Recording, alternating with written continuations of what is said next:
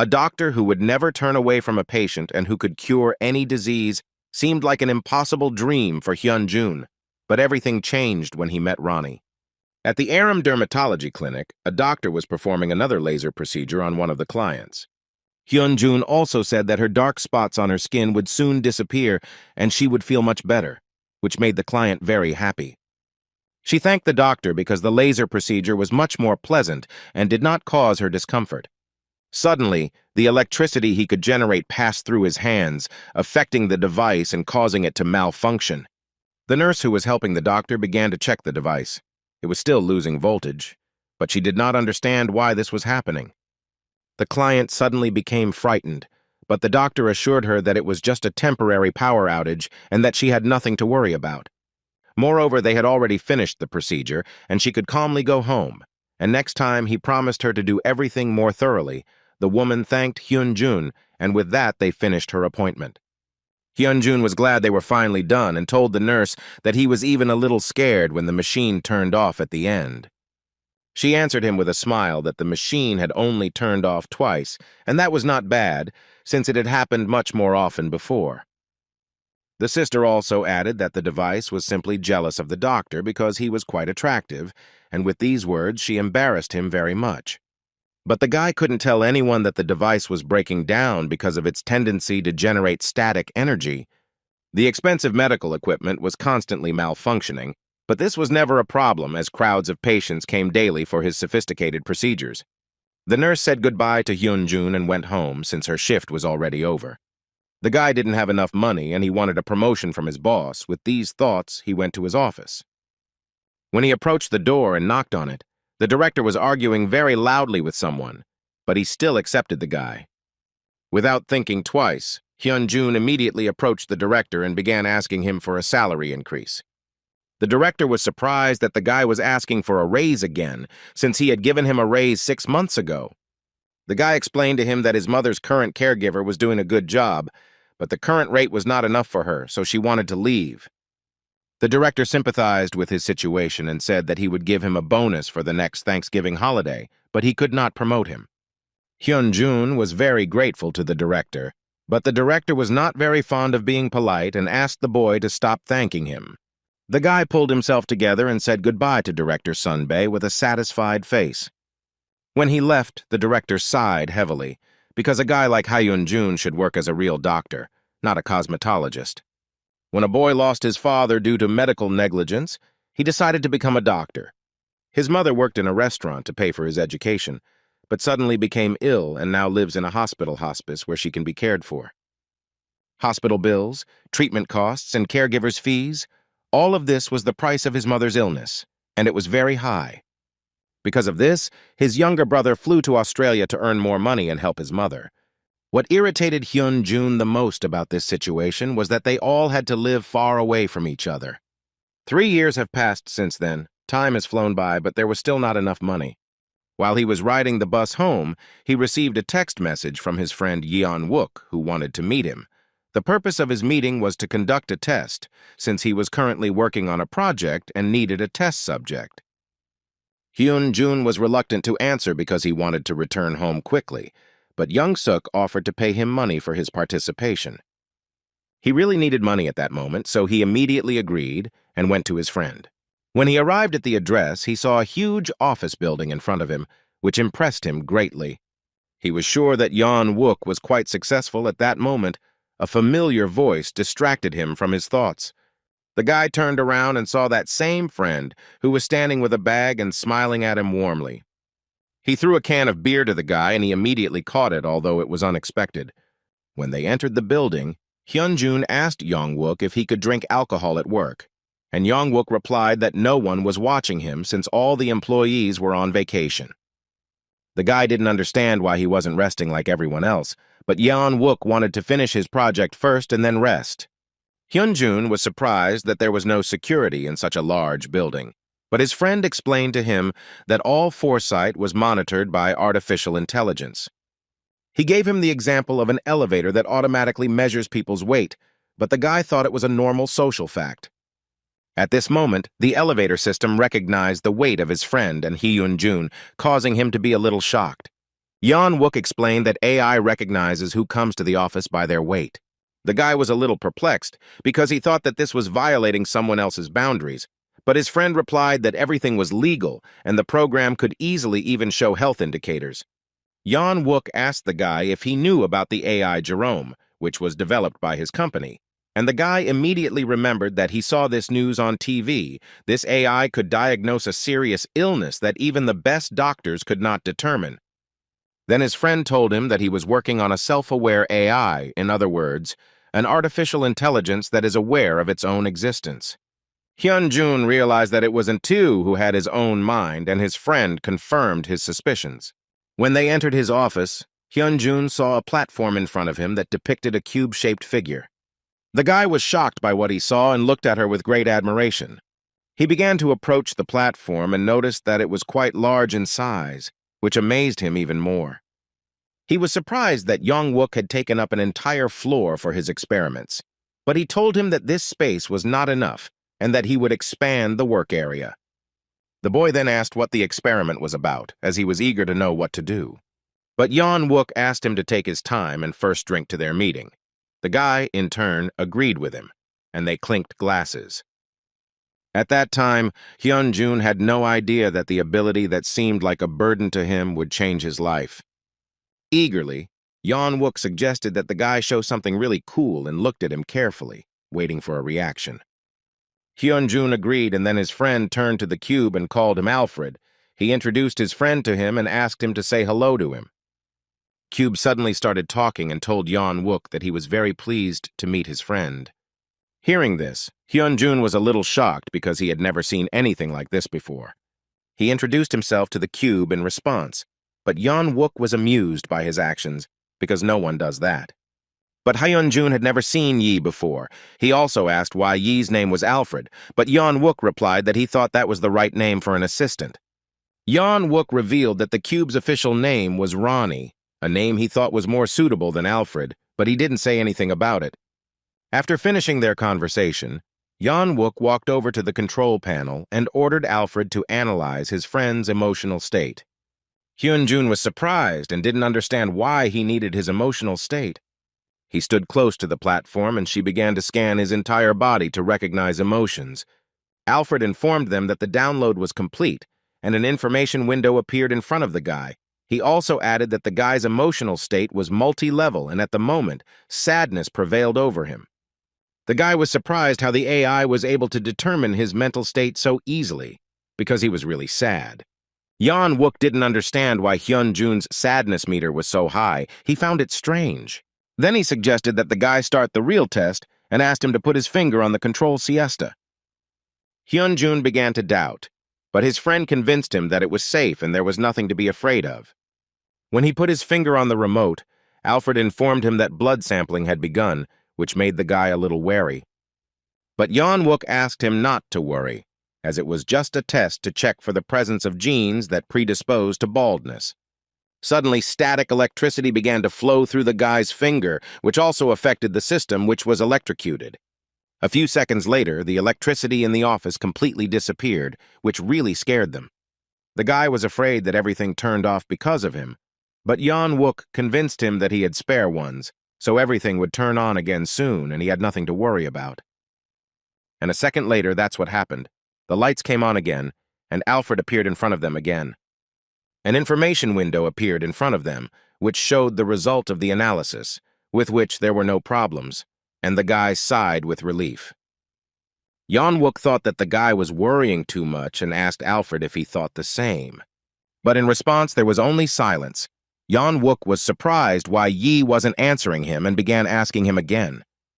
Hyun-jun began to worry that something was broken, but Yeon-wook was sure that it was just a system error due to the power outage and said that he would fix it later. He suggested the guy to go to some cafe and drink it because they had finished their experiment and got all the results they wanted. The guy agreed and looked at his hand, which for some reason did not stop working. He decided that it was because he was so scared about the power outage that he started to shiver. The next day, the guy woke up to continuous notifications on his phone. When he picked it up, he saw notifications that money had been withdrawn from his account for monthly services. He got out of bed and was a little upset, but he could not do anything. Because these withdrawals were necessary, he also decided to immediately put aside the money he earned yesterday for the shooter. Hyun-jun began to think that if he spent the remaining funds on travel and food, he would still end up in the red. He put on his glasses but noticed that he could not see anything through them, and this seemed very strange to him. When the guy came to work, he was still wondering how it was possible that his eyesight would improve on its own, since he had done nothing for it. As he passed the reception desk, he was seen by a nurse who was a little shocked by his appearance. She told the guy that it really suits him to walk without glasses and that he is very handsome. The nurse's words made the guy very embarrassed, and he thanked her for the compliment. The nurse also told him that he would soon be having his scheduled procedure, and he asked her to get everything ready for it. After some time, he was already sitting in his office and examining another client. He noticed that her cheeks were normal, but the pores on her nose were quite deep. The client's skin was dry and had a lot of sebum production, so he decided to give her a laser treatment. When he touched her skin with the laser suddenly, as if an electric shock had passed through his head, he felt a sharp headache, which seemed very strange to him. A second later, several information windows appeared in front of him, analyzing the patient's skin, and a voice in his head suggested an effective treatment for her. When the guy heard and saw all this, he became very scared and was thrown back from surprise. The nurse was very scared for him and started asking what was wrong with him, and the client jumped up from the couch and also did not understand what was happening. He looked at them, but all he saw was a pile of tables that informed him about the condition of his patient, and he didn't understand what had happened to him. Meanwhile, Yan-wook was in his office trying to figure out why he couldn't reinstate his assistant Alfred. All his attempts to do something were unsuccessful, and only an error window appeared in front of him, which meant that Alfred was missing. And the nurse kept asking the guy what happened to him, but he joked that he just had a cramp in his leg and there was nothing to worry about. He asked them to wait a little and said that he would go to the restroom to tidy himself up. When he went into the toilet, he stood in front of the mirror and tried to understand what had happened to him. Hyun-jun began to think. The voice he heard told him to use a different device and stimulate the skin with heat instead of burning the epidermis. Then he remembered that the system also said that the information was taken from a dissertation, which meant that he would be able to check it in a database of medical scientific publications. He took out his phone and started searching for similar information about his patient's treatment.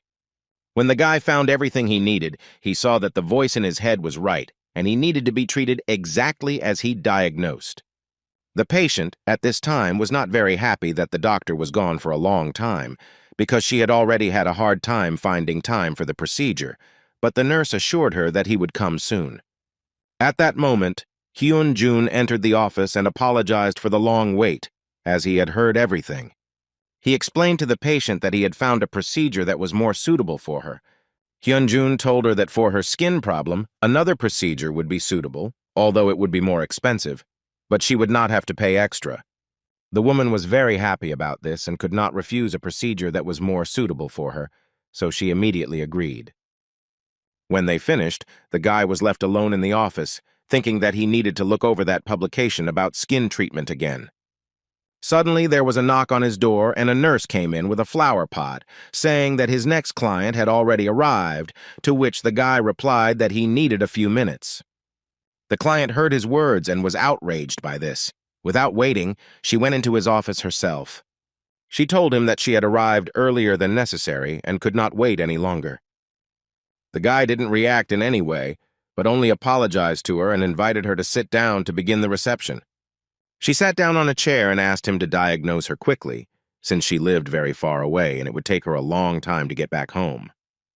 The guy looked closely at the woman and saw a blush on her cheeks and decided that it might be due to thinning or dilation of blood vessels.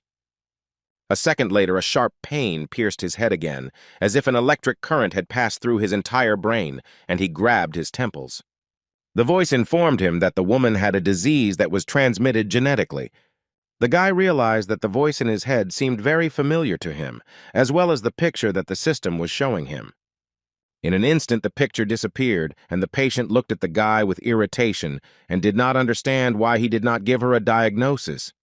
Hyun-jun apologized and told her that he needed to ask her a few questions, but that she should answer them as accurately as possible to better determine her condition. He was sure that she most likely had exactly this disease, which the voice said, but he still asked her about whether she often had nosebleeds. She looked at him in surprise and couldn't understand how the guy knew this. He also asked if she had seen other doctors, and she told him that she had gone to good clinics and that for a while everything had gone away. But then the redness would return. Hyun-jun guessed that she was most likely treated based on superficial observations of her skin condition, but in her case, there should be other symptoms as well. The guy asked the woman to show her palm. When she agreed, he saw multiple red spots on it. Without a doubt, Hyun-jun told her that dermatological clinics would not be able to treat her condition because the problem was not in her skin at all. The woman was shocked by his statement as she thought she just had dermatitis. He told her that he would write her a referral, since he believed that she needed to go to the university hospital. He added that if there are teenagers in her family, they also need to be examined to avoid problems in the future. When he finished, the woman left the office a little confused. She was angry with him because she thought that all she needed was a laser procedure, and now she would have to go to a bunch of hospitals again. At that moment, her nose started bleeding, which proved hereditary hemorrhagic telangiectasia. This can cause the veins and arteries to become intertwined and not connect to the capillaries, which can result in an epileptic seizure, stroke, or even paralysis. And if it forms in the liver, it can lead to sudden liver failure or heart failure. Hyun-jun leaned on his hands and thought about this illness and whether he had done the right thing in telling her about it. He understood that if it weren't for that voice, he would never have thought about this disease. The guy also remembered that this voice was very similar to the one he heard in Yeon-wook's lab. He decided to test his guesses and took out his phone to call his friend.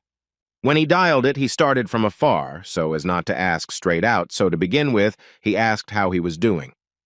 But Yeon-wook's answer didn't make the guy very happy, as she told him that he wasn't doing very well, and the guy immediately became nervous. Hyun-jun asked him what exactly happened, and Yeon-wook explained that he had a system error after the power went out. He also added that his AI Alfred had disappeared, which simply shocked the guy. But Yeon-wook didn't even know why this happened. According to his guess, it happened because his neural network was deleted for unknown reasons. The guy started to apologize because he was sure that all this happened because of him, but Yeon-wook tried to calm him down. After all, he was upset only because the information that he managed to teach Alfred was lost, but he encouraged the guy and said that he would still be able to create a new AI. The guy thought about it, because he didn't know if his friend would believe him if he said that he heard Alfred's voice in his head. At that moment, he looked at the photo of his mother and an incredible idea came to his mind. Hyun-jun apologized to his friend and said that he would call him back later, as he urgently needed to check his guesses. He quickly gathered his things and ran to the director, saying that he urgently needed to leave on urgent business. The director was shocked, as he did not understand that such a thing could happen. The guy said that his business was very important and added that he leaves all his clients to him. His mother has Parkinson's disease, a condition that makes it difficult to move and causes tremors due to a nervous system disorder, but doctors said they were not 100% sure of the diagnosis. He was sure that if Alfred could cure such a rare disease, then he would most likely be able to give his mother an accurate diagnosis. With these thoughts, he ran out of the clinic and started to flag down a taxi to get to the hospital faster, because maybe he could cure her.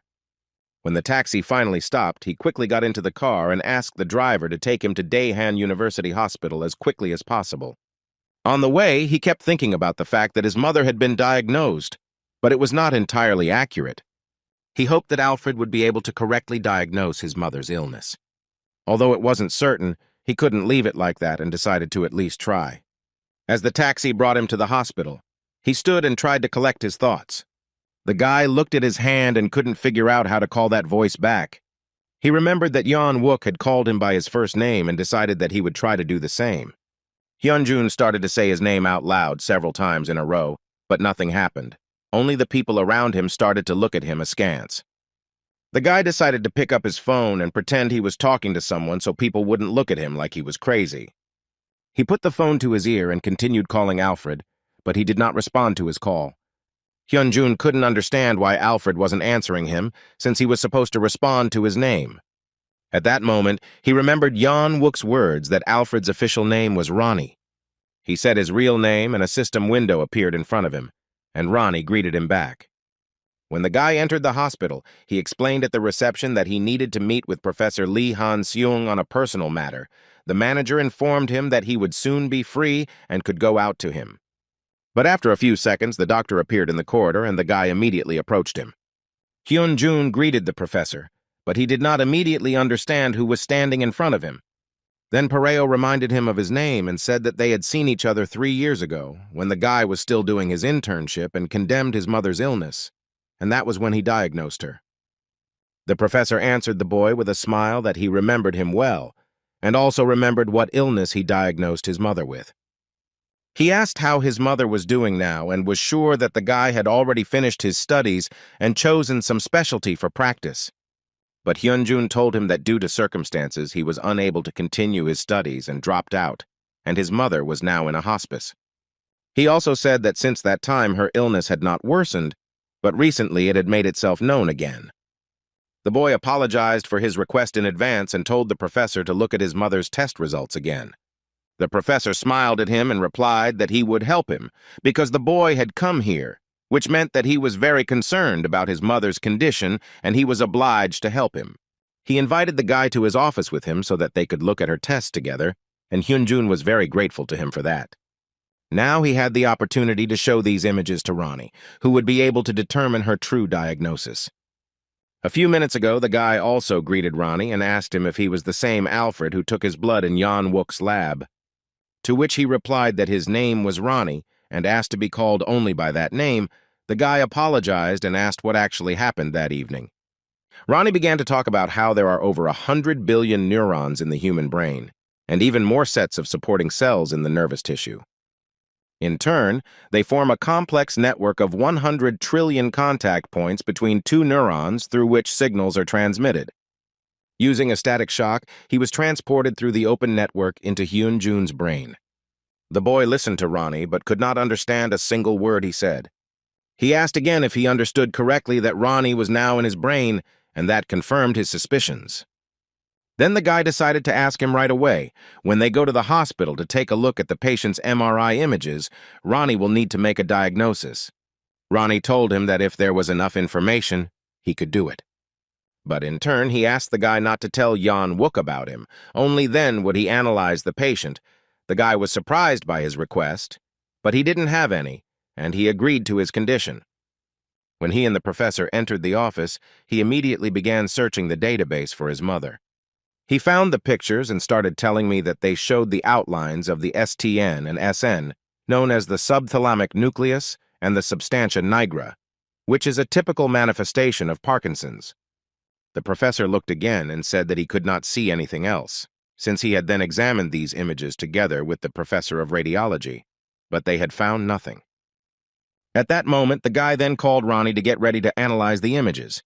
Hyun-jun asked the professor to allow him to look at the pictures himself. He agreed without further questions and handed the mouse over to Hyun-jun. The guy mentally asked Ronnie to study the pictures as soon as possible. He started flipping through the pictures, and Ronnie suddenly asked him to stop at the fourth picture. Ronnie saw that the images showed signs that the brain was experiencing signs of brain failure. While the boy was looking at the pictures, the professor noticed that it was already quite late, and he was staying at work too long.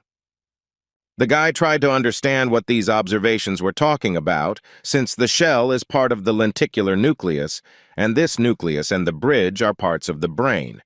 Ronnie finished the MRI and said there was an 82% chance the diagnosis was multiple system atrophy, a rare neurological disorder. The guy was so shocked that he couldn't contain his emotions and jumped up from his chair. The professor did not understand why he was behaving this way, and told him that he was not throwing him out, and there was still plenty of time. The guy immediately turned to the professor and said that he wanted to look at the pictures again with him. He explained to him that if he looked at the image again, he could see that the brain was shrinking, which could be a sign of multiple system atrophy. The professor was shocked by his words and did not understand where the guy could have come to such conclusions. Hyun-jun realized that he had gotten too excited and now he needed to calm down and somehow explain his words. He decided he had to trust Ronnie's judgment and stand his ground. The boy continued to point to the image and asked the professor if he saw hyperdensity in the form of a rim on the shell. Professor Han Seung was puzzled as to how the boy could identify this and see it in the picture. He started looking at the pictures and saw what the guy had told him, confirming his diagnosis, but he couldn't figure out why they hadn't seen it before. The professor thought it was incredible that the guy could see something like that, because diagnosing such images requires a lot of experience, which the guy did not have, since he did not graduate from the institute. The guy was a little confused because he hadn't come up with an excuse at all. He began to think what to say to the professor, since he couldn't say anything about the AI, otherwise Han Seung would think he was crazy. Without thinking twice, the guy replied that after his mother got sick, he spent all his free time studying neurology, mainly MRI scans of neurodegenerative diseases, like Parkinson's and similar diseases. It's an excuse, but not entirely a lie, since he did spend a lot of time researching neurological disorders, because he had a big dream, to save his mother and bring her back to normal life. Hyun-jun confessed to the professor that he had surprised himself, but he wanted to pinpoint the illness that had confined his mother to her bed. The professor answered the boy that he understood him perfectly, but in any case, the most important thing now was to confirm his mother's diagnosis. Since the 3-year-old program says that it is Parkinson's, but this is not certain, the professor started calling somewhere, and the guy just stood there waiting for the result. Han S-Vin called another professor and asked him to review the pictures he would send him. Hyun-jun stood in a stupor, because any minute now he would find out the real reason for his mother's suffering. The professor continued talking and turning to the guy. He smiled and made it clear that everything was okay. When he hung up, he confirmed the guy's suspicions and said that most likely his mother's diagnosis was MSA. Hearing these words, the boy was beside himself with joy, because now he would be able to cure his mother. The radiology professor wasn't sure either, but after taking a closer look at the images, he said MSA was much more likely than Parkinson's. Hyun-jun thanked the professor and bowed to him, as it was the best day of his life. The doctor looked at the guy carefully and thought about the fact that it was not easy to determine something like this without practice, and it was simply a miracle. A miracle that grew out of efforts and a desperate desire to help her mother get back on her feet. The professor also thanked the boy and said that he would pray for his mother's recovery. The guy still had a long way to go, but at that moment he felt a huge weight lifted from his shoulders, and he also thanked Ronnie. Hyun-jun came to his mother's hostess to visit her. At that time, his shooter was just leaving, whom he wished a good journey. When she left, Pareo turned to his mother and asked how she was feeling. His mother was lying in a hospital bed and was a little exhausted, but she told her son that she was fine. Hyun-jun apologized to her for not being able to visit her for so long because he was very busy with work and patients, and his mother nodded to him in understanding. The guy joked that everyone was fighting to be treated by him, and it even got to the point that the director was jealous of him. Mom was very happy to hear that her son was doing well, because for her this was the most important thing. She raised her hand, which was shaking very much, and brought it to Hyun-jun's face, saying that when she recovered, she would take care of him again and even better. The guy didn't say anything in response. He just lowered his eyes. His mother couldn't understand what was wrong and started asking him. She saw his upset face and said that if he wanted to cry, then he should definitely do it. 2 hours ago, on the way to his mother's hospital, the guy talked to Ronnie, who informed him that there was currently no cure for the disease. Hyun-jun was very surprised, as the professor assured him that there should have been some kind of cure. Ronnie told the guy that there were 2 companies working together to try to find a cure for MSA. He also said that at the moment they are trying to cure MSA by alpha-synucleins using multipotent stem cells, and the treatment is now in the 3rd stage of clinical trials. The guy realized that if they were already in the 3rd phase of clinical trials, it meant that they had already confirmed the effect of the drug and even found out the side effects. Ronnie confirmed his words and said that if they pass this phase of testing, there is a high probability that they will be granted marketing approval for the drug, and it will go to market immediately. Hyun-jun held his mother's hand and couldn't hold back his tears, because soon his mother would finally be able to become healthy. When the guy arrived home, he was sitting on a chair holding a cold can of lemonade in front of his eyes. Because they were very swollen from tears, because the last time he cried like that was when he buried his father. Ronnie approached the guy and said that he had noticed strong emotional swings that were very similar to sadness. But Hyun-jun convinced him that he was not sad, but on the contrary, happy. The guy didn't know how to thank Ronnie for his help, because ordinary words weren't enough. But Ronnie told him that he was merely suggesting the most likely diagnosis based on the medical images. Hyun-jun suddenly remembered their conversation and what Ronnie had asked him to do for him. He decided not to put off this conversation and asked Ronnie why he didn't want the guy to tell Yeon-wook about him. Because it accidentally got into his body due to static electricity, and he has to go back to where he came from. But Ronnie replied that it was no accident, and his words simply shocked the guy. Ronnie informed the guy that his adrenaline level had spiked, and he realized that he had raised his voice a lot, so he apologized as he was very surprised by his words. Ronnie then began to explain to Hyun-jun that he really wanted to know more about people and their emotions. Oh also wants, like all people, to see, touch, and taste apples. He didn't just need electrical signals like information and an image of an apple. He wanted to feel those sensations at his own will. In other words, he did not want to be just an executor of the entered commands. Hyun-jun thought about his words. He knew that if Yeon-wook and the other scientists found out about this, they would go crazy. The guy never thought about it, but as a doctor, he should understand people better than anyone. But the only thing that worried him was why did the AI choose him? He suddenly asked Ronnie if he liked the name Alfred that Yeon-wook gave him, and he replied that he didn't. The guy started laughing loudly, and Ronnie indicated that his adrenaline level had spiked again. He asked the guy why he was laughing, since he couldn't understand such a reaction. But Hyun-jun apologized and said that his friend was never good at coming up with normal nicknames. His colleagues, and even his pets, never liked them. Having calmed down, the guy told Ronnie that he had helped him a lot and he would never be able to repay him for it. Even though the research on the medicine had not yet been completed, it still gave Hyun-jun hope, and that was enough for him. He believed that if someone fulfilled his request, then he should reciprocate in kind. Hyun-jun convinced Ronnie that he would not tell Yeon-wook about him. He did not know if he could help him, but he allowed him to stay in his body as long as necessary. And Ronnie, in turn, also thanked the guy and said that he would help him with everything he needed. This is how his cohabitation with an artificial intelligence named Ronnie began. All that happened next was that he immediately collected his mother's data and enrolled her in a clinical trial. Thanks to this, she was able to receive treatment at a high-class hospital and also cover some medical expenses. And Hyun-jun himself began to get used to life with Ronnie. He came to the optician to check his eyesight. The consultant doctor said that he needed new glasses, but the guy did not understand why. Then he explained to him that his vision had become perfect, although it was very strange. The consultant asked the guy if he had undergone any procedures or perhaps surgery, because such an improvement in vision was simply amazing. He suggested that the guy take the glasses simply as an accessory. Since he is a regular customer, they will give him a discount. The guy pretended that someone was calling him and apologized in order to quickly leave the store.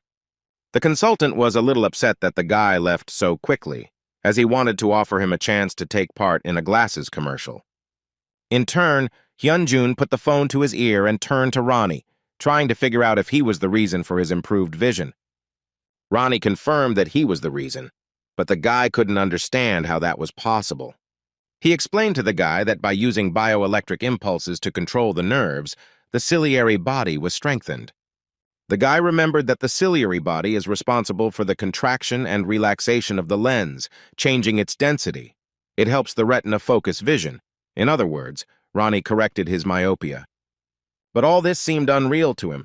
Then he saw a poster with a pumped-up man and an idea came to his mind. He asked Ronnie if he could pump up his abs, but he was shocked by his demands and said that it would be difficult. So little by little his life began to change, and the first changes were at work. Crowds of people began to come to him. The nurse walked out into the hallway and called the next client, Kim Dong-hui. When he heard his name, he immediately stood up. The nurse was shocked by his appearance. Dong-hui walked into the guy's office and he immediately greeted him, but when he looked at him, he was a little shocked. In front of him stood a huge man in a business suit, but with a slightly confused face. Hyun-jun pulled himself together and invited the client to sit down so that he could also get comfortable talking. The nurse was worried that the chair was too small for the big guy, but Dong-hui was fine with it. The guy looked at the man carefully and did not see anything unusual, since his skin was completely fine, except for a couple of spots. Then Don Hui turned to the guy, and he was a little scared because he didn't know what to expect. The man approached the guy and said that he felt very awkward asking for this on their first date, but he really needed to get his number. The guy looked at Don Hui in confusion and didn't understand what he was talking about.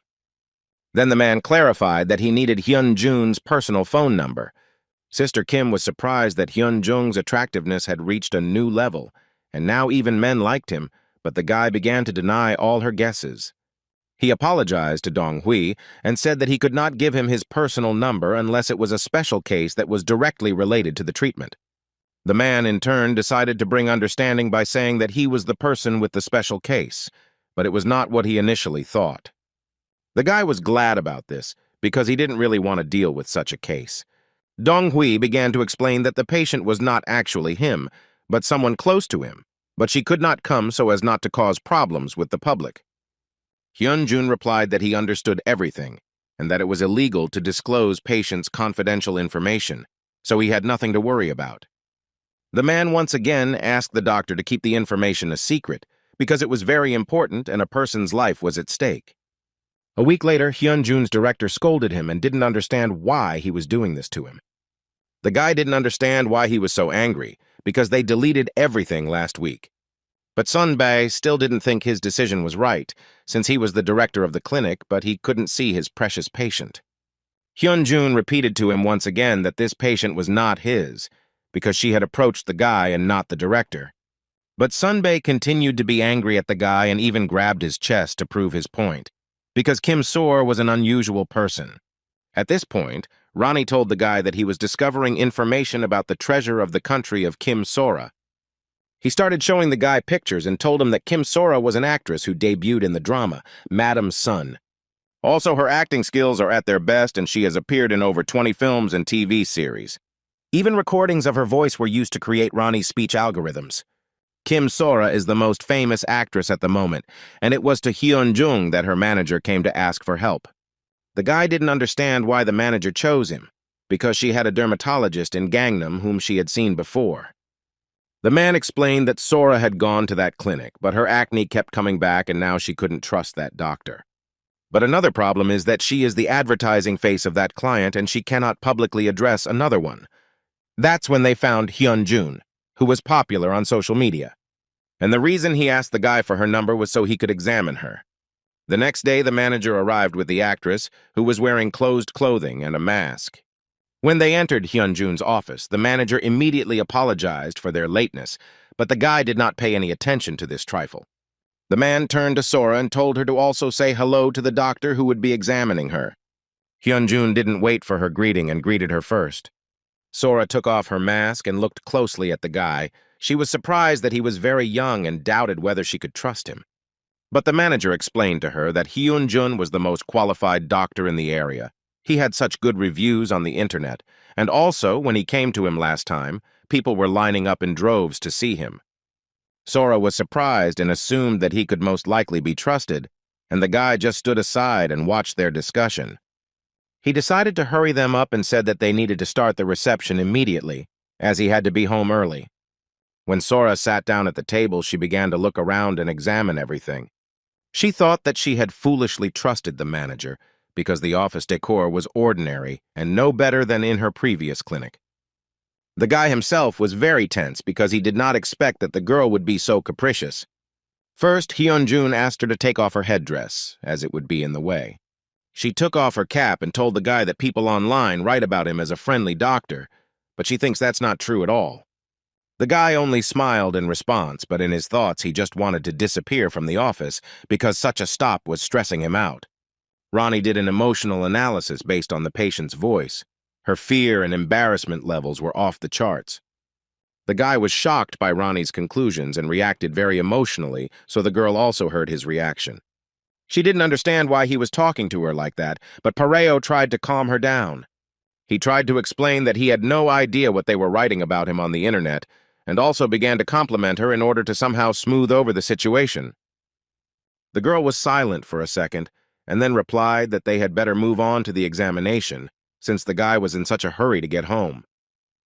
The guy put on gloves and began the examination. He noticed that the patient's skin was very clean and smooth. If you look for flaws, then most likely in the fact that the skin is oily and thin.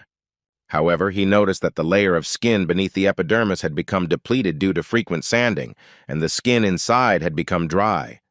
She has had a lot of treatments done directly on her chin, which means that increasing the number of stem cells should work better than laser. Ronnie informed the guy that the main scan was complete and that the scarf from the patient's neck needed to be removed for an accurate diagnosis. The guy gently asked the girl to take off her scarf. Sora looked at the doctor in surprise and couldn't understand how he knew that there was something under the scarf. Ronnie told the guy that he needed to examine the skin, but he didn't understand the girl's reaction because he didn't even know what was underneath. The girl took off her scarf, and underneath it, Hyunjun saw black spots, and Sori said that she thought the problem was not acne, but these spots. Because of them, she may now lose the lead role in the new series. She said she had undergone several treatments at a dermatology clinic in Gangnam, but the results did not last long and she gave up. But what surprised her most was that the inconspicuous doctor noticed it. At this point, Hyunjun turned to the girl and said that her illness was black acanthosis, which is characterized by the thickening and darkening of the skin on the body. Ronnie did a physical analysis and told the guy that he needed her medical history and a report from a gynecologist.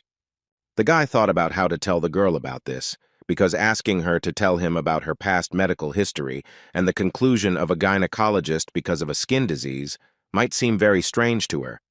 Ronnie felt the boy's pulse start to rise and asked him to calm down. Hyunjun pulled himself together and told the girl that he would ask her some awkward questions that she had never received from a dermatologist before. He convinced her that he was asking these things as a doctor, so he didn't want her to misunderstand him. Sora started to get a little worried, as she didn't understand what questions were being discussed. He began asking about her cycle and the strong spasms that accompanied them. The girl immediately blushed, but it was clear from her face that everything was as the doctor had prepared. Then the guy started asking how long her neck had been in this condition, and the girl replied that she had been walking like this for less than a year, and also that she had gained weight rapidly, but she explained that she did it for a role in a TV series. Sora didn't understand why he was asking about this in a dermatology clinic. Hyunjung explained that he asks all these questions for medical purposes only, as recurring acne and skin problems can be caused by other diseases. The girl thought about it because everything the doctor asked was exactly what had been bothering her all this time. Ronnie said that based on the acne on her chin and all the subsequent problems, as well as the severe pain and acanthosis nigricans, they were dealing with polycystic ovarian syndrome. This disease is a fairly common disorder of the reproductive system that causes symptoms such as acne and hair loss. In severe cases, insulin resistance increases and causes acanthosis nigricans on the neck or shoulders. The guy explained to the girl that based on her story and what he saw, there was a high probability that she had PCOS, which was what was causing her acne and darkening of her skin. Sora was shocked by his conclusions and understood why he asked her all this. He also told her that her disease was not acute, but if it progressed, she would notice symptoms such as weight gain and hair loss. Hyunjun was sure that if it weren't for Ronnie, he would never have thought to look at her neck. The last thing he told the girl was that with good treatment after the examination, her symptoms should go away. Sora asked the guy if she needed dermatological procedures now. He told her that her skin could use some help with the registration and that she would need to go for a laser treatment once a week for a month, and Ronnie confirmed his words as this was the treatment that was most suitable. The girl thought for a moment and jumped up from her chair, saying that she wanted to be treated by him. She agreed to any price. The main thing was that he would carry out all the procedures. The guy was a little confused by her words. After the guy agreed, the girl continued to undergo examination and came for an ultrasound. The doctor performed an ultrasound on her abdomen and noticed that she had multiple small cysts. She said the girl needed to get her blood test results checked, but it was most likely that she had polycystic ovary syndrome. The doctor also praised the girl for not being afraid to come for an examination, since not everyone at her age does this. If such a disease is ignored, it can lead to bad consequences and even such as cancer, which naturally leads to infertility. When Sora heard the doctor's words, she was shocked by it. She immediately remembered Hyunjun's words that if her illness progressed, it would lead to many bad symptoms. The girl asked the doctor whether her disease could cause baldness or obesity. The woman was surprised by the patient's knowledge and confirmed her words, but she reassured the girl because she had mild symptoms and she had nothing to worry about. Sora began to worry about whether her disease was curable, but the doctor confirmed that it could be cured. When they finished the inspection, the girl went home and on the way thought about everything that had happened. She remembered Hyunjun asking her questions about her illness and how he determined her diagnosis, having nothing but her words and appearance. She understood that he was indeed an experienced specialist, but his attractiveness made her think of him as a windbag. Sora came to the dermatology clinic to pay the doctor for her treatment. The manager apologized for making the guy work so late, but he smiled back and said that he still had things to do. The girl watched him from the side and was surprised that he was such a responsible doctor and was even friendly during their procedures. But she didn't understand why she felt any uneasiness about it. At the same time, the manager thanked the guy for his patience and work because he thought that Sora was a rather difficult patient. Hyunjun smiled and replied that it was not like that at all and gave them directions. The girl, without thinking twice, approached the guy and said that a specialist like him had no place in this clinic. The guy didn't understand her and replied that his nurse had already left, so he was paying for the appointment. But Sora didn't mean that at all. She explained that the position in this small clinic was just a waste of his talent for him. She believed that elsewhere he could have become rich. The manager was surprised that the girl was worried about this, because usually she does not care about the affairs of others. But the guy told her that he liked his clinic and he was not chasing money. Sora suddenly realized that she had said too much and explained that she was saying this because she considered the guy to be the best of all the specialists she had met before. Hyunjun denied her words because he still had a lot to learn, but Sora stood her ground because even the director of a famous dermatology clinic couldn't diagnose her like he did. But the guy understood that all this was Ronnie's merit, not his, and he was a little upset.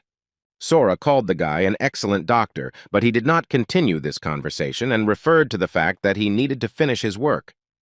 So he said goodbye to them and asked them to leave the clinic. Sora didn't expect such a reaction because she praised him, and he threw her out the door, but the manager did not let her return and dragged her into the car. When the guy returned home, he immediately lay down on the bed and tried to collect his thoughts. Hyunjun thought about her words because he didn't consider himself an excellent doctor since he hadn't even finished his internship or chosen a specialty. He got out of bed and thought that it was very difficult for him to study since he was very tired at work, so he wanted to devote at least a little time to studying now. Ronnie sang out an analysis of his brain waves and said that learning in his current state would be ineffective. He explained that after examining his sleep patterns instead of studying late at night, he would be much more effective studying early in the morning. The boy agreed with Ronnie because when he was studying at medical school, he always thought better in the mornings, but it was not easy for him to study when his life was in such disarray. Working in a dermatology clinic turned out to be unexpectedly hard work, so after a day of work, he constantly wanted to sleep. Then Ronnie offered to wake him up in the morning so he could study. It could also produce delta waves so the guy could sleep better. Ronnie explained that he was able to do this due to increased synchronization with his neural system. The guy was a little hesitant, but still decided to trust his friend. He believed that nothing worse could happen. After that, Hyunjun lay down to rest and fell into a fairly deep sleep. During this time, he saw a dream about his mother, who, with tears in her eyes, asked the doctor to cure her husband. She was on her knees begging him to help her, while her son stood to the side holding hands and watching her. Hyunjun was still a child in the dream and didn't understand why the doctor was just standing there and not treating his father. He approached the doctor and asked why he didn't want to treat his dad, but suddenly he heard a voice behind him. When he turned around, he saw himself, only now an adult in a doctor's coat. Suddenly his older brother disappeared somewhere and he stood in complete darkness all alone. Turning around, he saw himself and did not understand what was happening. Adult Hyunjun took his little self by the chest and told him why he hadn't done anything yet. But the boy asked the doctor to let him go and began to cry, not understanding why he was doing this to him. The guy just smiled at the boy and told him to come to his senses because he was a doctor himself. The boy told the guy that he had not yet become a doctor and tried to free himself from his grip, but his body did not obey him. When the guy heard that he had not yet become a doctor, he immediately let the boy go. He began to fall as if into an abyss and did not understand how to save himself.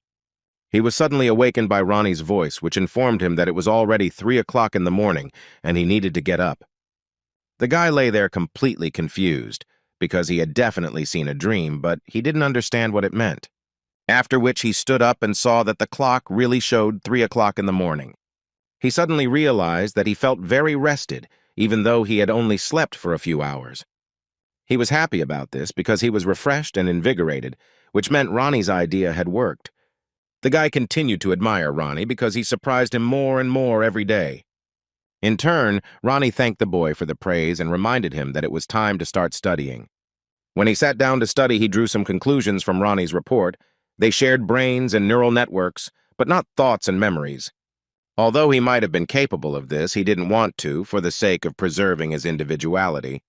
But the most important thing was that he found himself connected 24 hours a day with the smartest doctor in the world. Thanks to this, the guy felt how the thirst for knowledge that he had been experiencing all the time began to be gradually filled. And because of Ronnie's vast amount of medical information, he has learned to quickly pick up on the latest clinical research and drug trials.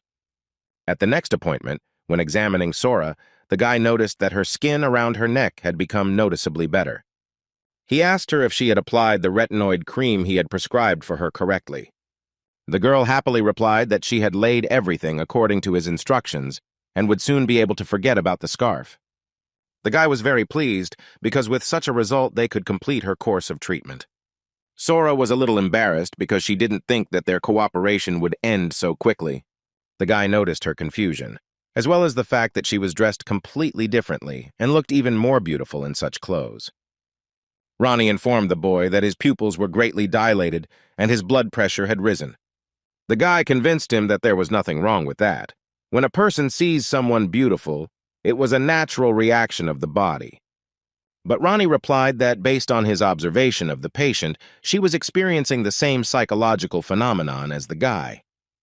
When Hyun-jun realized what was going on, he was a little excited about it because he didn't think that an actress could like him, and it seemed unrealistic to him. At that moment, Sora approached him, wanting to tell him something. Ronnie again informed the guy that his pulse was too high and asked him to calm down, but the guy could not control his emotions. At that very second, he bowed to the girl and apologized to her, and she did the same. She wondered why he apologized to her because she wanted to ask for forgiveness for being rude to him during their first meeting. But Hyun-jun told her that there was nothing wrong with that, since he understood that the girl was very worried about her illness. She fell silent and remembered the day he threw her out the door. Sora was very angry because the doctor shamed her for not calling him a good specialist. The manager was surprised by her anger because she considered the doctor smart and impressive, and now she speaks so badly of him. The girl replied that his good education had nothing to do with it. She meant his character and behavior.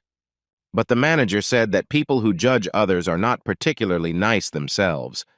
She thought he was just a narcissistic jerk who became a doctor thanks to his connections, but she found out he dropped out because his mother was sick, and she was ashamed that she had behaved that way.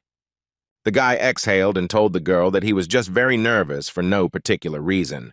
The girl in turn said that she also did not know why she was so nervous. They both started laughing at this awkward situation to at least somehow lighten the mood. Sora was so grateful to the guy for the work he had done that she didn't know how else to thank him. She suddenly said that she would like to give him a gift on such a wonderful note as a token of gratitude for his help. Sora took an envelope out of her bag and handed it to the guy, saying that it was her gratitude to him for his work.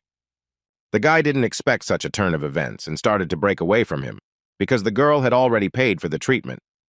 But she began to insist, since it was her gift apart from the medical bills, because thanks to it she recovered so quickly and was able to get the role. If he hadn't discovered the cysts, it could have ended in cancer.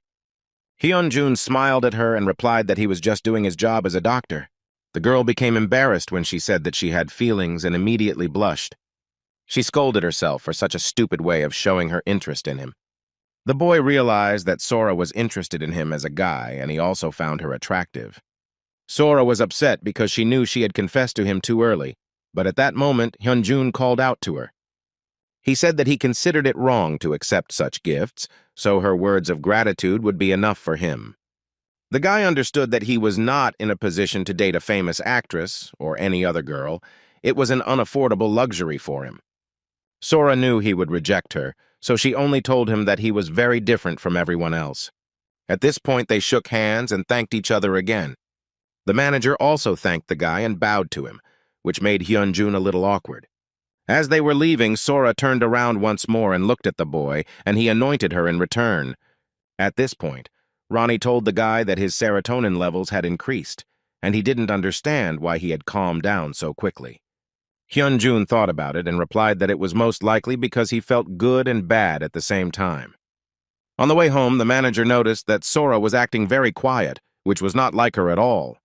When the guy returned to the office to change clothes and go home, he received a text message on his phone. When he picked it up, he saw that the text message was from Sora, who wrote to him that she would definitely repay him accordingly. After reading her text message, Zenjun smiled tenderly. The next day, he met his director in a cafe who was mercilessly eating chicken legs. Ronnie told the guy that a lot of dopamine was entering Dr. Lee's body. Hyunjun looked at him and was not surprised by his behavior. His director was outraged that the guy did not get an autograph for him, despite the fact that they had met in person.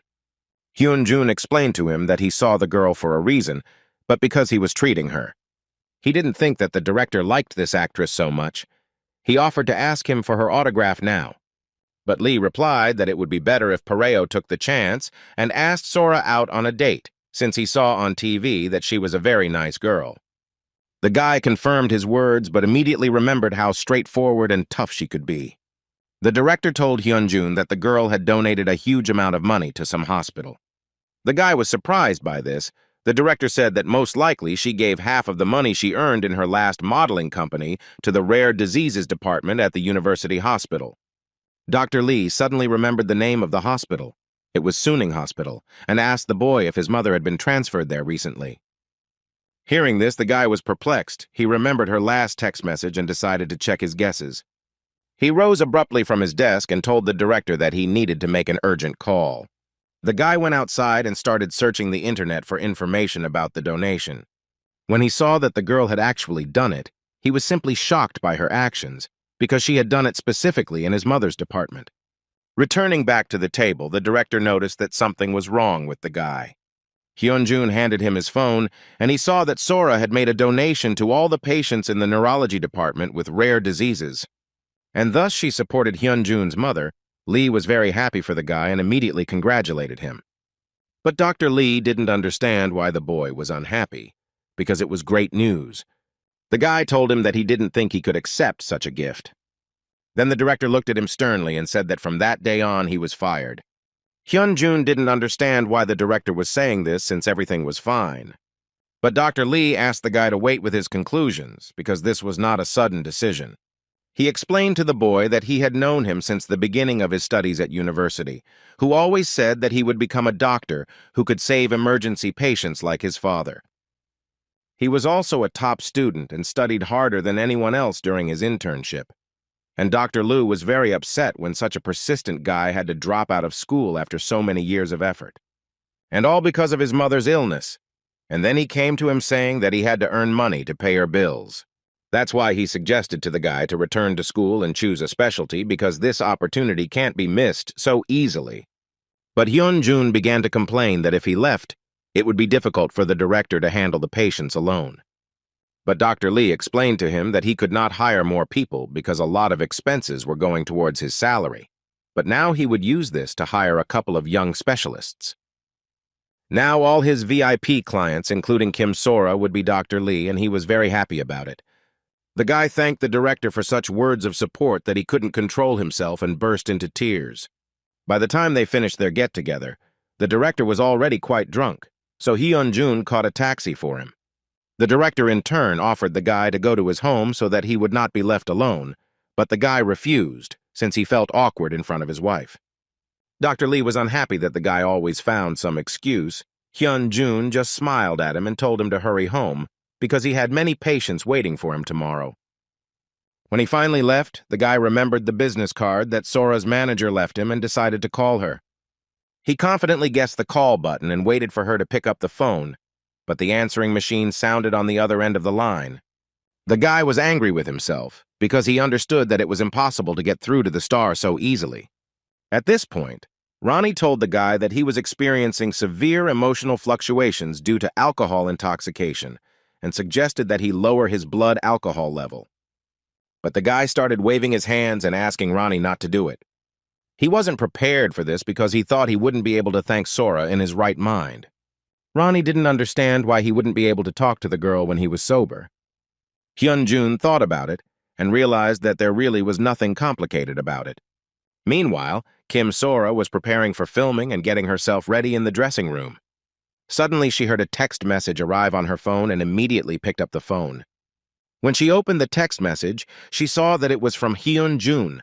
The guy thanked her for the donation to his mother's department. Now the guy could fulfill his dream and continue his studies at the institute.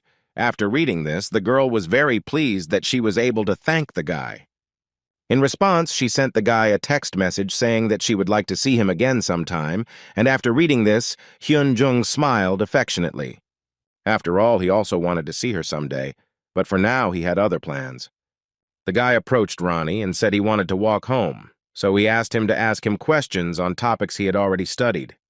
Ronnie asked him what specific topic he wanted to be questioned on, and Hyun-jun replied that he was interested in medical examination and surgery. Pleasantly pleased with his request, Ronnie immediately set about fulfilling it. Now the boy was determined to take up his studies. On the way home, Ronnie asked him questions and he answered them clearly and concisely. A few days later, the guy finally came to the institute and now he was an official student. He was glad that he had finally returned to where he had left so early, and not of his own free will. The guy closed his eyes for a second and remembered how he was standing in the same place, only as a child. An ambulance arrived, bringing with it a very difficult patient. When the boy came closer, he saw that this patient was his father. He started screaming loudly and calling him, but he didn't react to his voice. 15 years ago, he lost his father here, and that's when he decided to become a doctor who could save patients like his father. After completing his specialization in the department and a couple of years of experience, he was confident that he could become a trauma surgeon. This department, where critically ill patients are brought from the scene of accidents and must receive treatment within a short time. But despite the importance of this department, the staff were not particularly eager to get there. After all, there are a lot of emergency operations, and the intensity of work is high, and with such a specialization it is impossible to establish a private hospital. But such things did not mean anything to the guy. He was going to achieve his goal at any cost. When he entered the hospital, he saw a seriously ill patient being transported on a gurney. This man reminded him of the incident with his father, when he was also wheeled at a fast pace to the operating room. The doctor instructed his assistants to call a surgeon and urgently take an X-ray of the patient. The guy saw one of the nurses stumble and fall, the one holding the IV. Hyun-jun hurried and deftly caught the IV, thereby preventing disaster. One of the sisters ate the guy so that he would give her to him, but the guy replied that he was an intern and would help them deliver the patient. The guy took the IV and confidently ran along with the other doctors. He looked at the patient for a second, and Ronnie began to check his condition. Ronnie informed the guy that the man had a fractured skull and facial bone, a ruptured lung and internal organs, and a fractured pelvis. The patient's estimated mortality rate was 90%. Doctors began checking his indicators and talking to him to at least bring him back to his senses a little. And Hyun-jun stopped and stood as if in a stupor, repeating under his breath that the probability of death was very high. Suddenly, a doctor grabbed him by the shoulder and asked what he said, but the guy replied that he said nothing, trying to avoid an awkward situation. The doctor thanked the guy for his help and said that they could handle it themselves from now on. Hyun-jun stood near the operating room and watched the doctors. Meanwhile, the head of the department, Jin-eun, was thinking about this patient's severe case, and he named all the symptoms that Ronnie had previously identified. The head was upset and tense because the patient had almost no intact organs. But suddenly he remembered the intern who helped them deliver the patient. The doctor heard him say what injuries the patient had. Jin-woon was amazed that the boy's words almost completely matched the diagnosis he made after the computer check.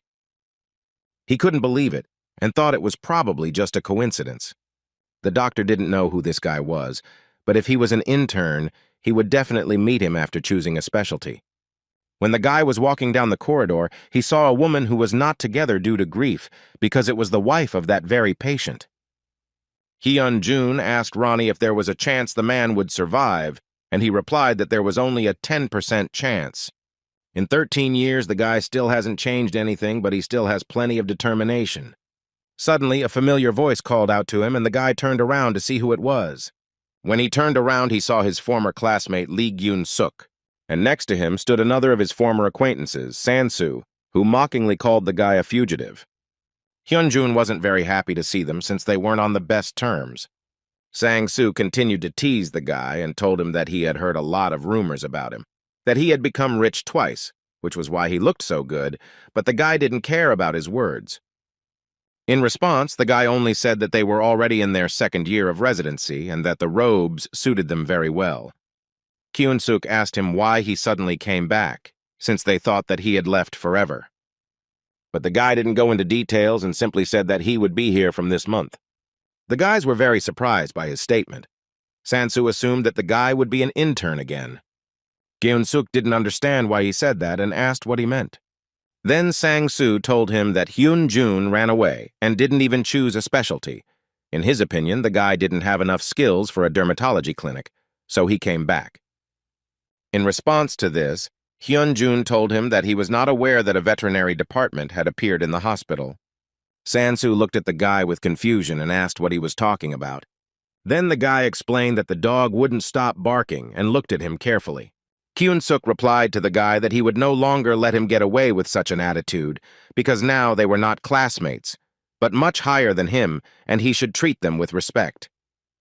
But Hyun-jun only said that he dropped out of school due to family circumstances, and now he's back and nothing has changed. The only thing that had changed was that Ronnie's assistant was now living in his head, but they didn't need to know that. The guy turned around and said that he didn't have time to talk, and also asked them to pretend that they didn't know each other if they happened to meet again.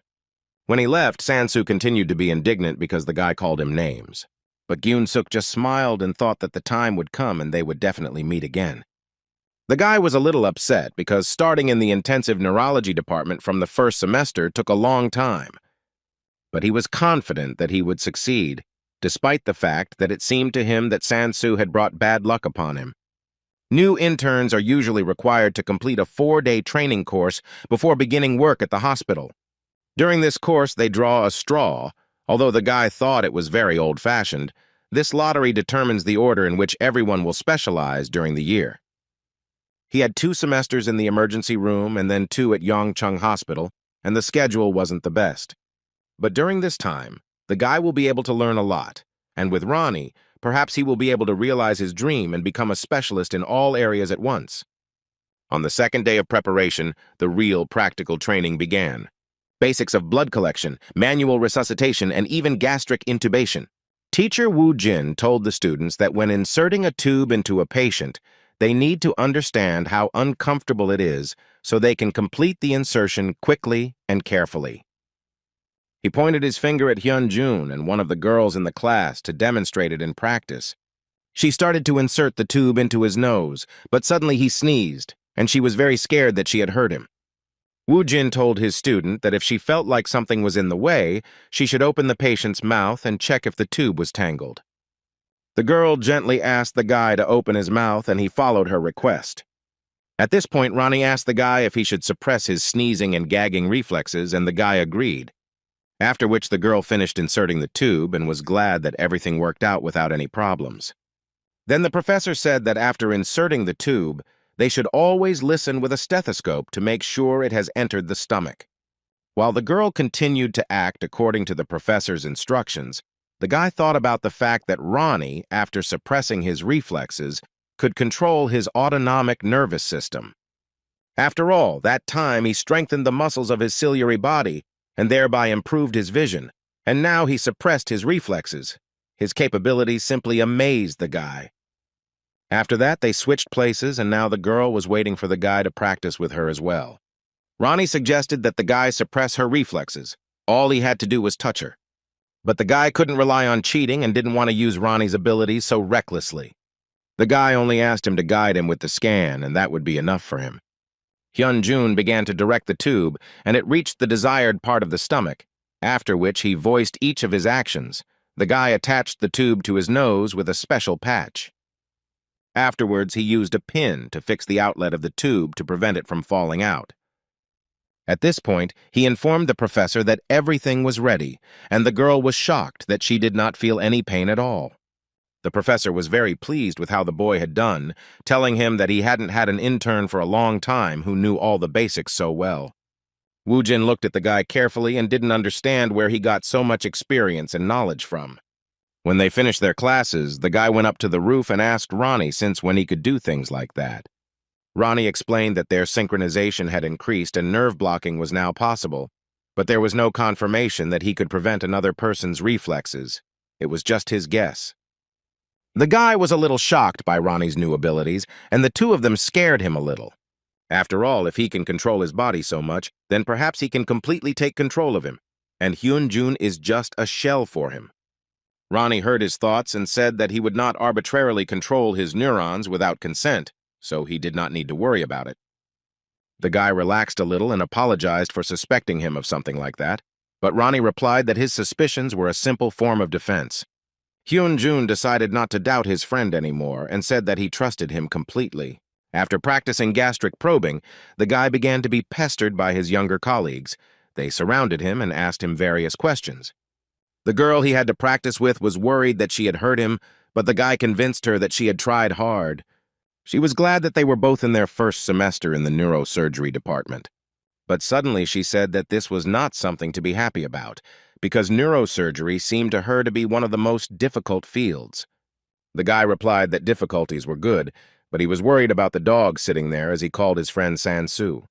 Thus they completed their 4 days of training and were sent to their assigned departments. One of the workers said that in their department age means nothing, so everyone should do what their elders tell them.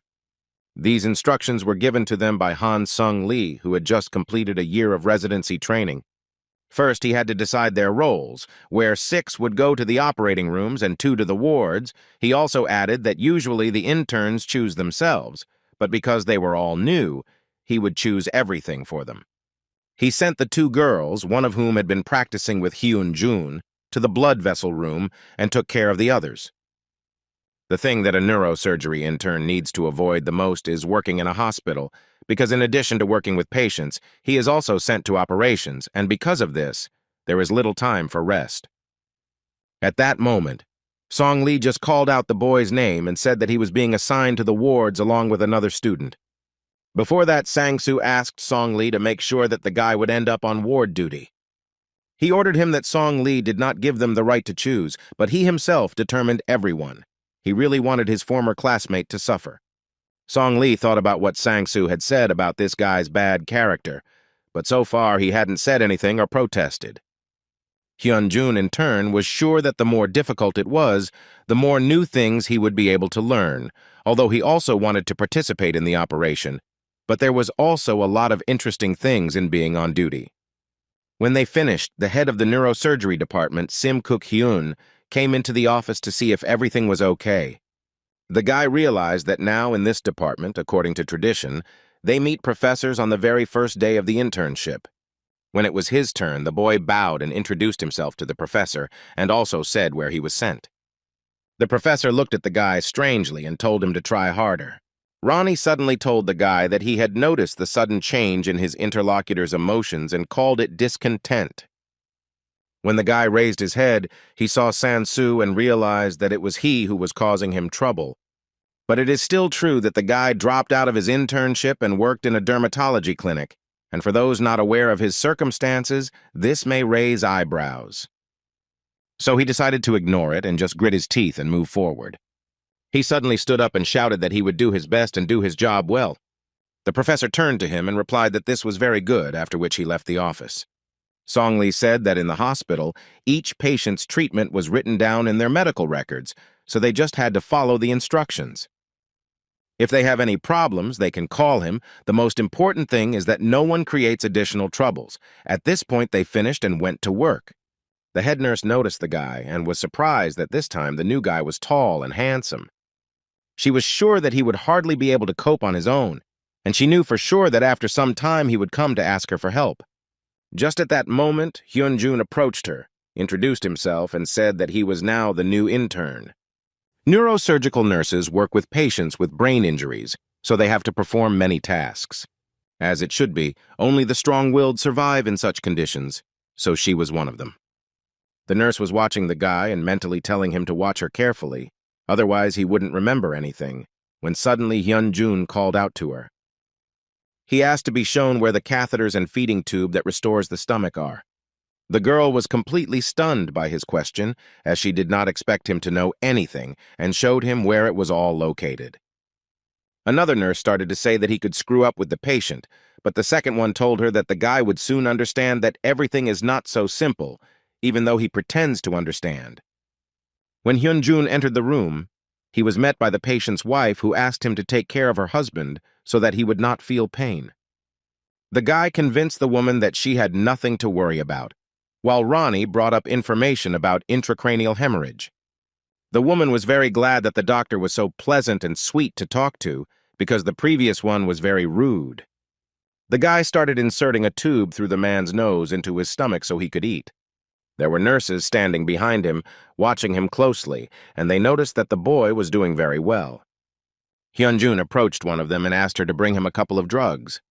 When she brought everything, the Pareo asked her what was the best way to deal with the patient, and she said that it would be better to put the IV in the left arm, since before that, they only put it in the right. The head nurse was watching him and noticed that the guy was asking the nurses about the patients, which meant he understood that the nurse was the most familiar with the patient's condition.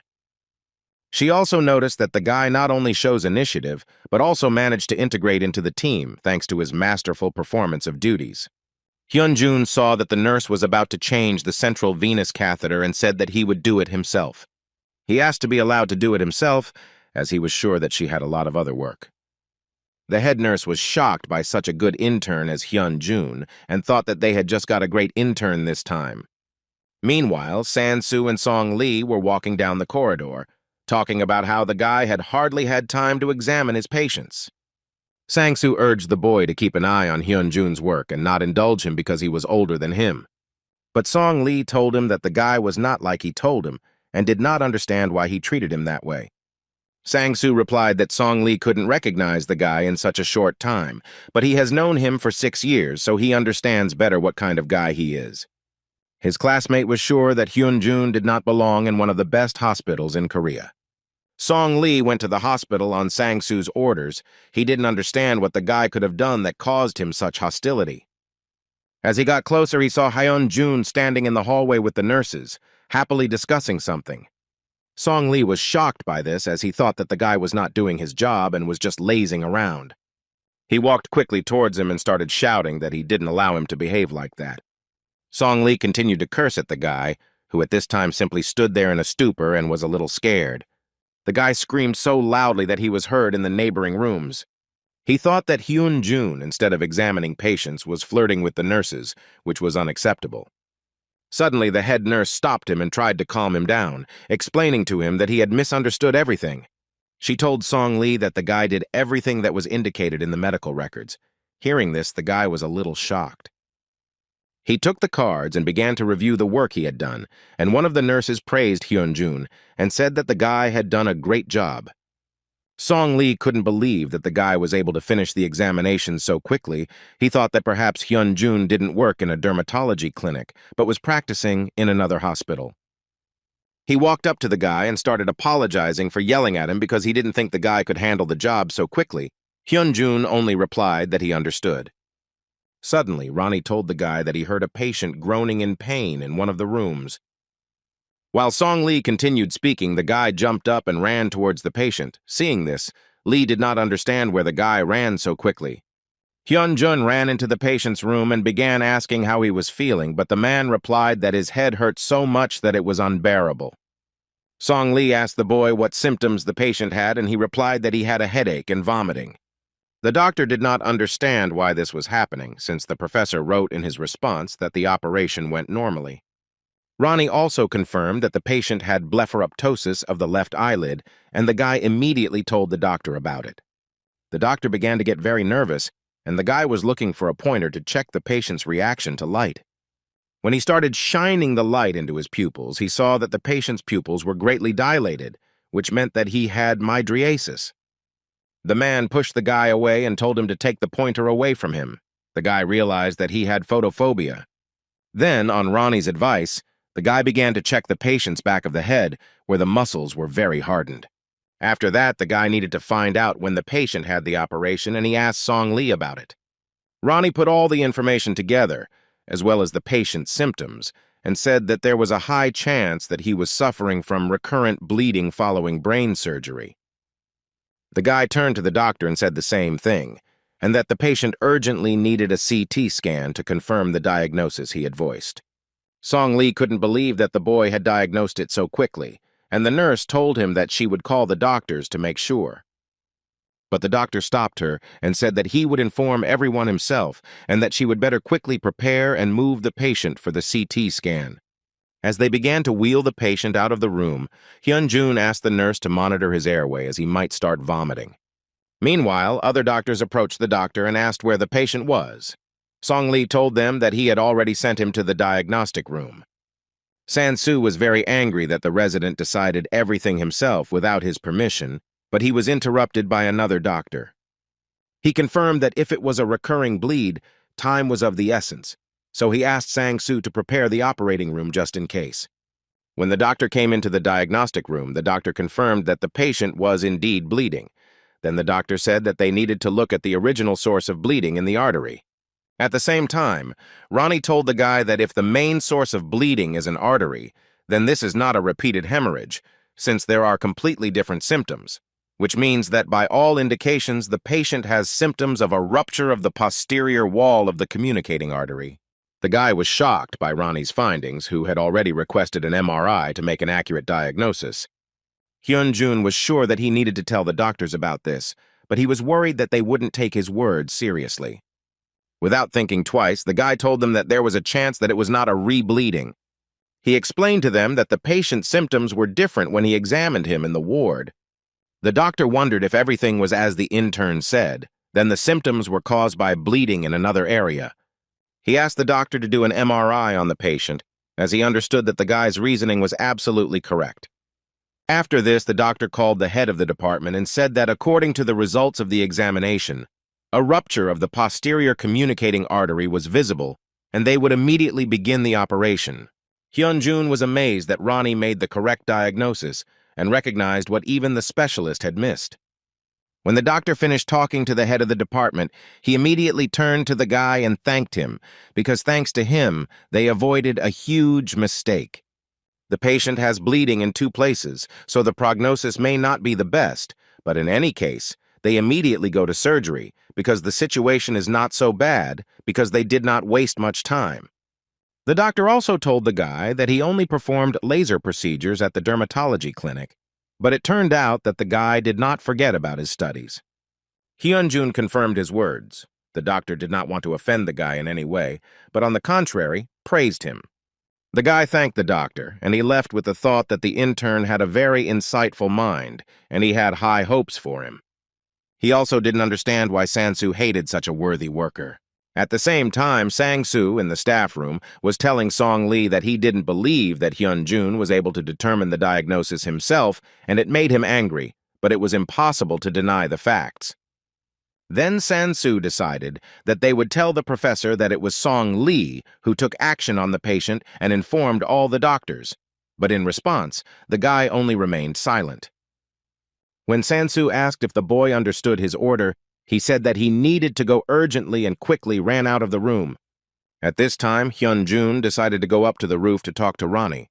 As he climbed the steps, he remembered how the doctor praised him for his help. Now he clearly understood that he had been able to help the patient. But he also knew that if it weren't for Ronnie, the guy wouldn't have been able to do all this. Hyun-jun decided that he needed to study harder so that he could come to the same conclusions without his help. Ronnie suddenly felt like the guy wanted to get rid of him, but he explained that he just wanted to rely more on his own strength. After all, his ultimate goal is to become a doctor who can cure any patient. Ronnie told the boy that he felt his emotions were confused, that he understood that human emotions were more complex and broader than current research suggests, but the boy didn't understand what he was talking about. He said that he would soon be able to fix this. Now they communicate using voice. But as soon as their synchronization increases, then everything Ronnie wants to say will automatically appear in his thoughts. Since he believed that communication through voice was ineffective, although the guy enjoyed listening to him during their conversations. The guy asked Ronnie who he would talk to if he couldn't hear him, but Ronnie didn't understand his question and decided that he didn't like the proposed option. Hyun-jun told him that they were friends, but Ronnie didn't understand it. The guy didn't say anything more, only that someday he would finally understand it. The next day, the guy was walking down the hallway and a freshman named Hana called out to him. He was glad to see her and asked if there were any blood vessel surgeries today, but she just sighed and told him not to remind her about it since Shim Kuk-hyun performed a lot of surgeries. She was tired, having assisted the surgeon for 12 hours non-stop, but the guy was convinced that she now had a more flexible schedule, and she confirmed this and said that he would soon be making rounds. The girl also asked the guy if he was going to specialize in neurosurgery, but he replied that he denied her words, which seemed very strange to her. She explained that the guys told how they saw him in the middle of the night studying something about neurosurgery. The guy felt awkward because he didn't think that anyone would see it. Suddenly they saw the head teacher who was walking with other students to conduct their rounds. Hannah quickly joined their group and the guy simply bowed and stood silently. Kuk-hyun suddenly stopped and suggested that Song-lee take Hyun-jun along on his rounds. The boy agreed to his proposal and began waving his hand at Hyun-jun to come with them. They went into the room of one of the patients. Kuk-hyun asked his wife how he was feeling, and the woman smiled and replied that her husband was much better and began to talk more often. The doctor was pleased to hear this. Song-lee began to talk about the patient's indicators and what measures they were taking about it. The head was pleased with them and told them to continue to monitor the changes in the patient's condition. As they were about to leave, the patient's wife called out to the doctor and said that the new doctor, who had recently arrived, was very friendly and worked diligently. She also added that her husband also liked him after he installed a urinary catheter for him completely painlessly. Kuk-hyun was happy to hear such praise and asked who exactly she was speaking for. Then the woman pointed to Hyun-jun. The doctor looked at the boy and smiled, as he was glad that he had performed so well.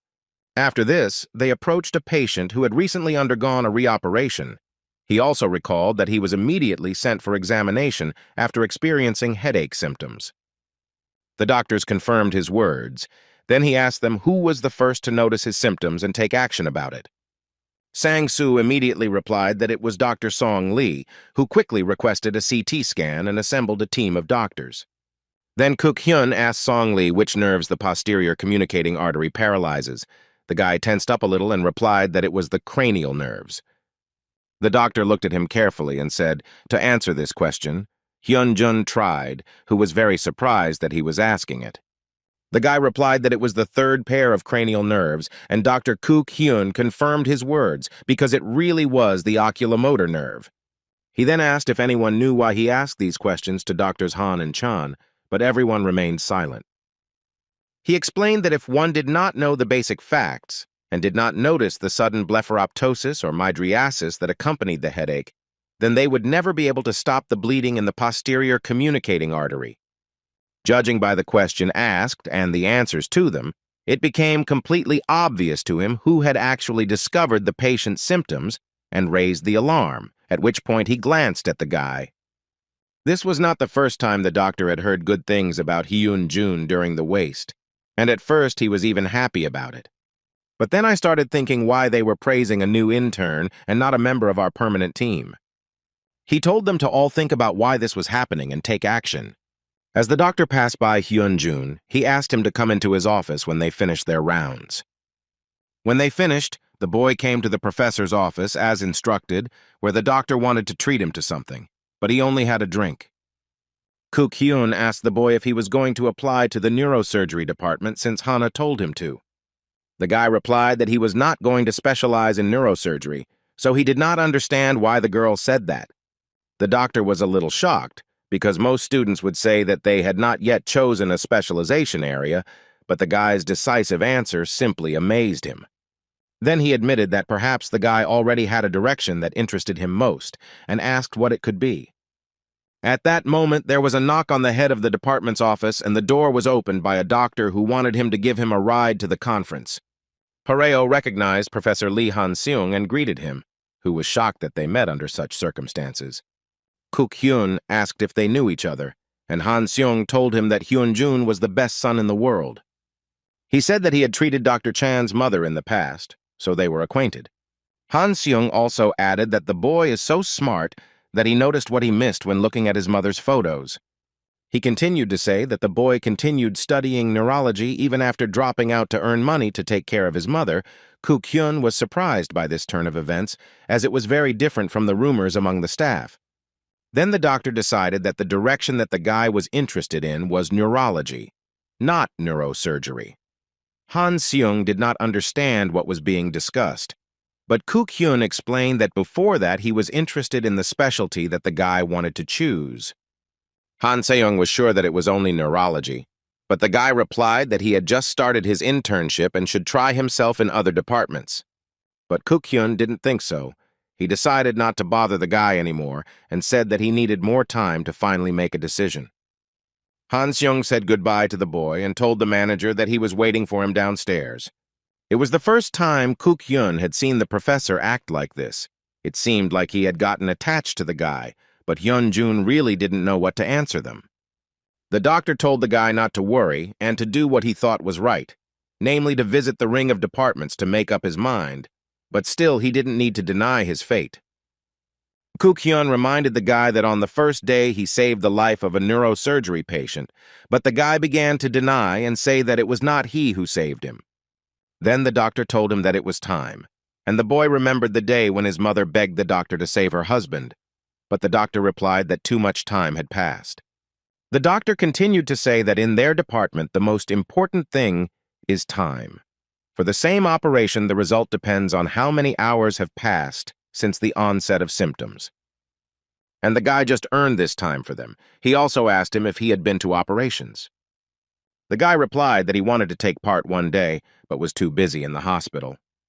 Kook Hyun told him that he could come for surgery tomorrow, and the guy was shocked by such news. The doctor explained that it is precisely the operation that defines the doctor. Finally, he turned to the guy and said that neurosurgery was better than neurology, saying that this was a secret from Professor Lee, and winked at the guy. The next day, Kook Hyun revealed that this time the operation was for AVM, an abnormal connection between arteries and veins, a disease that was discovered when the patient was undergoing examination after the accident. He also added that it will be a good experience for all the students, so they need to watch the operation closely. As he changed his clothes and prepared for the operation, the boy remembered that he had already been in the operating room several times during his studies, but this was the first operation since he became a doctor. He exhaled because he was very nervous, but in a good way. San-soo approached him and was dissatisfied. He reproached the guy that he was lucky only once, and now the head allows him to be present at the operation. Hyun-jun wasn't particularly keen on being on this operation with him. Sang-soo was furious that the guy was talking to him like that, since he was just an intern. Sang-soo called the guy names again and said that his bad side of character should be seen by others, so that they would understand what kind of person he really is. The guy sincerely did not understand why he treated him like that, because they had a good relationship at the university, but Sang-soo answered him that he would never understand it. Instead, he asked Hyun-jun not to do the surgery, since it was completely different from when they were students. When he was all ready, the doctor warned the patient that they were using anesthesia and asked him to count to 10. The patient began to count, and each time he fell deeper and deeper into sleep. The doctor asked the anesthesiologist if they could start the surgery, and he agreed, saying that the patient's indicators were all right. Kook Hyun was ready to begin the operation, as were his assistants, who began to hand him the instruments. The operation began, and everyone was very tense because they were operating on the brain. Every few seconds, The nurse wiped the sweat from Dr. Kuk-hyun's forehead as he concentrated on his work. Hyun-jun also stood nearby and watched the entire process, and Ronnie confirmed that the patient had a defect in a blood vessel in the brain with a diameter of 3 centimeters on the surface. Everyone was completely focused and doing their best, and the atmosphere was a bit unnerving for the guy, as he now understood how surgeries were actually performed in this department. Kuk-hyun continued to operate on the patient, and they were almost at the last step. He suddenly turned to Hyun-jun and asked if he had studied AVM a little. The guy said that due to a developmental disorder of the fetus, the arteries that become connected to the veins, instead of passing through the capillaries, an AVM is formed, and in the brain, it is a craniocerebral defect. The doctor confirmed his words and asked why it was necessary to treat it as soon as possible. The guy answered that under high pressure of the arteries, blood immediately flows into the weak vein, causing the risk of its rupture. In turn, he said that there are several methods of surgical intervention for AVM, and he was interested in whether the guy knew which method he chose. Ronnie offered to help the guy find this information, but the guy wanted to try to answer this question himself. He recalled that at the beginning of the operation, Ronnie said that the malformation was on the surface of the brain, and its diameter did not exceed 3 centimeters. This meant that the malformation in this case was small and also located shallowly inside the brain, which would increase the chance of complications, so the doctor decided to opt for a microsurgery method. The doctor was shocked by the guy's knowledge and still did not understand why he was not going to go into neurosurgery. He thought that the guy was just making fun of him, but Hyun-jun began to deny his words because he had no malicious intent.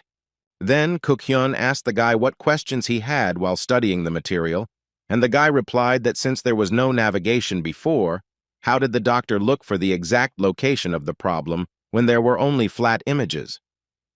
He explained to the guy that he had been making 2D pictures in his head to represent a 3D model, and that thanks to this, he could mentally represent the structure of the brain by looking at just a couple of pictures. Hyun-jun was amazed by the manager's professionalism because he didn't doubt him at all. Suddenly, Ronnie approached the guy and said that he noticed a deviation in the patient's vital signs, namely increased blood pressure, accelerated pulse, and breathing.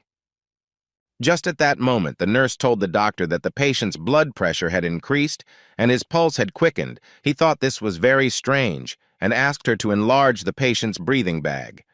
He realized that he probably needed to hurry and start stitching while they monitored the indicators. Literally a few seconds later, the nurse became very nervous and told the doctor that the patient's heart rate had increased significantly and the capnogram was growing. The guy was also scared and could not understand why the patient's condition suddenly worsened.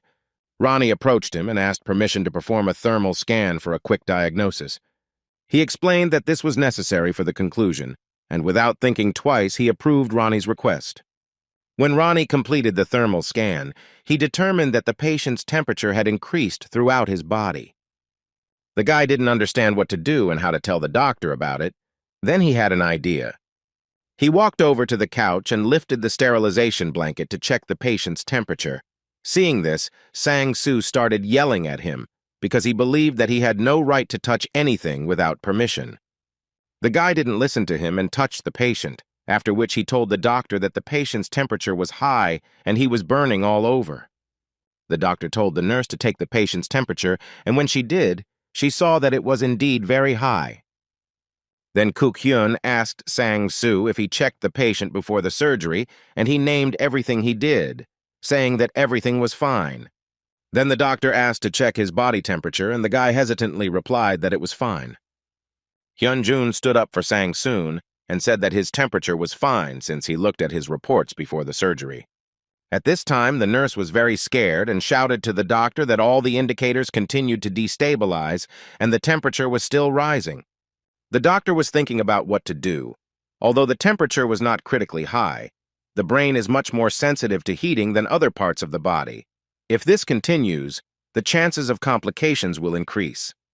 He couldn't figure out whether he needed ice or whether it was better to finish the operation quickly.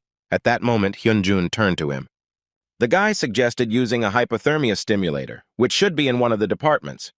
Sang-soo immediately began to apologize to the manager for the fact that Hyun-jun interrupted him and interfered in something that was none of his business. The doctor thought about the guy's proposal. He wasn't sure it would work, but it was worth a try.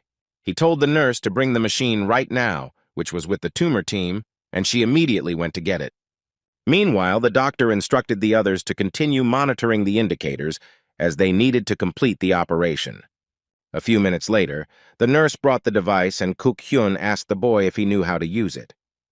He clearly replied that he knew, and Ronnie in turn began to display instructions for using the hypothermia stimulator. With his help, the guy quickly installed CAIM and attached it to the patient, and also started the device. He informed the doctor that he would now set the machine to quickly lower the patient's temperature, since all they could do now was wait for his temperature to return to normal.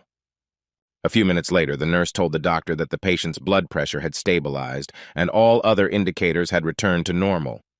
Hyun-jun was very surprised and glad that his proposal worked, and now they could finish the operation in peace. At this time, Kuk-hyun finished the stitching and instructed the nurse to take another blood and urine sample and constantly check the patient's condition until he regained consciousness. After finishing giving instructions, he rose from his chair and praised everyone who had been present at the operation for their good work. When they left the operating room, Kuk-hyun turned to Sang-soo. He said that it would be better for him not to be present at his operations because he could not allow a person who did not know the basics to be his assistant. But the guy began to make excuses that he could not answer because he was nervous. The doctor turned to the guy and began to get very angry at him, since being nervous is an unacceptable excuse for a surgeon. He started yelling at Sang-soo and asking if he was ready to tell the patient's family about his medical error due to nerves. The boy lowered his head and replied that he was not ready for this and apologized to the doctor, Kuk-hyun Skal, that he had time to improve until the end of the week. The doctor told him to send him a report on their patient and let him go, for which the boy was very grateful to him. When the guy left, the head of the department thought that he couldn't throw a third-year resident out on the street because of one mistake. He approached Hyun-jun and asked how the boy knew that the problem was due to his high temperature. The guy said that he was lucky enough to remember a similar case that he read about in one of his dissertations. In that report, they used ice packs to lower the temperature, but he thought the same thing could be done with the machine. The doctor was surprised that the guy was able to completely remember the entire answer he read, but Hyun-jun said that he remembered only this part. The doctor in turn said that the guy would still quickly understand and guess. He asked him how he now felt about neurosurgery, but after such an intense operation, the guy had not yet had time to put everything into perspective. The doctor then told him that from that day on, he would be an intern on the vascular operating team. Hearing this, Hyun-jun replied that he didn't think he needed it. His words greatly surprised the doctor. He was very interested in being at surgeries and taking part in them, but since he is still an intern, he would like to use this opportunity to spend as much time as possible with patients. The doctor nodded approvingly at the guy and said that he understood his train of thought perfectly well. In response, Hyun-jun asked for permission to attend operations from time to time. Kuk-hyun agreed to his request because due to his busy schedule at the hospital, he could not devote enough time to communicating with the patients. As he was going down in the elevator, he thought about how Hyun-jun had made him remember something very important. He was impressed that the boy was thinking about something like that at such a young age. The director was eager to see what a wonderful doctor Hyun-jun would become. Meanwhile, the guy's former classmate was standing at the reception desk and looking at some documents. Suddenly, someone's voice called out to him, and the guy turned around to see who it was. Turning around, he saw the deputy director of the hospital, Byun-ji Nyong, in front of him, who asked the boy what he was thinking about. Lee told the deputy that he was simply thinking about the condition of a patient who had recently undergone surgery, and the doctor praised him and said that he had high hopes for him. Ji Nyeon also asked how his father was doing, and the boy replied that he hoped he was okay.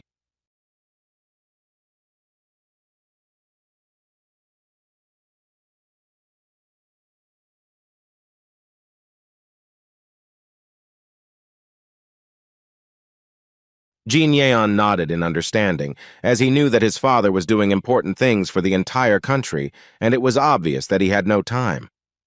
Then he decided not to bother the guy with questions anymore and told him to say hello and leave. When the deputy director left, The boy thought about his father. His first memory of him was his smile. Lee was still little and brought his father the results of the dictations he had written, for which he was praised because the boy had the highest score. But when he grew up, his father's smile did not last long, and then it disappeared altogether. He beat his son for bad grades in high school and told him that he was a disgrace to his family. His father hated people who were useless to him, and when his son disappointed him, he considered him to be just that. When he left, he told his son that he would not tolerate trash in his house that could not even win first place in high school. That's how, because of one misdeed, the boy became trash for his father. After that, the guy began to study hard to achieve first place everywhere. The boy reported all his achievements in his studies to his father, who praised him not at all because he was his son. After all, only after receiving the highest result, he again won the value from his father, and he will not allow anyone to take it away from him anymore. After that, he continued to work hard and eventually managed to enter Korea's top medical university, Daehan University, and became the top first-year student. And there he continued to hold first place, as if it was meant only for him. Everything was like that until Hyun-jun came along and took his first place and became the student with the best result. Before Lee even realized it, the black sheep, Jang Hyun-jun, began to stand out from the crowd. One day, when Lee was seething with self-hatred and wondering how to fix everything so as not to lose his place, it was then that he first noticed a girl from his department named Yoon Song-ne. All the rage that had been building up inside him paled next to her. Everything seemed perfect to him. Until one day, Hyun-jun appeared and took away from him the most precious thing he had. The guy saw them in the subway. They were sitting on a bench and holding hands tightly. This sight simply tore the guy apart from the inside. This is where his childhood memories ended and he returned to reality again. Children were running along the corridor, disturbing the adult doctors. They were laughing merrily and not looking ahead. At that moment, Dr. Yun was standing not far from them, and the children ran straight into her. She was saved from the collision by Dr. Lee, who managed to catch her hand. The girl made a remark to the children, since running around the hospital was strictly prohibited. Gyun-suk asked the girl to be more careful, but she explained that due to the large number of surgeries, she felt a little lost. The girl asked why the guy came to the pediatric department. He honestly answered her that he just wanted to see her. The guy was recuperating after the operation, which Yun was also doing. He suggested that she go out for lunch somewhere outside the hospital, and the girl immediately agreed. She wanted to take a break from everything and not think about urgent calls at the hospital. Gyun-suk also shared her condition. Yun turned to the guy and asked what he would like to eat, and at that moment he saw Hyun-jun's silhouette. He decided not to delay and immediately asked the girl if she knew that Hyun-jun had returned to the institute again. Yun was shocked by this news and did not understand how this was possible. Gyun-suk said that the guy was back at the internship and would now study. The girl turned away and said that she didn't care because she hadn't had anything in common with Hyun-jun for a long time. She also told Gyun-suk that she remembered about the operation and their lunch was canceled. Yun jumped up and ran away, trying not to show her emotions no matter how hard she tried, but Hyun-jun's return really hurt her.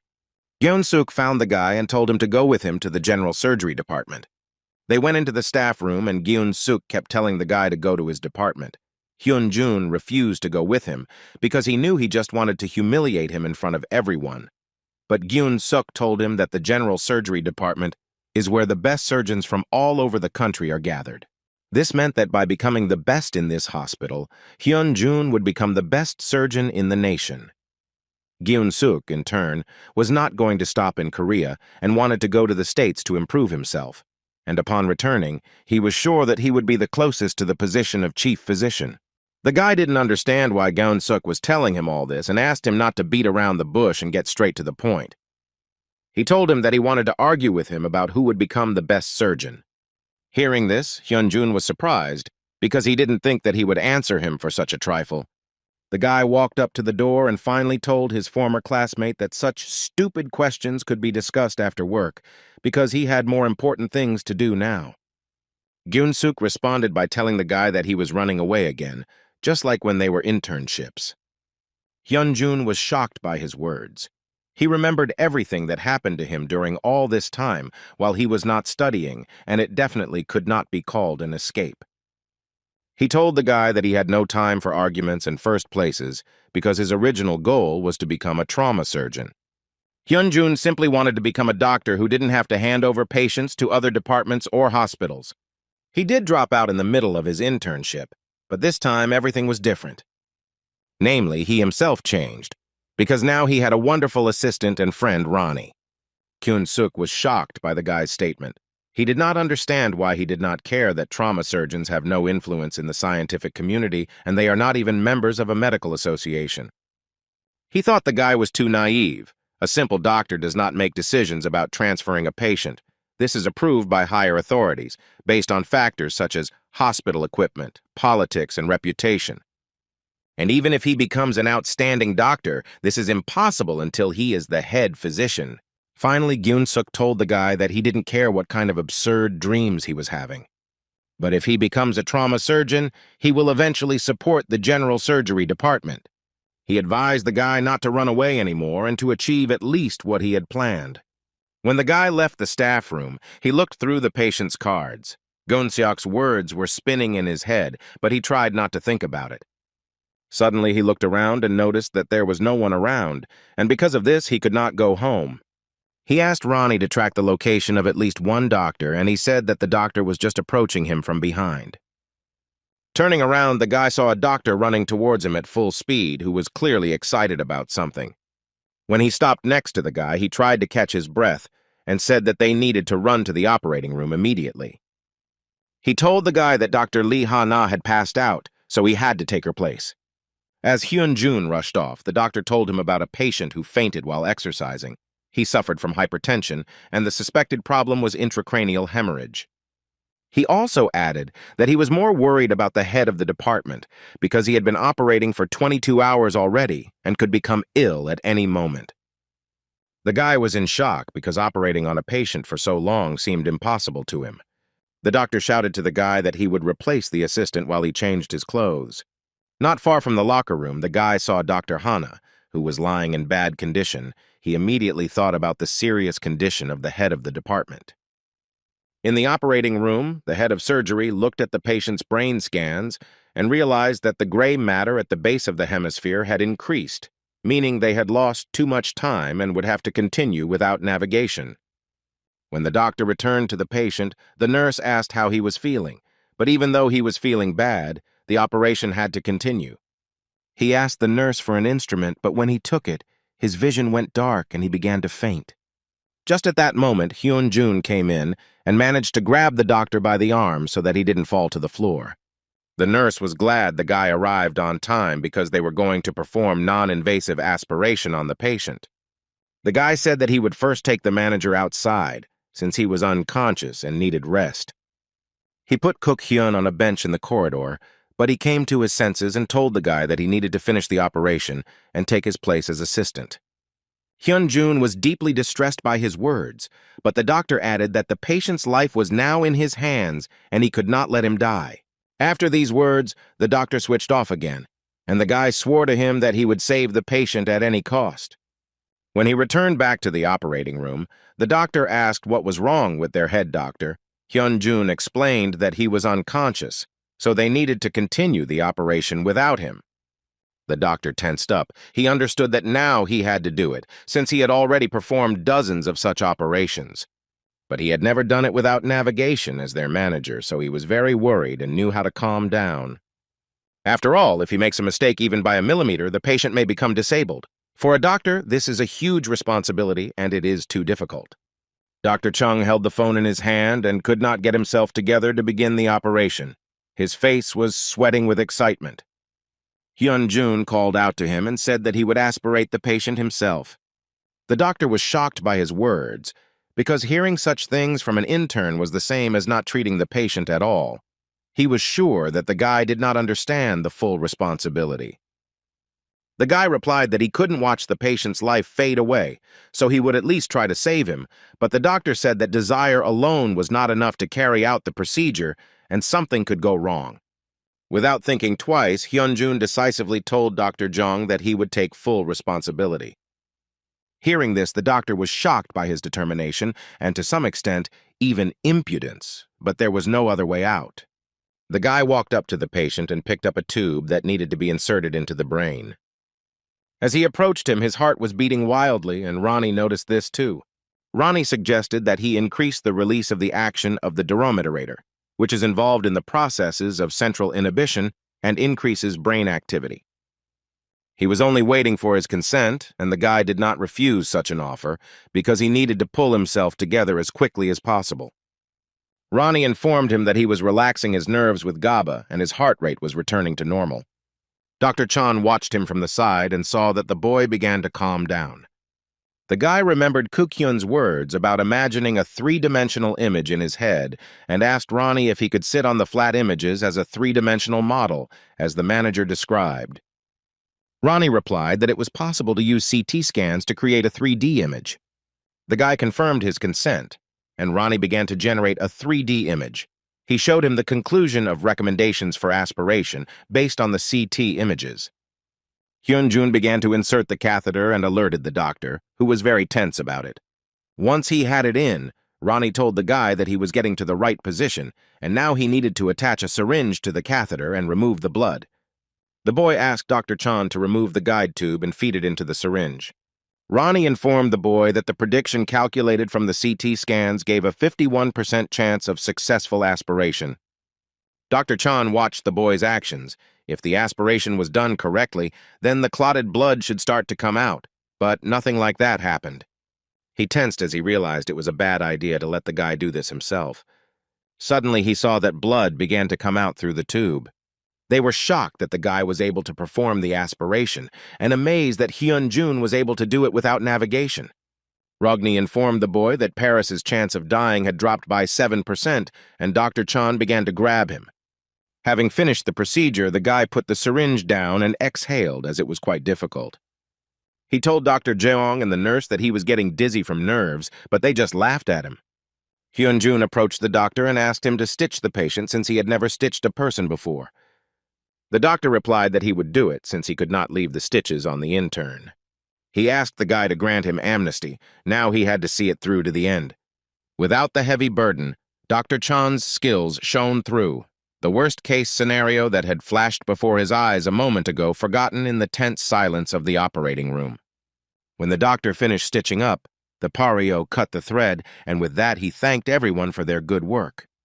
After leaving the operating room, Hyunjun immediately began to apologize to Dr. Chung for his willfulness, because the situation was really difficult and could not stand waiting. The doctor replied to the boy that the situation was indeed overwhelming and alarming, but if he had not taken the initiative, something much worse could have happened. He explained to the boy that when he so bravely took control, he had a revelation and thanked him. In turn, Hyunjun was glad that the doctor did not hold a grudge against him.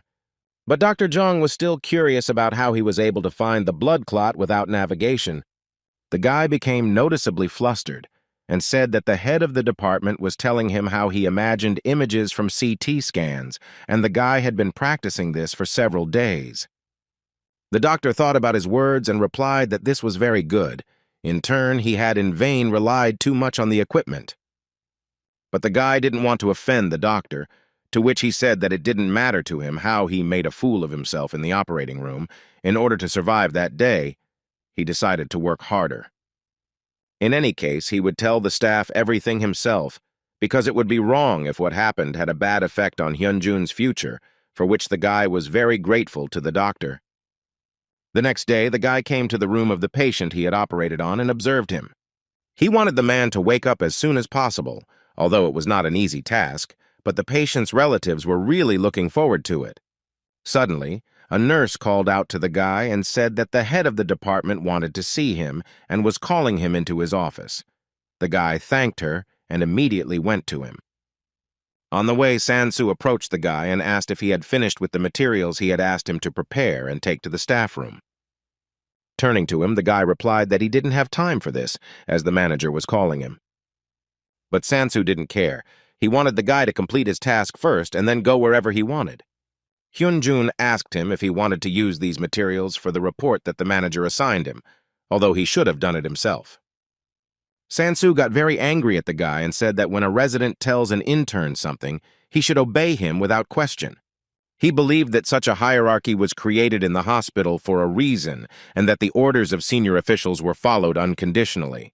At this moment, his words were heard by Dr. Jung, who was a little shocked by his behavior, because the head of the department took pity on him and allowed him to atone for his guilt. But instead, he pushes everything onto the intern. Dr. Jung told Sang-soo that after he submitted his report to the head of the department, the senior doctor, Jong, would give him a report a week to teach him a lesson. Sang-soo was simply shocked by his words and was very ashamed of his behavior. But the doctor didn't give him a chance to leave and dragged him into his office to give him another job, and Hyun-jun mentally thanked him for that. As the boy approached the head of the department's door and knocked on it, he thought about how he felt after that incident during the operation. At that moment, Ronnie warned that he was just approaching him from behind, and suddenly the guy heard the doctor's voice, who told him not to stand at the door but to go into the office. This scared the guy a little. Entering the office, they sat down on the sofa, and the guy was a little nervous because he did not understand whether the doctor was angry with him for the operation he had checked. He was even more nervous than during the operation. The doctor called out to him, and when the boy turned to him, he saw that Kuk-hyun had bowed and asked him for forgiveness, saying that he was now in his debt. Hyun-jun began to tell the doctor that he couldn't influence the flow of emergency surgeries anyway, so it wasn't his fault. But the boy's words did not soften his mistake. The doctor still felt guilty for overestimating his endurance. He thanked the guy because after the rest he felt much better. The doctor added that in the entire history of their hospital, Pareo was the first intern to assist in an operation.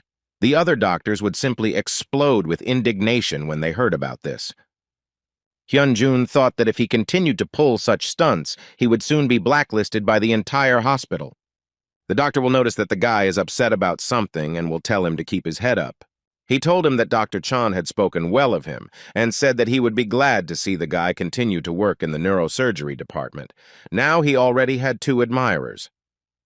The guy didn't understand which fans he was talking about, and the doctor explained that the first was him, and the second was Dr. Chan.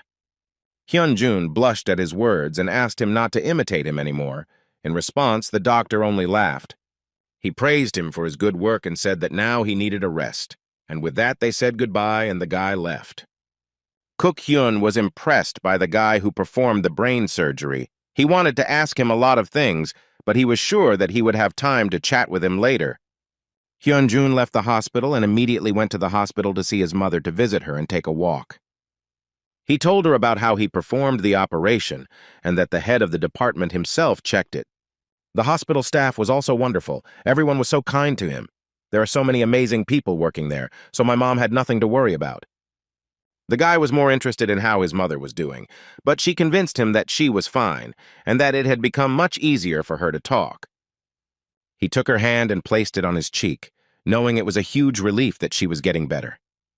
Mom suddenly remembered that she heard the patient from the next room stop his treatment. Hyun-jun immediately realized that if this patient was from the next room, it meant that he was receiving the same drug as his mother, but he didn't understand why this happened. Mom replied that she didn't know for sure, but most likely he had some side effects. Hyun-jun decided not to continue the conversation about it and suggested that his mother go inside, since it was already quite cold. When he took her back to her room, he himself went to the professor who was treating her to clarify some questions. They went into his office and Pareo started asking about the side effects of the drug. Then Professor Kim said that this effect was cancer. He said that in the second stage of clinical trials, none of the patients had these cases. Therefore, they believed that people with a special set of genes responded to mesenchymal stem cells in exactly this way. The professor was sure that what was said would be difficult for the guy to understand, but he understood that the problem was not in the medicine, but in the characteristics of the patient's body, and the difficulty was that it was not clear which gene was causing the cancer. The doctor was shocked that the guy understood everything. He also added that until they identify the gene, they will not understand who can develop cancer. He also thinks the boy's mother will be fine because she hasn't shown any symptoms so far, but there's no guarantee he won't show up either.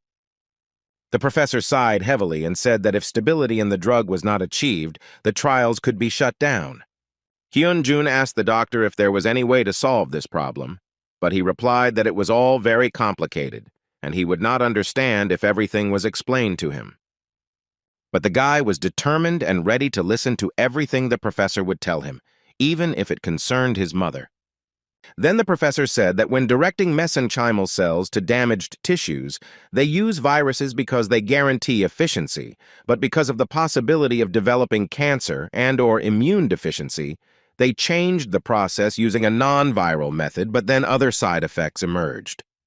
He also talked about the circular vector, which was a product of a combination of conventional plasmids and expression vectors, and they developed a technology that allowed them to introduce the desired gene into mesenchymal cells. But unfortunately, the results are not enough to be used on a patient. But if I found a way to increase the efficiency of the circular vectors, then they would avoid spinning cancer regardless of the patient's genotype. When the boy left the hospital, on the way he asked Ronnie how to solve this problem, but he replied that he could not find a solution to the problem from the available data. Hyunjun told him that he would go to the library since he had time before lunch. Ronnie told the boy that there was a limit to the amount of information he could consume, and that there was a chance his body would not be able to withstand the overexertion. The guy sped up to get to the library faster and told Ronnie that even if that was the case, he still couldn't give up in such a situation. Ronnie felt that Hyunjun's impulsive actions were caused by unexpected news, and suggested that he increase the release of regulators to restore rational thinking. The guy was angry at Ronnie for repeating the same thing over and over again, and said that he couldn't live by logic alone. Hyunjun asked him if he knew about Lorenzo's oil, and Ronnie said it was a liquid compound of 4 parts glycerol trioleate and 1 part glycerol triaricate. It was FDA approved and is now used for a rare disease called ALD. Then the guy asked if he knew who invented it, but Ronnie didn't have enough information. Hyunjun said that it was Lorenzo's parents who came up with it. His father was a bank employee, and his mother was an ordinary housewife, people with zero knowledge in the field of medicine, and their son suffered from ALD. If you do the math, their chances of finding treatment were below 0. Lorenzo's parents invented the drug only out of love for their child, since at that time the mechanism of the disease was not fully understood. So the boy, who doctors predicted would live for 2 years, will live a long life. And since Ronnie talked about wanting to learn more about people, not giving up when the odds are against him is what makes him human. People like Lorenzo's family, belief in miracles makes him human, and Ronnie is the biggest miracle that happened in the guy's life. So he just wanted him to stop repeating that it was impossible and just believe that everything could be changed.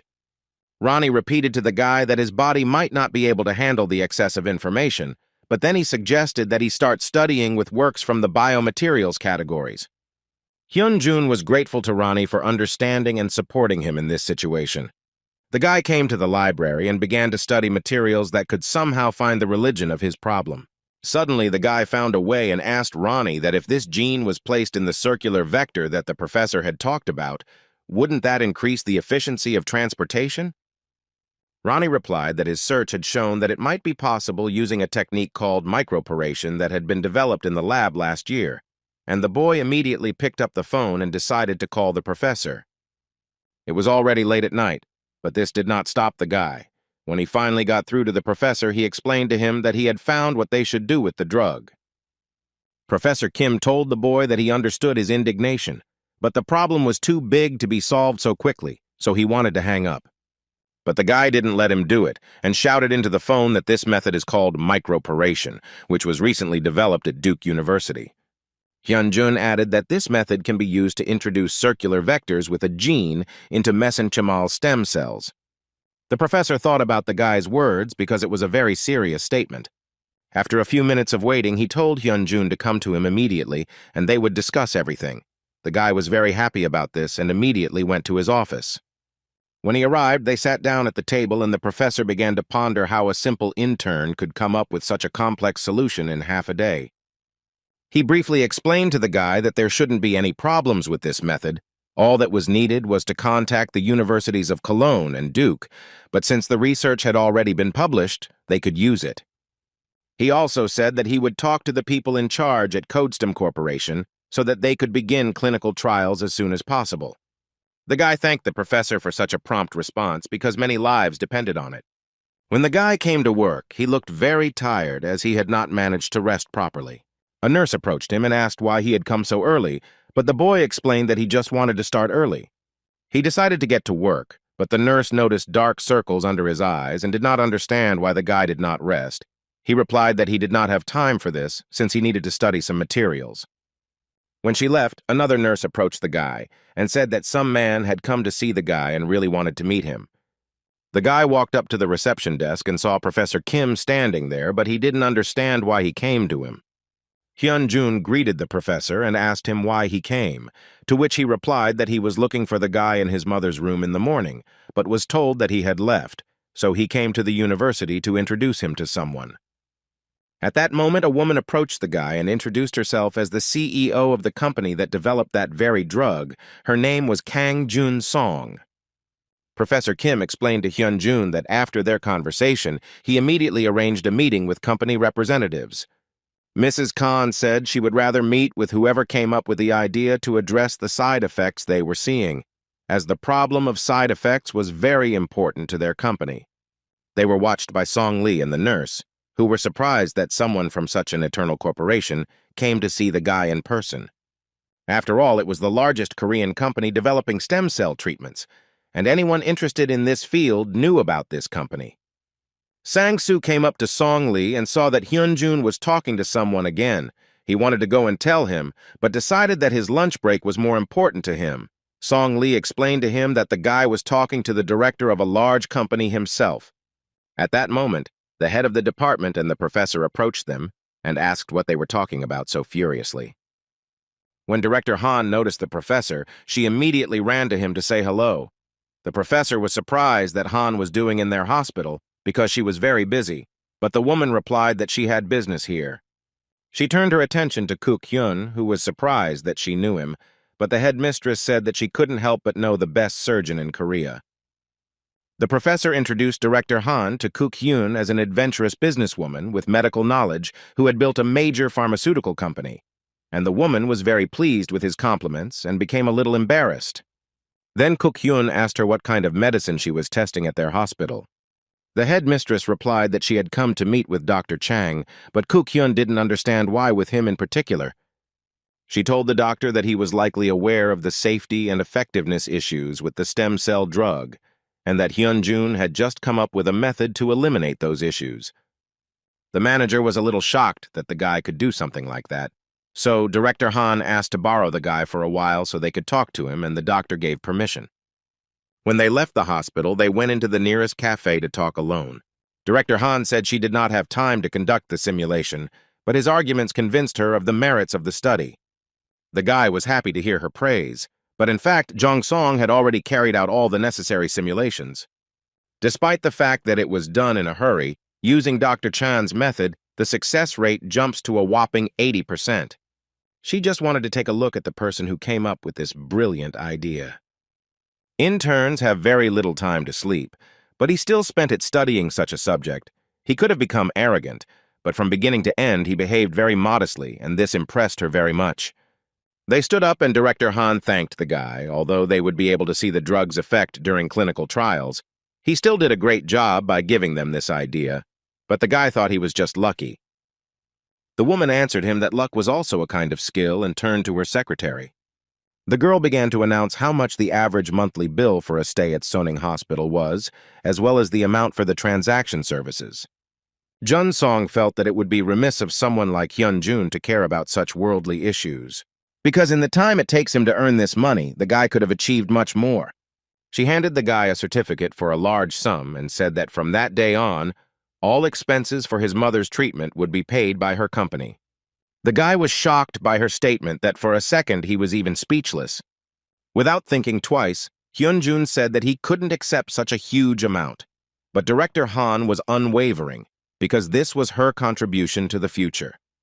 Because if the guy were to specialize in neurosurgery after his internship, she would arrange for him to participate in a research program under their supervision. Hyun-jun thanked her for paying the bills, but he had to give up his research, which greatly shocked the director and her secretary. He explained to them that he would go into traumatology, as his goal was to become a surgeon. When they said goodbye on the way home, Jong Song thought about the guy's words, because he reminded her very much of her in her youth. The guy went to his mother to check on her. When he looked into the room, he saw that she was sleeping and decided not to disturb her. He leaned against the door and thought that he would do everything so that she could get better as quickly as possible. He then thanked Ronnie for his help, despite his stubbornness, because his decision was far from logical. Ronnie replied that, judging by the results, this action was a success, and he would take this into account in the future. He didn't mind doing it further because it was amazing teamwork. Before he knew it, his first month in the neurosurgery department, a month that seemed to have no end, was drawing to a close. Hyun-jun thanked the head doctor for teaching him a lot, and the doctor told him to keep up the good work, because experience makes them good doctors. The guy met a lot of good people during this time, which flew by in an instant, such as the manager Kim, who was a role model. But there were also those who disliked him from the first day, as well as those who would like to be friends with him. But the main achievement for him was understanding how a surgeon should be disposed towards an operation. He could only guess what awaited him in the next department, pediatrics. When they moved to the pediatrics department, Hana was very upset about something. The guy saw this and asked what was wrong with her, because maybe she just doesn't like children. But Hannah replied that she loved them, but as she walked through the ward, she saw the children's intensive care unit. And she couldn't stand it. Seeing all these tubes and wires coming out of their bodies, she felt very sorry for the children. She hoped that she would not end up in the wrong department, and the intern standing next to her also hoped so, since in the intensive care unit she struggled not only with physical pain, but also with psychological pain. He added that he had even heard of guardians being blacklisted because of the way some parents behaved. The guy listened to them and said that he would take the intensive care unit for himself, which really shocked his classmates. But someone had to take him away, and the guy was a pretty tough nut to crack. But he also understood that with an attitude like theirs, the children would immediately sense the doctor's ill will. Hana was even more upset because it was very difficult to be in that department. But the guy convinced her that everything would be fine with him, and as soon as the resident arrived, he would immediately ask about it. A few minutes later, a female resident ran into the office and apologized for being late. She stopped in front of them and introduced herself as a second-year pediatric surgery resident named Song Yoon-jin. The interns also greeted her back, and she proceeded to quickly explain everything to them, telling them that they were taking the place of the previous interns and also reminding them that they had the same rules as the other departments. But the only thing that made them different was that there were 3 more rules they needed to know. The first rule is not to argue with the guardians, as nothing good will come of it. The second is that if they are unable to take blood, it is better for them to call the resident to avoid unnecessary problems. And the third rule was that interns were never allowed to get attached to children so as not to lose their cool.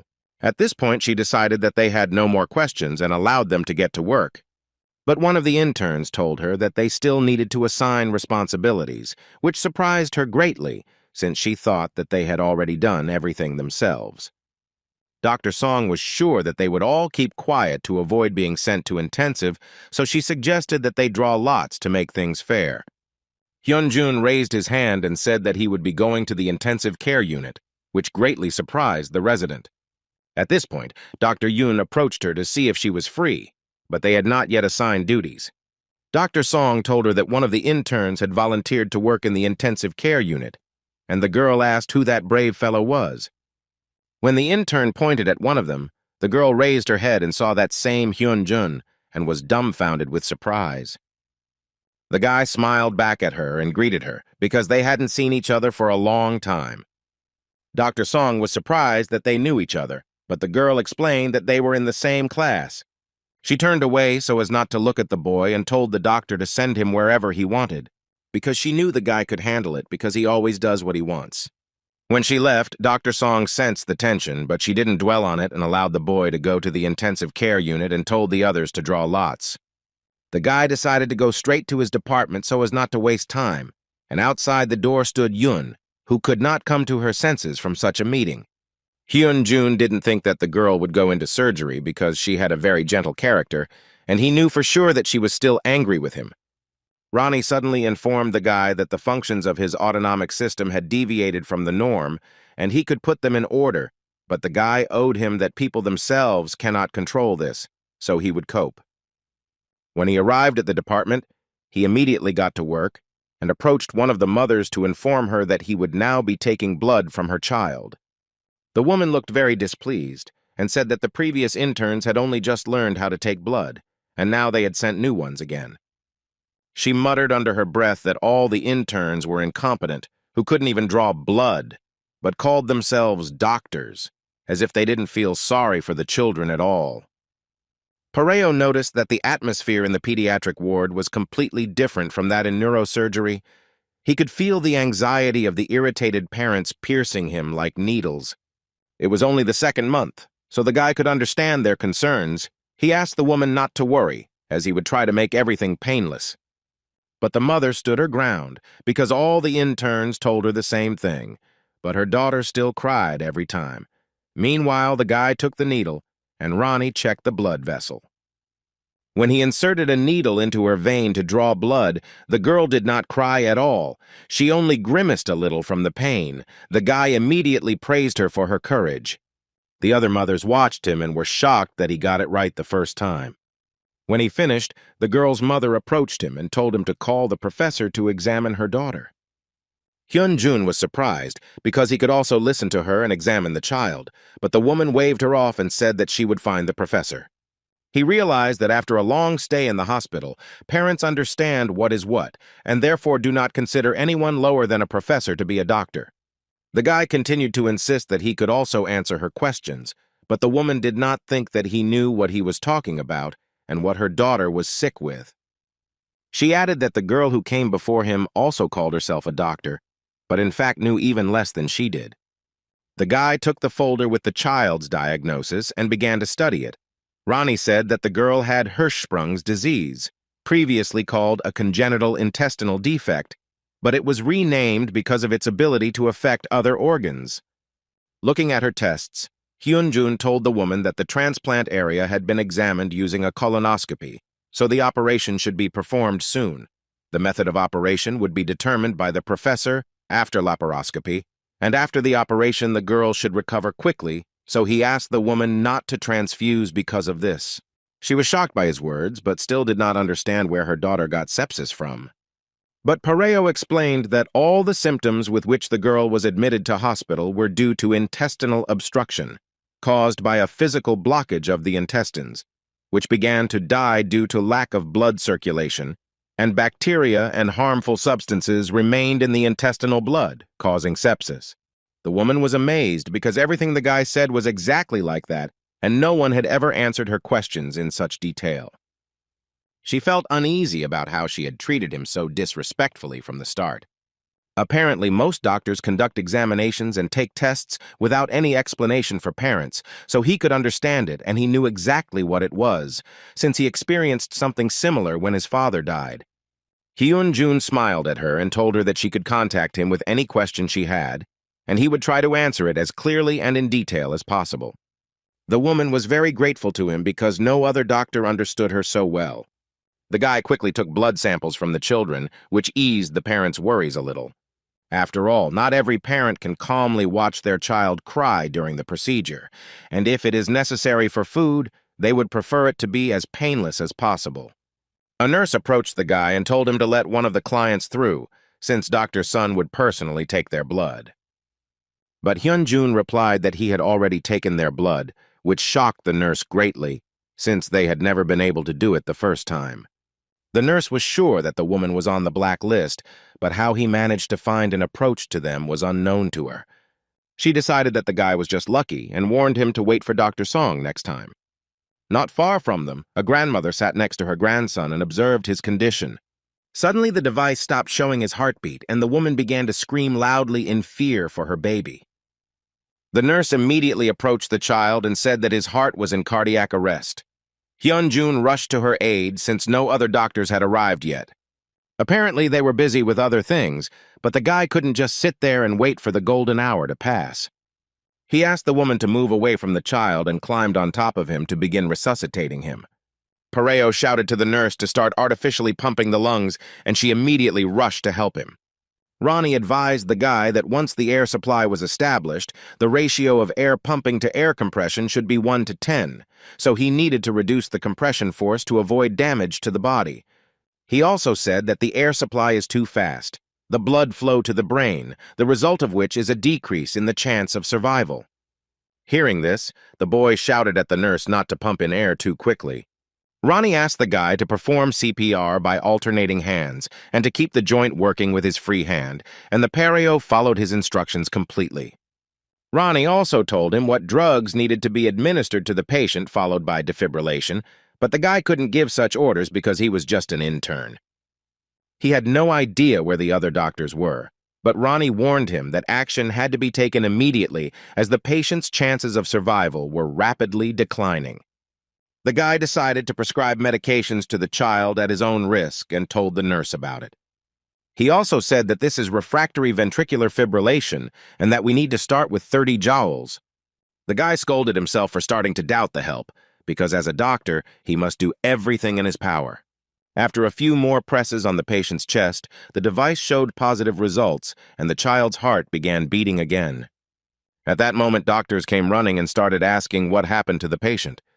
The nurse pointed to the guy and said that because he started resuscitation in time, no other drugs were needed except epinephrine and the patient was completely fine. But the doctor didn't understand who this guy was. Then Dr. Song told him that he was an intern who had just transferred to their department. The doctor was very angry because of the Pionya's willfulness, because no one gave him permission to prescribe any drugs. But Dr. Yun suddenly stopped him, which greatly surprised the doctor. They saw the woman throw herself into Hyunjun's arms and start crying, as she was very worried about her grandson.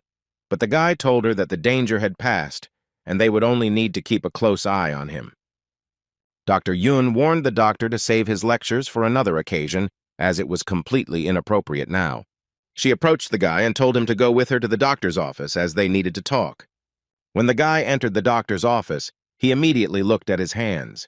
It seemed to him that something was wrong with him. At that moment, when the child's life was on the line, for some reason he did not feel any emotions. But I explained to Ronnie that this was the result of the body's reaction to a recent change in the central nervous system and also in the brain. These kinds of emotions interfere with making the most rational and effective decisions, which in turn contradicts the goal of becoming a doctor who can perform his duties without panic, regardless of the situation. All these current changes are the result of his desires. Since the synchronization has increased, the work of his nervous system has also been improved. This meant that the more he synchronized, the better he would be able to control his emotions. The guy was not sure if this was a good result. At that moment, Dr. Yun came in and asked him what he was unsure about. When the guy saw her, he felt a little uneasy, since it would be just right to control his emotions now.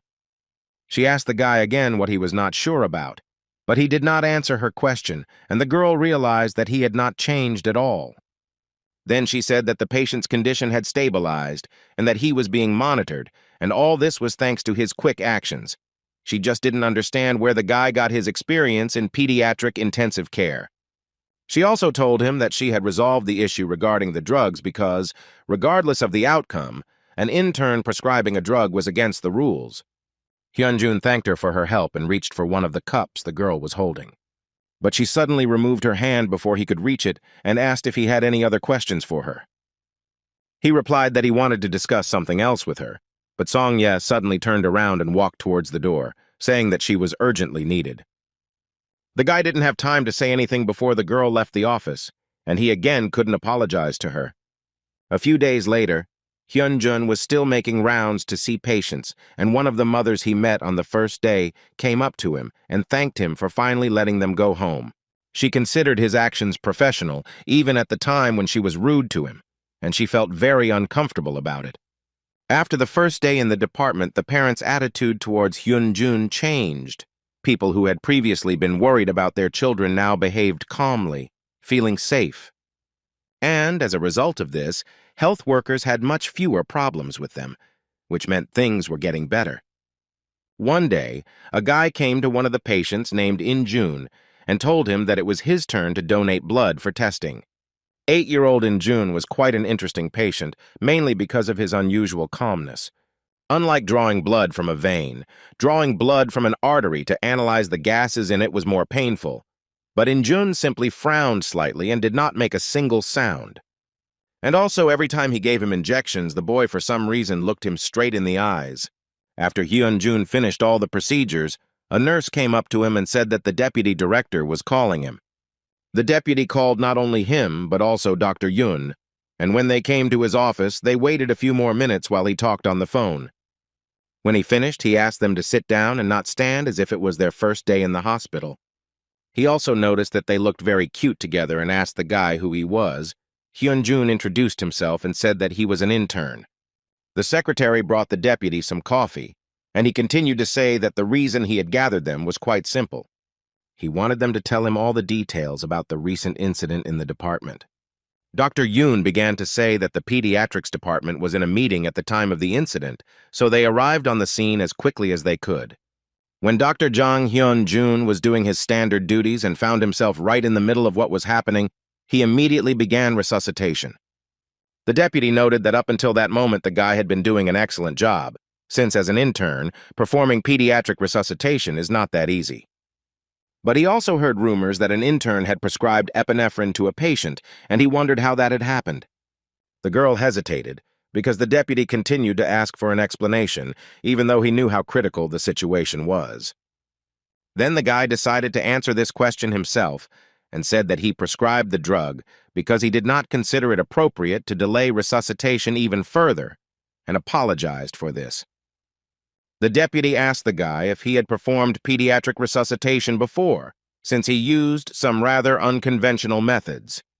Hyun-jun said he read about it in a recently published dissertation and decided to put it into practice, a new method aimed at minimizing the strain on the hand.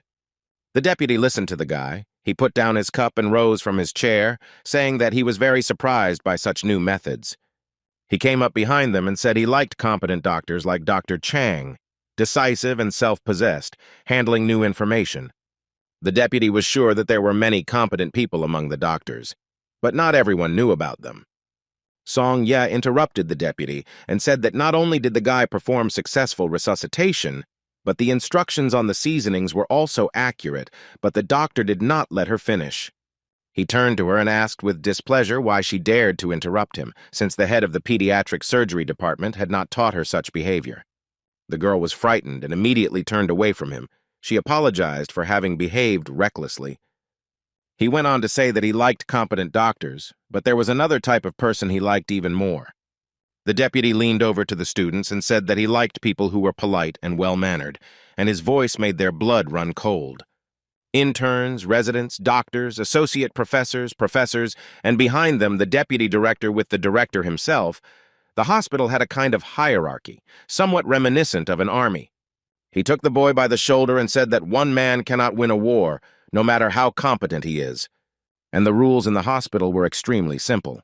Even if an intern knows and understands something, he can act only when he is given the appropriate order.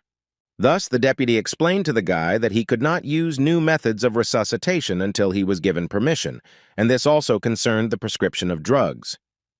And if he was not satisfied with something, his deputy advised him to create his own hospital and do there as he pleased. He returned to his seat and said that Dr. Yun had covered up the intern's mistake, and he, in turn, had acted as he wanted, which was against the rules, so he believed that they were both to blame. But considering that nothing bad happened and the patient survived, he will give them a break, but only this time. The deputy added that he would not put this on their personal files, but if something similar happened again, they would not get off easy. They stood up and thanked the deputy, after which they went to continue working. He also asked the girl to tell the head of the pediatric surgery department to come to his office since he needed to talk to him. Song-ye nodded to him and left the office. As they walked down the corridor, Yoon asked the guy why he was so gloomy, since the whole blow had come to her. Hyun-jun replied that he was very sorry about it, as he didn't want to set her up, but he was glad that it wouldn't be recorded in their personal files. But Yoon didn't think so, because the deputy was not as simple as he actually seemed. Although he said that there would be no entries in their personal files, there was still a lot of reprimanding and grumbling ahead of them. Just as Song-ye said, starting from the next day, the stop at the pediatric surgery department began to heat up. The department's residents were constantly called to regular meetings, and everyone knew the reason, which, in turn, was precisely Hyun-jun. Now he understood that he shouldn't count on an easy life and good treatment. The guy continued to go about his business, despite the tense atmosphere. He came again to the boy In-jun, who needed to have his blood taken for analysis again. The boy called the guy simply Hyun, but his mother asked him not to address the doctor that way, and Hyun-jun, on the contrary, said that he also liked it better that way. In-jun whispered in the boy's ear so that he wouldn't tell his mother that the injections from other doctors were very painful, because when a boy gives him an injection, it doesn't hurt at all. Hyun-jun was very pleased to hear this, and he told the boy that he would try to do everything quickly and as painlessly as possible. The guy decided to ask the boy why he always looks him in the eye when he gives him injections. Then In-jun confidently answered him that this was how he determined whether his smile was fake or not. The guy didn't understand what he meant, and the boy explained that people who give injections have a smile on their face, but only coldness in their eyes, and that he used to be the same. Hyun-jun was glad to hear that. He thought that the boy had found out about the incident with the intensive care unit, which once again showed how different children were from adults. At one of the meetings, resident Dr. Yun talked about a patient, a boy named In-jun. This patient, who had Eisenmenger syndrome caused by a car accident, required a heart and lung transplant. One day, a boy took part in a running competition, the goal of which was to run to the finish line faster than anyone else. The boy's mother and grandparents were rooting for him that day, and they had no doubt that In-jun would run first. When the shot from the toy gun rang out, signaling the start of the competition, the children immediately jumped up and started running. Suddenly, halfway to the finish line, the boy fell to the ground unconscious. When his mother saw this, she was very scared and immediately rushed to his aid.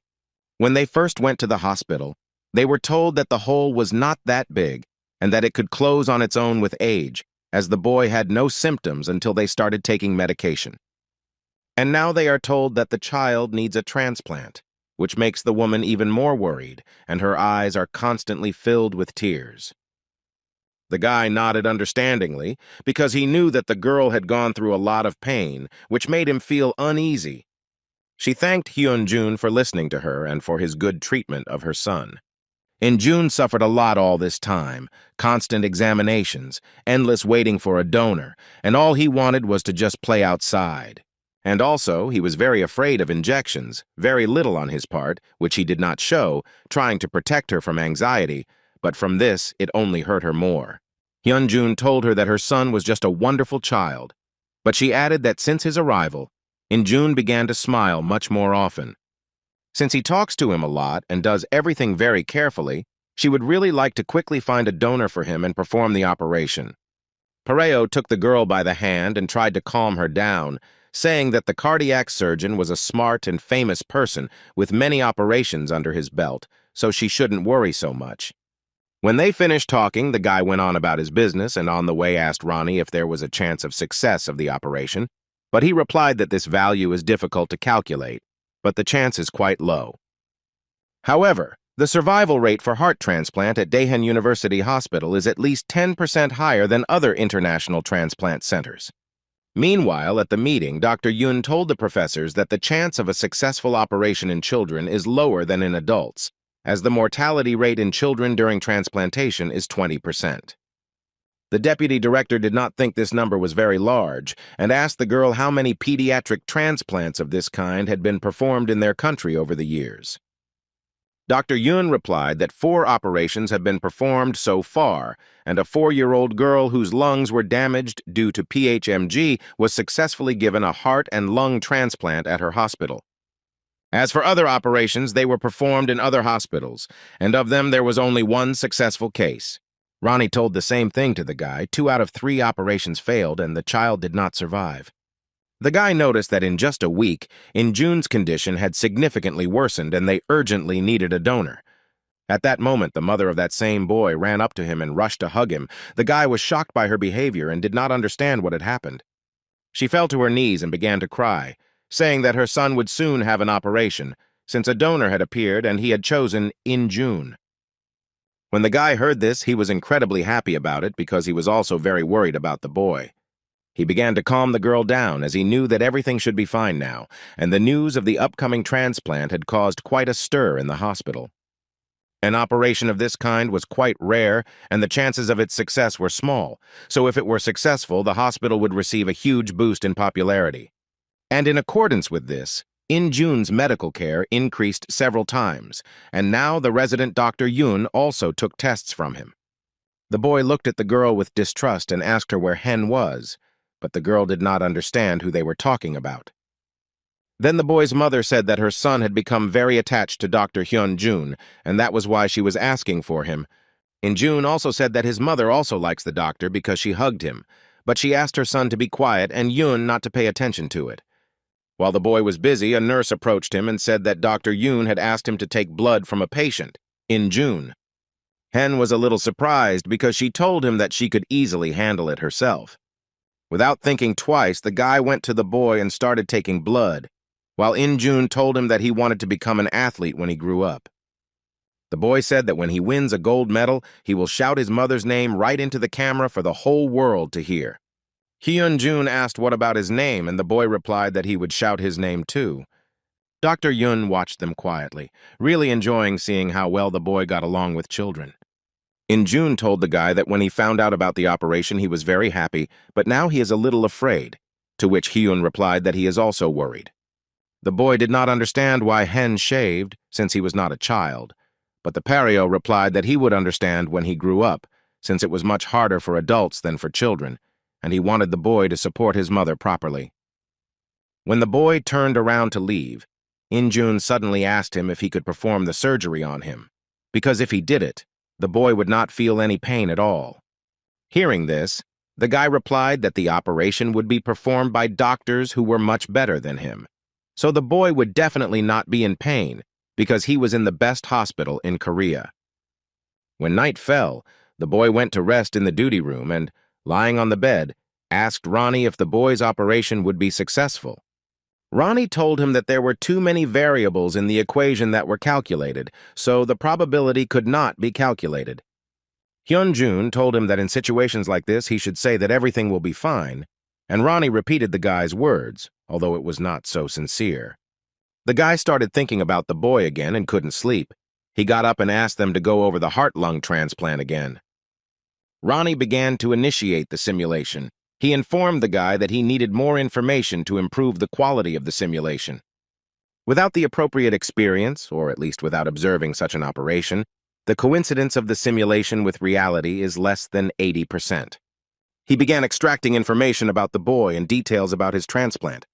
He also activated the life support systems that replace the heart and lungs for the duration of the operation, and the guy began the stimulated operation. Meanwhile, the real operation was already in full swing, in which the doctors also had their own experiences.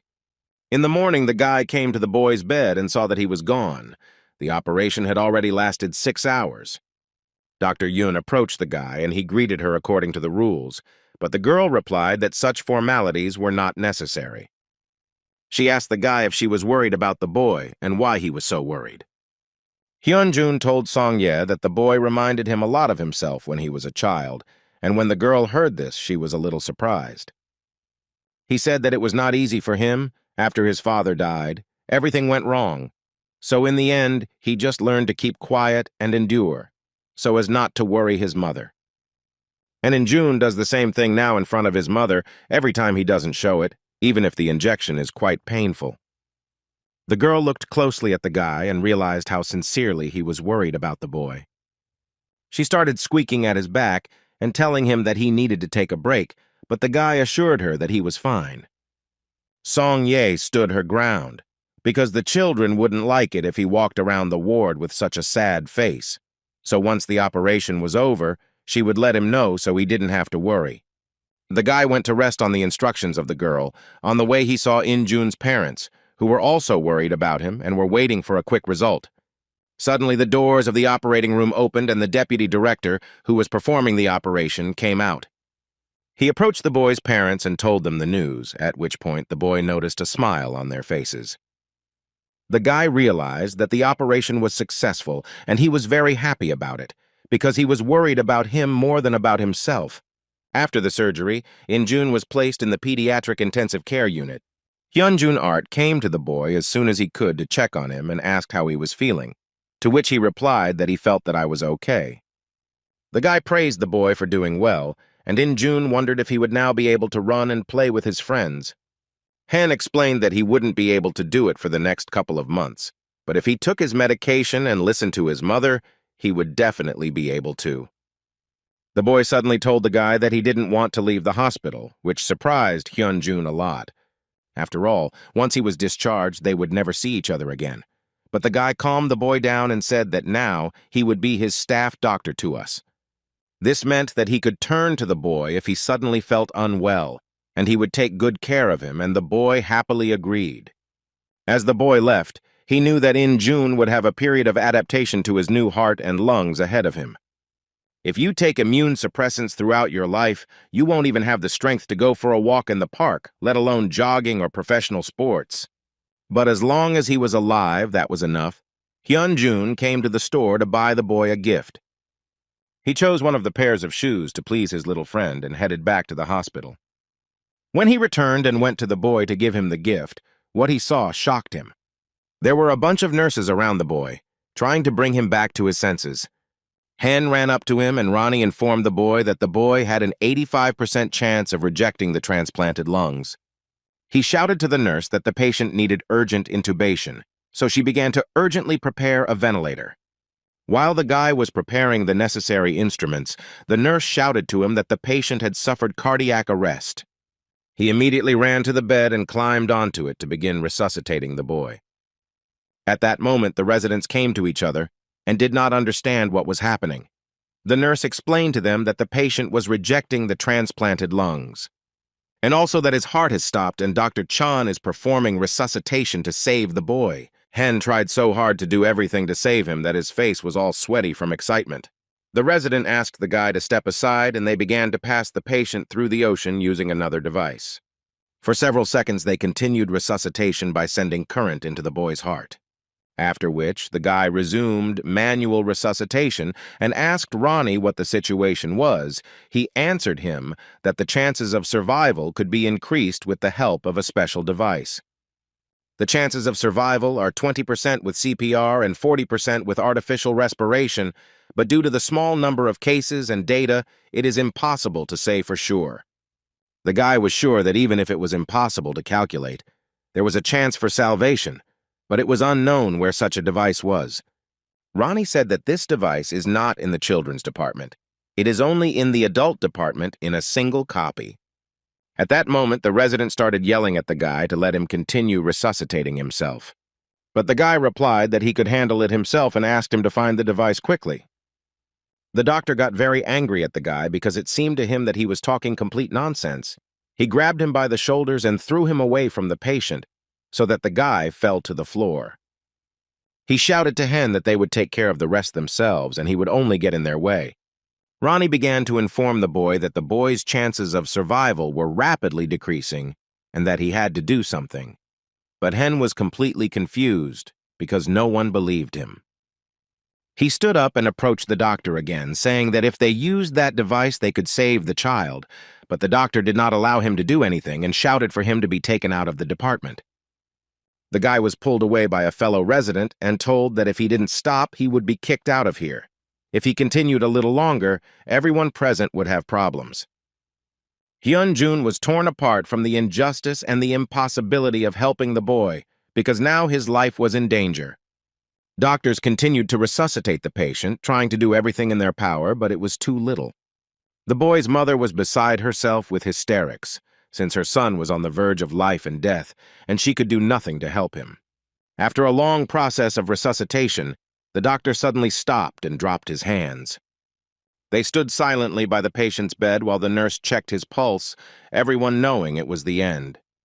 The doctor announced the time of death, and at that moment, In-jun's mother began to lose consciousness.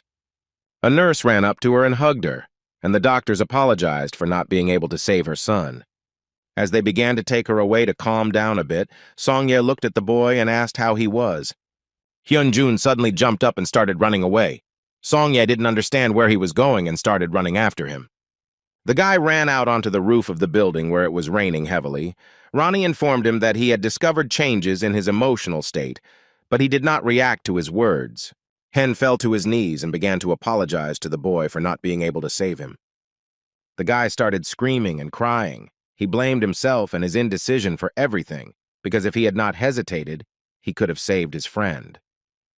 At this moment, Song-ye ran up to him and hugged him from behind to somehow calm him down. She believed that the guy did everything he could, and she was sure that In-jun knew about it too.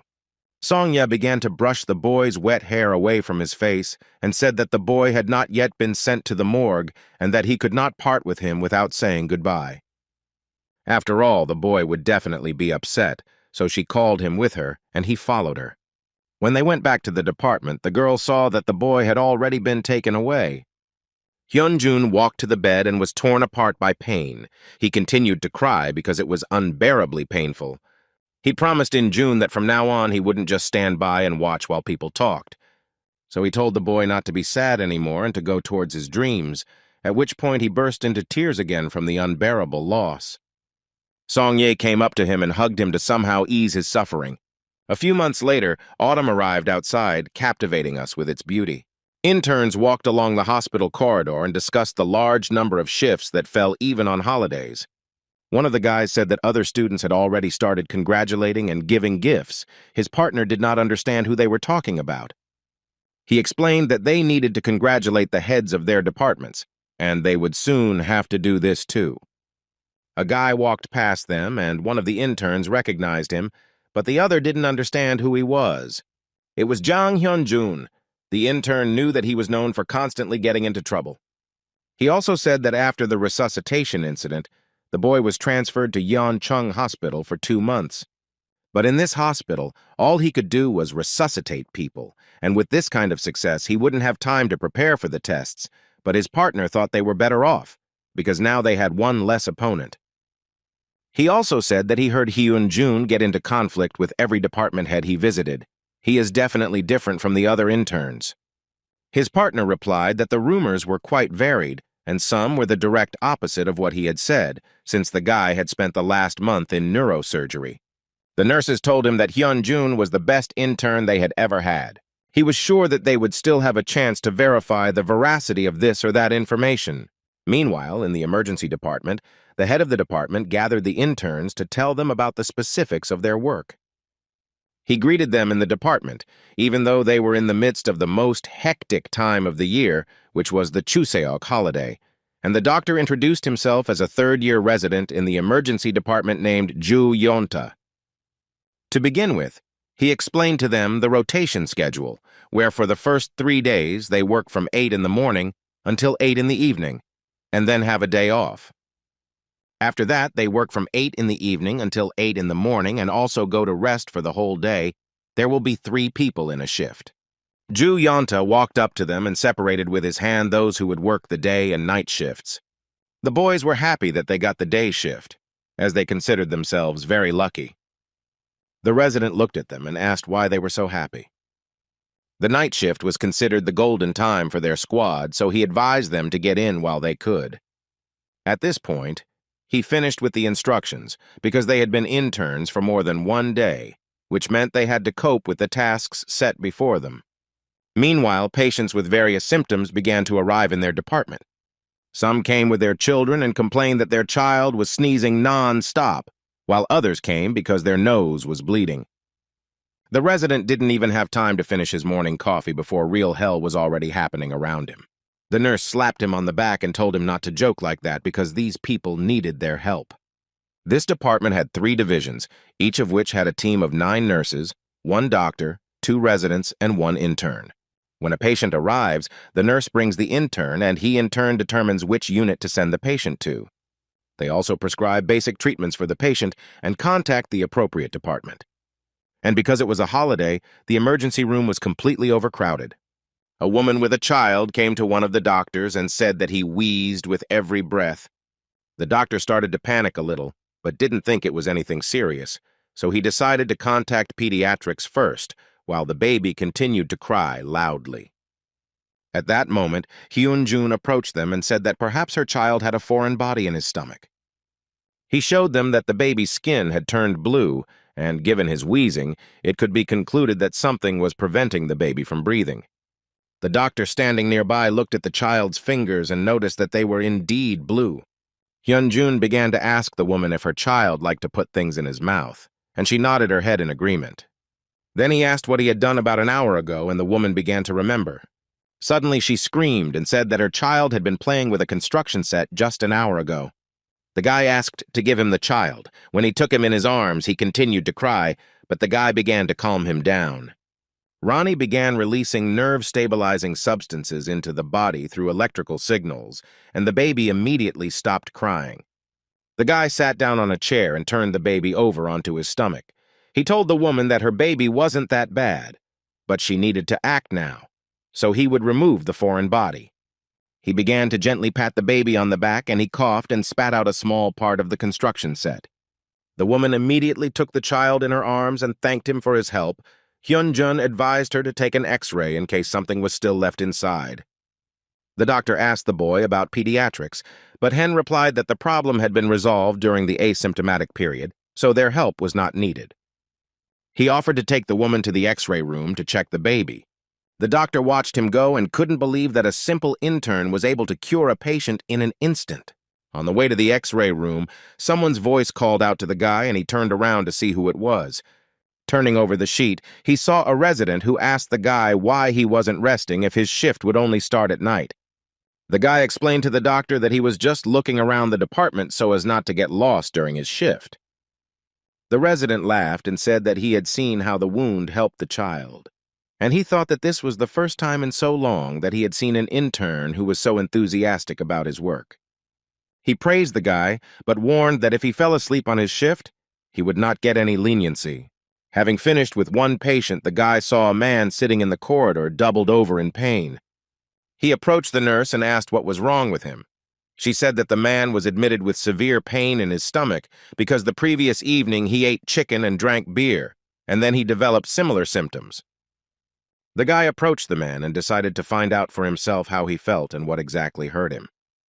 The man told him that he felt pain above his navel. Ronnie immediately measured the patient's body temperature and blood pressure, which were very high, and also said that he had bloating and constant pain in the upper abdomen. The nurse shouted to the guy that the internal medicine department was still not answering her calls, and the guy tensed up, as he did not understand what they could be doing. Hyunjun told the nurse that the patient needed a blood test and an X-ray, although he should have notified the department first, but there was no time for that. The nurse said they should at least wait for Dr. Ju to start any action. The guy smiled at her and told her not to worry about it and to do what he asked, and he would take care of the rest. Ronnie asked Hen why he was looking for trouble again, but he was confident that everything would be okay this time. But Ronnie reminded him that last time he said the same thing, but it didn't end so well. The guy answered him that despite this, he still wasn't thrown out on the street. Once they had done all the tests, the nurse approached the boy to tell him the results. At that moment, the resident doctor, Dr. Ju, approached them, not understanding what kind of tests they were talking about. He took the report from the nurse and, looking at the guy, realized that he had scheduled the patient for an examination on his own. Hyunjun, in turn, was a little tense since he didn't know what to expect. But oddly enough, Dr. Ju gave the folder to the guy and said that since he had already appointed it, then let him finish what he started himself. Ronnie was surprised that the guy wasn't punished. He decided that most likely the man was as eccentric as Hyunjun. The guy started reading the test results from Dr. Ju, where the X-ray showed a small amount of pelvic effusion. And judging by the presence of leukocytosis, hypoxemia, and an increased amount of amylase in the blood, the guy said that it looked like pancreatitis, and Ronnie confirmed the diagnosis, which was identical to his. Dr. Ju took the report and was pleasantly shocked that the guy had accurately identified and diagnosed it. He asked Hyunjun if he was really an intern, and the guy confirmed it, and also said that they needed to notify the internal medicine department. When the boy went to call the department, Dr. Ju looked after him and thought that even he, with his experience, would not have been able to easily cope with such a task. At the same time, the guy was talking to one of the members of the internal medicine department. The man on the other end of the line told him to ask the patient if he knew anyone on their ward. Then he realized that the guy didn't understand anything because he was a new intern and started explaining to him again. He told Hyun-jun that if he came across a patient with internal problems, the first thing he should do was ask if he knew anyone in their department. There were no wards in the internal medicine department, so if the patient didn't know anyone, the guy had to send him to another hospital, and he also had to pass this information on to the other interns. Hyun-jun listened to him and asked what he should do with the patient who came to him. The doctor did not understand why he was asking about this, because he had explained the whole plan of action to him. The guy at that moment was very angry, but he didn't show it and replied that he couldn't allow something like that to happen. He said he ran tests on the patient because they were not responding and he had to act immediately. Hyun-jun voiced the patient's diagnosis, which greatly frightened the doctor, and he immediately rushed to him. A few minutes later, the doctor ran into their department and turned to the guy, Beans, to find out if he had called him. He was angry with him, as it was the first time he had seen an intern diagnose a patient himself, but the guy replied that he was just summing up what was in the tests. The doctor was sure that the guy had simply read it in a book and warned him that if his diagnosis was wrong, he would be in trouble. In response, Hyun-jun said nothing and simply watched silently as the doctor studied the test report. When he saw that the test results really did look like pancreatitis, he couldn't believe his eyes. He realized that alcohol had probably triggered the flare-up and that he needed oxygen, morphine, and saline. And since the wards in the department were all occupied, he told the nurse to leave him in the emergency rooms. The doctor also addressed the boy and told him that even if he had made the correct diagnosis, he should not rush and make statements about it being a serious case, because by doing so, he could only do harm. But in the end, the diagnosis was right, so this time everything is fine. But go ahead. He asked the guy to be careful. Hyun-jun, without saying anything in response to the doctor, immediately turned to the nurse. He asked her to pay him some attention, as the patient's treatment would soon be changed. When the doctor heard this, he was amazed at his impudence, because he had no right to change his prescription. Hyun-jun said the patient's white blood cell count, glucose level, and liver condition only indicate the severity of his condition. The guy showed the X-ray to the doctor and said that before he said he didn't see any complications, he needed to look at the X-ray, and he would definitely find pleural effusion. He pointed to a spot in the picture and said that at first glance, everything looked fine. But if you look at the angle between the ribs and the diaphragm, everything falls into place. Therefore, they need to act as quickly as possible, otherwise the patient may die. And on top of that, instead of saline solution, a special solution is needed, which is used specifically for acute pancreatitis. Upon hearing this, the doctor was indignant because he thought that the guy considered him completely stupid. The guy replied that according to the guidelines for the treatment of pancreatitis, the probability of SSS, that is, an inflammatory response to the solution, when using this solution is lower than when using saline. This is exactly what a gastroenterologist should know, but apparently he forgot about it because he was busy sending people to other hospitals. Hyun-jun added that the emergency room was called that for a reason, because it was not a place where patients should be sent to other hospitals, and he would definitely report this incident to the head doctor. Only if the doctor has not broken any rules, then he has nothing to fear. The doctor was beside himself with anger and began to swear at the guy in order to somehow protect himself.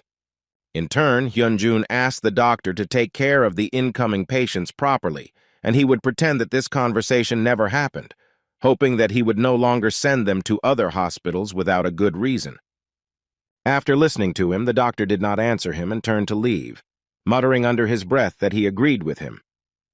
Suddenly, a woman approached the guy and introduced herself as the head nurse, whose name was Lee Kyung-suk, and in response, the guy also introduced himself and greeted her. Hyun-jun apologized for the mess he made on his first day on the job, but Nurse Lee told him not to worry about it, as it wasn't just him who disliked the doctor, but many others as well. She asked the guy whether he planned to involve his superiors in this situation, and the guy shook his head. Ronnie told the guy that he was a very problematic person, but he replied that he couldn't do otherwise. On the holiday, a lot of people came to the emergency hospital. The doctors didn't have time to sleep or have lunch. Dr. Ju even thought that maybe they would set a new record this time. But the nurse didn't appreciate his jokes. He also noticed that the guy kept being in the right place at the right time. The doctor thought that for a place like their department, Hyun-jun was a real treasure. He suddenly glanced at his watch and realized that he had forgotten to send the guy on vacation. After all, at this rate, he would have to work 4 days in a row. A passing doctor asked the doctor who he was talking about. He pointed at Hyun-jun and said that he wanted to send him on vacation, but time flew by too quickly. But the doctor replied that he had spoken to him and found out that the guy was working the night shift. When Dr. Ju heard this, he was shocked and quickly called Hyun-jun to him. He started scolding the guy for not going on vacation, since he still had to work the whole night, since the doctor thought that he was on the day shift, so he was calmly walking around the department. The doctor ordered the boy to go with him, even though he said that he was fine, but Ju didn't listen to him. He started pushing him and saying that the guy needed to eat because he couldn't work without food. Dr. Ju understood his zeal and desire to work, but he believed that today was not the day, and the guy was not alone. After all, if he works himself to the point of exhaustion, he will endanger not only himself but also the people he works with, and then this will become a serious problem. The guy smiled and agreed with the doctor. He immediately thought that no one had taken such care of him for a long time. Hyun-jun finally told the doctor that as soon as he had dinner, he would come right away, and he waved his hand after him, telling the guy to leave quickly. Showing concern through reprimanding is not something that happens to everyone, but this guy really got into the doctor's heart. He believed in him, and if the doctor ever became the head physician, the first thing he would do would be to give Hyun-jun a promotion. When the guy entered the dining room, he saw how many interns and doctors had come for dinner. During his 6 months in pediatrics, he began to devote even more time to his studies, continually repeating vertical operations based on the information he had learned. He has recently been cutting back on his sleep in favor of studying, and this has made Ronnie more grumpy. He told the boy that he needed to eat to prevent the destruction of brain cells, and also reminded him that he was getting very little sunlight. Ronnie asked the boy to take up sports and to sign up for a training session or to work out at home without delay. When the guy sat down at the table and began to eat dinner, someone turned to him and he raised his head in bewilderment. In front of him stood 2 interns who had joined the department on the same day as him and asked him for permission to sit down next to them. The guy, of course, allowed them to sit with him, and they began to talk about their cases with patients. One of the guys asked Hyun-jun about his success at work, because he was older, and it was definitely easier for him than for them. The guy remembered his ill-wishers who constantly put spokes in his wheels and believed that it was not so easy for him. But he also remembered the incident when Song-ye supported him and realized that there was enough good in his life, too. Hyun-jun asked one of the interns his name, and he said his name was Ju Young-soon. He told him that judging by his expression, he definitely wanted to ask Hyun something, since they didn't just ask him to sit with him for no reason.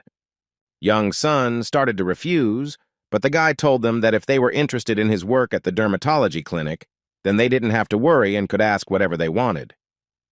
Then Young-sun began to say that he actually felt that he was not suitable for working in a hospital. Since there were no departments that really interested him, he also wanted to become a therapist, since he could learn there the fastest among other specialties, but he didn't see any point in it.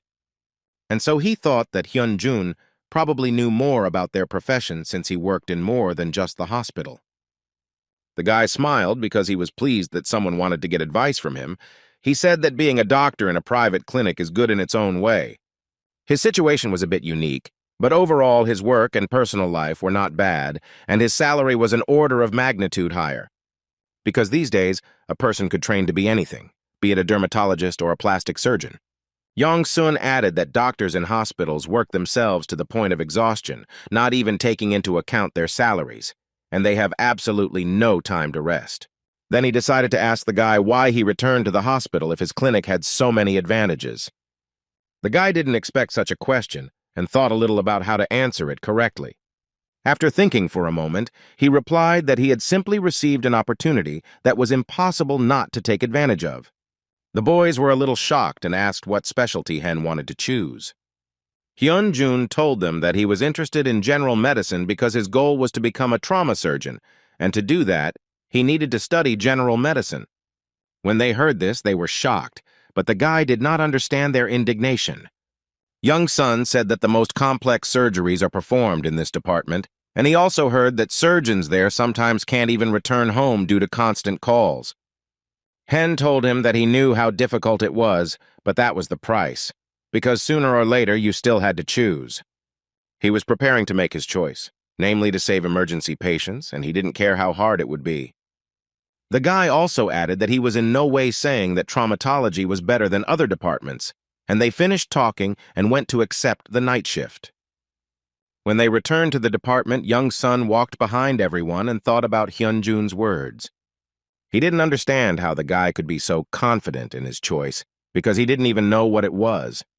Young Sun decided that everyone can talk big, but when it comes to reality, they run away. Entering the emergency room, the intern saw how many people had arrived with various injuries and was a little stunned. A professor named Cho Yeon-soo approached him and asked the boy why he was standing still, since he should have acted quickly and taken his position so that his knees could go home. As the professor passed by Dr. Ju, he reminded him that it was time for him to hand over his day shift. He also saw that the night intern had been working since early morning and asked the doctor what the reason was. He replied that the guy was just getting acquainted with the department, but ended up working all day. Dr. Ju pointed to the boy and asked what to do with him, but the professor replied that they cared about every person, so they would have to leave him for the shift. The professor watched Hyunjun closely and was pleased that he was so attentive to all his patients. He knew the guy was an enthusiast, but he thought he was doing pretty well for an intern. At that moment, the doors of the department opened and emergency doctors ran in, informing everyone about a seriously ill patient after a traffic accident. The professor called intern Young Sun with him and they went to examine the arriving patient. The first thing he asked was what happened to the man, and the doctor explained that he had fallen asleep at the wheel on the highway and crashed into a car and was then hit from behind by a truck. The doctor said that the second passenger was the patient's wife, but she died, but the professor did not let him say these words. He believed that such information could wait, since the patient could hear everything, and there was no need for additional panic now, and the doctor immediately fell silent. Professor Yong-soo ordered the patient to be transferred to the intensive care unit for examination and further treatment. They were being watched by Hyunjun the whole time, who seemed to already know what was wrong with the patient. Meanwhile, the patient was moved to intensive care, and an examination began, having previously learned that the accident had happened about an hour earlier. An intern and a resident helped him conduct the examination. They immediately began checking his body's readings. The professor asked the patient to open his eyes if he could hear him and to try to move his hands to understand the extent of the brain damage. Yeon-soo knew that the patient's bleeding was not severe, but his blood pressure was low, and he might also be in shock, so they needed to act quickly and solve the problem of low blood pressure. He turned to the resident, whose name was Park Sang-hee, and asked what was wrong with the patient's breathing, and he replied that he had wheezing in the right side of his chest and the sound of his breathing was fading. The professor immediately guessed that it was a pneumothorax, so they would have to perform chest surgery and asked them to hurry. They needed to insert a tube into the chest to suck out the trapped air in the pleural cavity so they could get the lungs working. The nurse gave the patient a painkiller and the resident began to perform the operation, but he was very worried. The professor reminded him that if he guided the needle incorrectly, he would damage the vessels and nerves, so he needed to be extremely careful. When he had done everything correctly, he informed Yeon-soo that the introduction was complete, and Yeon-soo praised him for getting it right on the first try. The professor looked at the body's indicators and noticed that although they had adjusted their breathing, the pulse and blood pressure remained unchanged. He thought that after this operation they would see changes, but unfortunately this did not happen. Then he admitted that it was possible that it was cardiac tamponade. Meanwhile, Ronnie turned his attention to the patient and told the guy that he had an irregular heartbeat. Hen asked Ronnie why he was looking at the patients, to which he replied that such a situation could not be ignored. The guy agreed with him, and then Ronnie started loading the necessary information, which showed similarities with the diagnosis of cardiac tamponade, so the patient needs additional cardiac auscultation and pulse checking. But Hen did nothing, which surprised Ronnie greatly, and he did not understand why the guy did nothing. He answered him that the professor was observing the patient, and even if he tried to say something, he would be immediately driven away. Ronnie then suggested that they drop the diagnosis in passing, but the guy wasn't sure that would work. Just at that moment, the doctor called him and told him to take part 2, which was to the boy's advantage. Hyun-jun approached the professor and asked him if the patient could be diagnosed with cardiac tamponade. The resident started yelling at the guy and told him that the patient was not showing any symptoms consistent with this diagnosis, so he better mind his own business. The professor interrupted the resident and turned to the guy to find out why he thought that way. Hen explained that symptoms may not appear with low blood pressure, and given that the patient has low blood pressure and an irregular heartbeat, there is a high probability of this diagnosis. He also added that the patient had a paradoxical pulse, and the professor looked closely at the guy at that moment. He decided to check the veracity of his words and began to feel the patient's pulse, which was quite weak, but the guy turned out to be right. But the professor simply did not understand how the intern determined this, since this requires more than 1 year of experience. In that case, Professor Yong-soo decided to ask what the guy was proposing to do next. He replied that the patient needed to undergo pericardial paracentesis, because if this continued, the patient could experience cardiogenic shock. So they needed an ultrasound. The professor did everything as the guy said and confirmed without a doubt that it was cardiac tamponade. Yong-soo asked the boy if he had performed a pericardial paracentesis procedure, and he replied that he had never done anything like that before. But Hyun-jun confidently added that he would really like to try to carry it out. When the resident and another intern heard this, they were simply amazed by his courage and impudence. This is a highly complex procedure that can only complicate tamponade if the artery is damaged, and now there is an intern who fearlessly says he wants to try it. The professor wondered if this meant that the boy saw this as a great opportunity to gain experience, and without thinking twice, he allowed him to do it. The resident was shocked that the professor agreed so easily. But Yeon-soo looked at him with a stern gaze and said that he had no right to tell him what to do. Hen took the tools and Ronnie began to stabilize the boy's concentration, as well as his breathing and heart rate. The guy did everything according to Ronnie's instructions. First, he had to go around the xiphoid process and insert the needle at the right angle. When he did everything as needed, he immediately looked at the body's readings, but the heartbeat still had not changed. The guy began to calm himself down because he had performed such operations during virtual training with Ronnie. He relaxed his hand so that the needle itself would go to the required depth and did not apply much force to it. After this, Ronnie informed him that he had done everything correctly and the needle had reached the pericardium. Now he had to pump out the fluid that was putting pressure on the heart using a syringe. The professor observed Hyun-jun and noticed that the machine showed a stabilization of the heartbeat and a decrease in pressure on the heart. He was simply amazed by the intern's skills. Because he had seen something like this for the first time in his life, the guy was clearly no slouch. When Hen secured the needle, he informed the professor that he was finished with the procedure. The resident didn't understand how the intern was able to cope, because this procedure was an order of magnitude more complicated than the one he did. He stood behind the guy and was a little angry with him, and Hen, in turn, told the professor that the situation with the heart was resolved. Yeon-soo praised him for his good work and told the other interns to notify the cardiologists, orthopedists, and contact the radiologists to get the patient a CT scan. Intern Young-sun looked at the guy and was surprised how he could be so calm, because even though he graduated 3 years ago, he was still the same intern as the others. He remembered how confidently Hen had spoken those words and knew that he himself could not have done the same. Young-sun decided that he shouldn't compare himself to him since Hyun wants to become a trauma surgeon and they have completely different paths. He was distracted from his thoughts by the voice of the resident, who told the guy to pull himself together since there were a lot of such cases in their department and he needed to get used to it. The resident also added that the patient was lucky to have survived such an incident, especially when the second person in his car died. At that moment, he was standing right next to the patient who heard his words. He began waving his arms to get up from the couch, but the nurse tried to hold him back, although it was difficult for her to cope alone. Doctors and a professor came to her aid, asking the resident what had happened to the man, but he himself did not understand, as if the patient had simply gone mad. Then the professor asked what they were talking about near the patient. Perhaps it somehow provoked his behavior. The resident replied that he was simply saying how lucky he was to have survived such an incident. But he also mentioned the second passenger who died in this accident. Hearing this, the professor was shocked by the absurd behavior of the resident, and then he realized what he had done. The nurse looked at the patient's indicators and shouted to the professor that they were not stable and were rapidly deteriorating.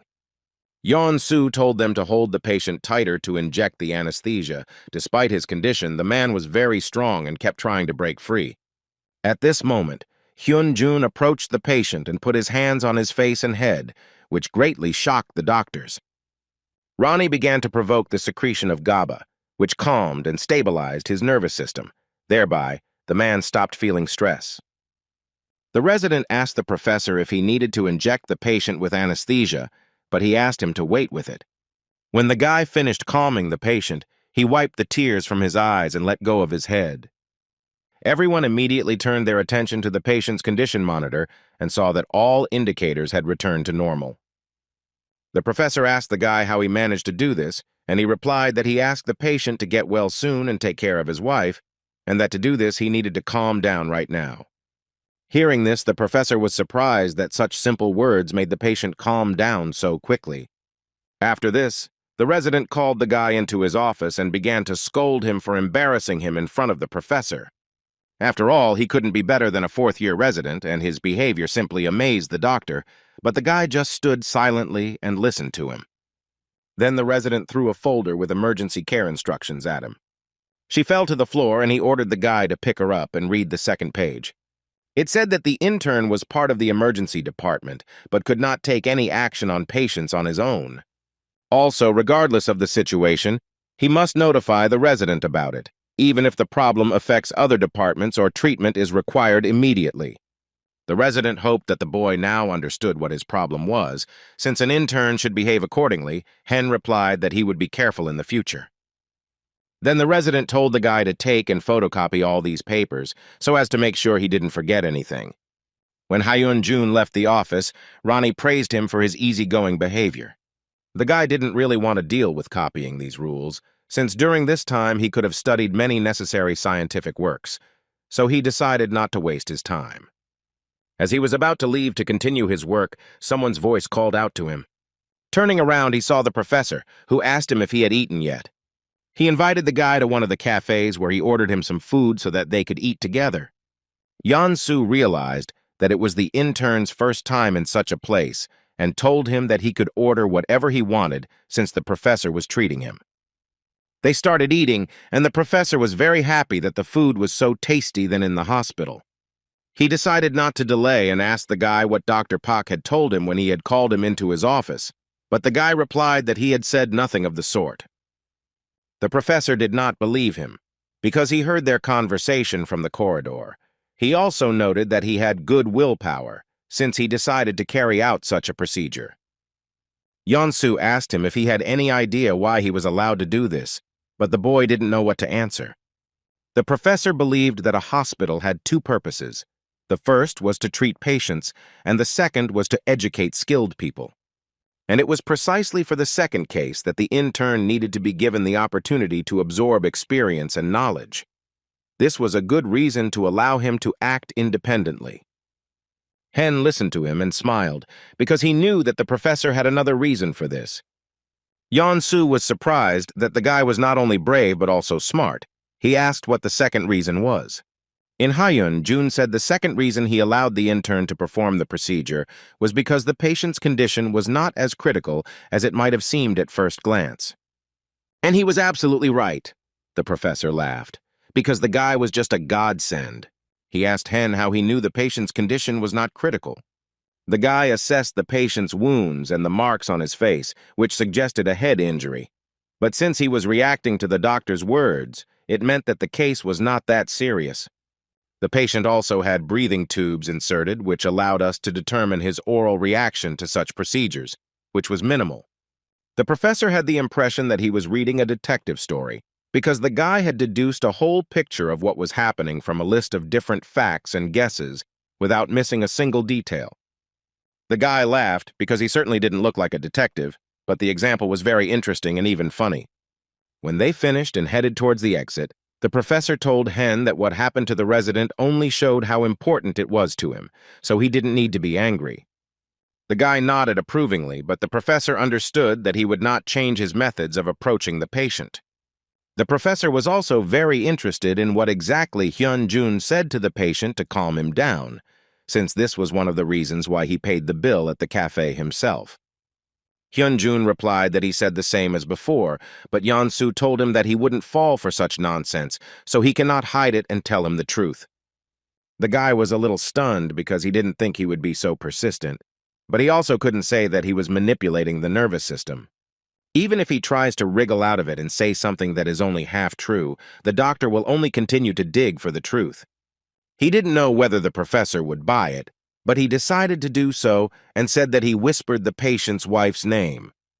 When Yeon-soo asked how he knew her name, the guy replied that he had called the morgue prematurely, since they were supposed to be delivered at the same time, since they were traveling together. But the professor didn't understand why the guy did it. Hen explained that he saw a case where a doctor stopped an orderly so that he wouldn't say anything about a patient's wife. So he thought the patient would trust the guy a lot more if he told him his wife's name. So he lied to the patient in such a way that the professor thought about the fact that he had seen many different cases while working in the States, but this was the first time he had seen anything like this. Hen decided to change the subject before the professor sent him to dig even deeper and asked him about his work in the States. He told him that he would be glad to hear about it, and so they talked about it all the way. Returning to the hospital, the professor thanked the guy for their conversation and went about his business. Hyun-jun was finally able to relax, as he was tired of listening to the doctor's stories, and Ronnie noted that people were very painful to talk about themselves. The guy went to the duty room and asked Ronnie if the professor believed him. He analyzed his facial expressions and intonation of voice. The probability of this was 5%. Hen thought so too. He needed to be more careful in the future, especially in front of the professor. Ronnie warned him that people would likely reject and misunderstand his abilities, but the boy didn't think he was anything special. But even though he wasn't special or even an alien, he still fell under the definition of a person with superpowers. The guy had superintelligence, which is not typical for an ordinary person, but Hen believed that only Ronnie had superintelligence. But it didn't matter because the fact that they worked together means it can only be called superintelligence. Still, the boy believed that Ronnie's existence should remain a secret, and he also realized that the professor was quite smart. Professor Cho Yeon-soo was a worthy man, and his stories show that he was unusual. He successfully completed 3 stages of the professional examination in the States, and even founded his own emergency department at the University of Maryland Medical Center. Yeon-soo told him that when the news of his abilities died down in the States, his race no longer meant anything. In the States, there were still prejudices on this basis, but all the students followed him as soon as they were convinced of his knowledge. Their hospitals were very different from the Korean ones. Since there was no strict hierarchy there, although experienced and old doctors were respected and listened to, this happened only because everyone knew about their achievements and skills. In the States, they didn't bully people just because they worked in the hospital longer than others, like they do in Korea. When the guy asked him why he came back, he replied that it was because of Korean food, which he really loves. The professor's answer shocked the boy, but he knew that the truth was completely different. With the construction of the new emergency center at Daehan University, he went here to scout out the area as a talented specialist. So, with thoughts about pants, the guy also once wanted to study there, but he knew that it would not happen to him. The holidays are over and the endless stream of patients has finally stopped, and the urgent care center has returned to its normal operating hours. Another patient arrived at the hospital, and the nurse told the doctor that he had lost consciousness while having a bowel movement. The doctor asked her if the patient had taken any anti-inflammatory drugs, and she replied that the man had not taken any medications. Kyun-suk thought about the patient's further treatment to speed up his recovery. Hyun-jun stood nearby and watched him. Ronnie managed to assess the patient's condition and was sure that he needed to have his stomach washed. At this point, Dr. Kun-suk also suggested to Mom the action that Ronnie had previously mentioned. He began performing gastric lavage procedures and inserted a tube into the patient's nose, asking him to be patient for a little while, as this procedure was not very pleasant. When he sucked the liquid out of the stomach with a syringe, he realized that the patient had gastric bleeding, and, judging by the increased heart rate, he had a large loss of blood. With cobra, the heart is not able to pump it normally throughout the body. The patient required a full body examination from the inside, so the doctor asked the nurse to immediately contact the necessary department and move the patient. The man got up from the couch and asked Yoon-seok if everything would be okay with him, but he replied that he would get an exact diagnosis after the examination. Hyun-jun thought about how this was the first time he saw his former classmate treating someone. The fact that he was a surgeon already said a lot. The guy didn't like his behavior, but he understood that people are all different and this is just his special character. Geun-suk noticed Hyun and asked why he was standing around doing nothing, to which he replied that he didn't have to start their conversation on a bad note. Then he reminded the guy about a patient with stomach inflammation who ate chicken with beer, and the guy nodded approvingly. Kyun-suk said the patient had a CT scan of his stomach, and his inflammation had barely reached 50%, but the symptoms were getting worse, so he was sent for surgery. Han asked how it went, and the guy replied that it was good because he himself performed the operation. Hearing this, Hyun was shocked, but for Gyun, the dimple was a normal thing. Unless the patient's condition was critical, the professor often allowed him to perform the operation. Hyun-jun thought he was very arrogant, but even so, he was very envious of him. He hoped that one day the day would come when he too would have the opportunity to perform an operation, and for that he would need to study harder. Gyun-suk told him to worry more about himself than the patient, since he knew about his conflict with the resident from the internal medicine department. Hyun-jun explained that the doctor said he wouldn't accept a patient if he didn't know anyone from that hospital. And also, this doctor was going to leave the patient in the waiting room. For such an attitude, he couldn't even be called a doctor. After listening to him, Kyun-suk understood that the patient was in great danger, but that was not so important. The most important thing was that Hen was just an intern, and that man was a resident. He believed that this was true, because as long as Ya-hen was an intern, everything would continue to develop in the same spirit. The guy sighed heavily because he heard such statements almost every day. But Gyun-suk continued to tell him that the hospital was small and rumors would spread very quickly, even if he found out about the situation. And soon the guy will understand that there are many more people who don't like him than he thinks. This hospital has its own structure, and he, as a subordinate, is obliged to carry out all orders of his superiors. But Hyun-jun didn't think so. He replied that if a similar situation happened again, he would do the same. Geun-suk told him that he didn't advise making enemies in this place, because he should understand what would happen if the deputy director found out about it. The guy remembered him and he got goosebumps, because if he heard about such an incident, then all that was left for him was to say goodbye to his chambers and become a specialist. If he wants to continue studying in this place, he needs to remember these simple rules and moderate his temperament. Finally, Geun-suk told Hyun that he could always leave and open his own clinic if he didn't like the way things were set up here. The guy lowered his head. He understood everything perfectly. But he couldn't help but fight against the unfair attitude of doctors towards patients, and he didn't know how to refrain from this either. At that moment, a nurse called him, and he immediately rushed to help her. When he approached, he saw the boy and asked what happened to him. She said that according to his father, the boy fell in the street and hit his head on the ground. The guy looked at the device that showed the patient's condition and did not notice any signs of lack of oxygen in the blood or low blood pressure. He turned to his parents and asked what the child's name was. They answered with displeasure that the boy's name was Park Sang-hoon. The guy started talking to the boy to get him to like him and started examining him. Ronnie told him that there were no signs of damage to the nervous system, but there was bleeding between the skull and the outer frill of the brain. Without thinking twice, Hyun-jun opened the boy's mouth and ran his finger over his tongue. When he looked at his finger, he saw that there was blood on it, and this seemed very strange to him.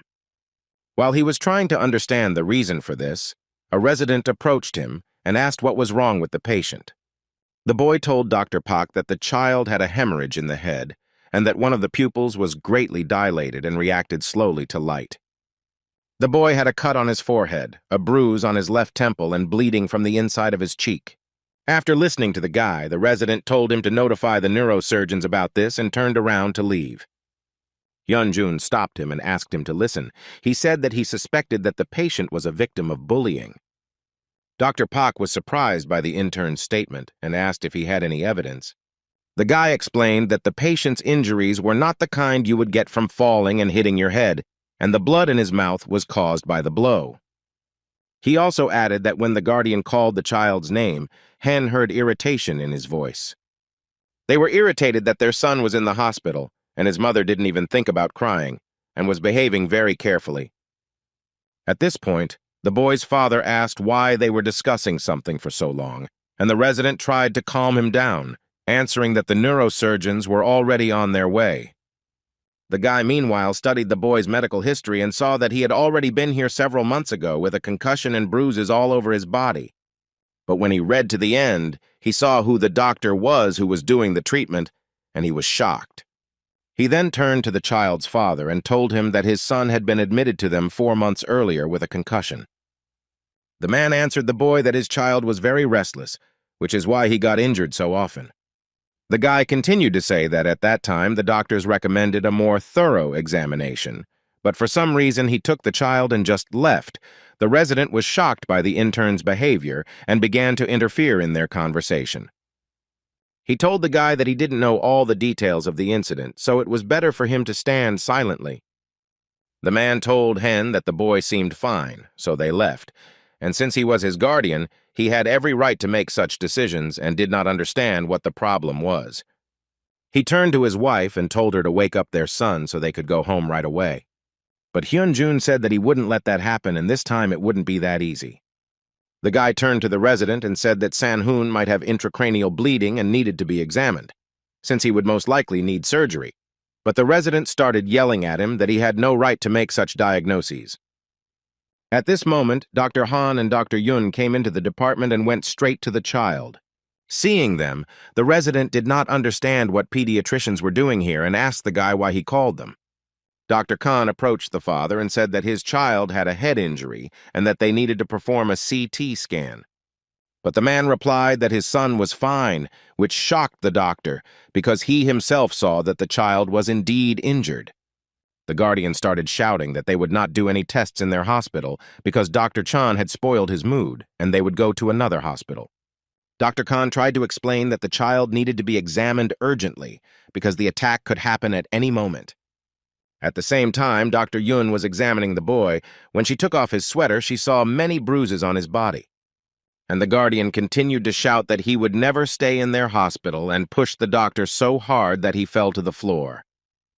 He walked towards his son, but Hyun-jun stood in his way, preventing him from approaching the child's bed. The man started swearing at the guy since he had no right to stop him. Hyun-jun knew that even though he had stopped him, he was still in the wrong legally, so he urgently needed to come up with something. Ronnie told the guy that there was a clause in the law that dealt with emergency assistance to the victim. Hyun-jun then began to tell the man about an article in the emergency medical care law that stated that even without the consent of the guardian of a patient who needs emergency care, he has the right to stop him. A healthcare worker has the right, if necessary, to provide assistance to a victim with the consent of at least one other healthcare worker. This meant that his child would be examined here and receive appropriate treatment even without the guardian's consent. The resident approached the guy and said that he had not given him his consent, so he should not make a big deal out of this situation. But he was interrupted by the pediatric residents who said that they were giving their consent for the child to be examined. The man was furious and began to demand that they call the head doctor because everything was not going as he expected. The resident was in a panic. He started yelling at the intern for starting all this because the parents themselves said that they wanted to go to another hospital. The boy told Dr. Pak that if abuse of a child is discovered, the doctor in charge is obliged to report it, but the resident did not understand what he meant. Hyun-jun explained that Sun-hoon had been admitted to the emergency room 4 months ago with the same accompanying symptoms. He asked the resident if he knew who examined the child that time, but he shook his head, so the guy pointed at him and said that it was him. But the resident began to justify himself by saying that he examined several dozen people every day and should not have remembered this. The boy agreed, but when he read the medical history, he saw that the doctor had only noted a couple of bruises on the boy's body. He was sure that this was enough to understand the violence, but instead, the doctor simply took the parents' word for it and did nothing, which made the boy very angry. Dr. Park didn't know what to say in his defense because everything that Hyun said was true. Hyun-jun shouted to Dr. Han that he could take the child and examine him. Turning to Song-ye, he asked her to report this situation to the social workers. The man was very angry and did not understand why the boy allowed himself such antics, but Hyun-jun convinced him that this time he would not be able to take his son. He looked his father in the eye with all his hatred and said that he would report it to the police and convey his opinion from the doctor's position about what happened. So he had to wait until the police contacted him, and upon hearing this, the man was very scared. His wife came up to him and said that they had to leave immediately because they were attracting too much attention. Without thinking twice, they immediately jumped up and started to leave, trying to avoid further conflict. At that moment, Professor Tsoi appeared and asked what had happened and where all the noise was coming from.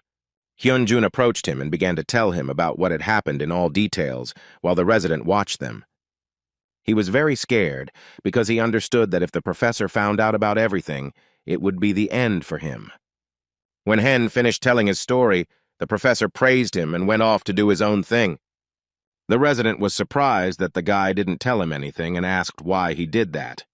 Hyun-jun himself didn't know the answer to this question either, because there was no justification for Dr. Park's actions, but at the same time, he didn't want to ruin his life because of it.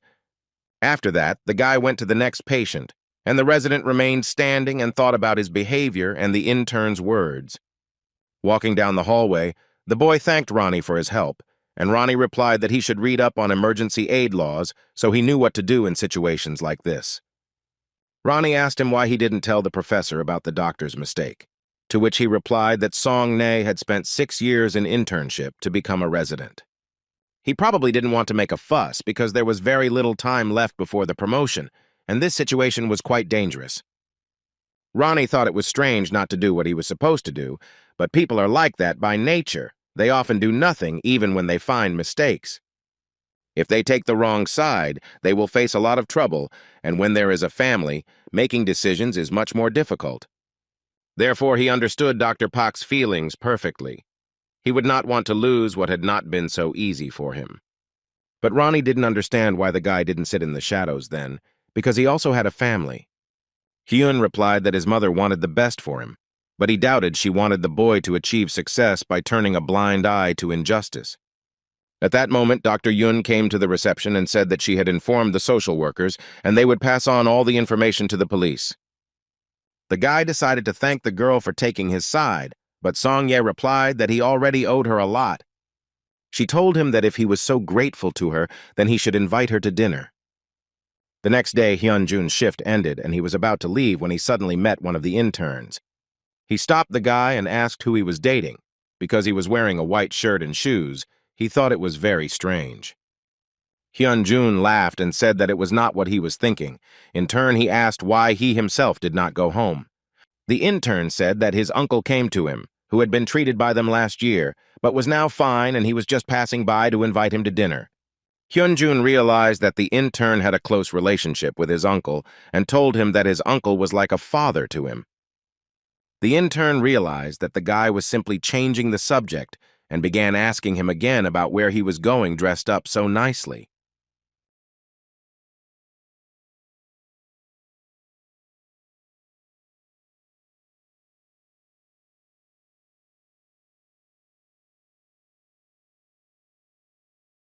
Intern Song-tae now understood why Hyun wanted to go into general surgery, since he had no problem dating, which he was even a little jealous of.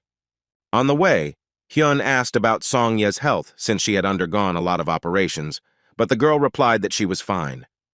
They continued walking in silence. The guy felt awkward because they hadn't talked for a long time. He suddenly stopped and pointed to the small theater they had gone to see the singer on Song-ye's list perform. The guy remembered how much fun they had at that moment, and the girl also confirmed it. He reminded her how loudly she screamed, and Song-ye explained that she screamed because the singers were doing an encore, which she was very happy about. They had a lot of fun at the time, but looking at the guy, she couldn't understand how they had gotten to the point where all of that was gone now. When they arrived at the restaurant, they immediately ordered food and began to dine, because they had not dined together like this for a long time. The girl ate her food with pleasure, happy that they were having a good time together. When they finished, Song-ye asked the boy if he still wanted to become a general doctor. She asked about this back when they were studying together, and the guy, without a doubt, answered that his desires had not changed. She had always been interested in this, even though every time she asked him about it, he just joked it off. But now she wanted to know why he really wanted to become one. The guy suddenly went silent, and the girl decided that they shouldn't continue the conversation about this if he wanted to answer. But Hyun-jun told her that he was fine and began to tell her that when he was little, his father had been in a serious accident. The area they lived in at the time couldn't help him, so they had to visit a bunch of hospitals until they got to Seoul. But most doctors said they couldn't help, because if his father had been helped during the golden hour, he would have survived, but in the end he died because of some injustice. The guy's words struck Song-ye to the depths of her soul, because she didn't expect to hear something like that. After that, he decided that he would become a doctor who would not leave any patient, no matter the problem, one who would not allow a child to be left without a father. Song-ye apologized for bringing up such a difficult topic since she didn't know about his situation, but the guy reassured her. After all, he always wanted to tell her about it, but there was no opportunity or suitable occasion. Now the guy decided that it was his turn to ask, and he asked her why she liked him, to which the girl said that the guy was cheerful, and that he was the first to confess his feelings to her. He remembered this, but he was interested in why she agreed to date him, because she was the goddess of their department. With these words, he embarrassed the girl a little. At that time, many people confessed their love to her, and the guy still did not understand why she refused everyone except him. Song-ye thought for a moment and replied that it was a secret and she would never tell him about it. Hyun-jun thought it was unfair that he shared his story, but Song-ye wanted him to suffer like she did. As Hen continued to speak, memories of that time came flooding back to the girl. Their first task was to operate on a rabbit to find out how its organs differed from those of humans. Song-ye watched her classmates make fun of this and then be scolded by the teacher. She at that moment felt guilty, and she could not cope with this feeling. When they finally finished their operating lessons, she washed her hands and headed to the staff room. As she passed one of the classrooms, she noticed a guy leaning against a desk and looking at something. She remembered that his name was Hyun-jun, and she also saw that there was a rabbit on the table for their dissection classes. Song-ye watched as the boy wrapped the rabbit in a towel and stood over it for a long time. At that moment, she realized how kind he was because he felt sorry for the poor animal that was being used for the students' practice. When they arrived at Song-ye's house, she thanked the guy for taking her there. He asked her to be careful and turned around to go home, but at that moment he heard the girl call him. Song-ye thanked him for the dinner and for telling her about his father, which was very important to her. The guy smiled back at her, and with that they said goodbye. He was very pleased that they had such a good time together. On the way home, Ronnie told the guy that he could feel his complicated emotions, but the guy himself didn't understand what it was. Then he asked him why the guy sent her home, because it seemed to him that their relationship had improved again. Hyun-jun replied that he was glad because their relationship had improved again, since he lacked the courage to take the first step because he had hurt her so much once. At that moment, he remembered how he broke up with Song-ye because of his mother's bad billing situation, and he felt uneasy again. But despite such rudeness on his part, walking with her made his heart flutter again. Although he thought it was very selfish for the guy to dump her, Ronnie told him that the past was in the past, because now they could fix their relationship. But Hen replied that he couldn't do that because his path was different from the worldly one, and if they started dating, he would hurt her again. So it was enough for him that Song-ye opened up to him again, because now the weight on his chest was lifted. The next day, half the emergency room heard the screams of one of the patients. The drunk man argued with the nurse that if he was brought to the hospital by ambulance, then he should be taken home in the same way. The nurse began to calm the man down and asked him not to be nervous, and to give her the contact details of his relatives so that she could contact them. Without letting her finish, he swung his hand at her and shouted at her to shut up while he was speaking. At that moment, intern Sun Tae, who was just on his way to figure out what had happened, came into his path. The man swung again, but suddenly his hand was grabbed and he was not allowed to continue what he had started. He was stopped by Hyun-jun, who could not allow such reckless behavior to happen in his department. When the man was taken out of the hospital, Hyun-jun and Young-sun immediately ran to Sun-tae to find out how he was feeling, but the guy smiled and replied that he was fine. Sun-tae kept ice on his face and didn't understand why drunk people couldn't chat properly, and even tried to hit someone. Young-sun replied that this was not the first time something like this had happened in this hospital, but they were lucky that Hyun-jun was there and resolved everything. Sun-tae began to praise the guy for how heroically he acted because the man was scared when he saw him. They started laughing at the situation, but then the pareo reminded them that today was Yun-sun's birthday and they wanted to drink to her health. When they finished their shift, they went to a cafe to rest. Young-sun kept complaining that they were walking too long, but Song-tae convinced him that the cafe was just nearby. Having reached the appointed place, the guy was very glad that they had finally arrived and asked them to hurry up because he was impatient to sit down. Young-sun walked in first and suddenly saw a huge man in front of him holding a small knife in his hands, which he was very scared of. When they finally sat down at the table, they immediately ordered a glass of drink and clinked glasses to Song-ye's birthday. A man came up to them and smiled happily at them as he realized that they were his nephew's colleagues. He also told them not to be shy and to order whatever they wanted. Young-sun whispered to the boy that he should have told them that they were going to his uncle's because he had scared him a lot, but Song-tae thought that his uncle looked very respectable. At first, everyone was surprised by his appearance, but Young-sun, on the contrary, was scared, which made the guys laugh a lot.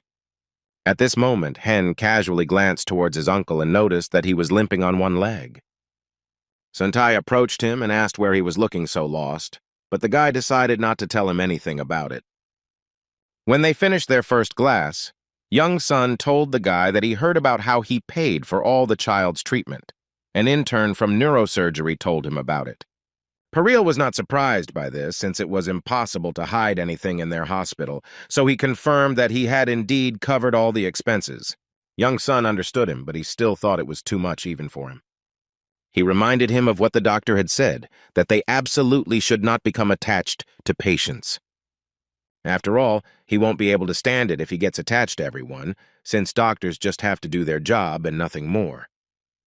Hyun-jun replied that he didn't really know, but he still didn't think it was bad to become attached to patients. He remembered the boy in June, for whom he still had warm feelings, because patients are the same people as doctors. Young-sun realized that it was useless to try to convince the guy, and Sun-tae also didn't understand why he was asking him like that, knowing that Hyun was very stubborn.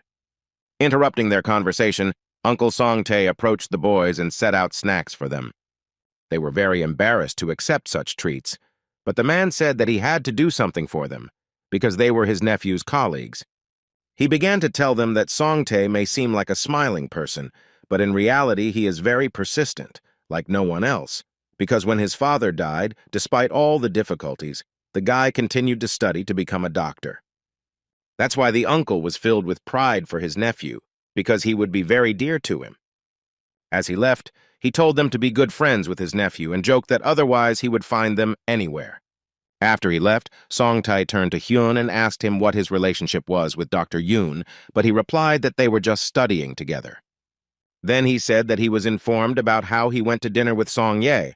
The guy was surprised that such information was flowing from him, but Song-tae did not give out his sources. Young-sun joined their conversation and realized that they were discussing the very girl who was called the most beautiful in the hospital. But Hyun-jun calmed their tempers and said that they were just having dinner and that they had no relationship.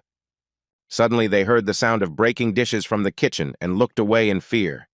Sun-tae decided that his uncle had dropped something again, so he decided to go over to him and help him. When she entered the kitchen and started asking her uncle what had happened, his face suddenly changed dramatically, and he looked very scared. He saw his uncle lying on the floor, holding his heart, and there were dishes lying next to him that he had not managed to carry. The guy immediately started screaming. When the boys heard him, they immediately rushed to the kitchen to understand what had happened. Sun-tae sat over him and no longer held back his emotions. He explained that his uncle had suddenly fallen, and it had scared him very much. Hyun-jun quickly ran up to the man and shouted at Young's son to call their emergency room and ask them to send an ambulance, and also to call a regular ambulance since they had no time to waste. The boy also asked Song-tae to tell him everything he knew about his uncle's medical history. Sun-tae started thinking and remembered that his uncle had high blood pressure, and when he was working as a hired worker, he had a heart attack. He even came to their hospital for medicine recently. Hyun-jun was sure that he must have medicine somewhere then and told the guy to empty all his pockets. Meanwhile, Young's son helped Hyun lift the man up from the floor and into a sitting position. His breathing became better due to the change in his position, but he still felt unwell. Then Hen started to take off his pants, but the guys didn't understand why he was doing it. Taking them off, he showed that his uncle's right leg had turned pale, but the boys did not understand what this was connected with. Hyun-jun decided to test her sensitivity and poked her leg with his finger. The man immediately reacted, which was a good indicator. Ronnie suggested that the guy first reduce the alcohol in his blood so that he could assess the situation normally. Han agreed, and Ronnie began testing his blood alcohol levels and began isolating alcohol-breaking enzymes from his liver cells. The guy thanked him for his help and asked him to perform a temperature scan on the man. When Ronnie started scanning, Hen saw that the temperature of the thigh was lower than the rest of the body, even while there was still sensation, but they needed to act immediately. At that moment, Song-tae ran up to them, having found his uncle's medicine, and they immediately began to give it to him. He asked the boy what his uncle was, and Hen replied that he had a thrombosis, which was stopping the normal flow of blood to his leg. But he also said that if soft tissue life ceases, his leg would have to be amputated. A few minutes later, the ambulance arrived and Young's son came out to show them where to go. When they entered the kitchen, they saw a man lying on the floor. Hen explained to them that he had lost consciousness due to a heart attack and an acute blood clot, so he needed to be taken to the hospital as soon as possible. The doctors were surprised that the boy made a diagnosis so quickly. He told them that he was a doctor from Daehan Hospital. Hen asked them to take him to that hospital and he would contact their emergency room. They put the man on a carrier and carried him into the ambulance, and Sun-tae, who wanted to go with his uncle, ran up to them. But Hyun-jun told him to contact Lou's family first and then come with them to the hospital, and he could leave the rest to him. On the way to the hospital, the guy called Dr. Ju, who was shocked that something had happened to him again. He asked him to explain the situation in detail. The guy explained that he checked his pulse and thought he had a blood clot in his upper right thigh, and he also found out that the man had already had a heart attack a few weeks ago. The doctor was surprised that the man had two problems at once and asked which was worse. Hen replied that they couldn't ignore a heart attack, but a blood clot was clearly worse. Dr. Ju replied that he would contact the cardiology department to have it checked and also asked what the signs of blood clots were. The guy said that when he checked it the first time, the pulse was very weak, but it was there. And so far, there have been no complications. Then the doctor asked him to check again, and the guy put his fingers on his leg to feel his pulse. But there was no pulse. He informed the doctor that the man was in the stage of sensory disorder. It seemed that a complete blockage was occurring. They needed to get there as quickly as possible, but the doctors told the guy they still had 10 minutes to go. Dr. Ju dropped everything and ran to prepare the operating room, although it was not as easy as it seemed. When the guy hung up, Young's son realized he was talking to their doctor. Hyun said he was already preparing the operating room. Young's son was also very worried and shouted at the doctors to come as quickly as possible because the matter was very urgent. Ronnie called Hen and said that he had calculated the time for the operation upon arrival at the hospital, and the probability of amputation of the leg was over 30%. Hearing this, the guy was shocked because the chance that the man would lose his leg was too great. But Ronnie also added that if you try to insert a needle into the affected area now, the chances of amputation drop to less than 1%. The guy thought about it, because if they want to understand how to insert it, they will need ultrasound for this, since without it, it is impossible.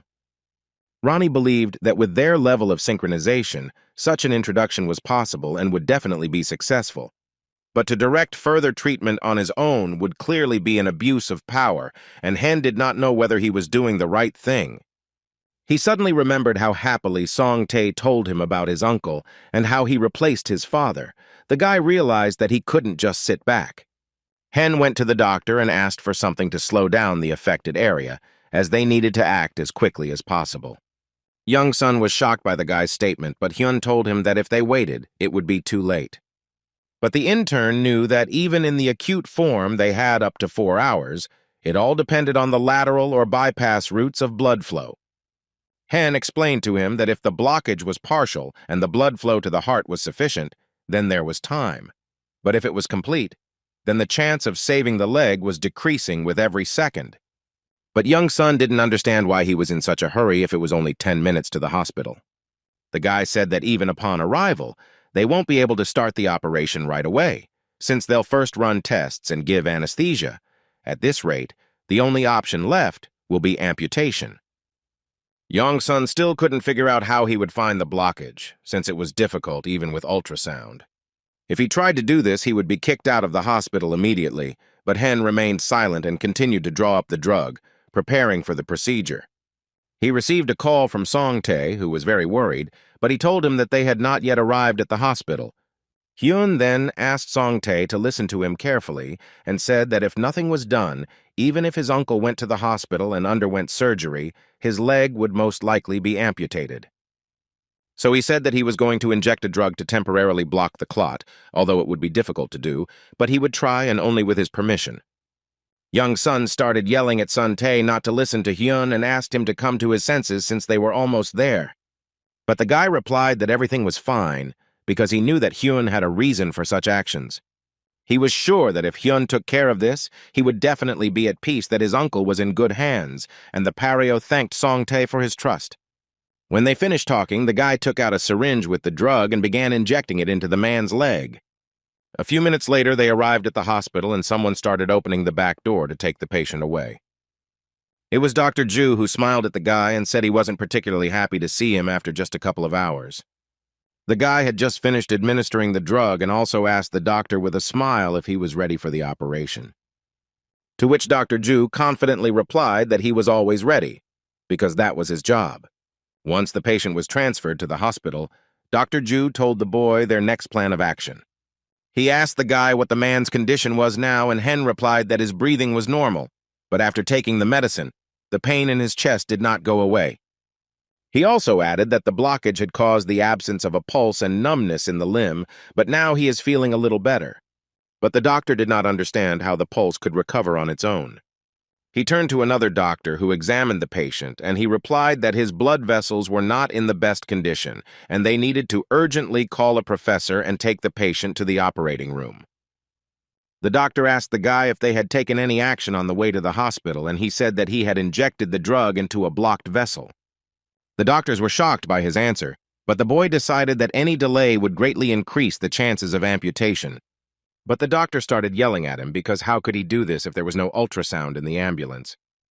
Suddenly he fell silent and said only that the operation was now in first place, so he did not have time for such clarifications.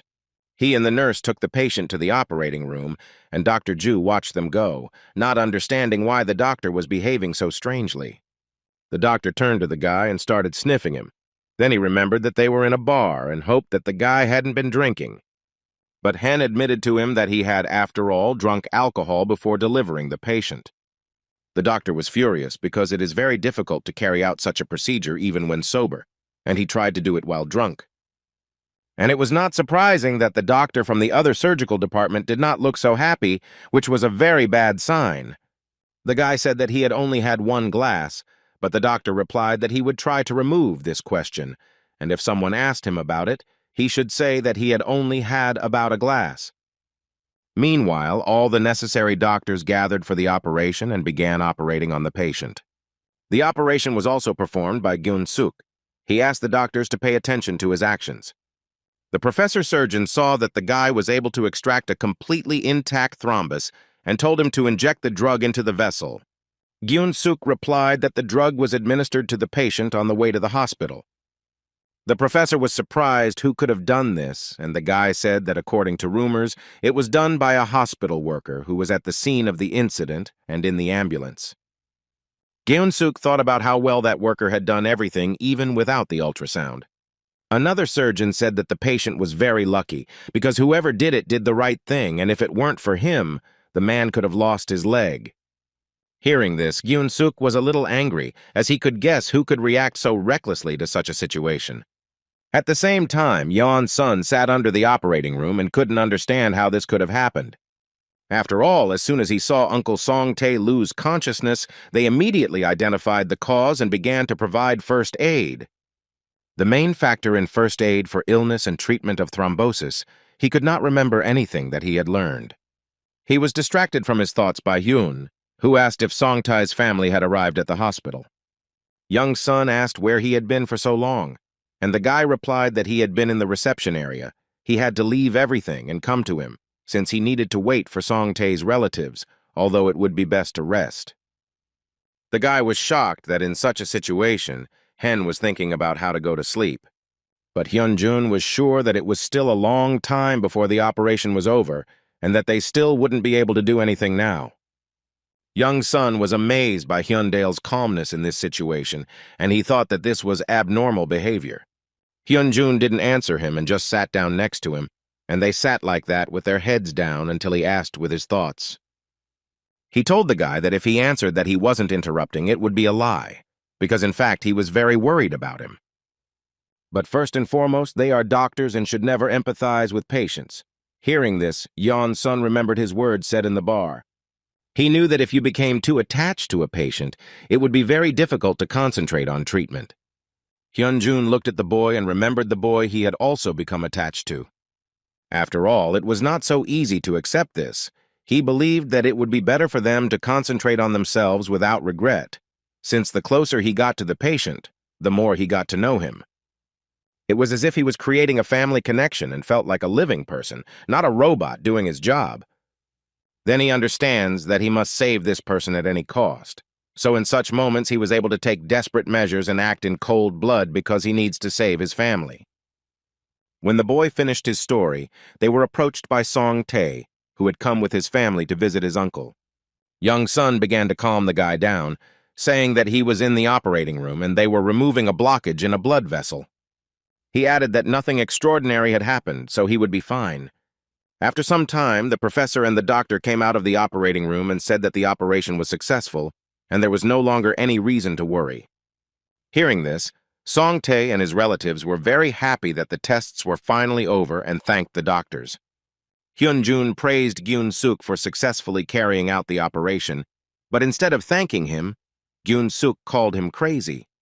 Ignoring this, the boy asked him what the patient's prognosis was, but Gyun-suk replied that now was not the time to worry about patients. He reminded him that he had carried out the therapy right in the ambulance without the necessary equipment and was amazed by his behavior. Turning to him, he started yelling at Hen for warning him to be careful, but Hen still didn't listen to him. He was sure that the deputy director would definitely hear about this situation, so he had better think about himself because a disciplinary committee had been created. But Hyun told him that it didn't matter now, which shocked Gyun-suk even more, because the most important thing for the guy was the condition of his friend's uncle. His answer really infuriated Gyun-suk, because the guy didn't change at all and continued to do as he pleased. He turned around to leave. Suddenly, he stopped and said that Hen had done everything correctly when he administered the drug, so he was sure that he would not have problems with the commission. When Gyun-suk finally left, Song-tae ran up to the guy and asked what happened. But Hen calmed him down and told him not to pay attention since that guy was always like that. A few days later, the deputy director finally assembled a commission of 2 more professors who compiled a report on what had happened. Using this incident, the deputy believed that they had to discipline the other workers because no one would forget what happened. This time, Hyun-jun's actions surpassed him. Professor Choi said that the boy began to act according to circumstances without permission, since the situation was very extreme. But he also added that if the guy had not administered the right drug, the patient could have lost his leg. The deputy replied that he was still an intern and first needed to get permission from the deputy head of the emergency department to perform the treatment. But Professor Yeon-soo continued to say that the guy did everything he could as a doctor, and if he had done as the deputy said in such a situation, the outcome would have been much worse. The deputy agreed with the doctor because the results were important to them, but the process itself was also important. Without an established rule, everything would get confused. He added that he heard about how Hyun-jun flew a patient without an ultrasound. The professor was stunned by what he heard. Vascular surgeon Chang Yun confirmed the words of his deputy, because he too, when he heard about this case, was simply shocked. The deputy was glad that Dr. Chang Yun supported his point of view, because it was a serious cause for concern. But suddenly he interrupted him and said that he did not consider the situation so terrible. He was simply amazed at how intern Hyun-jun was able to accurately puncture the exact affected area without an ultrasound. But the deputy felt that it could just be a coincidence, and that it was unlikely that Dr. Chang Yun would be interested in a simple intern. The patient has a good prognosis, thanks to him and other outstanding doctors like Kun Suk. In any case, the deputy was sure that he could not ignore such a situation. Professor Choi approached him and said that despite everything, Hyun-jun was still an intern. He made a serious mistake, but the professor did not want the director to remove such talents, and Dr. Jung also supported him.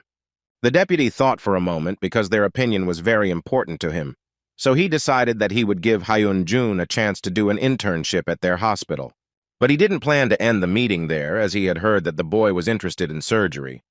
He, as the director, could not allow him to undergo practical training in a department and specialty other than his own, which meant that he would not accept him into the surgical department. At first, Professor Choi didn't understand what the point was in giving the guy a chance if he wouldn't be accepted into surgery, but then he figured it out. If that happened, he would have to apologize to him, and he wasn't sure if he needed it. And on the other hand, his department wasn't related to surgery, so he and the deputy were unlikely to cross paths. Then his deputy interrupted him and asked if he wanted to admit the guy to his emergency department. But at the same time, he didn't think it was a good idea, since the emergency room was closely connected to other departments, and in his opinion, Hyun-jun wasn't suited for it. Hearing this, the professor was shocked, because the deputy himself proposed, but immediately refused his own offer, although the guy was ideal for them. The deputy took a piece of paper from his pocket and said that he knew that the guy had only seen 3 specialists in this department. Therefore, he concluded that Hyun-jun had very little experience in the internship. But the professor did not think so at all, because the guy was a jack of all trades. The professor said that all the medical staff in his department are top-notch, but due to cases like this, the rating could drop significantly. But the deputy responded that medicine does not stand still, and all medical personnel do not always receive praise from patients in return. The professor also added that he heard about Hyun-jun being sent to Yeonjong Hospital after completing his emergency room training, which left the deputy very surprised. Therefore, instead of such a reprimand, the professor suggested sending the boy to the Gyeongju branch for the remaining 3 months. He also said that next year, this branch will close and be bought by a local private company to make a medical college there. The director knew about this, since it was he who sold it due to lack of staff. That's why the professor wanted them to send Hyun-jun there for more intensive work, so he could alternate between the emergency room and surgery. The deputy suggested the professor to the main one and said that Dr. Choi wants Hyun-jun to take the exam in the specialty including practical surgery, and Yeon-soo confirmed this. He thought about the possibility that instead of punishing the intern and thereby influencing society, he could simply send him to another hospital. And even more so, a guy like Hyun-jun would definitely cope, because he was clearly superfluous here. After thinking about it for a while, the deputy agreed, but said that he had one condition: all the interns had to be notified of this. And doctors will use it as an example of discipline so that this does not happen again, because this is the best example of what will happen if something like this happens. He asked the other doctors if they had any objections or questions, but they, in turn, remained silent. When their meeting was over, the professor left the office and thought about how this was the best of all the options, and even if the guy didn't like this decision, he would have to accept it. He called Hen into his office and told him about the deputy's decision, to which he replied that he agreed. The guy's answer greatly surprised the professor because he didn't expect him to react so calmly to it. He asked again if the guy understood what all this meant, and he nodded his head confidently. The professor also said that the branch is not such a simple place, because when Yeon-soo was there last time, there was a case where the medical staff was very weak. The guy realized that there were many more patients there than he was, which meant that if there was a shortage of medical personnel, he would be able to do an internship in surgery. But the professor still felt guilty towards him and tried to somehow dissuade him because he hadn't even prepared for the exams yet. Instead, Hyunjun thanked the professor for his help and assistance. But he replied that he should thank Dr. Ju, not him, since it was he who asked the cardiologist not to talk about what happened.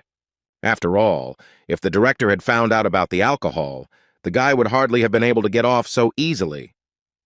Hen thought about the doctor and mentally thanked him for helping him so much. Once he passed all the necessary examinations with Dr. Choi, he immediately went to Gyeongju. While traveling on an express bus to another city, the guy kept thinking about his upcoming internship. Looking at the rapidly passing landscape, he realized that everything was happening so quickly that he could not keep up with time. He remembered meeting his friends in Songtae before leaving. The guy was very upset because he thought that because of him the guy was being kicked out of the hospital, but Hyun asked him to stop crying because everything was fine. Suntae decided that he, like Hyunjun, would go there and do an internship there. Also, after this incident, young Sun completely changed and began to approach his studies more responsibly. The guy hadn't yet decided which department to go to, but he knew for sure that everything would be fine for him. When he returned from his thoughts to reality, he noticed that the city was visible outside the window, which meant that he was almost there. After getting off the bus, the guy confidently headed to the hospital because both he and Ronnie were ready for new challenges. Upon arrival at the hospital, he approached the nurse at the reception and said that he was a new intern, but the woman did not show any emotion and replied that it was the first time she heard about this. The guy looked around and realized that there was not a single patient in the hospital, which scared and alarmed him very much. He didn't understand how this could happen because he had been told that the place was short of staff, but there were no patients at all. The boy suddenly remembered the chief surgeon named Songwon Gyu, whom Dr. Ju had told him about. Hen turned to the nurse and asked to call the chief surgeon. The woman immediately called the doctor and said that he had a guest. A few minutes later, the chief surgeon came out to the guy and was surprised that he actually came to the hospital. The surgeon turned around and waved at the guy, saying that he would be his handler. Hen was shocked by his friendliness. On the way, the surgeon told the guy that the building looked more like an abandoned one, which is why it was so quiet. Then Hen asked why there were so few patients. The surgeon turned to the guy and looked at him. He said that the branch would close next year and was surprised that he didn't know about it. He added that Hyun wouldn't notice how quickly time flies here, since this wasn't the main office, so it could be considered that he was given a vacation, while Hyun-jun couldn't understand whether he would get a chance to go to the operating room. Van Gyu suggested that the boy say hello to the rest of the staff for now, since there were only 3 fourth-year students in their hospital, including him, Dr. Jer, and Hen. Hyun-jun was amazed at the small number of people, but the surgeon explained to him that after the 3rd year, everyone was transferred to other hospitals since they would not have been able to complete their specialty course while working here. Then Hen asked about the operations, and Van Gyu replied that they didn't have enough stalkers for that, so they didn't do them. Hearing this, the guy felt as if he was struck by electricity, because he had expected a completely different outcome of events. When they entered the office, Wang Jiwayu introduced the man sitting at the desk as the head of the surgical department, Myung-jin Park. He also introduced the manager to the guy they had sent from Seoul for an internship, which surprised Jin Park. The manager replied that he didn't need any help, so he sent the boy to rest and get some fresh air.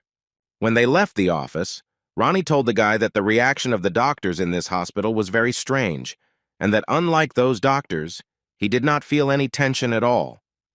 The surgeon also told Hen that they don't have an emergency room now. 3 surgeons come to them if needed, but since the guy is still an intern, he won't be able to be on duty with them.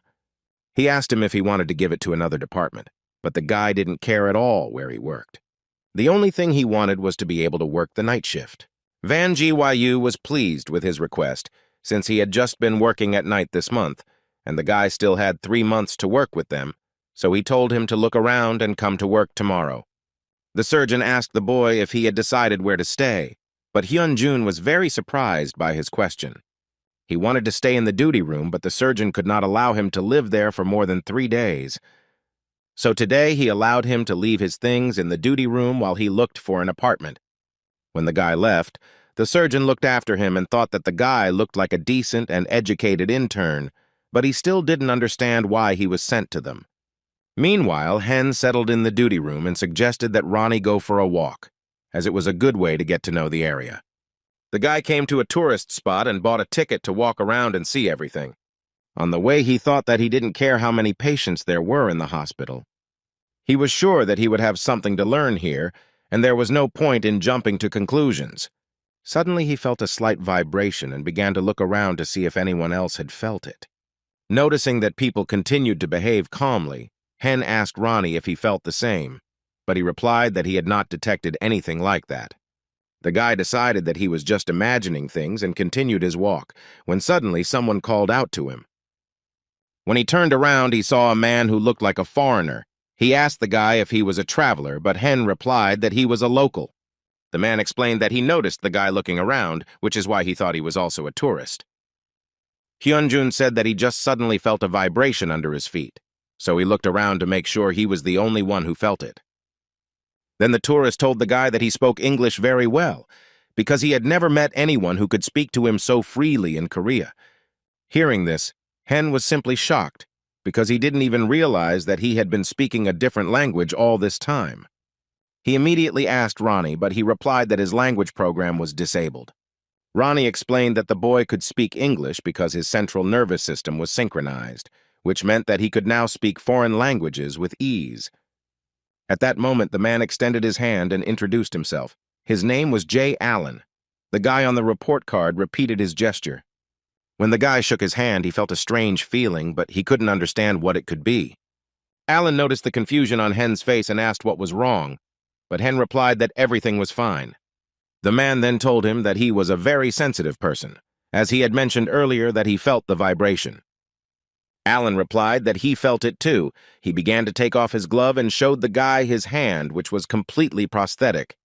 He said that his hand had many functions, and vibration detection was one of them. The man also showed that all the information collected in his hand goes straight to his ears. Hen was very surprised, because it was the first time he saw something like this. He could not believe that technology had reached such a level of progress. But Ronnie explained to him that technology hadn't developed things that good yet, so it had nothing to do with it. He said that if you look at his hand as a prosthesis, it looks very similar to the Olympus prototype. The guy remembered that this company offers treatment for congenital diseases using artificial genes. Allen turned to him and said that he was the first person who, upon seeing his hand, did not show any sign of surprise. Hen laughed and said that the man didn't look like a ruthless robot who wanted to take over the planet. He said that he had actually encountered medical robots several times during his work, so he was not particularly surprised. Allen realized that Hyunjun was a medical worker, and the guy confirmed his suspicions, even though he was only an intern. Hen noticed that the man reacted strangely to this. Most likely unpleasant memories associated with this came flooding back to him. He decided to change the subject and asked Allen why he decided to become a traveler. The man answered him that he comes to different countries to admire historical places and landscapes. When he has problems in life, he gets energy from places like these. But what upset him was that when people talked to him, they immediately began to avoid him because they did not know the language. While Hen listened to him, Ronnie repeated the same thing to him, that he needed data from the man's robotic prosthesis, but the guy understood and heard everything, so he asked him to stop repeating. He turned to the man and said that he too had a time when he was all alone and suggested that they take a walk together. This is how he unexpectedly met Mr. Allen. He was very pleased and interested in communicating with him. It even seemed to him that he looked at life in a completely different way. Since the man was intelligent in his knowledge of medicine, it seemed that he was also a medical professional and had a very radical point of view. He talked about technological processes and gave the example of a car factory, which now does not require very many people to assemble a car, but still requires human hands. And the reason is that it takes essence to make the right adjustments in creating something unusual, but even that will soon be a thing of the past. After all, technology is evolving very quickly, and the development of technologies that can make decisions based on complex data is inevitable.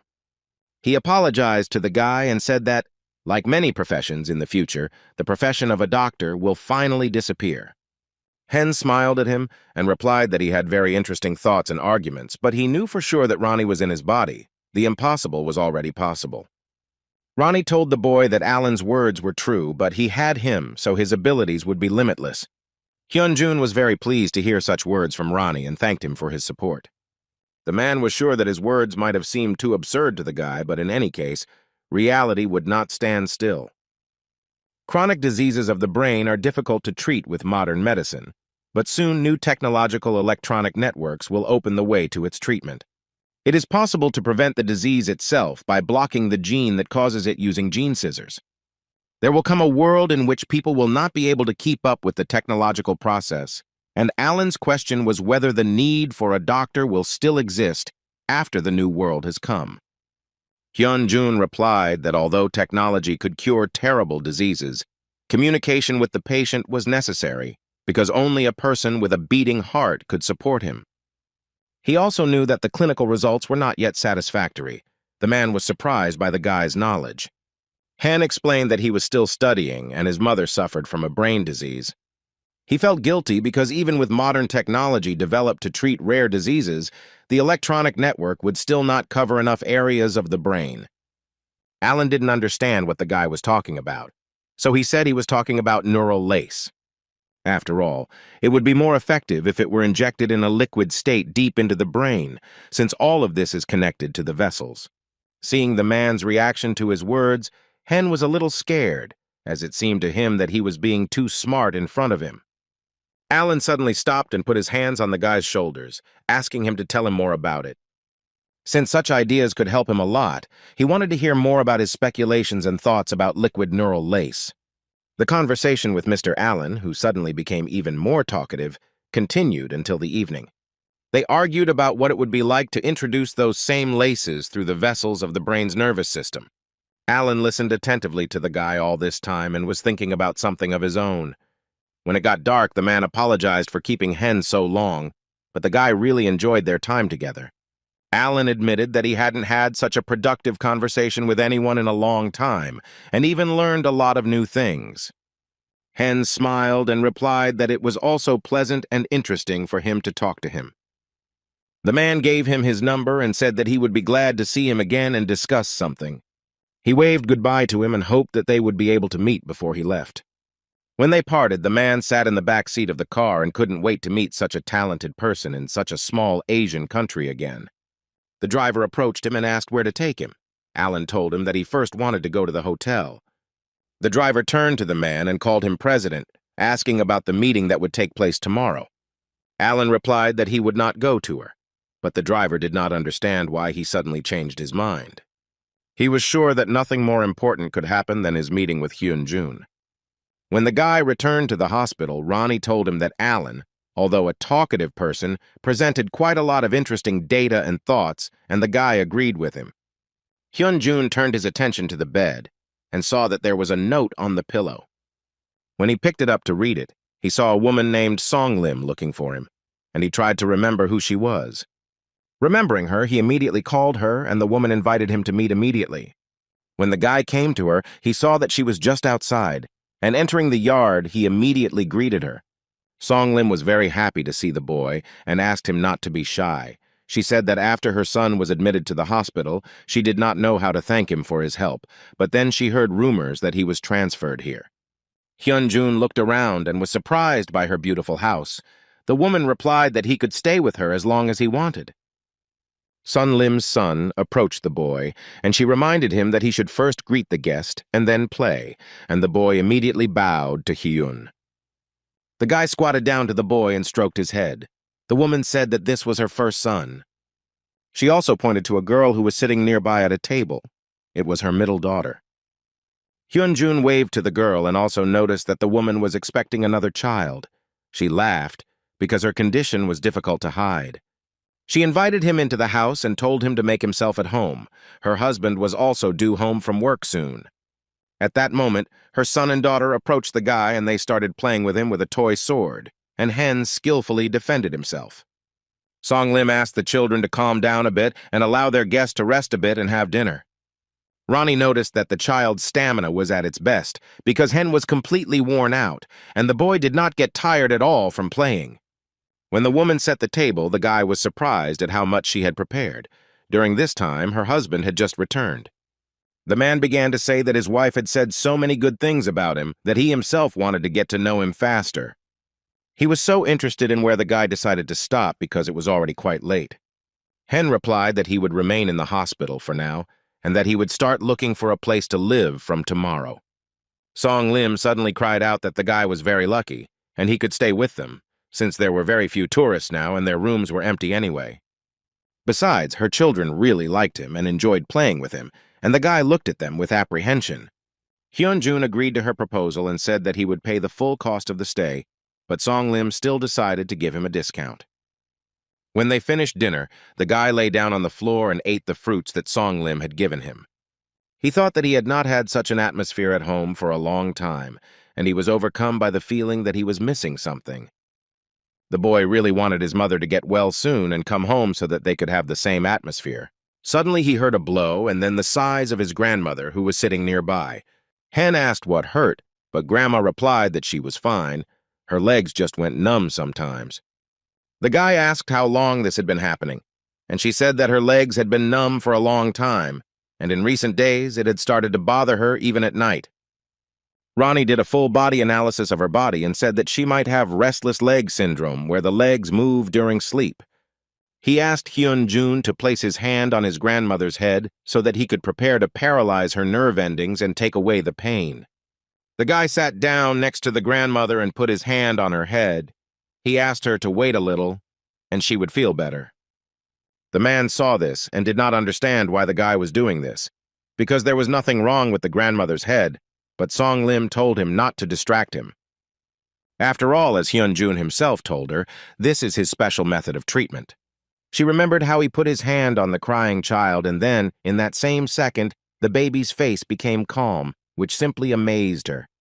Hyun-jun asked his grandmother how she felt now, and the woman replied that she felt much better than last night. He then asked her if she had taken any medication before going to bed. The grandmother replied that she didn't remember, but the guy admitted that perhaps she drank a few glasses of alcohol to help her fall asleep. Song Lee heard this and began to scold her mother because she promised that she would not drink anymore. The guy said that this had long become a habit since she lacked dopamine, and all other indicators were stable. He told his grandmother that the cause of her leg obsession was restless leg syndrome, because the numbness happens at night, not during the day, and the guy was sure that her legs start tremoring in her sleep. Song Lim's husband remembered seeing his grandmother's legs shaking in the morning. Hyun-jun asked his grandmother not to take anything else before bed and advised her on a suitable diet. Song Lim was surprised that now they didn't have to go to the hospital. The guy replied that if they followed his instructions exactly, there would be no need to go to the hospital, and the woman thanked him for his help. After that, Song Lim led the guy to his new room where he could calmly settle in. Hyun-jun looked around. He really liked the room, as it was very cozy and spacious. Ronnie also confirmed that they could not find a better one. He also added that the natural environment here has a great impact on reducing Hen's stress. The guy looked out the window and enjoyed nature. He realized that wherever he went, there would be something good. The next morning, Hen went outside where his grandmother met him and immediately asked him for forgiveness. A second later, other older women surrounded him and began to speak admiringly about the guy, which greatly embarrassed him. When he turned around, he saw Mr. Allen, who also could not escape the grandmother's attention. Allen noticed Hen and asked him to help him because he didn't know how to get out of their hands. When they let him go, Hen told him that he had called as soon as he had settled in, but Allen was a little nervous about the number of people. Hen explained that there weren't that many people here. Most likely, they all came to get some treatment. Allen asked if there were any rooms available in the guest house for him to stay in, and Song Lim immediately showed him one of the possible ones. She also told the man that if he lived there longer, he would get good discounts. Allen thanked her, and hearing the noise outside, he looked out to see where there were a large number of people who were eager to approach Hen.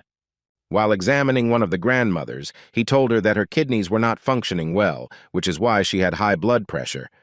He advised her to change her medication to another one and also undergo an examination at the hospital, and she nodded approvingly, saying that she would do so. After her, other people approached the guy, who also talked about their problems and complained about various symptoms.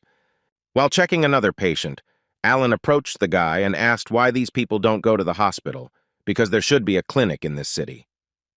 Hen replied that perhaps the local hospital had lost people's trust in it, and now they were all here. Alan was glad that their thoughts coincided, because he believed that if the diagnostics were carried out by a robot, there would be no reason to lose trust. But if the guy doesn't have the tedious equipment at home for the examination, he'll still have to go to the hospital. Hyunjun told him that he was going to become an outstanding doctor, and all his persuasion would not work on him. Alan realized that he had gone too far and apologized to the guy for his stubbornness.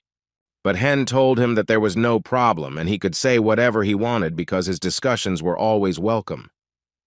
Not far from them, a woman stood and watched how the guy was helping others, but she herself did not dare to approach. Song Lim noticed her and asked what she was doing there. The woman replied that she came to see the doctor to ask him something. Song Lee was surprised that her friend came because she was always busy and warned him that he needed to go to work soon. Hen heard their conversation and shouted that he would have time to check on one more patient. When she approached him, she told him that strange spots were appearing on her hands. She lifted her sweater and showed him her hand. At first she thought they were bruises, but each time they got bigger. Although they didn't hurt, they still bothered her. Hyunjun took her hand and began to carefully examine the presence of spots to understand what they were. Ronnie began to analyze the spots, and Hen had already admitted that they were very similar to symptoms of skin cancer, and he was right. The guy noticed that the size of the spots was large, but judging by their location, it was possible that the immune system was affected. Ronnie said that once cancer cells attack the immune system, the death rate within 5 years is high, and to know the exact result, you need to visit the hospital. Hyunjun immediately told the woman that she urgently needed to go to the hospital, but she was surprised because the spots did not cause her any discomfort at all. But the guy replied that if she felt well, she still needed to go to the hospital. She was a little scared by such pressure and decided not to stay any longer, as she had to go to work. Ronnie analyzed the patient's voice, and there was an 80% chance that she would not visit the clinic, but she needed to be examined. Song Lim approached the woman and asked her to take advantage of this opportunity to get checked out, since she was constantly working to educate her children and thought about herself last. Moreover, they had an older brother, and if she got sick, it would be really bad listening to them. The guy began to remember. The woman smiled and said that she felt fine anyway, so she had nothing to worry about. Hen remembered his mother, who had behaved in the same way and worked to feed and educate her children. He suddenly shouted at the woman that everything she was doing was wrong and it shouldn't be that way. The guy explained to her that the spots on her hand were a type of skin cancer, and upon hearing this, the woman was very scared. Mr. Allen also heard his words and did not understand how the guy was able to make a diagnosis just by examining the patient. Hen continued to tell her that such a tumor could be removed with simple surgery if treatment was not delayed. The woman reacted quite violently to the operation, but most likely now she is seriously thinking about the consequences. Hen told her that his mother was in the hospital because she lost her husband early and had to work days and nights for him and his brother. But at one point, she suddenly felt ill, and the reason for this was a rare brain disease, which has still not been fully studied. More than 5 years have passed since she was in the hospital. And all this time, his heart is very heavy because he constantly thinks that all this is because of him. Therefore, for the sake of the children, he asked her not to ruin herself, because while there are no symptoms, everything can be fixed. The woman looked at the guy with regret and hope. She realized that the guy only wanted the best for her. He said that he had to go to work soon, and the woman decided to go with him to start the examination right away. Alan watched them from the side. He thought that the diagnosis could have been premature, but the fact that the guy managed to convince the patient to undergo treatment simply amazed him. He remembered that Hyunjun was going to become a good doctor and save all people without exception. Alan decided that the boy's dream had almost come true because he would help him with this. When they finished their examinations, they went with the woman to the guy's work. She thanked the guy because if it weren't for him, she would have simply gone to work, since her goal had always been to raise children. The guy wished her a speedy recovery and asked her to spend more time with her children, because the saddest thing for him was that he had few memories with his mother. As she left with the nurse to get checked out, Hen looked at her and decided that he, too, needed to call his mother to see how she was doing. After the guy changed into his work clothes, he went to the machine to drink some water. Suddenly, he felt a micro-vibration, which Ronnie also detected. Pareo approached the nurse at the reception to find out where the emergency medical services were. The nurse replied that she had no idea where the doctors might have gone, which simply amazed the guy. No matter how much they said that the hospital would soon close, there were still no responsible doctors there.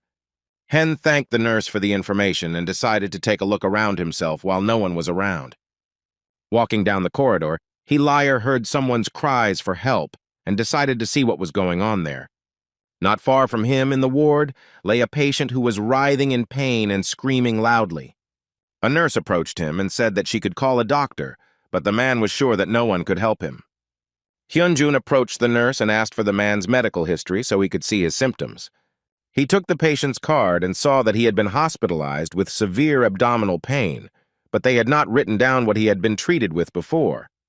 The guy asked Ronnie to determine the cause of his stomach pain, but he replied that there were many reasons for this, so Hen said to choose the most likely ones. When Ronnie had analyzed all the existing reasons, he had named several of them, and the guy had to narrow the list down to identify the exact one. The nurse reminded him that he hadn't had any tests done, so it would be better if they did an examination first. Hen asked the nurse if the patient had been given an enema, but she said the procedure had not improved his condition. Then the guy suggested that she do the same procedure again to check. The nurse began to doubt, as she was told that if they could not identify the cause, the patient should be sent to the city hospital. Hearing this, Hen raised his voice and asked who could say such a thing since they were already in the hospital. He was infuriated by the doctor's attitude towards patients because it was completely wrong. The nurse got scared and immediately apologized for her words. When the man heard that they would give him kisses and an enema again, he was perplexed, since they had already given him one and the pain only got worse. Hyunjun convinced him that they needed to try again, and if it didn't work, he would find another treatment. After the procedure, the patient returned to the ward and said that he could not endure such torture any longer. Judging by his condition, the guy realized that this procedure had not changed anything at all. He then asked the patient to lie down on the couch again and said that he would perform the procedure himself. He convinced the man that this method was very effective, so he shouldn't worry. While he was performing the procedure, a nurse was watching him and was a little shocked. When it was all over, the patient went to the toilet, and upon returning, the guy asked how he was feeling. The man looked very happy as his stomach pain had completely disappeared and he was now feeling much better.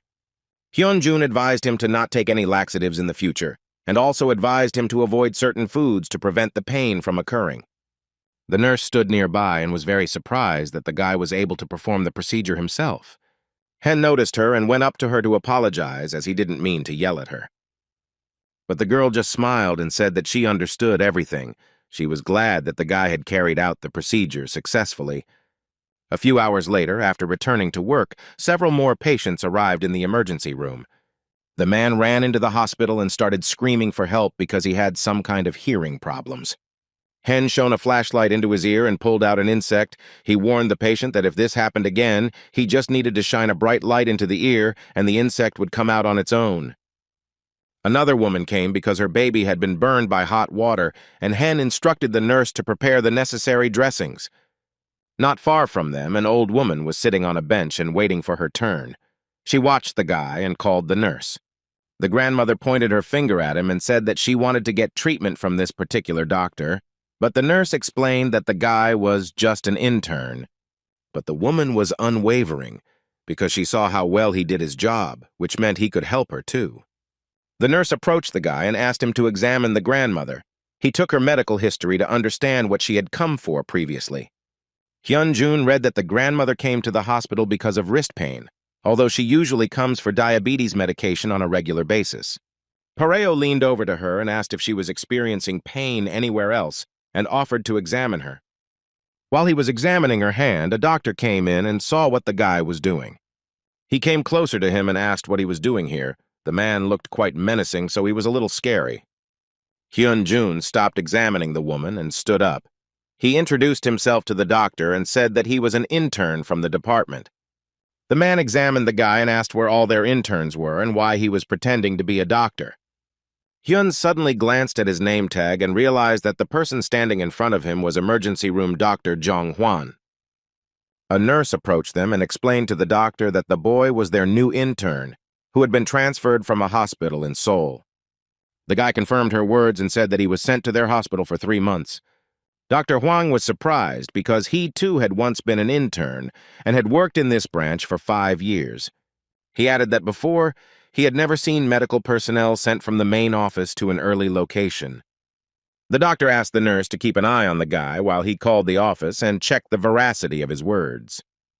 When he called the Seoul office, the information was confirmed and the doctor realized that the guy was not lying to him. Jung Hwan approached him and said that he should have come in and greeted him first so that situations like this wouldn't happen. But Hyun knew that there was no way he would have done that since the men weren't at work. The doctor also noticed that Hyun-jun had already accepted several patients, even though he did not have permission to do so. The guy replied that based on the patient's case histories he had read, he had performed basic actions that were entirely within his responsibilities. The man suddenly got angry and started shouting at him, as he did not like such impudent behavior. He told him that before treating someone, he must always ask the doctor's permission, no matter how much he wanted to help them. Hyun-jun didn't understand what was wrong with this doctor and decided not to enter into conflict with him, but simply silently agreed. Jung Hwan also warned the nurses to keep a close eye on the boy, and he, in turn, had to ask them everything. He told them not to anger him anymore because it could end badly for them. Hyun-jun stopped the doctor as he was about to leave and said that patient Ko had been diagnosed with carpal tunnel syndrome. Dr. Hwang was surprised because he had prescribed her anti-inflammatory drugs. Grandmother told about her treatment in this hospital. Her pain appeared about 6 months ago, and then she was prescribed only such drugs, but the condition did not improve. Hyun-jun told the doctor that a case like this would most likely not respond to medical treatment, as he should have seen a sprained ligament in the wrist. Dr. Hwang abruptly snatched the folder containing the patient's medical history and began to study it carefully. As he read, Hen continued to explain that after a patient experiences similar symptoms in one arm, the pain moves to the other arm. In the patient's case, there was partial numbness in her wrist, and almost all of her fingers did not move. These are symptoms of a cyst that need to be removed surgically, not with pills. The doctor wondered if the guy meant his treatment was wrong, but he was sure that the drugs he prescribed were helping. He went to his grandmother and asked if the medications he prescribed were helping her. The woman hesitated a little, but confirmed it. The doctor then told the boy to keep saying the opposite when the patient said everything was fine. Hen was so irritated by this situation, as well as such a senseless attitude towards patients, that he was ready to explode. He wanted to tell Dr. Hwang everything, but his grandmother suddenly stopped him and asked him not to quarrel with him. She told the guy that she would be fine as long as she took her medication, because all people experience pain almost every day as they age. When she left, Dr. Hwang, with a satisfied face, told the boy that he would soon understand that it was better not to argue with him. Hyun-jun didn't understand where he was going, but the doctor wasn't going to report to him and told him to call him only when patients arrived. A few seconds later, ambulance workers ran into the hospital and brought in an emergency patient. Dr. Hwang was shocked that they brought him to their hospital and told them to take him to the city hospital, but the doctors couldn't do that because there were no vacancies there. He looked at the patient and saw that he was not bleeding, which meant he was not seriously injured, so he told them to leave. The doctors replied that it would take them more than 40 minutes to get to the nearest hospital, and during that time anything could happen to the patient. But the doctor stood his ground, and Hen intervened in their conversation and said that they would accept the patient. He told the doctors where to take him, and at that moment the doctor started yelling at him and didn't understand what he was going to do. The guy told him that a doctor like him, who does not provide assistance to patients, cannot be called a doctor. When the doctor heard this, he was simply furious and could not allow the intern to speak so rudely. He swung his hand at him, but Hen managed to intercept it. He held her so tightly that Hwang was amazed by his strength, even though he didn't look that powerful. In turn, Hyun-jun told him not to interfere with him while he was doing his job and not to tell him what to do. He returned to the patient and asked the nurse to call Dr. Van Gue while they checked the patient's condition. The ambulance doctor said that the man's car crashed into a tree, and the victim hit the steering wheel, losing consciousness, and the airbag also exploded. Hen asked Ronnie to help, and he began to model the approximate outcome of the situation based on the words of the rescuers. He said that because of the impact of the airbag, most of the impact would have been on and underneath the chest. The most likely diagnoses were blunt chest trauma, contusion, rib fracture, and rupture of a major vessel. The guy started checking the patient's indicators and measured his blood pressure and pulse. Meanwhile, behind Hyun-jun stood Dr. Hwang, who was very angry and watched his actions with hatred. The guy continued to listen to the patient and touched his chest. The man immediately made it clear that this was causing him discomfort. Hen said he had chest pain and a crunching sound and soft tissue damage, and before the CT scan, he needed to have a tube inserted into his lungs to drain excess fluid. Dr. Hwang did not understand how the intern could make such diagnoses and ordered him to stop. The guy turned to him and told him not to distract him since he had no intention of helping, and also that he would take full responsibility for the patient. After finishing the procedure, the guy told the nurse that the patient urgently needed CT scans. Dr. Hwang was amazed because such a procedure with a tube was quite difficult, but an ordinary intern did it so easily. He was distracted from his thoughts by Dr. Van Gyu, who inquired about the patient's well-being. As he got closer, he saw that they had performed a procedure on the liver, but Hwang was told that he had nothing to do with it and that all questions should be asked to the intern.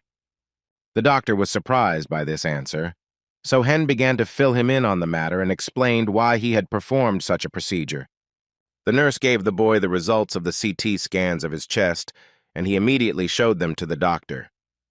Van Gu saw that the patient had no ruptured blood vessels when his first rib was broken, but there was an accumulation of air in the lungs due to a small fracture. He turned his attention to the patient and noticed that the first aid was provided simply excellently and without a single mistake. Van Gyu realized that the boy was most likely transferred to the hospital for a reason, but he felt like there was some kind of catch to it. The doctor turned to the nurse and praised them for the good first aid they provided. He asked to move the patient to the ward right away. Hyun-jun suddenly stopped him and asked him to look at the chest X-ray again.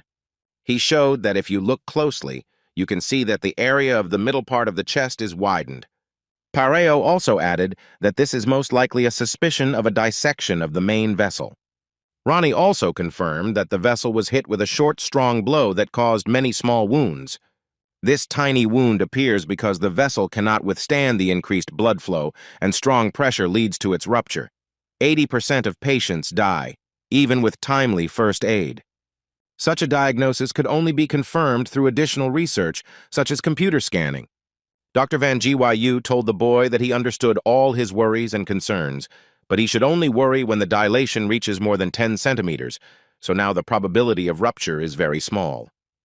Hen agreed with him, but he was sure that while there was a small possibility, it needed to be checked because it could become a threat to the patient. The doctor agreed with him, but Hwang started shouting again that they didn't need to listen to the intern because he didn't understand anything in his opinion. He continued to swear at the guy because all his diagnoses seemed simply ridiculous to him and were in no way related to the truth. Hen paid no attention to him and in turn asked Van Gyu if they would confirm the diagnosis in their hospital, but he replied that this required special equipment and personnel. The guy realized that if the diagnosis turned out to be correct, the patient might need surgery. But the doctor replied that this was impossible in their hospital because they did not have enough specialists for this. The guy was very upset because he was sure that there had to be an option to carry out the operation. Time passed, and with each passing minute, the risk of leaving the patient in this state became dangerous, so he began to think about what to do. After thinking it over for a while, he came up with only one solution and told the doctor that they should transfer the patient to another hospital where the operation could be performed. Hearing this, Dr. Hwang was furious because just now the guy said the exact opposite. But the guy didn't care about his reaction because now he was only concerned about how to find a way to help the patient. He suddenly remembered Gyun-suk's words, who told him that he was acting recklessly, and even if he became a specialist, he would hardly be able to cope with the heavy burden. Hyun-jun finished writing down the notes on the patient's examination, and in front of the emergency doctors, who quickly took him away and took him to another hospital. The boy watched them drive away, and behind him Dr. Wang Jiwayu tried to calm Huan down as he was still swearing at Hyun. Returning to work, he was approached by senior nurse Song Lee, who reminded the guy that they had seen him on his first day at work. They began to talk carefree, and the woman told him that she had been working in this hospital for 20 years. Sun Lee also asked how his workday went today. The guy replied that he was very disappointed because he was sent here because there was a shortage of medical personnel, but there were even fewer patients here. He didn't understand why the workers at this hospital weren't eager to save people and acted as if they didn't care.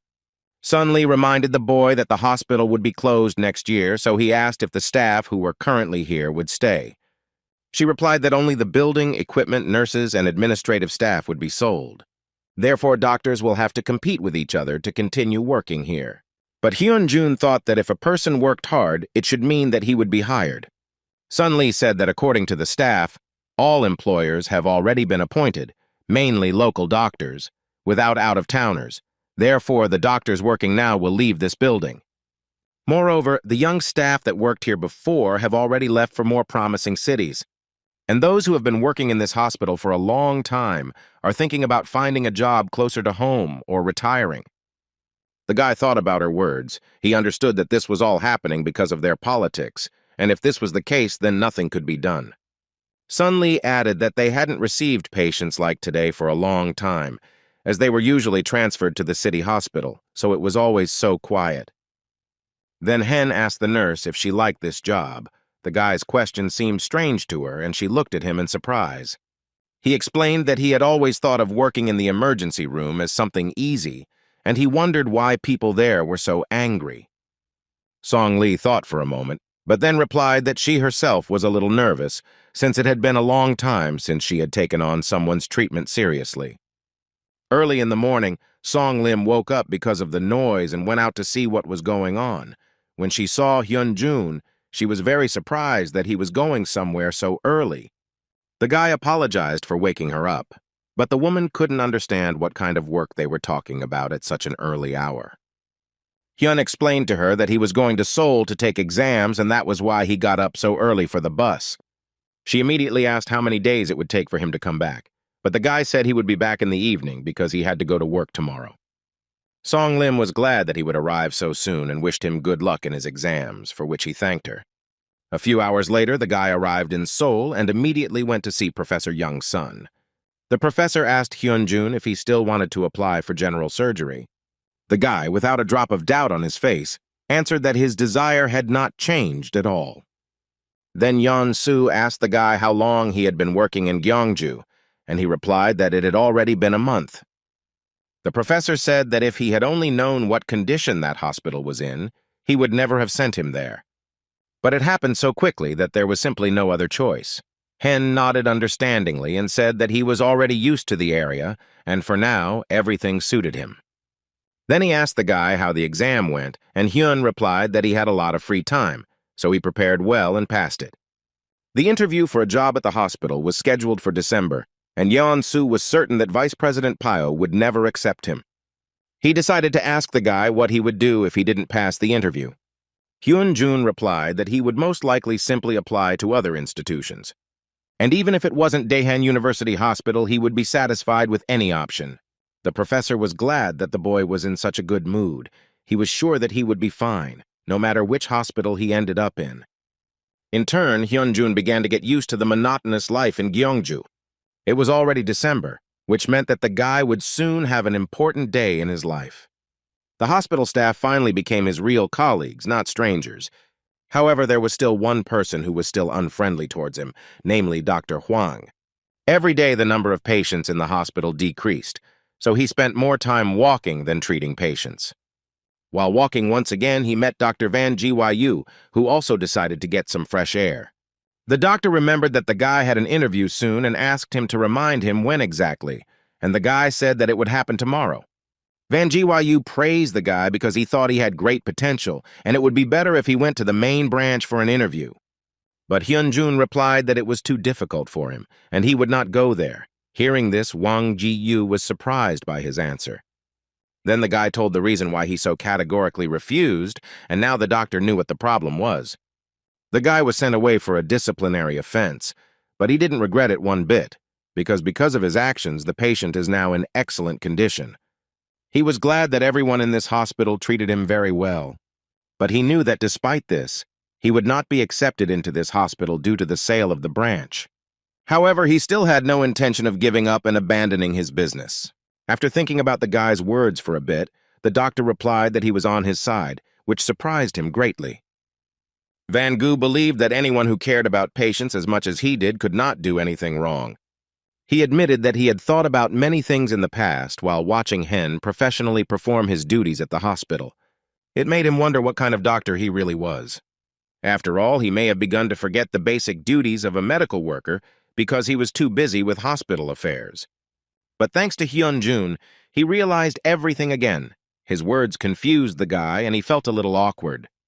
The guy replied that he was just doing what any doctor should do. The doctor looked at Hen sarcastically and said that then he was not a doctor if he did not do the same as the guy. But he began to justify himself, because that was not what he meant at all. Van Gyu calmed the guy down and said that he was just joking. He also asked him if he liked fried meat, but the guy was surprised by his interest. That same evening, Wang Jiwayu gathered Hyun-jun and Dr. Hwang in one of the cafes, which created quite a tense atmosphere. He told them that it had been quite a while since Hen had arrived, and they had not had lunch together, so he thought it would be a good opportunity to gather them. Hwang told him that he only came because he lured him with drinks, but he never thought that this guy would also be with them. The boys suddenly bowed and asked for forgiveness from Dr. Hwang for the stupid mistake he had made. The man was pleasantly surprised and replied that it had been quite a while since that time, so he had forgotten almost everything. Van Gyu intervened in their conversation and said that such conflicts happen often, but they definitely have to overcome all difficulties and learn from their mistakes. He invited them to have a drink together and told the guy to stay with them, after which they all clinked their drinks. After they had finished drinking, Dr. Hwang turned to the guy and said that he was a very capable employee, but in the case of the operation, he was wondering what he was going to do. He added that he had nothing against it, but in their situation, it would be easier to send the patient straight to another hospital since there was very little to do in theirs. So he advised the guy not to strain himself trying to help the patient, especially since truly sick people don't even come into their hospital. The guy was shocked by what he heard and answered Zvan that most likely there are not real doctors who see patients. Hwang started to get angry because the guy apologized to him because he gave him some advice, but now he's talking nonsense again. Hyun-jung responded that he apologized for his thoughtless actions in an emergency situation, and not because he thought he was right. After all, he couldn't stop treating patients just because the hospital didn't have enough equipment. Before he could finish speaking, he saw Hwang slam a bottle down on the table. Dr. Hwang realized that the guy was talking about him. He began to get very angry, and Hyun-jun did not hide it. The guy also added that as a doctor, Dr. Hwang was useless, which simply left the man dumbfounded. Dr. Van Gyu started yelling at the guy and asking him not to provoke him, because it would not end well. At that very moment, Hwang turned around and left the establishment, and Hyun simply watched him go. Only Wang Jiwayu was worried about this whole situation, because he wanted the best. The next morning, Dr. Hwang went outside to smoke and think about everything that had happened. Hyun-jun's words about wanting to be a real doctor kept running through his head. He couldn't understand how the guy could make a diagnosis just by examining a patient.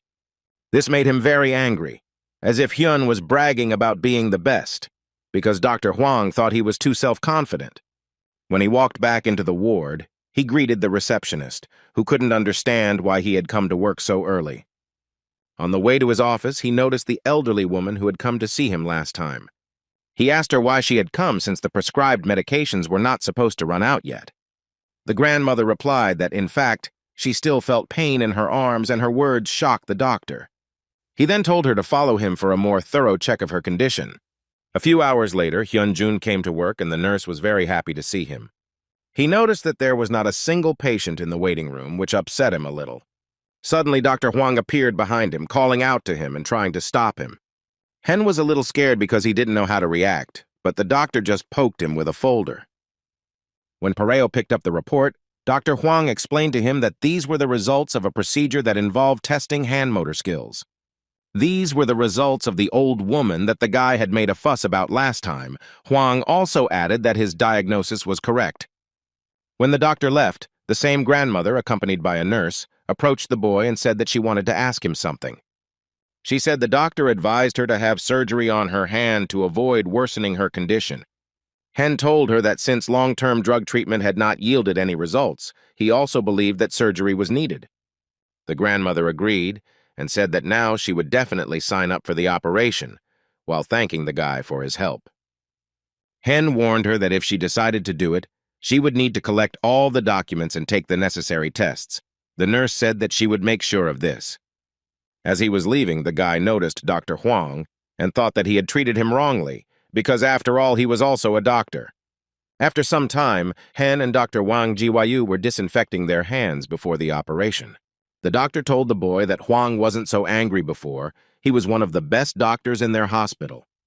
Although it seemed unrealistic to us now, the doctor still hoped that the guy would understand him and would not be so categorical.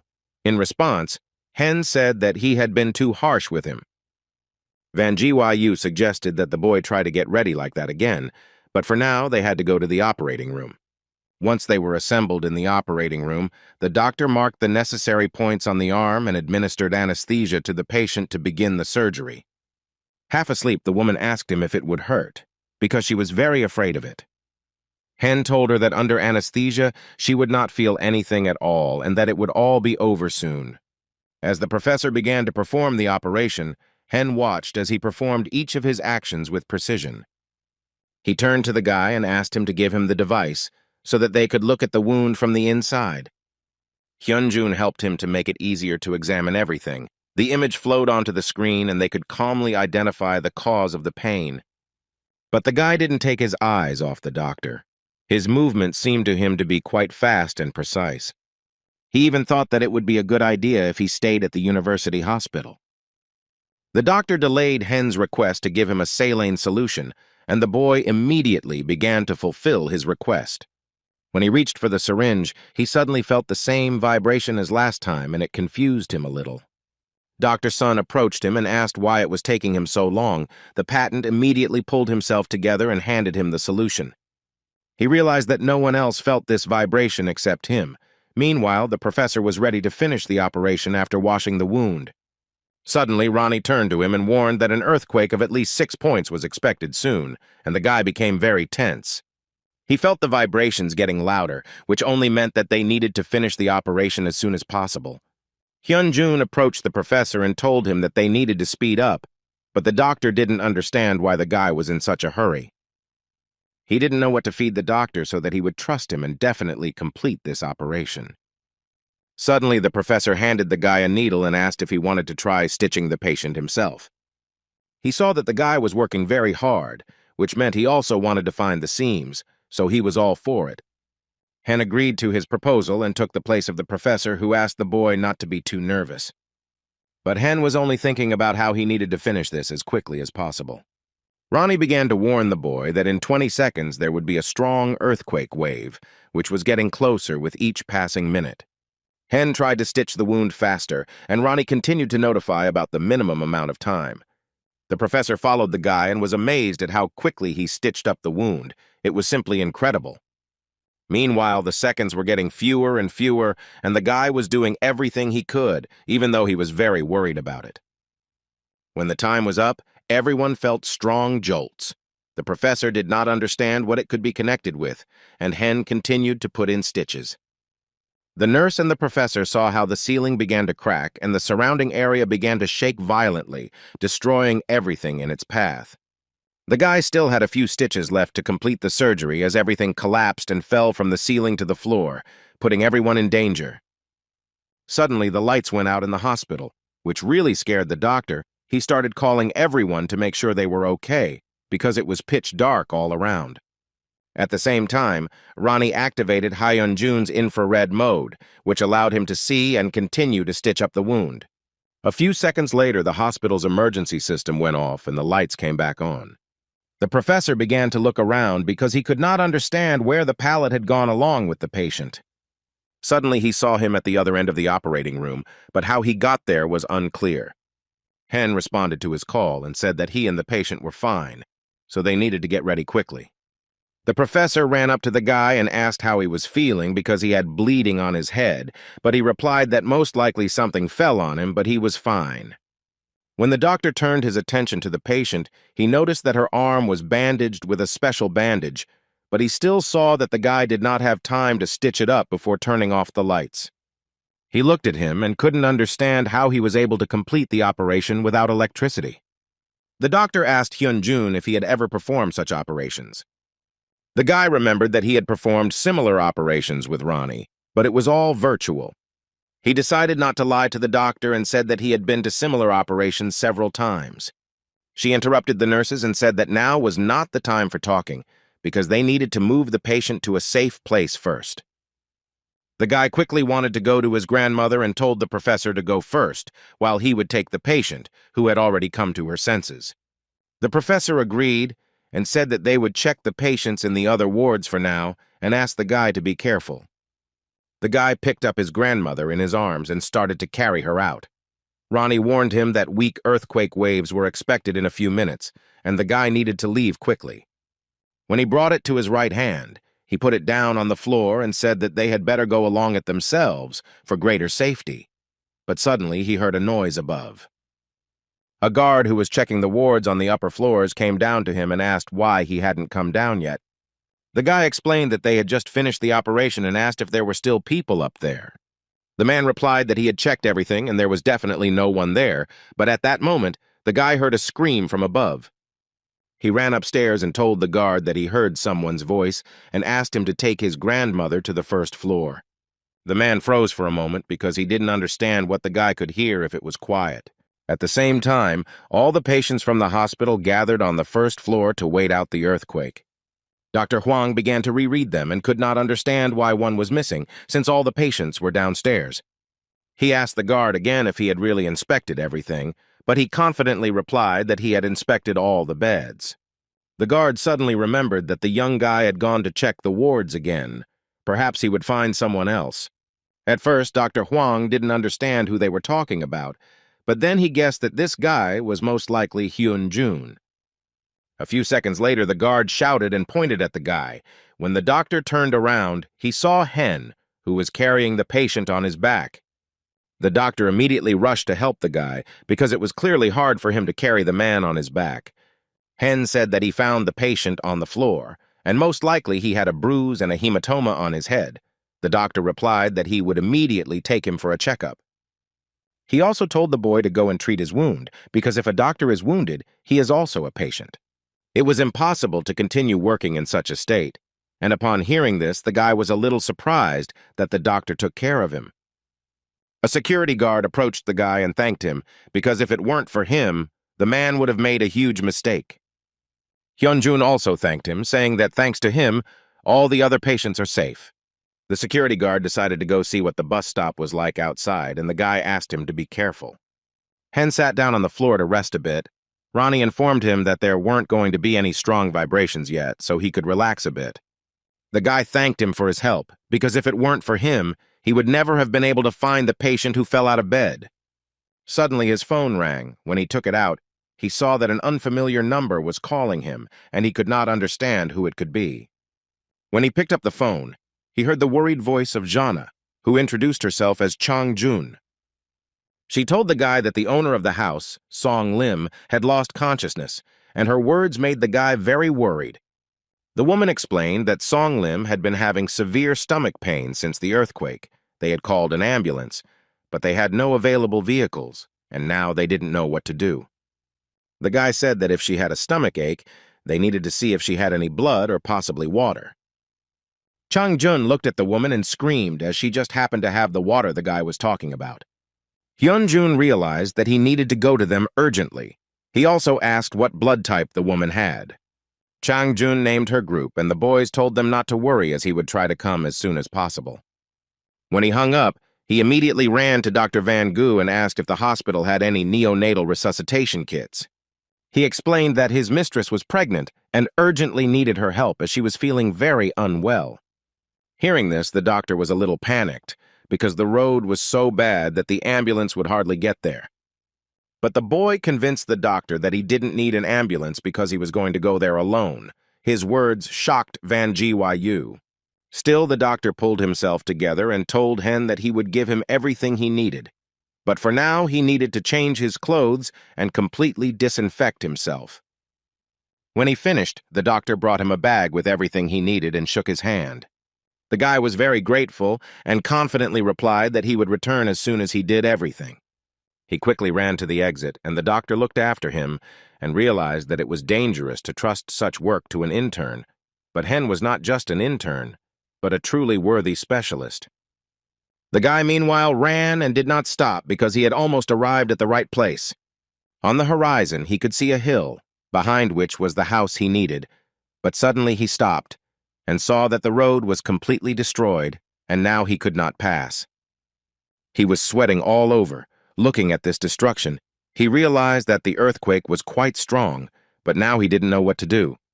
The house was behind a hill, and there was no other choice but to cross the chain-link wall to get there as quickly as possible.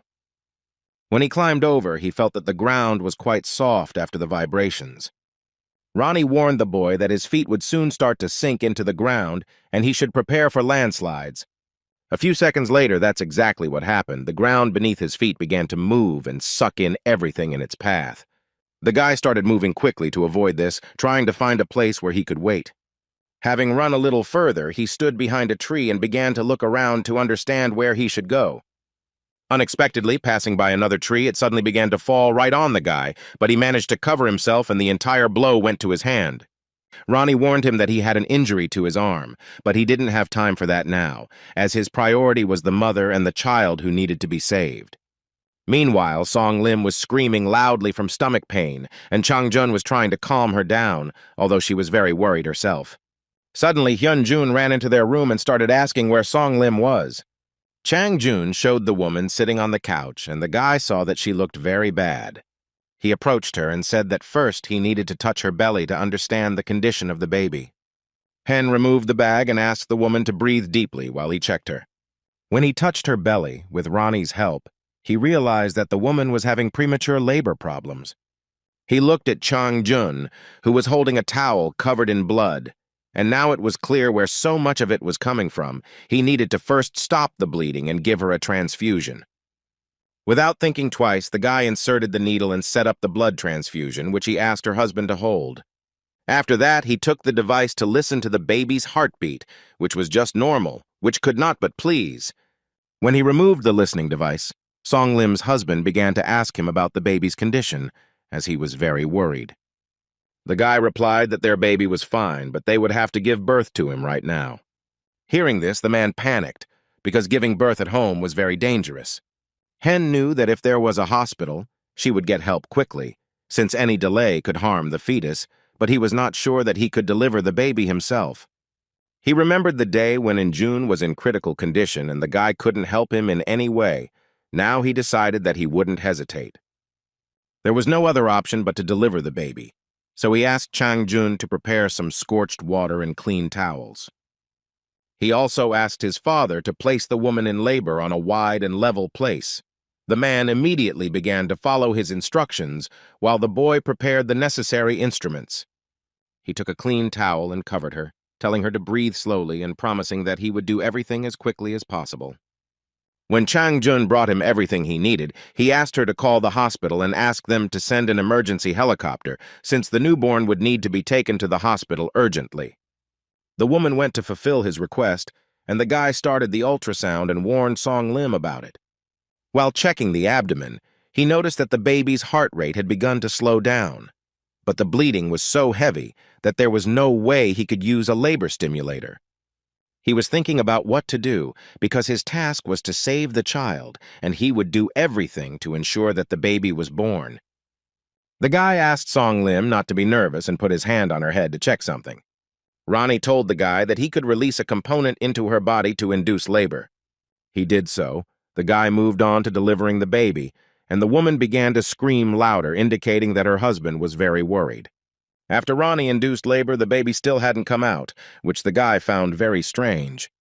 But Ronnie suddenly told him that perhaps nothing was happening because the baby was lying down incorrectly. The guy was very tense, because if this was so, then the child could die if nothing was done urgently, and he began to think about what to do. Ronnie suggested to the boy that of all the methods he had thought of in his head, one of them would work well in this situation. Hen thanked him for the hint and asked his father to help him, as it was necessary to change his mother's position. The man immediately agreed, although he was a little confused. The guy lifted the woman's legs and told him to hold them in that position. After this, Hen put his hand on his and said that when he gave him the signal, he should press hard on his leg. The man nodded approvingly and turned to his wife, saying that she only had to endure a little while longer. They began to carry out these procedures, and Song Lim's husband followed his instructions strictly. At this time, Mr. Allen was watching him, and he was pouring out for the woman no less than the others. He was in the room with the grandmother and the children. She asked him if everything would be okay with her daughter. Allen decided not to go into detail and simply replied that everything went well. Screams could be heard from behind the door. Allen hoped that the guy would be able to do everything, because he couldn't help him in any way. Suddenly he realized that the sounds had stopped, and he could not understand why everything had suddenly become quiet. When he looked out from behind the door, he was amazed. Hen was holding a newborn baby in his arms. He finished with all the other procedures, and holding him in his arms, he was glad that they finally did it. The boy handed the child over to Song Lim and mentally congratulated him on his safe arrival into the world. Song Lim's husband asked the guy if everything was okay with the baby, and the guy replied that everything was just fine with him, and they had nothing to worry about. Other children and the grandmother came out to them, who immediately rushed to her daughter, and she, in turn, thanked Hen for his help. The guy was very glad that he was able to help, and finally all the studies were over. At that moment, Chang Jun ran up to them and said that the emergency helicopter would not be able to arrive. When the guy heard this, he was simply shocked, because now he had to somehow quickly think about how to solve this problem. He looked at Song Lim, who was in bad condition. Even though he did everything he could, she still needed to go to the hospital, because there was not enough blood for transfusion, and there was a risk of her condition worsening. Hen turned to his father and said that they would have to get to the hospital themselves, because his mother could be in great danger if the operation was not performed in time. The father began to worry a lot, but the guy calmed him down a little because for now the danger had passed, but the birth was very difficult, and he could not help in any way. Suddenly, Hen felt a vibration and realized that an earthquake had started. He began to lead everyone out of the house. Suddenly, the ceiling of the house began to collapse and fall right on Chang Jun, who was carrying the child outside.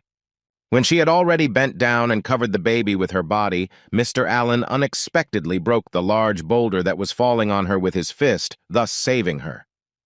The guy looked at them and wondered if they would be able to get there themselves, because going to the hospital when the earthquake started so unexpectedly was dangerous. On the other hand, they couldn't stay because then there would be a threat to Song Lim's life. He tried to think of what to do because if Bull had a helicopter now, everything would be decided much faster. Thinking about this, he heard a strange sound. When the guy raised his head, he saw a helicopter circling above them and was glad that help was able to arrive. The helicopter landed and doctors came out with a stretcher. The guy quickly waved his hand at them so that they knew where to run. He told them all the woman's symptoms and that she had recently given birth to a baby, and added that the child was healthy, but the mother needed urgent surgery. They ran closer and said that they had a VIP client coming to see them, so they flew in. When the boy heard the word, he came up and took the stretcher from them in order to serve the woman with the child in it. The doctors started arguing because they didn't understand what he was doing, since they needed a VIP client. The guy pointed out to them that the mother and baby were VIP patients. He was angry that the doctors didn't care about people's lives at all. He was angered by their attitude towards ordinary people, because if a person is not a VIP, then he can't expect help. The doctor realized his mistake and began to apologize, trying to explain that this was not what he meant at all. After a brief argument, they still took the woman and child and quickly flew to the hospital. Hen watched them and was now calm, since the most important problem was solved. He suddenly realized that there was only one person who could call for help for the VIP client and turned to Mr. Allen. Before that, one night Ronnie told him that Mr. Allen was not an ordinary person. It was the same Jerfy Allen who founded the Olympus Health Company they had recently talked about. Ronnie found all his published photos, and they were 100% identical, that it was the same person. Hen thought about it and decided that he would have time when he would reveal his identity, but for now he would not ask him anything. Meanwhile, Allen smiled at the guy and said that he didn't understand what they were talking about. He also added that it was time for them to say goodbye, as it was time for him to return home, as he had been away for too long. The boy was a little upset because thanks to Mr. Allen, he learned a lot of new things. Allen patted the guy on the shoulder and said that it was time for him to get back to his business, just like the guy. Hen didn't understand what Allen meant, and then he said that the guy had patients who needed his help anyway, and with that, he said goodbye to him. The guy smiled and watched him go. Their meeting was definitely not a coincidence. After that, Hen packed his things and ran back because there really were patients waiting for him. Luckily, the road he was running on was not damaged by the earthquake, so this way he could get to the hospital faster. Suddenly, he saw an ambulance that had stalled in the middle of the road and decided to approach it. The guy helped the driver push the car out of the hole, and he decided to help the guy get to the hospital. The man was very grateful to him because he was now in a very urgent situation. Hen did not understand what the situation was, and the man explained to him that his father had called him and said that he had been injured in the earthquake. So he goes home to help him, and because of this, he couldn't connect to the call. The guy was a little upset and tense. He supported the man and said that everything would be fine with his father. They suddenly stopped. When Hen looked at him, he saw that something was wrong with the man. Then he showed him that they had come to his parents' apartment, where there had been a major fire. They immediately got out of the car and ran into the house to help them as quickly as possible. As they started to climb the steps, the guy grabbed the handrail and felt severe pain in his hand. The man noticed this and said that there were no other options to get up, so he had better return to the car. But Hyun-jun told him that he couldn't handle it himself, so they had better speed up and not waste time. The man thought for a moment and decided to continue climbing, showing the guy the way. Hen ran after him, but the pain in his arm was bothering him very much. Ronnie told him that the ulna of his right arm was broken. He also informed him that he had managed to reduce the pain a little by secreting special enzymes, but they would put a strain on the body, so he asked the guy to be careful. Hen told Ronnie that there was nothing he could do about it because things were so bad. When they reached the required floor, they saw a strong fire that quickly spread through the rooms. The man wet 2 rags with water and placed one in front of the boy, telling him to cover his mouth and nose with it, as it would help a little with the smoke. They started running again, and the man asked Hen to follow him closely to avoid inhaling too much smoke, which could cause him to lose consciousness. When they reached the right door, the man again warned the boy that when he opened the door, the fire would instantly become stronger. When they opened the door, everything happened exactly like this. The ogre was everywhere and was burning them badly with its tentacles. They took out fire extinguishers and began to put out the room in order to see at least something and thus prevent the fire from spreading. The fire was less, but the smoke was still choking them. They began to look around, trying to find his parents. The man started calling out, but there was no answer, so he decided that perhaps they had managed to leave. But Hen, with Ronnie's help, realized where they were and pointed the man to another room. When they went there, they saw his mother sitting on the floor and his father unconscious on her lap. He immediately rushed to his mother and began asking about her well-being, and she was glad that he came to their aid. She yelled at her father and said that he was very ill and needed urgent help. Hyun-jun looked at his father and realized that his breathing had become very rapid, which was very bad. He shouted at the man to pick up his mother and quickly take her outside while he carried his father. When he left, the boy picked up the man and put him on his back so that it would be easier to carry him. On the way, his arm began to hurt badly again as it was very tense. Hen asked Ronnie to re-release the enzymes into his body to reduce the pain symptoms. Ronnie began to warn the guy that this could end badly, but he asked him to do what he was asking faster, because he didn't have time to think about himself. When they ran out into the street, the people around them breathed a sigh of relief and ran up to them to help. After placing his father on a stretcher, the man and Hen moved him into the ambulance. Hen told the man that his father's condition was critical, and he would immediately begin providing first aid. First of all, he needed to restore his ability to breathe independently and eliminate the obstacles that had arisen. Suddenly, he saw that his airways were burned by hot air. In such a state, the patient would not be able to survive the procedure that the guy wanted to do. He told the man that his father's airway was damaged by burns, so he would have to make an incision in his neck and insert a tube to improve it. The guy asked him to prepare all the necessary equipment and sterile wipes for him. The man immediately began to fulfill his request. When he handed the tool to the guy, the sharp pain in his hand made itself felt again. The man saw that the boy's hand was very swollen and began to worry about his condition.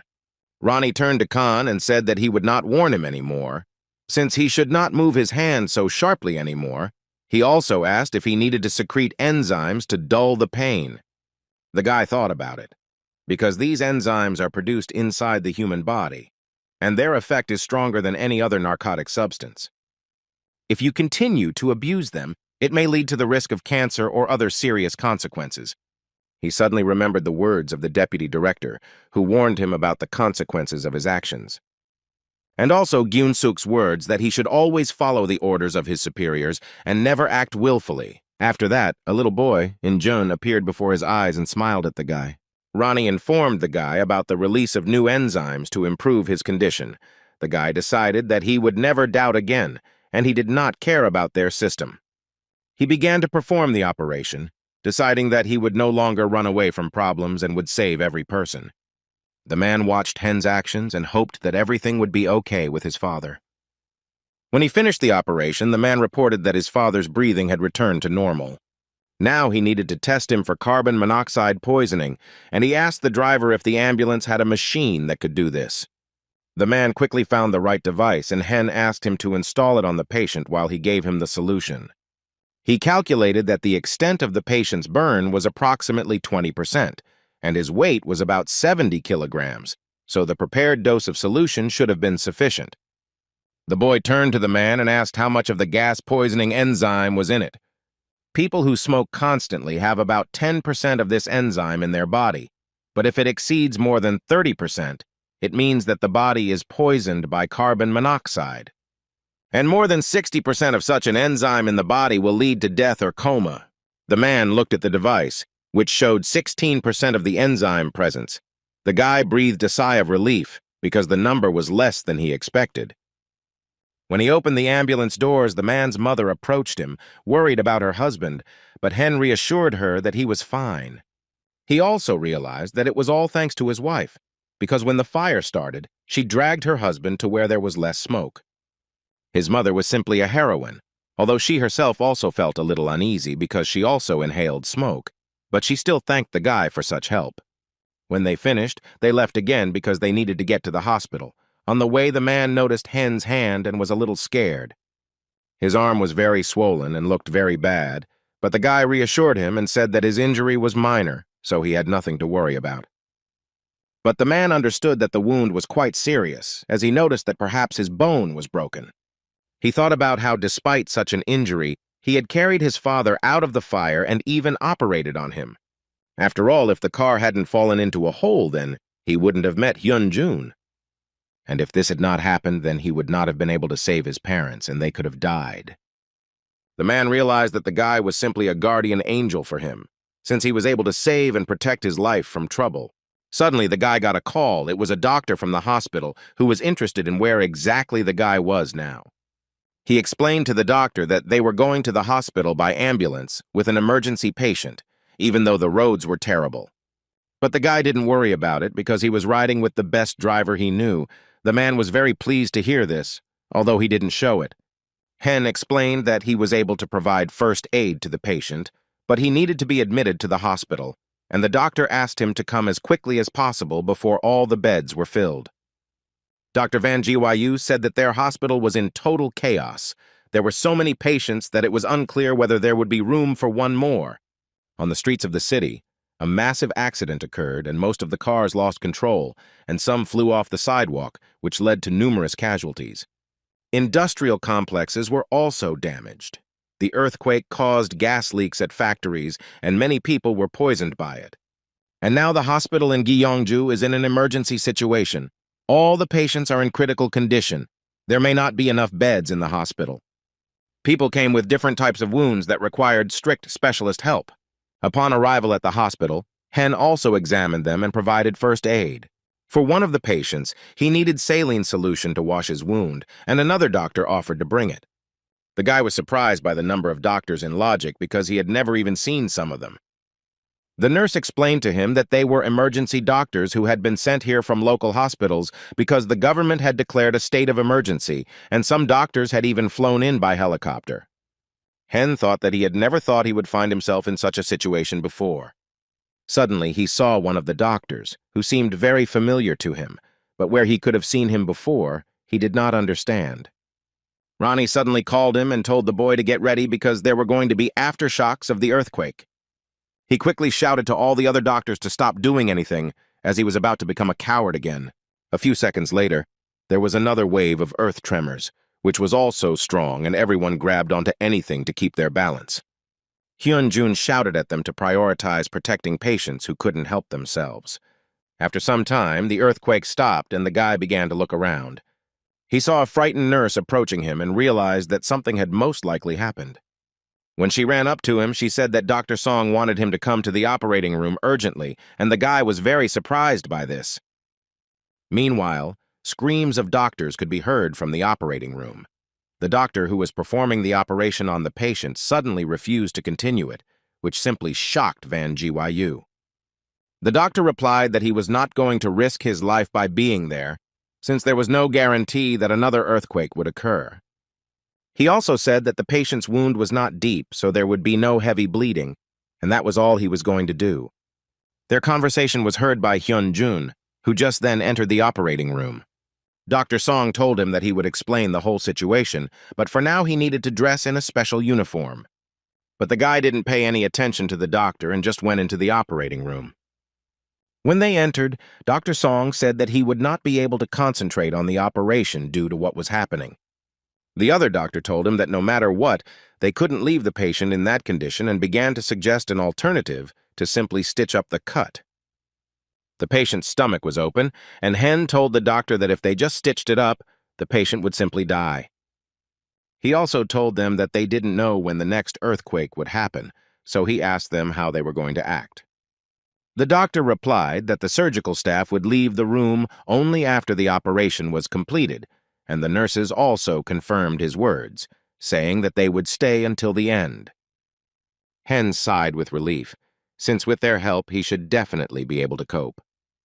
The patient on the operating table was a man who had a ruptured blood vessel in his neck, and the operation was interrupted because he started bleeding. The nurses said they needed to stop the bleeding first and finish the surgery to avoid causing another one. Hyun turned to Dr. Sun and said that they needed to proceed with the operation. When there was no answer, the boy turned to him and saw the doctor standing there, unable to pull himself together. He told Hen that it would be difficult for him to continue further because it was not as simple as damage control surgery, but a completely different level. The guy started to support him and said that he would succeed, because he had to do it. After all, if they escape from the operating room, they will most likely regret what they did for the rest of their lives. The doctor thought for a bit and decided that the guy was completely right because it was his hospital, and he couldn't just run away. He looked at Hyun-jun and told him to start the operation himself. The doctor came closer to him and said that although he did not understand what was happening, he knew for sure that the guy was an unusual intern. He also admitted that Hyun-jun's skills were much better than his, although that couldn't be true. Doctors and nurses from other hospitals, none of them know that the guy is just an intern. Dr. Sun admitted that although he was acting like a coward at the moment, he would place all his bets on the guy's skills. Hyun-jun agreed to his proposal. He approached the patient and told the nurses that they needed to first determine the location of the bleeding and also prevent infection of the stomach. He turned to Ronnie and asked what condition his arm was in and whether it would cause him any problems with the operation. Ronnie began examining his fracture and said he would restrict his movement of that arm so that he would not strain it. The guy was glad that there were fewer problems now and asked him to help and support him with the operation. Ronnie immediately found the instructions for performing the necessary procedures, and they all appeared in front of the guy. Meanwhile, at the Seoul hospital, people in the waiting room were watching TV, which was showing news about what was happening in Gyeongju. Song-ye passed by and stopped for a second. She thought about Hyun-jun and was a little worried about him, hoping that he was okay. At the same time, the boy continued the operation and asked the nurses to add more bags of blood for the transfusion. They continued to check his blood pressure and give him napkins to clean up the blood, while the patient's temperature dropped. Hyun-jun couldn't understand why the bleeding wouldn't stop, because they were doing everything right, and Dr. Song was worried about whether he could handle it. Ronnie told the boy that the intestinal contamination was critical, and he realized that this contamination had to be removed first. He told the doctor that he had now solved the problem with the bleeding, and Ronnie had changed the guy's vision so that he could see as if under a microscope. Hyun-jun cleared the intestine in question of any dirt and began to stitch it up, with the nurses assisting him. They continued to help him as he completed one of his most difficult tasks. As he watched, Dr. Song saw where the damage was in his stomach and began to scold himself for not checking that area right away. The guy continued to stitch up, and his technique simply amazed the doctor because he had never seen such speed. Such precision in every stitch was simply incredible surgical skills that even he could not do. Ronnie was telling the guy to check the patient for pancreatic damage. Hen immediately asked the nurses to do this and also to remove the presence of blood so that he could see if there was any damage. Ronnie told him that the patient's liver was continuing to bleed due to damage to a vein in it. But Hen knew that the vein was difficult to access because of the open abdomen, so he asked Ronnie to suggest another way. Ronnie thought about it and told the guy that the way they needed to do it would be through the sternum. He also explained to Zen that they needed to act quickly, checking all vital organs, and for now he decided to check their condition. The boy alerted the nurses and doctors that they needed to make an incision to repair the vein, and he also asked Dr. Van Gui to block the vein, which was located below the liver. Hearing this, the doctor was amazed that the guy was now going to perform chest surgery. He began to doubt a little about the correctness of his actions and began to think whether he should help him with this. Meanwhile, Hen began to stitch up the incision in his stomach, and his stitching was so precise that it seemed impossible. Dr. Song couldn't believe his eyes. How could the guy sew so well and even find a tank in the vein? The guy turned to him and saw his lost face, asked if the doctor was okay, then nodded to him that he was fine. Then he turned to the other nurses and the doctor, and also asked how they were feeling. They also replied that they were ready to continue. Having heard positive responses from all the staff, the guy decided to proceed with the next operation. After some time, they completed the operation, and the patient's condition indicators showed that he was in a positive condition. Hen thanked the entire staff for their work, and the doctor, who was also present, also expressed his admiration for the boy's precision. The guy smiled and replied that the operation was successful thanks to good assistance. Dr. Song watched the boy and couldn't believe that he managed to complete 2 surgeries at the same time, because he never thought he would see something like that from a surgical resident. Hen also thanked Ronnie because all this was only thanks to him, and he also praised the guy.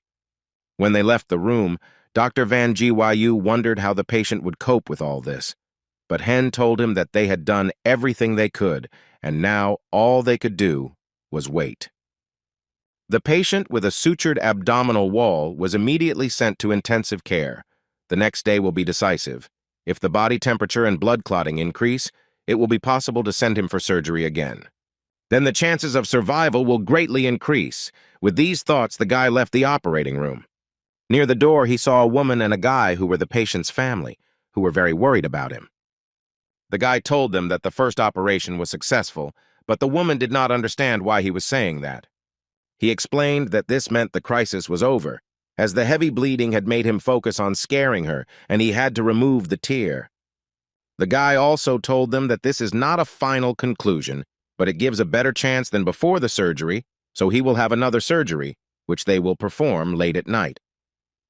The woman started crying and asking the guy to save her husband, and the son tried to calm her down. Hen hugged the woman and said that although the operation was difficult, her husband had endured it well, and they would try to do everything to save him. He thought that with such a big problem behind him, he would not be able to entrust the second operation to someone else. But on the other hand, He needed to get to the interview. He decided that he could pass the exam in his specialty next time because he had to get another chance. Meanwhile, in the corridor, the doctor was arguing with the ambulance doctor. He demanded to send him back by helicopter, since he had arrived by helicopter. But the doctor refused him, since it was very difficult due to the situation in the city. He was suddenly approached by Hyun, who knew that the doctor had been sent from Daehan University. But the man did not understand who the guy was. Hen was not surprised that the doctor did not remember him, so he told him that he had seen him when he was leaving the operating room. He was very angry and did not understand how the doctor could abandon the patient during the operation and just leave, because after that, he should be ashamed to call himself a doctor. The guy reminded him of the words from the oath of all doctors who undertake to put the health and life of their patient first. The second doctor who was with the doctor started yelling at the guy because he didn't know the reason for such an act. But the doctor stopped him and asked him not to do anything in their conversation, since he himself could answer yes. He admitted to the guy that he had indeed neglected his medical duty, but he said that he was the same person. The doctor said that he did not want to come to this city, but he was forced to, since a state of emergency was declared. When the earthquake happened, the man was very scared, and the fear that the building could collapse at that very second has not left him to this day. At that moment, he had a lot of questions in his head. Whether he would be able to survive and get back to his family, he asked the guy to just understand him. He didn't even care if the guy called him a cowardly fugitive, but as a doctor, he would be guilty all his life. But as a human being, he simply asked not to touch him, since his deed had already been done and there was no turning back. As he was about to leave, the guy suddenly said that the patient he had abandoned was also someone's family. He also added that if the doctor was interested, the patient was in the intensive care unit with his stomach temporarily closed. And with these words, Hen ended the conversation and left. The guy returned to the operating room again and continued to perform operations together with his responsible staff, and contrary to fears, there were no further tremors. But the number of people who needed surgery did not decrease. Emergency operations continued until late at night. But fortunately, more medical workers were soon sent to the hospital, and as work progressed, the situation gradually began to normalize. Hyun-jun returned to his usual job as an assistant, and the team with which he had carried out several operations was disbanded. And now, when the sixth operation was over, the guy went out onto the balcony to get some fresh air and realized that dawn had come.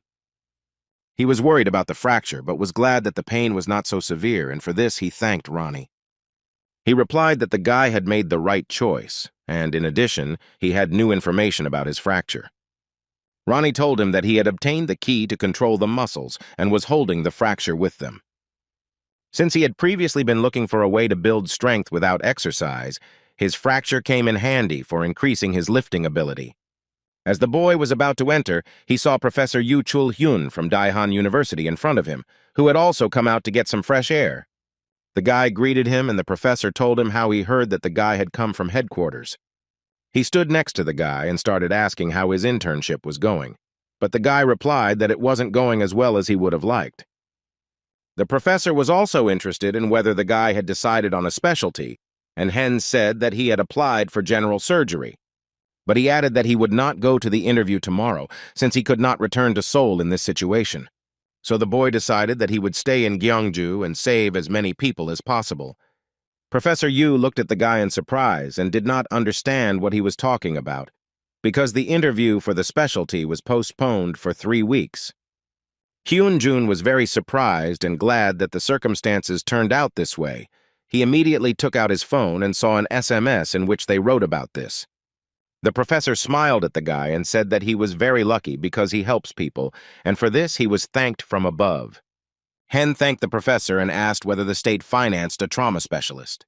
He was surprised that the guy wanted to go there because it wasn't that easy there. Hyun-jun told him that after completing his general surgery course, he wanted to switch to specializing in traumatology. Professor Yu told the guy that all the information about this was in the letter, but he still decided to tell him that the state would now provide support to both traumatologists and hospitals with emergency rooms. Hen wondered why they suddenly decided to support them. The professor explained that after the earthquake, there was criticism from journalists due to the lack of trauma surgeons, Hospitals are short of specialists whenever patients with severe injuries are admitted. At such moments, it attracts public attention, but no concrete changes occur, and this upset the professor a little. When Hyun returned to work, Dr. Won Ji-Wyu shocked him with the news that the patient he had operated on was being transferred to Seoul. The doctor explained to him that after an emergency operation, the patient is always transferred to another hospital because this one does not have enough qualified personnel. But the guy was still surprised because they could have waited until his condition stabilized. He also asked which hospital exactly the patient was being transferred to. The doctor said the patient would be transported by helicopter to the trauma center at Daehang University Hospital. Then the guy decided to go to the patient to see how he was doing. A passing nurse noticed him writing something in a patient's personal file. Hyun-Jun scalers that he is simply adding notes to the medical record data because the patient will soon be transferred to Seoul. Because those who will be involved in it in the future will benefit from more notes on the operation process. The nurse was surprised because the guy had only recently become a doctor. She believed that there are no doctors who pay so much attention to each patient, since at first everyone has a desire to devote themselves completely to their patients. But during the first year of residency, everything changes, as there is a lot of work and the workload is too great. Hen replied that he was not aware of such a thing, but despite this, he certainly wanted to do everything possible for his patients. The nurse smiled at the guy. She had never seen such responsible doctors before. After he finished, the patient was still taken away for transportation to another city. Reporters gathered outside the emergency room to document the event, which once again drew attention to the problems of emergency rooms. They also said that the person who will perform the surgery on the patient is very well known in the field of traumatology. Meanwhile, at the hospital itself, the doctor gathered the residents and gave them instructions. This is the first time they have transferred a patient from Gyeongju, and people will be watching the case closely, but there is no reason to worry. After all, for Professor Seok Jin-woon from the Department of Traumatology, all people are equal, and he taught this to his students, so he asked them to focus on their work. The boys listened to him attentively, and when he finished, they answered in chorus that they understood everything. One of the doctors brought Professor Seok a folder with data on the problems of a patient from Gyeongju. When he started reading, he saw that there were many notes added to the information. This surprised him very much, because he had never seen such medical records before. The professor saw that the doctor had written down even things that he had not had time to check during the operation. The doctor was unable to cure all the organs during the procedure, and the professor felt that the notes emanated strong regret about this. He was curious about which surgeon had passed it on and found information in the folder that the surgeon was teaching general surgery at Daejeon University branch. At this time, a doctor approached him and said that the patient was ready for surgery, and since the information was more than sufficient, they decided to proceed with the second operation. When they started operating, they first checked the accuracy of the notes, and everything was exactly as written there. One of the doctors drew the professor's attention to a suture that another surgeon had made. The professor saw that the distance between the seams was uniform and narrow. They could understand how this was possible. Such even seams were surprising, but what amazed him even more was that this was done during a state of emergency. But although the work on each organ was ideal, the overall process of this cannot be overstated. The professor felt the hand of a not very experienced doctor in this. Despite this level of skill, the professor was interested to know who it could be. The subordinate was surprised, since the professor most likely wanted to lure this surgeon to himself. But he doubted that the professor of general surgery would want to join them. Jin-ung, in turn, decided that it was still worth asking. After the operation was completed, the professor decided to call the branch and find out all the details about the first operation. He explained to the doctor that he had called to report on the progress of the operation of a recently arrived patient from their department. But from his voice and answers, it was clear that he had no idea which patient he was talking about. He replied to the professor that he was just about to read an article about the results of the operation. Jin-woon was grateful to the surgeon, because thanks to him, he successfully completed the operation, and with that, they said goodbye. The professor did not understand what was going on and why the doctor answered like that, but he knew for sure that this was not the person he needed. He thought that if this surgeon had not performed this operation, then it was unclear who it could have been. Suddenly, the professor remembered that the medical record also indicated the name of Professor Yu. Without thinking twice, he called him and began asking questions about the surgeon who performed the operation on the patient. Meanwhile, in the emergency room, Zen tried to calm the child down so he could take a blood sample, but he wouldn't come to meet him. The guy told him that he would make it so that the boy would not feel any pain at all, and he trusted him. When he began to apply gauze to the wound, the boy was happy because nothing really hurt. The child's mother was surprised how the doctor managed to get along so well with children, but the nurse replied that for them it was also mystical. Ronnie joked and told the guy that highly advanced science is hard to distinguish from magic.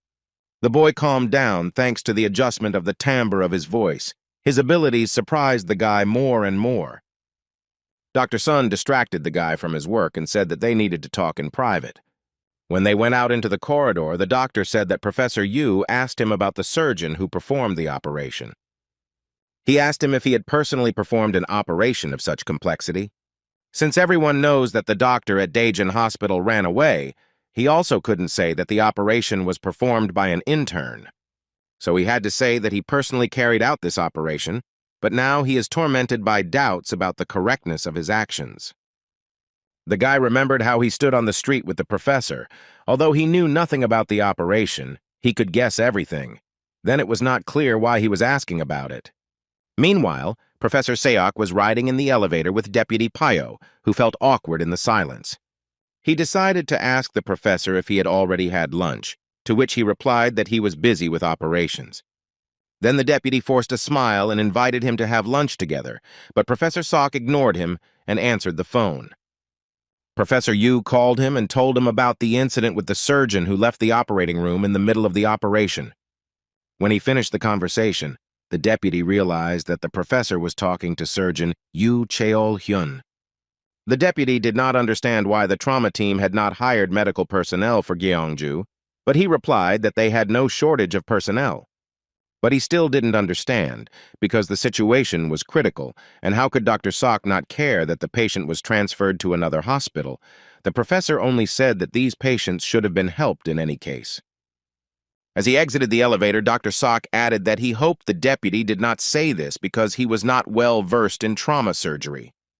After all, he knew for sure that all he needed was news coverage, and for that it wouldn't hurt for him to go to that hospital in person.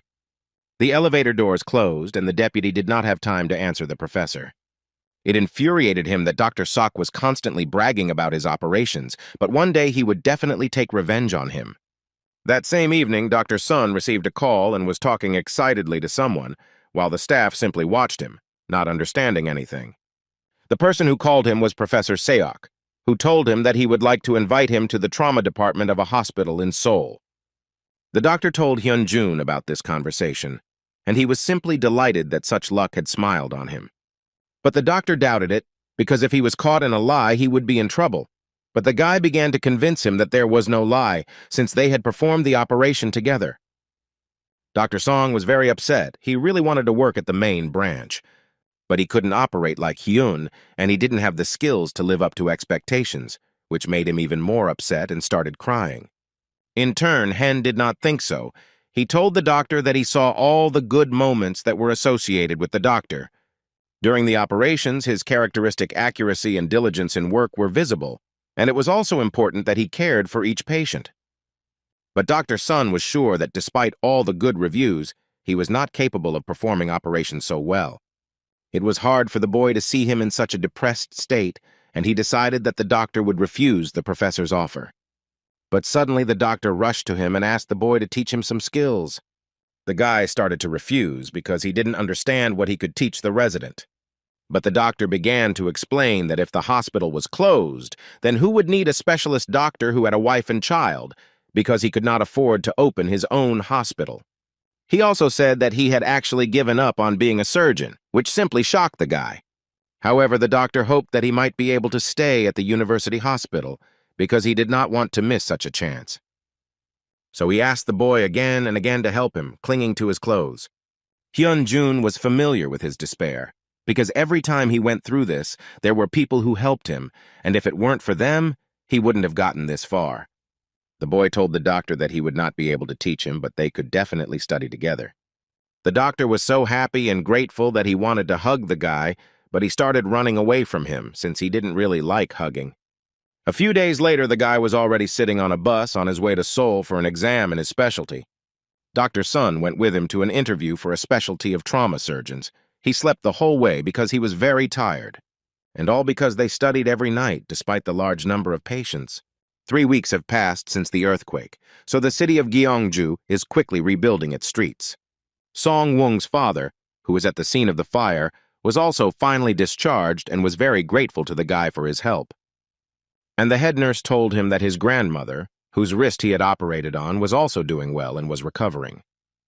These weeks were so eventful that the guy will have a lot to remember for a long time. On the way, the guy received a text message from the family he lived with. They also wished him good luck on the exam. And yet he was glad that he became a doctor. Now he needed to gather his strength to continue his difficult path. When he arrived, he immediately went to take a test on translating an English article. After a while, the test was over and the guys handed in their work, hoping that he had written it well. Suddenly, a familiar voice called out to the boy, and when he raised his head, he saw his friend Song Lee in front of him. When they left the class, it turned out that they were both going to an interview for general surgery. But Hen suddenly remembered that the guy had applied for plastic surgery. Song Lee told the guy that he came to this decision after much thought. Hen remembered that his friend had been very thoughtful the last time they had shared, and thought he had made a safe choice. Suddenly their conversation was interrupted by a girl who asked them to be quiet, as they were really disturbing her while she was reading. Hyunjun immediately apologized, but Song Lim didn't understand why this girl was giving orders since they weren't in the library. Suddenly, a man came out to them and invited Hyunjun, a girl named Song Hui, and another guy named Gi Wan to an interview. When the three of them entered, they immediately took their seats, and the doctors greeted them. The doctors gave them a task to read the pieces of paper that lay on each of their desks. Hen began to carefully study the information with Ronnie about a fictitious patient who had various kinds of symptoms. After they read, they first asked Gi Wan about the more likely diagnosis of the patient he had read about. The guy thought for a moment and replied that it was similar to a disease that causes gallstones, and upon hearing his answer, Song Hui smiled, knowing that he was wrong. The doctor asked the guy whether he meant inflammation of the gallbladder or something else. With doubt on their faces, the doctors wrote down his answer and moved on to another student. The next to answer was Song Hui, who did not agree with the guy's words, since in her opinion it was an inflammation of the sac due to a weakened esophagus. She explained that if it were a gallbladder disease, the pain should be in the upper right side. Then the doctors asked if this was really the diagnosis she was saying, then what type was it? The girl replied that it was complicated, and the doctor asked why she thought so. She explained her answer by the fact that the number of blood cells exceeded the maximum normal value by more than twice. The doctor continued asking her what tests the patient needed to confirm the diagnosis. Song Hui started to get a little nervous and replied that he would most likely need a CT scan, and the doctor asked what exactly she was going to confirm with this scan. The girl thought about it, and then the doctor asked Hyunjun the same question, and she in turn knew the answer, but did not understand why the questions were so quick. The doctor answered her that he had heard enough of her answers, and that was enough to draw conclusions. He turned to Hyun, who had some comments about Song Hui's answers. The guy started saying that he agreed with the diagnosis that the girl had voiced, and at that moment she was very angry that he was using her answers. But he began to supplement it with his own answer, saying that it looked more like the signs and symptoms of a relapse of the inflamed sac. The doctor asked what indicated this diagnosis to him, and the guy replied that these were the symptoms of pain and fever.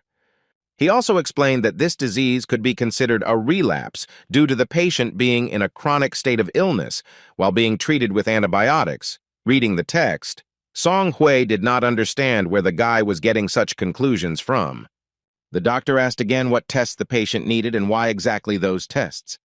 The guy replied that computer diagnostics should be used to assess complications of disease symptoms.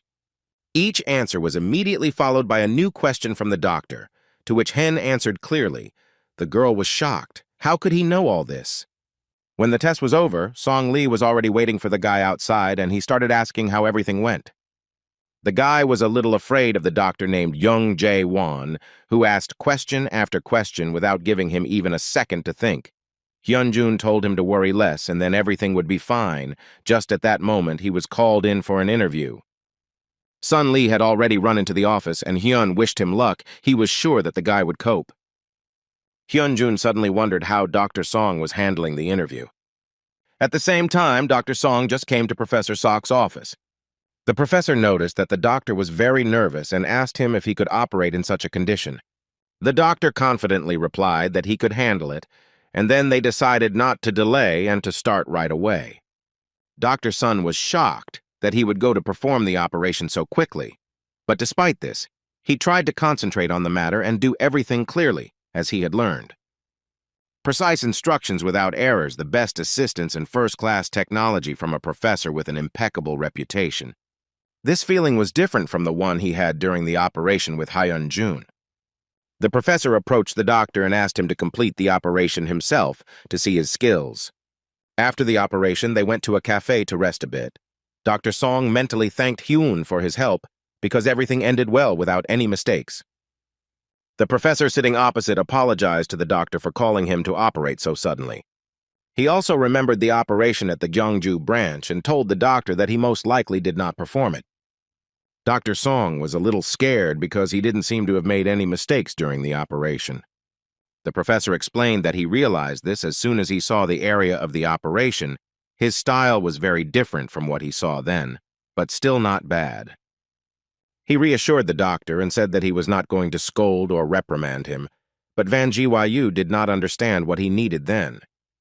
The professor was amazed by the precise processing of the seam without a single error, so he just wanted to know who did it. The residents and professors at the scene all refused because it wasn't them, so Professor Sok realized that the operation was performed by an intern. Hearing this, Dr. Song seemed to be speechless and did not know what to say, but the professor kept waiting for him to tell where exactly this intern was now. Meanwhile, Hyunjung and Song Lee were preparing to go through the personal interview and not lose face. Song Hui approached them and asked if he was an intern at Daihan University Hospital. Song Lee replied that it was him, not understanding why she needed this information, but the girl did not mean him at all. She looked closely at Hen, who remembered seeing her at the first interview. The guy stood up and introduced himself to her, but the girl replied that she remembered him well as the man who predicted all the answers to the interview. But the guy smiled and replied that he was just lucky since they were asking exactly what he knew. Song Hui smiled and said that he didn't seem modest at all and was most likely deceiving her, and the guy felt an open dislike. She asked him to tell her honestly how he knew all the answers. This attitude infuriated Song Lee, and he began to defend his friend. Suddenly, their squabble was interrupted by a doctor who was just looking for Hyunjun. Everyone looked at the guy with puzzlement, but he himself did not know who this professor was and why he was looking for him. The doctor said nothing more and simply tapped the guy on the shoulder and then left. A few minutes later, they were called into the office for a final interview that would decide their fate. Their assessors were now other doctors and also Payo's deputy, who was surprised that the guy had come again. Hyunjun wasn't happy about their meeting either, but he had no choice and had to endure his presence. One of the professors started looking at the guy's grades. He noticed that his grade as an intern was low, but he passed the written test and the first interview with flying colors. Then he saw that the guy was being sent to the Gyeongju branch, and he remembered that it was that same intern, but his deputy stopped him mid-sentence. The professor noticed that Hyunjun had a lot of problems in the past, which greatly upset his friend Song Lee. The deputy said that the interview would be conducted fairly, and they would only evaluate the current level of knowledge. But Ronnie told the guy that the deputy was lying, and Hen knew it himself, because he was sure that he wanted to take him down. Knowing that it wouldn't be easy, he was serious and planned to give it his all. Suddenly, they were interrupted by a knock on the door. Professor Sok came in and asked if the interview was still going on. The deputy was very unhappy with his appearance because he had never participated in such events before. Professor Sok announced that he had come to participate in the evaluation of candidates and turned to the guy, adding that the year promised to be interesting. The first to be assessed was candidate Song Hui because her grades were not good enough. The professor praised her, saying that she was well-spoken and had a clear self-confidence, so she seemed like a worthy candidate to them. Suddenly, Deputy Pio said that he had a question for candidate Hyun-jun. He asked him how many months ago he had arbitrarily treated a patient with a drug that attacks a blood clot, and what his actions would be if such an emergency arose. What would he do if his boss wasn't there to give him advice or make a diagnosis right away? Hearing his question, the professor thought for a moment, as he did not understand where he got it from. Ronnie warned the boy that if he answered honestly, his grade would be lowered and he would be fined, but he himself understood this. Song Hui noticed him and didn't understand why he didn't answer for so long, when he just needed to say that he would wait for his boss. The boy understood that this was not a question of weighing values, since it was impossible to compromise at the cost of the patient's life. Hyun-jun made up his mind and replied that, if possible, he would give priority to his superior first, but if the situation went wrong, he would make his own decision. The deputy was not surprised by his answer and said that it meant that the guy would figure it out himself. Hen, without further hesitation, confirmed his words because he simply could not act differently. Song Lee was shocked by his answer, as he could definitely fail this interview now. And Professor Sok was pleased with his answer, because the guy was telling the truth straight to his face and was not embarrassed about it, and he liked it. The deputy, in turn, told the guy that he would have to take responsibility for this answer. After the interview, the professors gathered in the deputy's office and began to discuss the candidates. The deputy announced that if there were no objections, they could confirm the passage of more than 10 people. Professor Sok interrupted him and said that Hyun-jun, who was also in the top 10 in the test results, was not on the list. The deputy did not understand why he stood up for him so much and replied that he withdrew his candidacy because of an unacceptable answer. But Professor Seok thought that Hyun-jun answered as befits a real doctor. In turn, the deputy did not agree with him because such behavior was not suitable for their hospital. Professor Sok replied that if this single answer was the reason for his dismissal, then it was hard for him to understand because the guy was very capable. He added that general surgery is different from emergency medicine, and Hyun-jun will have to think and decide a lot on his own. The deputy didn't understand what was so special about this intern, but the boss was very persistent and didn't give up so easily. He decided that they would do something different and told the doctors who agreed to eliminate Hyun-jun to raise their hands. We had to decide this issue by voting, where the majority was on his side. Standing outside the office door was Geun-suk, who heard that Hyun-jun's fate was being decided there. Meanwhile, Ronnie himself understood the guy's behavior because he knew what answer the judges were expecting, but he still didn't say it. Ronnie did not rule out the possibility that he could become a specialist at Daehan University Hospital. Hen replied that at least he would be able to sleep peacefully, because patients always came first, since he could not be a doctor who turned his back on them.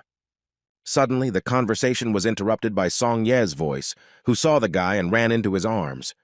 She started scolding him because she was so worried about the commotion in the news about the earthquake, and he didn't even call her. And she continued to wait. Hen looked at the worried girl and realized that she was very worried about him. And every time Song Yi cried because of him, so he needed to say what he couldn't for so long. The guy apologized to her, and the girl replied that although he was busy, he could at least answer the text message. Song Ye said that if the guy really felt guilty, then he should treat her. Hyun-jun asked her to go out to dinner together, and she started looking at her schedule, which just happened to have a free window for dinner. Suddenly, Geun-suk approached them and said that now was not the time for dinner. He came closer to the guy and grabbed him by the clothes, started yelling at him, but the guy didn't understand why he was suddenly so angry. Then Geun-suk told him that he failed the interview and exam with such a score, and that was why he was so furious.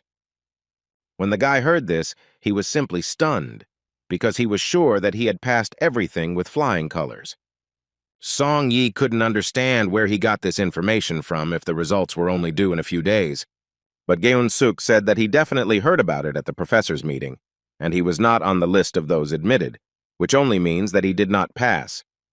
After that, they still went to dinner, where the guy treated the girl to delicious food, which she immediately began to photograph.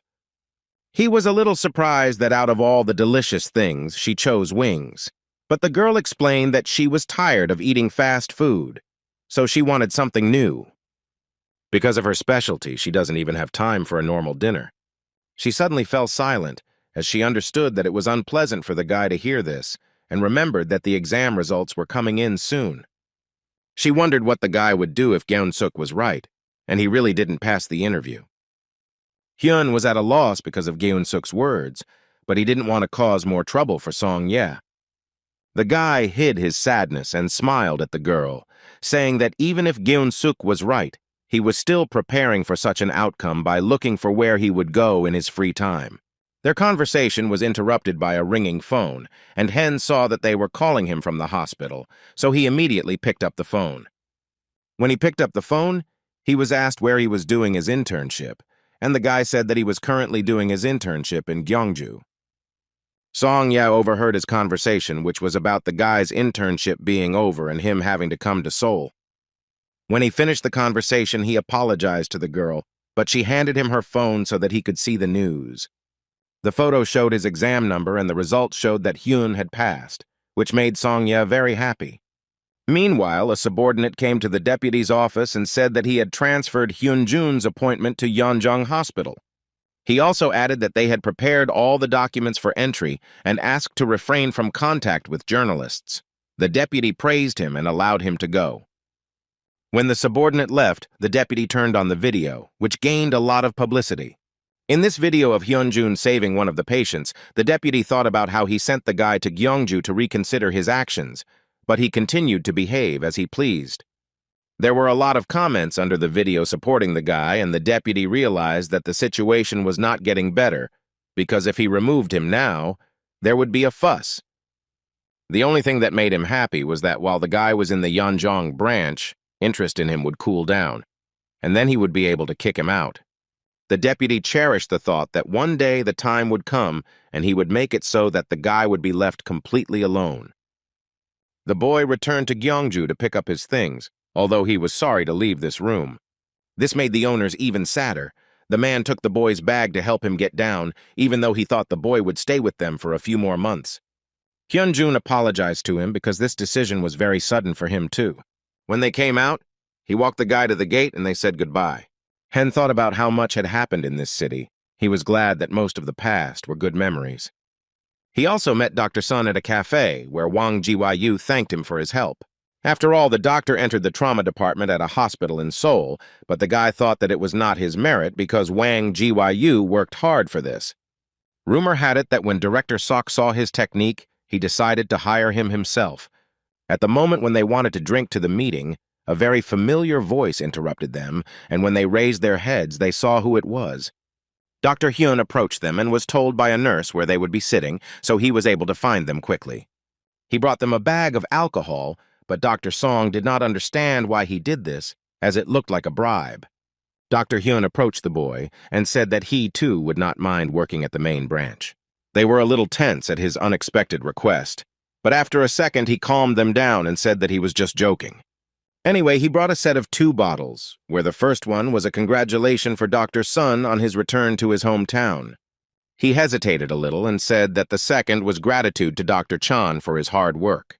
Dr. Song was glad that he had finally decided to get along with the guy, but Dr. Hyun still kept his distance, as it was difficult for him to express such emotions. Hyun-jun always thought that Dr. Hyun hated him, but the truth always wins. He was glad that he was recognized. Now his goal is to try hard in the main branch as well. He spent the remaining months of his internship at Yeonjong Hospital as he left Gyeongju forever. The work itself was not much different from my previous work in the Gyeongju department, but due to the large number of patients, I had to work without breaks. Working tirelessly, he finally became a specialist and completed his assignment at Yeonjong Hospital.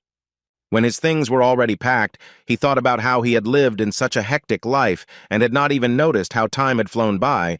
Ronnie explained to him that in large part this was because he had become famous. But Hyun was a little embarrassed by this celebrity and the videos from that time. Because of this, the guy was often recognized in the hospital, which made it difficult to work. Ronnie was also confident that this video helped him pass the main exam. It was no coincidence that the timing of the call from the vice president's office coincided with the public outcry surrounding the video. The guy guessed that the advice to refrain from contact with journalists was so as not to attract even more attention to himself. Hyun thought that if Ronnie's reasoning was correct, then it was for the same reason that he was sent to Yeonjong Hospital in a hurry. Maybe, as Gyun-suk said, the guy didn't pass initially, but the result was the opposite. On his first day of work in his specialty, the deputy left the guy on duty for 100 days. The guy was very surprised by this, as he thought that his punishment should have ended. The deputy opened the video and turned the laptop towards the guy, asking if these were fishing rods. I watched the video, and the guy remembered the situation where he saved the life of his friend's father after a fire. Deputy Pio was amazed that the guy again did everything himself at that moment without waiting for permission from his superiors. The guy knew that if he hadn't done anything, the patient could have died. He didn't regret it, but he had to take responsibility for it. Hyun-jun agreed and said that he would be on duty for the entire 100 days that his deputy had assigned him. He also added that the guy was prohibited from attending any surgeries during these days, which simply shocked Hen. Deputy Pio was surprised that the boy did not agree because he thought he was a man with strong convictions. He thought that the boy's responsibility now seemed unnecessary, but Hen refuted his words. Hen thought for a moment and asked if he could go out in case of emergency operations. The deputy didn't think it would be so hard for the guy to give them up. He was obsessed with surgery even more than it seemed. He answered him that if the professor in charge of the operation allowed him, then there would be an exception, and the guy thanked him and left. When he left the office, the deputy was thinking that the guy would be unhappy with such a decision. He wanted to see how long he could stand it. Hen returned to work and brought the report about the colon cancer patient to the resident. He in turn listened to him silently and did not react at all. Suddenly, he stopped the guy and thrust a piece of paper at him, telling him to find these materials and bring them to him. He needed these materials for the next day's meeting, so he warned the guy not to skip a single point, and he himself went to the operation. The guy took the piece of paper and did not understand why the resident gave him such an assignment. When he saw that Hen still hadn't left, he shouted at him to go faster and complete his task. Having found all the books with materials, he felt a strange hostility from all the staff around him. He remembered how good it was in Yeonjong and how kind everyone was to him, but here everything was different. Entering the office where he could study and write in peace, he saw Dr. Kim Byung-seok, a second-year residency student, and greeted her. She was surprised that the guy was going to study so many books at once and admitted that perhaps Dr. Hwang Ji-Yu's son asked him to do so. Hyun-jun remained silent, and she realized that she was right in telling him not to worry, since people were saying different things about this doctor. As she was leaving, Byun-suk also said that there were some not very pleasant rumors about the guy as well. Many people were unhappy with his celebrity title. Some even called for disciplinary measures to be taken against a high-ranking person like him. But the resident didn't think that everything was as bad as they said and wished the guy good luck. When she left, Hen stood there in confusion about what rumors she was talking about, because he had never heard anything bad about himself. After he finished, he was called to make his rounds, the first of which was a colon cancer patient who had been admitted that day. The doctor was also told that the patient had had bad substances removed from his intestines 7 years ago. The doctor asked if they had done any tests after that and turned to Dr. Hwang, but he replied that he had been in surgery, so he had not done that. The resident pointed to Hyun-jun and said that as the attending physician he should know about this. Then the doctor noticed the guy, and his name seemed very familiar to him. The boy began to answer, and Dr. Hwang watched with glee as he became confused. After all, he had been keeping the guy busy all day and was sure that he hadn't had time to get to know the patient's history, so he wanted the guy to feel ashamed of it. When Hyun-jun told the full details of the patient's illness and treatment, the doctor praised him, but Hwang was simply shocked. He couldn't believe that the guy was able to find the time to study the information. The doctor came back to him and asked what treatment method they should choose for the patient, given the location of the tumor. Hwang thought about it, but he had no answer to this question, since he had not studied anything. The doctor was surprised that the resident could not give an answer, since this was the topic of his upcoming presentation, but Dr. Hwang began to make excuses, saying that he was in surgery, so he did not have time to look through it. The doctor was stunned by his slip of the tongue, since he was not the only resident who was busy in this way. Then he turned to the patient and asked him to complete his treatment so that there would be no recurring problems. Leaving the ward, the doctor asked the resident to prepare for the presentation properly in order to avoid mistakes. Hyun-jun thought that at a time like this, he definitely didn't want to get caught in the crossfire. On the way, he asked the doctor about daytime rounds, and also learned that the resident was scheduled to have an operation in the evening. When they left, a nurse suddenly ran up to them and told the professor that one of the patients needed urgent surgery. The doctor asked what patient they were talking about, and she said that the patient had intestinal obstruction, since she was told that he had a hole in his intestine that was spreading to other organs. The professor thought for a moment and assigned one of the interns and resident Hwang to the operation.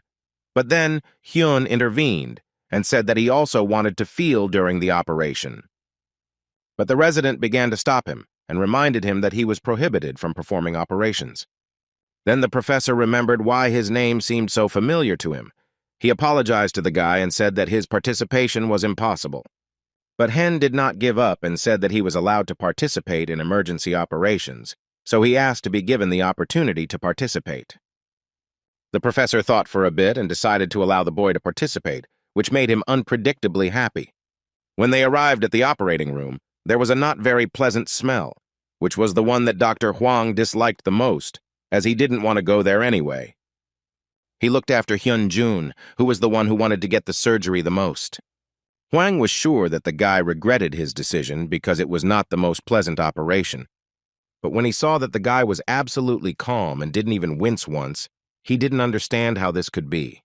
The doctor found the location of the hole in the intestine, but he also noticed that there was more than one hole in it.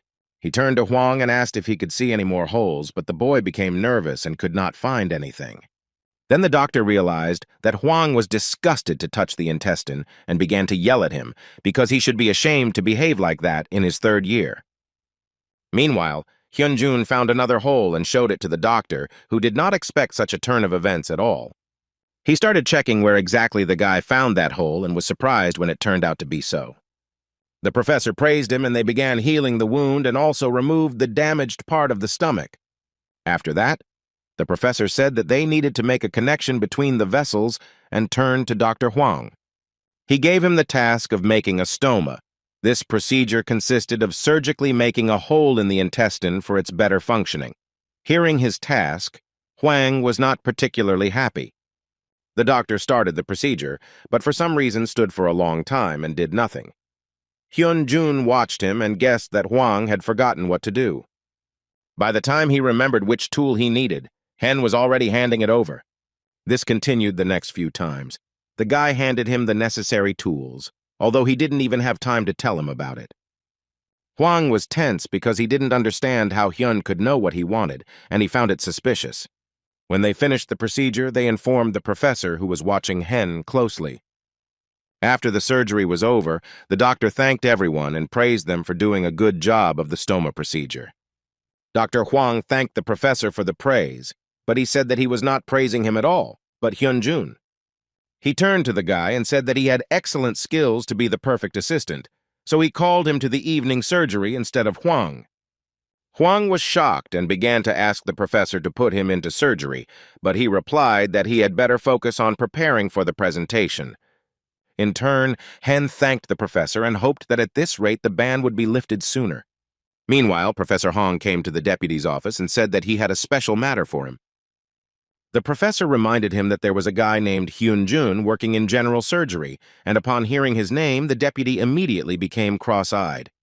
Despite this, he continued to say that he was aware of his ban on attending surgeries, but despite this, he said that the guy's skills were worthy of attention. He wanted the deputy to allow him to be at the operation and for the professor to look after him, but he was not happy with that arrangement. The vice director looked at Professor Hong with a withering gaze and said that his orders were not to be discussed. Meanwhile, the guy was preparing for surgery and came to disinfect his hands along with another doctor.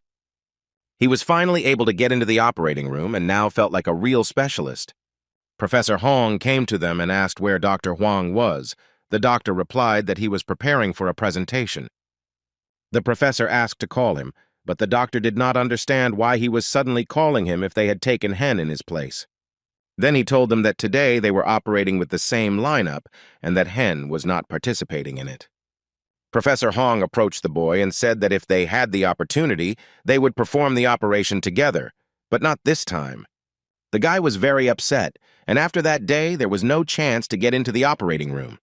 All he could do was perform virtual operations as before, since he couldn't do without them at all. Ronnie was called in for a successful operation and wanted to prepare the next patient, but Hen asked him to stop there. After Ronnie finished the simulation, the guy sighed heavily and again plunged into his thoughts. Ronnie didn't understand why Hen was upset, because the surgery went perfectly. But for the guy, it wasn't a real surgery anyway, and he was just repeating what he already knew. The reason why Daehan University Hospital is the best is because it has great doctors. Because first of all, people come here to learn the technique and skill of performing the operation. He thought about the fact that his 100-day sentence, which his deputy had given him, would soon end. But if suddenly such a situation happens again, then perhaps there is no point in continuing to work in this hospital. Suddenly he was distracted from his thoughts by Dr. Kim, who entered the office and asked how he was feeling. Hen didn't answer, so the doctor sat down next to him and said that no matter what the guy thought, Professor Hong did everything he could. He said that on the day the boy was not allowed into the operating room, Professor Hong tried to persuade the deputy to lift the ban, but failed. Hyun-jun was shocked that the professor went to ask for him because he didn't expect this at all. Seeing his surprised face, Dr. Kim said that the professor thought very highly of him, so he did it. But he also added that Hyun is a first-year specialist who is fearless in challenging the real world, so Dr. Kim supports him in this. The only bad thing was that the guy worked constantly, without proper rest, because in the future, it would be hard for him too. But Hyun didn't understand what to do with it. Then Dr. Kim said that they would confront the deputy together, even though there weren't many of them yet. And even if it doesn't work out, the guy can become a famous person who will have the right of immunity. When they finished talking, the guy left the office and thought about the doctor's words on the way. He tried to understand what exactly a doctor should do to become famous throughout the world. Ronnie told him that the most famous person in Daehan University Hospital was Seok Jin Woong. The boy didn't recognize the professor when they ran into each other before the interview, but he had heard his name even when he was in preparatory school. As one of the founders of the emergency center at Daehan University Hospital, he rejected all offers from the most famous hospitals, despite being a first-class surgeon. At that time, there was a terrible collapse of an orphanage in which 21 children died. Sung Jin Woong gained public attention for his work as a surgeon for twins who were taken away from the scene of an accident. The guy was thinking about how to become untouchable when suddenly someone's voice called out to him. He was approached by intern Kim Jin-young, who asked if the boy was going to the emergency room.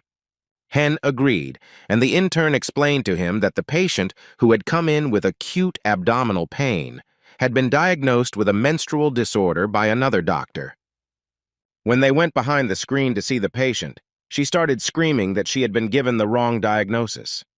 The woman denied her diagnosis, although the surgeon referred her to another department. Hen approached her and asked why she thought the diagnosis was wrong. But the patient replied that at her age, she could tell the difference between abdominal pain and other types of pain. Then the guy asked the intern to tell him about her tests, and he said that all the indicators were within normal limits. Only the number of red cells in the blood was insufficient. Hearing this, Hen realized that the cell count was too low to be considered lower abdominal pain. He went down to the patient and immediately apologized to her, as he needed to feel her stomach. When he started to feel her stomach, she suddenly made a painful sound and the guy stopped. Ronnie showed him that she had problems in the upper right square, and he realized that it was not very good. Then Hen asked the patient if she was taking any other medications, but she reacted very strangely and said no. Hyun-jun realized from her reaction that she was most likely taking some kind of pills, but for some reason she didn't admit it. Intern Kim continued to claim that the surgeon and gynecologist had diagnosed her with abdominal pain due to her cycle and was confident that they were right. Hen interrupted him and told him to request a computer check in the department. The intern tried to contradict, but the guy insisted on his own. He also told Dr. Kim to immediately call those who diagnosed the patient with the disease. A few minutes later, surgical resident Jong and gynecology resident Jin came to him. They couldn't understand why he called them, because they had already diagnosed her.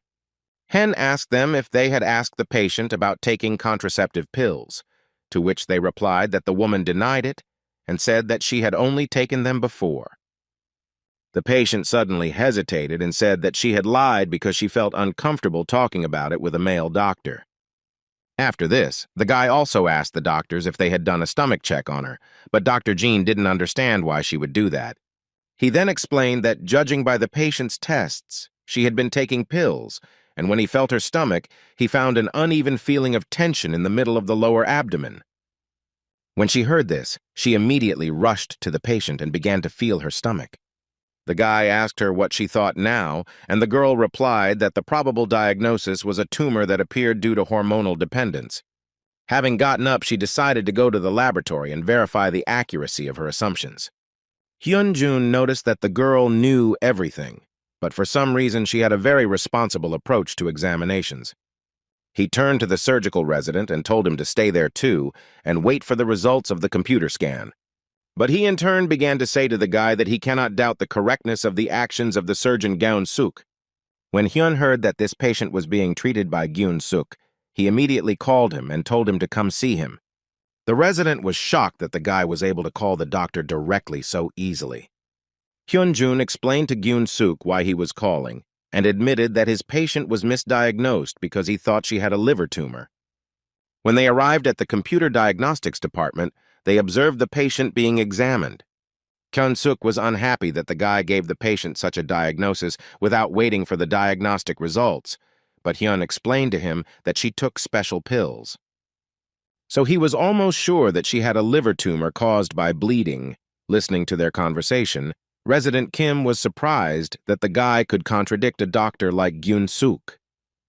In turn, Gyun-suk confirmed that they are obliged to respond to emergency patients' illnesses. But if she has a tumor that may not cause serious complications, it is an emergency illness. But Hyun stood his ground, since in the case of a liver tumor, there is always a risk of its rupture. And judging by the movement of blood in her vessels, there should be a hemorrhage into the abdominal cavity, which already requires emergency care. Gyun-suk was angry that the guy was so stubborn, because he was a freshman and had a lot of confidence. He believed that Hyun had become too arrogant because he was popular on the internet, and now considered himself more important than everyone else. The guy listened to him silently as he continued to say nasty things, and was suddenly interrupted by the doctor, who had finished diagnosing the patient. When they started studying the images, the doctor showed them that the patient had bleeding in the abdomen. Kyun-suk asked to enlarge the photo to make sure, but when he saw that the area of amplification was not uniform, he realized that he was wrong.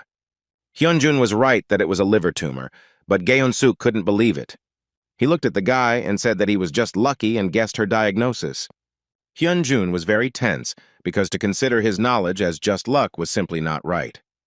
Even though the guy had Ronnie's assistant and their competition was unfair, he was still offended to hear that. Hyun stopped Gyun-suk and said that he was confident in his diagnosis because he personally examined the patient. But what served as the basis for the previously given diagnosis to the guy was unclear.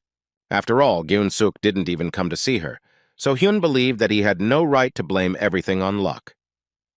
The intern suddenly began to apologize to the boss, since he was the one who should have studied everything properly and passed on all the information to him.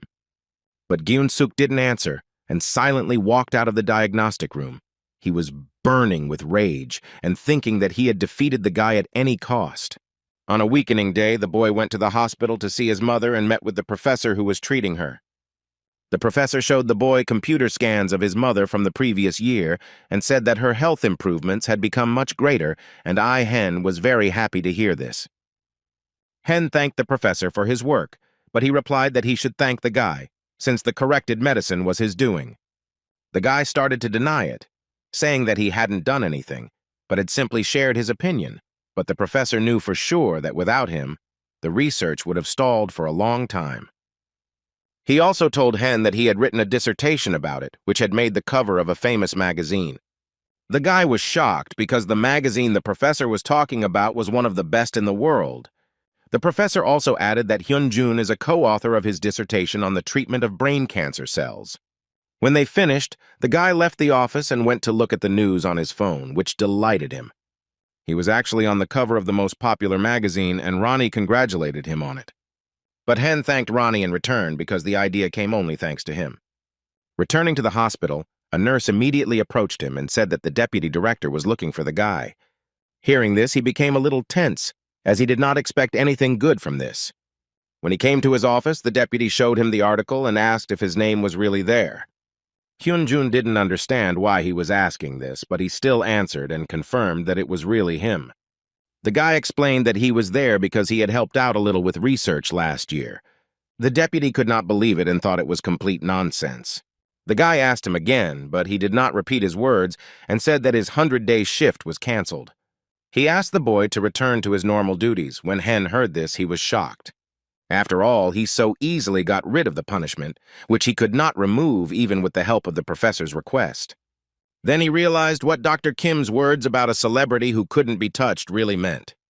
The deputy needed an outside perspective, so he couldn't put himself at a disadvantage. As he left the office, the guy now understood what it meant to be famous. After the news spread throughout the hospital, it was even discussed during operations.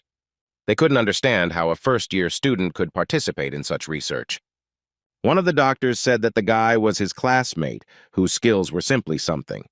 Their discussion was interrupted by Deputy Pyo, who said that it was not only his skills that were highly respected in their hospital. He also told them that Dr. Lee Gun-suk would be in charge of the Olympus project at their hospital. One of the doctors was amazed by his words, because this was the same cooperation with the world's leading company providing medical services, Olympus Healthcare. It can help to get good financial investment if you win the biggest competition in the medical field. The deputy confirmed his suspicions and said that they were going to develop technologies related to robotic technologies. Therefore, this project will be led by Geun-suk, since he not only has the technology, but also the research, because he is also an extraordinary person. He also said that their hospital now has 2 such people and their hospital has a bright future. After the operation was over, Geun-suk quickly left as he was irritated by hearing Hyun-jun's name. He was sure that as soon as he was chosen for the Olympus project, he would immediately show him who was the best. Suddenly, Geun-suk stopped and saw the guy talking to the director of a popular company, Kang Jung-soon. He didn't understand why they were talking and decided to follow them to the cafe where they were going to go. When they arrived at the cafeteria, the headmistress began to congratulate the guy on the publication of the magazine, while Geun-suk sat at the next table behind a screen and listened attentively to their conversation. Hyun-jun felt that his name was not deserved to appear in the magazine, but Mrs. Kang was sure that he had every right to do so. After all, thanks to him, the development of a new drug is in full swing, and they will soon be able to release it for sale. She also said that her company has a program that sponsors 2 neurologists each year, but this year they changed their rules and decided to sponsor a doctor from another department. Listening to her, Geun-suk remembered that he had also heard about it and the reward there was quite large. The headmistress pointed at Hyun-jun and said that he was the doctor from another faculty. Hearing this, the guy was simply shocked, and Geun-suk was even more shocked. She said that the guy would be paid prize money, not a research grant. Hyun thanked him for the honor of participating, but replied that he couldn't accept the money. Geun-suk was simply killed by his answer. The guy added that he wants to become a doctor who can treat all diseases, so that patients do not suffer from a shortage of medical personnel. Therefore, he believed that it would be right to choose someone who needed these research funds more than he did. Geun-suk did not understand why he was refusing the prize money. Principal Kang realized that the boy really wasn't greedy at all, just as Professor Kim had told her, and Hyun apologized for the inconvenience. But despite his apologies, Mrs. Khan began to yell at the guy that he deserved to get even more of this money. She also said that to receive the award, he needs to have achievements in research. Mrs. Kang told Hyun that he couldn't become a hospital, but the boy didn't understand what she meant. She explained that although he could become a doctor who could cure anyone, he could not cure everyone. To explain it to him more clearly, Mrs. Khan gave an example that if 2 emergency patients with the same urgency showed up at the same time, what would he do? Hyun-jun said that of the 2 patients, the one that can be cured quickly will be operated on first, and then the next one will be treated.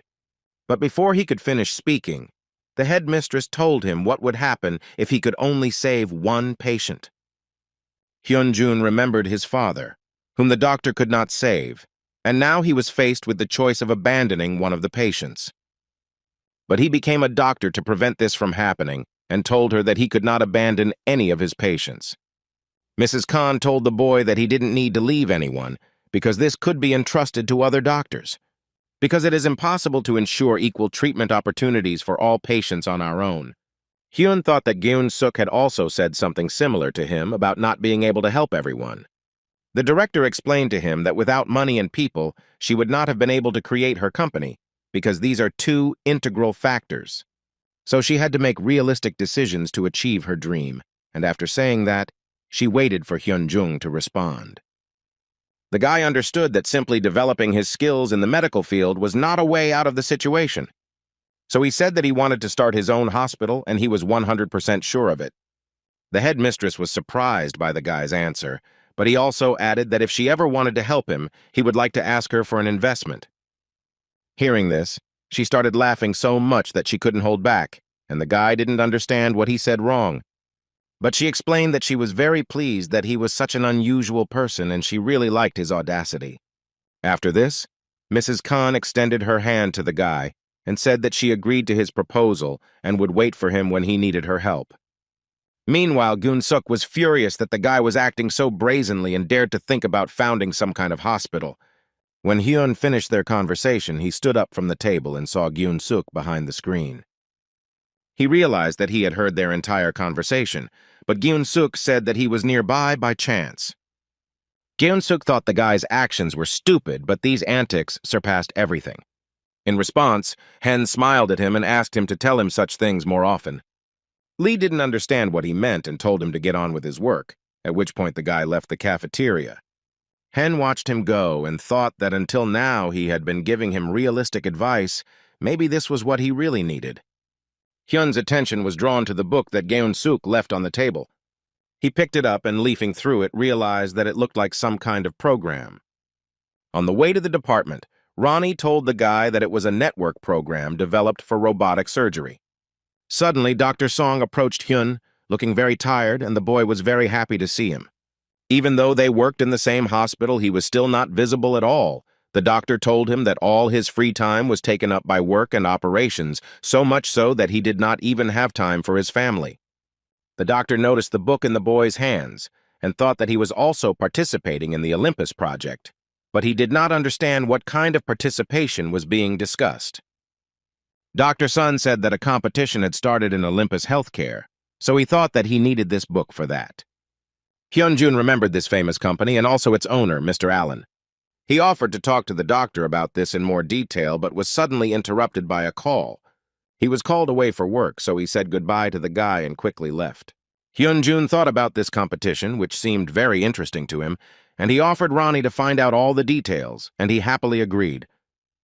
At the same time, at the Olympus Company, its general director, Rona Allen, came to the office. She was met by a security guard, and she began to ask about what happened that night.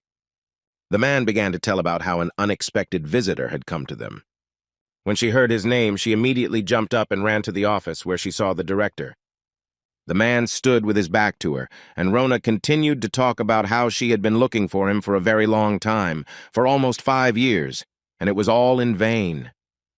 Without answering any of her questions, he only asked how their competition was going. Rona replied that everything was going as it should, but she was waiting for him to explain what made him return and what he saw in Korea. This man was the same Mr. Allen who was Rona's father. He told her that if he had told her everything earlier, it would not have been a surprise, so her wait was worth it. Meanwhile, in the university cafeteria, there was talk over lunch about Lee Gyun-suk's robotic surgery yesterday. Song Lee's classmates were furiously discussing the fact that Gyun-suk's father was a lawmaker who openly supported the Olympus project. They saw Hyun-jun and started discussing him now, saying that the guy is not simple either and that there are various rumors about him. The boys began to admire him because his actions spoke for themselves, but Song Hui didn't like that they praised him so much because he was their colleague, because of whom their reputation could suffer. Song Lee, who had also heard a lot of rumors but was tired of putting up with them, intervened in their conversation. It infuriated him that Song Hui was talking about his friend as if something knew him better than he did. But the girl did not consider herself guilty, because there is a lot of talk about the guy, and an example of this is the incident in the emergency room when he injected a patient with a drug without permission.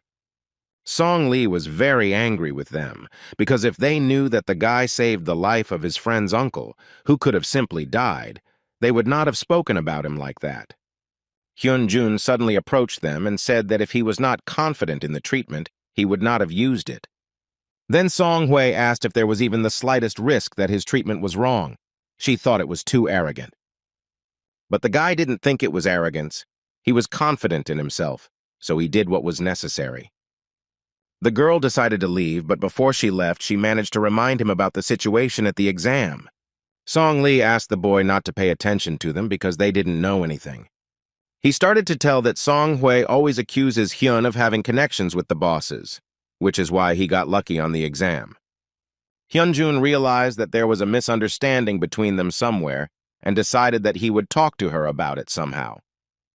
Sun Lee noticed that the guy was in his robe again, and he told him that he was having his first operation today. Hen said that his ban was lifted by the deputy director, but he believed that the professor who called him for the operation did not belong to any of the departments. The professor's name was Chu Guan-wook. He was rumored to be a liver transplant master. When Song Lee heard his name, he was very scared. When Hyun-jun saw the boy's reaction, he couldn't understand why he was reacting like that, but Song Lee told him that it would be better if he didn't know this doctor. Before the operation, Professor Chu told the doctors to be very careful if they did not want to be heavily criticized. He looked at the guy and told him that he would be keeping an eye on the intern. The professor added that he had heard about the guy's skills, so he didn't have to participate in the operation. Hearing this, Hen became angry. The guy told him that he would very much like to participate in the operation personally. But the professor was adamant. He believed that if the guy sucked up to other doctors, that's why they treated him so well, but it wouldn't work with him. After that, he ordered everyone to get to work and headed to the operating room. Hen watched him go and realized that he was not an easy guy. As they began the operation, the boy watched the professor's movements and was amazed at his speed. But he also saw that the assistant was very nervous and therefore could not do everything as quickly as the doctor did. Professor Chu suddenly sent the assistant away, but he immediately began to apologize and said that he could do better. But the professor scolded him because if he couldn't assist normally, then he certainly wouldn't get to the operation. The guy was very upset by his words. He continued to yell at him. Now Hyun understood why Song Lee reacted like that when he heard his name. The professor turned around and told Song Hui to hand the instrument to Hyun-jun and go over and continue assisting him, but the girl told him that she was still a first-year student. When the professor started scolding her, the first-year student was also a doctor, and she had to be able to do everything. Then Hen intervened in their conversation and said that he would associate with the professor.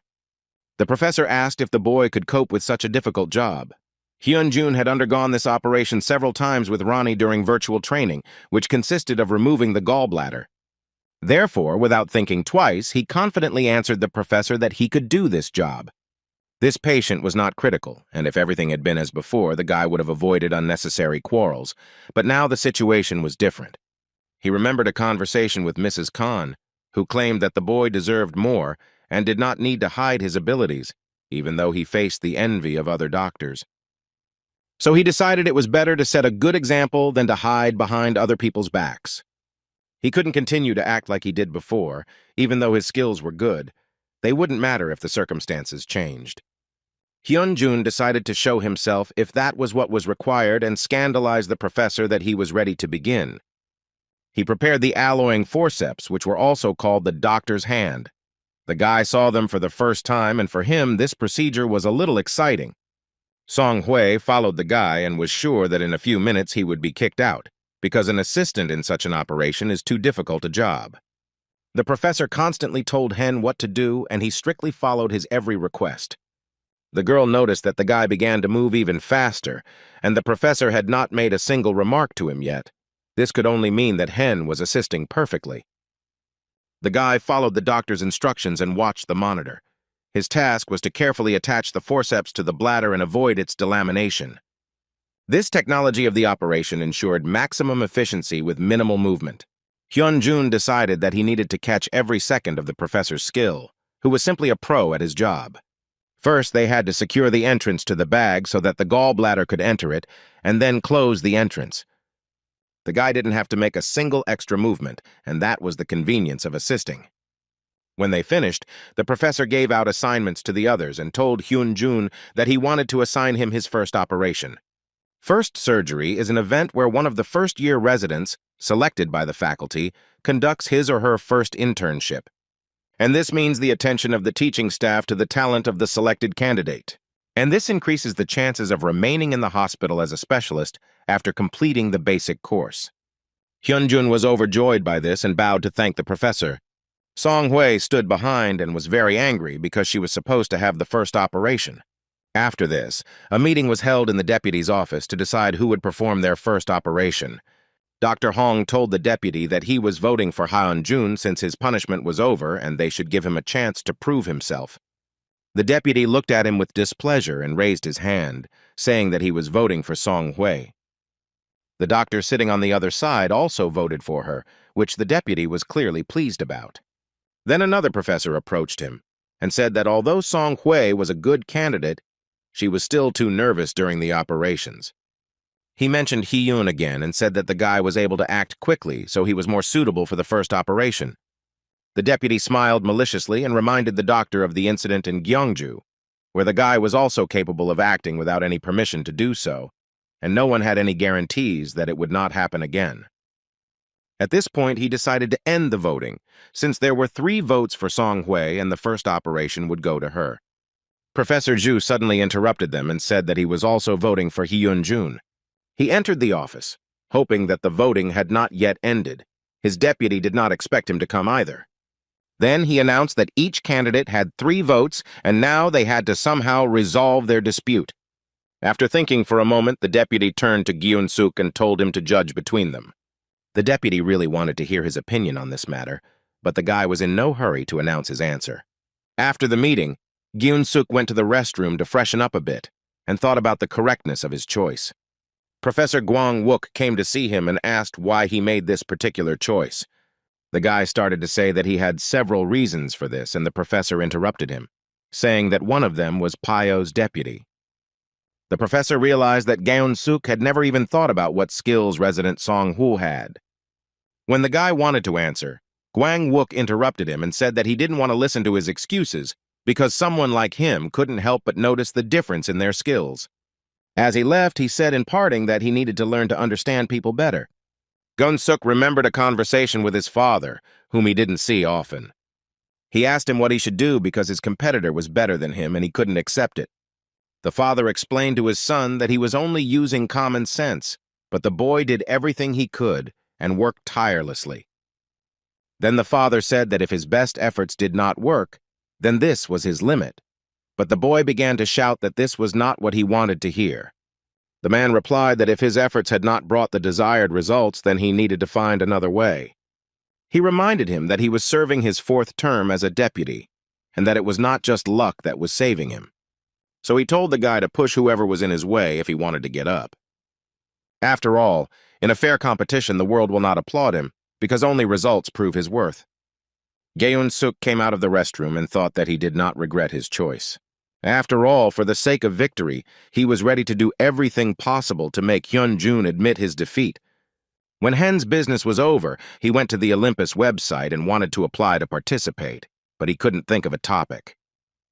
He forgave Ronnie for giving him any advice, but he told him that he could answer if he asked a specific question or a specific direction. Then Hen decided that today they would search for an idea for their project, and Ronnie was delighted about it. Suddenly, a nurse came up to him and asked if he was going to the pediatric department, because they were really looking forward to him returning. The guy was pleased to hear this and decided not to put it off for later, so he asked Ronnie to wait with finding an idea. They immediately went to the children's department, and when he came in, the children were very happy about his arrival. The nurse told me how well they got along with the children, that they began to let them give themselves injections and did not cry at all as before. Suddenly, the guy saw a man and a woman sitting on the floor. He was calming his wife and trying to support her. The boy remembered that the woman was the mother of a girl named Yeon-ji, and he asked the nurse what happened to her. The nurse paused awkwardly, but then explained the reason why her parents were in such a state. Hearing this, the guy ran as fast as he could to the roof of the hospital. He knew that recently the patient Song-yi had been causing great concern. When the child was only 18 months old, she was diagnosed with cancer that was incurable. The child's entire abdomen was covered in successful tumors, which appeared with each passing day. Even though she underwent intensive chemotherapy for more than 6 months, she still always had a beaming smile. Song-ye was knitting a fluffy hat for Yeon-ji, which would be ready next week. But unfortunately, today the girl left this world. Hyun found Song-ye on the roof where she hid so that no one would see her tears. He approached her and said that he had heard about what had happened and asked how she was feeling. Song-ye turned to him and said that she was fine, but she should be disqualified for this. Hyun-jun looked at her and didn't understand what he should tell her because he didn't know how to comfort. Right now, all he could do was hug her, which was exactly what he did, which was a little unexpected for Song-ye. The girl started crying again, and the guy calmed her down and said that she did everything she could. And that little girl also knows about it, so he asked her not to blame herself for anything. When Hen returned to his department, he sat down at his desk and tried to come up with an idea for a project. Ronnie noticed that the boy was having a hard time concentrating because of everything that had happened to him. The guy couldn't think of anything. Then Ronnie admitted that it might be because of the change in his relationship with Song-ye, but the guy began to deny it. Hen explained to Ronnie that everything he saw on the roof was just a consolation. The guy remembered their conversation after Song-ye calmed down a bit, and they hid from the rain under the canopy. The girl said that she should get used to this, but Hen believed that she shouldn't get used to it. Although everyone says that doctors should treat patients with indifference, the guy had a different opinion. When you treat a person with understanding and care, you can see both the person and his illness much better. Hyun-jun was still thinking about it, and sometimes the responsibility was too heavy. But he was still confident that this attitude made him a better doctor and was glad about it. Song-yi remembered a drug that treats cancer and is currently undergoing clinical trials. It was declared effective. She thought that it would be great to cure Yeon-ji with it if it had been developed a little earlier. Hen knew that developing a drug takes about 15 years, starting with research and development of new drug candidates. Before actual clinical trials, the drug goes through 3 phases. Unfortunately, it was impossible to reduce this time. Ronnie suggested to the guy that if he wanted to reduce the time it took to develop new drugs, he needed to focus on finding and selecting candidate substances. But Hyun-jun thought that it was very difficult to shorten the time significantly, since there was still a limit on the amount of manpower needed for development. Suddenly, a brilliant idea came to the guy's head that perhaps he didn't need to look for labor. Hen asked Ronnie to analyze it and tell him what he thought about it. Ronnie agreed with the guy and said that in this way, the period of development of new drugs could be dramatically reduced. Hyun-jun decided that their project for Olympus would be to develop new drugs using artificial intelligence. Meanwhile, the doctors went home, and Song-hui kindly saw them off and wished them all the best. They were surprised that the girl had so much energy on night duty, but she was only a freshman who would soon have her first operation. When she entered the staff room, she sighed and began to jump for joy, because her first operation was finally waiting for her. While she was jumping for joy, Hen congratulated her on her first operation and asked where she would like to be assigned. Song-hui was very ashamed that the guy saw everything, since she was sure that he was not on duty, but why hadn't he left work yet? The girl thought for a moment and decided that she would most likely be scheduled for an open appendectomy. The guy nodded approvingly, as he thought that this operation was quite safe, but Song-hui looked at him suspiciously and did not understand why he was so friendly with her. She knew that Hyun-jun knew about her talking about him behind his back, so there was definitely something wrong here. Then she guessed that the guy was upset because he missed his first operation, so he was deliberately pretending to be calm. She came up to him and patted him on the shoulder and said that someday he too would have his first operation. Suddenly she received a call and was invited to the operating room, the location of which Hyun-jun also heard. A few minutes later, the two of them were already standing in the operating room, where an appendicitis operation awaited them. Song Hui didn't understand why the guy came with her since only she was invited, but he told her that he would just watch. The doctor approached her and asked if she was ready to undergo her first operation. The girl convincingly answered him that she was ready, and the doctor asked her to come closer. Even though this was a patient with appendicitis, Hen realized that this was not an open operation. When Song Hui approached the patient, she saw that she would have to perform the operation without opening the abdomen, but with special equipment with a camera. Hyun-jun knew that it would be difficult for a freshman who was not very good with forceps to handle such an operation. In addition, the patient was injected with a special gas, but the abdomen was also swollen and there was excess weight. As soon as the guy realized what was going on, the doctor announced that the patient was pregnant and sun ulcer needed to be careful and attentive. The girl was very tense, as the operation was not easy. First of all, she needed to find the appendix. Hen had been watching her, and quite a bit of time had passed since the operation began, which only made the situation worse. Song Hui's hands were shaking because she was nervous about taking care of the baby, so she took her time. If she touches the fetus with forceps, it could be fatal. Hen also knew that if she continued to delay, there would be complications. Without thinking twice, the guy intervened and told the professor that they shouldn't delay the operation any longer. He felt very sorry for Song Hui because she was quite focused, but it had been a long time since the anesthesia. In this situation, Hyun-jun felt that the professor had to take matters into his own hands in order to finish things quickly. The professor thought for a moment and told the boy to stand up and continue the operation. Hen tried to explain that this was not what he meant, but the professor insisted. He noticed the disappointed look on Song Hui's face, who had high expectations for her first operation.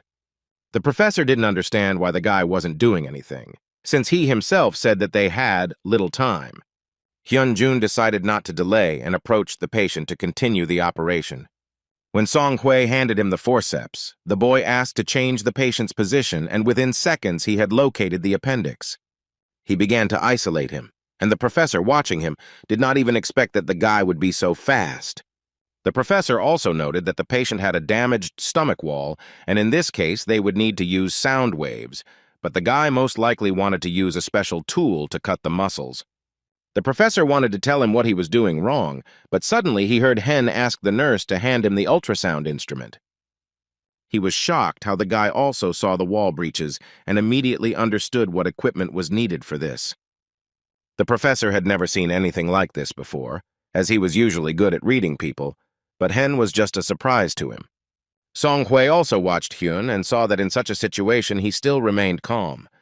She was sure that first-year students were not capable of doing the job so well, or rather, not every specialist was capable of doing it. The girl was amazed by his skills and was ashamed of her behavior with him. When the operation was over and everyone left the operating room, Song Hui approached the guy and apologized to him. Hyun-jun looked at her and couldn't understand why she was apologizing to him, because it was he who took away her right to have the operation. She began to say that she was asking for forgiveness for giving in to her feelings and spreading provocative rumors about him. Song Hui said that she was from a different academy, so she had to work harder to keep up, and it was hard for her to accept that there were people better than her. She also thanked him for taking care of the patient and was glad that everything ended without incident. The guy felt sorry that the girl missed her first operation, but the patient still came first for him. He extended his hand to her because he saw that she had at least some responsibility as a doctor. Hyun suggested that they get along with each other from now on and was willing to make peace. Song Hui was very happy that he agreed and began asking him to teach her a covert operation. Hearing this, the guy was shocked by her request, but no matter what, they needed to get along, so he agreed to help her. When she left, she told the guy that she would refute the rumors that she herself had spread. After that day, Professor Ju Kwan-wook began to call Hyun-jun to the operating room more often. He did not entrust him with the instrument for the operation, but simply by observing the master's operations, Hen could learn a lot. However, it all started with Song Hui's persistent request for training in a closed operation. Her training did not last long, as such a diligent student was pleasant and quick to teach. With the help of his friend Yeon-wook, the boy was able to quickly finish his project. Meanwhile, at the headquarters of Olympus Healthcare, projects from all candidates were being reviewed. Rona was impressed by one of the participants' projects and shared her thoughts on it with the director of business strategy, Michael. She told him that their chairman was also discouraged by this topic of developing new drugs using artificial intelligence. From Rona's reaction, Michael thought she had already decided that she would choose this particular project. But she replied that she wasn't going to make this guy just a winner. Michael didn't understand what she was getting at.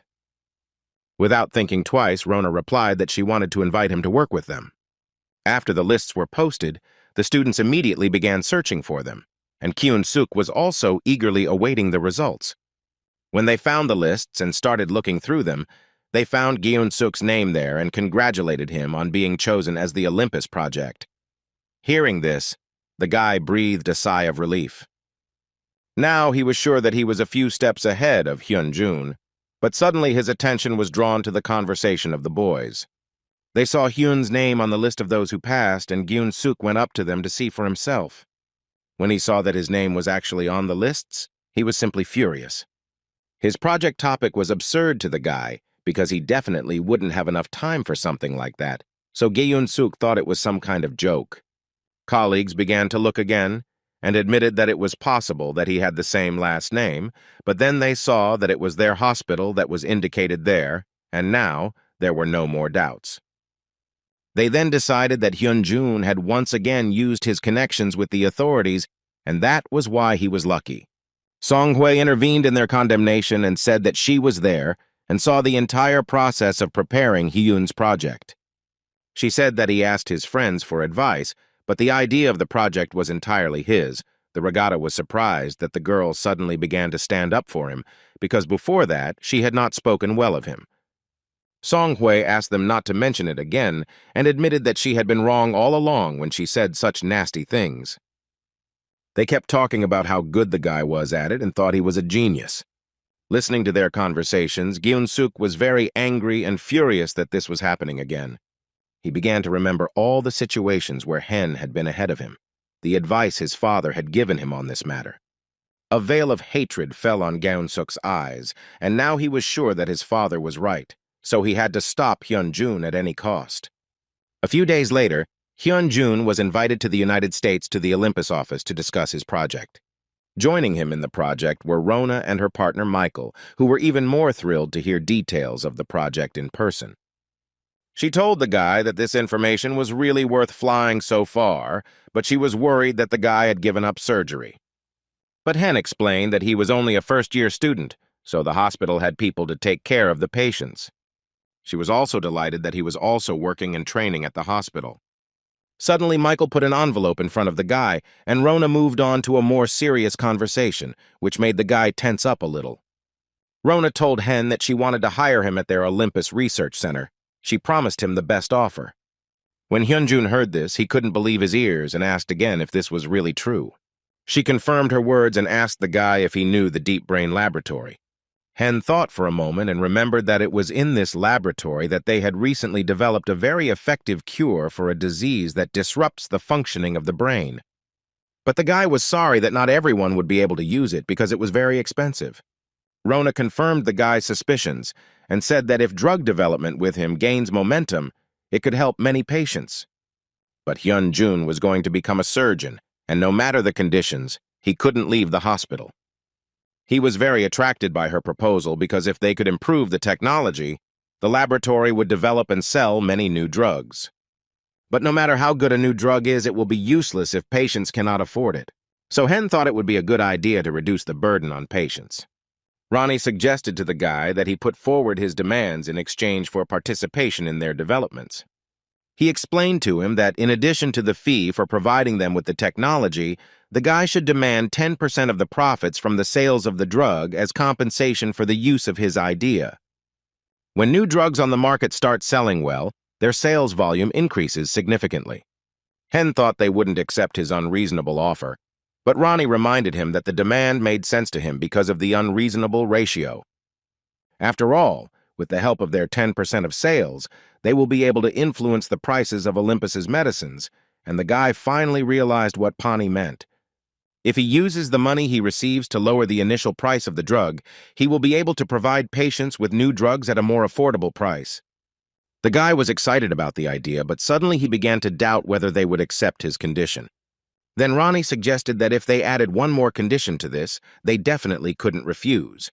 After the guy voiced all the conditions on which he was ready to cooperate with them, he left the office and went back home. Rona was shocked by herself because she had never negotiated something like this before without any guarantees for it. But Michael told her that if they accepted this offer, then it was already a guarantee. Rona was serious, as she had decided that if the guy did not have any results within 3 years, his project would be handed over for free. She didn't know how appropriate this charity was, but she still had faith that the guy would cope with it, because he didn't seem like an empty talker. A few days after their meeting, they officially visited the hospital to sign a contract with not only Hyun, but also Gyun-suk. Hyun-jun was genuinely happy that his former classmate was also chosen. While reviewing his contract, he noticed that there was another sheet in it. The guy raised his head and looked at Rona, who winked at him and thus confirmed his suspicions. He started signing the documents and the other sheet of the contract. It was an unofficial contract for his payments. After they had all signed and handed over the documents, Rona informed them that all that was left was to turn their ideas into reality. She approached Gyun-suk and said that once he completed his program, it could be applied to surgery. And she asked Hyun-jun to hurry up and prove the value of his idea. After all, the faster he develops a completely new medicine, the faster he will get his money. Hen understood the risks, because if he didn't finish everything in 3 years, the project would be given to them for free. Having finished with the parting words, they said goodbye to the guys, because they were about to meet other winners. The guy still had 3 years ahead of him, and he knew he would have to work hard to combine his hospital schedule with development work. He was full of motivation and told Ronnie that it was time for them to start developing an idea for a new drug. Hyun-jun decided to visit his mother and told her that one company was investing in her son, which surprised her very much. Well, it was nice to hear that her son was doing so well, but she was also worried about whether he was having any difficulty with it. The guy thought about it, since it was really difficult for him to decide on a strategy. But he didn't want to tell his mother about this so as not to give her any extra reason to worry. So, Hen smiled at her and told her that he was fine and that she had nothing to worry about. His mother patted the boy on the head and said that she was very proud of him, but he knew that none of this would have happened if it weren't for the good people who surrounded him. His mother told him that he should be grateful to such people, because in this world, nothing can be done alone.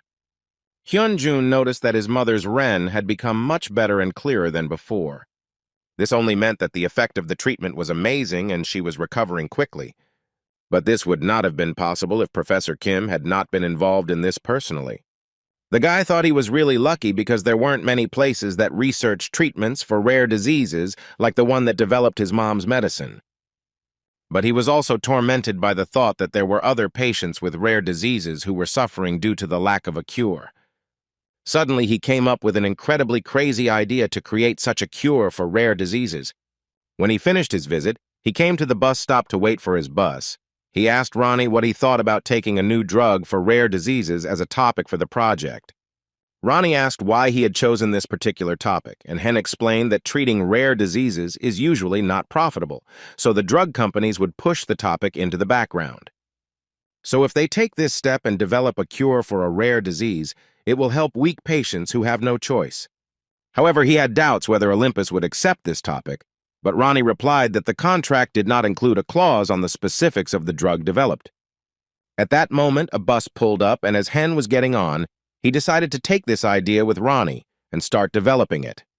As he took his seat on the bus, the first thing on his mind was that he needed to find data on rare diseases.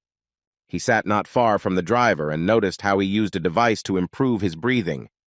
The driver announced a stop, at which Hen prepared to get out, but suddenly he noticed that using the device did not improve his condition, as his voice was intermittent.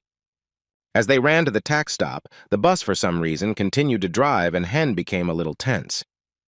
He turned to the driver and told him that he had missed the stop he was supposed to stop at. The driver did not react to his words. Then the Pario came closer and saw that the man felt ill. The man had difficulty breathing, and Hen guessed that he was having an attack of respiratory distress. One of the passengers pointed the guy towards the road, and he saw that they were approaching a pedestrian crossing where there were people at full speed. Hyun-jun was very scared and didn't know what to do as the collision was simply inevitable. People on the street ran to the sides of the crossing, and the bus crashed into a tree. On the bus itself, Hyun-jun held the driver's head with one hand and held onto the handrail with the other. The guy turned to the passengers, who fortunately were okay and were not hurt in any way. Then he pulled the driver out of his seat and shouted for one of the passengers to call an ambulance immediately. Thanks to Ronnie's guidance, they were able to avoid serious damage and minimize losses. Hen placed the bottle on the floor and began to examine it to see how it was. He looked at his device, which, when used, did not bring him any benefit. But if the symptoms do not go away after using the device, then perhaps the patient had another disease. He decided to examine his hands, and when he lifted his sleeves, he saw that the man had a skin disease. Now the guy understood why his device had not produced any effect, but his symptoms were only getting worse, and it was too long to wait for an ambulance. After all, if he is not given the necessary medicine now, brain damage will begin due to lack of oxygen. Ronnie told the guy that he could try to release adrenaline through his glands in the brain, which significantly improved the patient's condition, and Hen gave him the command to act. But he also warned him that if he released the adrenaline from his body, there was a high probability of overloading his system, so he asked again. Hyun-jun confidently replied that he was prepared for such an outcome, because the patient was more important to him than himself.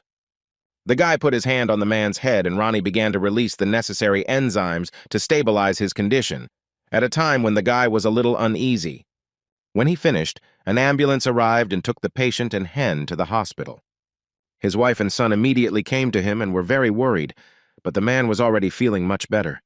Hen sat nearby, clutching his head as the effects felt exactly as Ronnie had said. But the most important thing for him was that the treatment was successful, because if he had slowed down any longer, the patient might not have been saved. Suddenly, he heard the shouts of a man arguing with the doctor about the queue. The doctor tried to calm the visitors and explained that they needed to wait just a little bit, because the patient in front of them was in a very serious condition. Hen watched them and knew that nothing could be done in this case. Emergency care had priority in helping the most needy patients first. The man continued to shout at the doctor and demand that help be given to his wife first. Hearing his words, the guy suddenly began to wonder when he had started thinking that treating as many patients as possible was the best thing he could do. He didn't understand how he could forget about this, because this was the reason for his choice of profession. The patient is sent back to another hospital, and the guy realizes that nothing has changed since then. But what could he do? Hen made a promise that no patient would be turned away like his father, but he hasn't changed a thing since becoming a doctor. Even in Daehan Hospital, which was the best in Korea, the situation with the departments has not changed. Since the branch inevitably brings losses, it is difficult to decide voluntarily to invest money in it. After leaving the hospital, the guy wondered whether he could significantly change this system. Meanwhile, Dr. Gi-eun-suk was performing an operation, from which he was distracted by accumulated thoughts.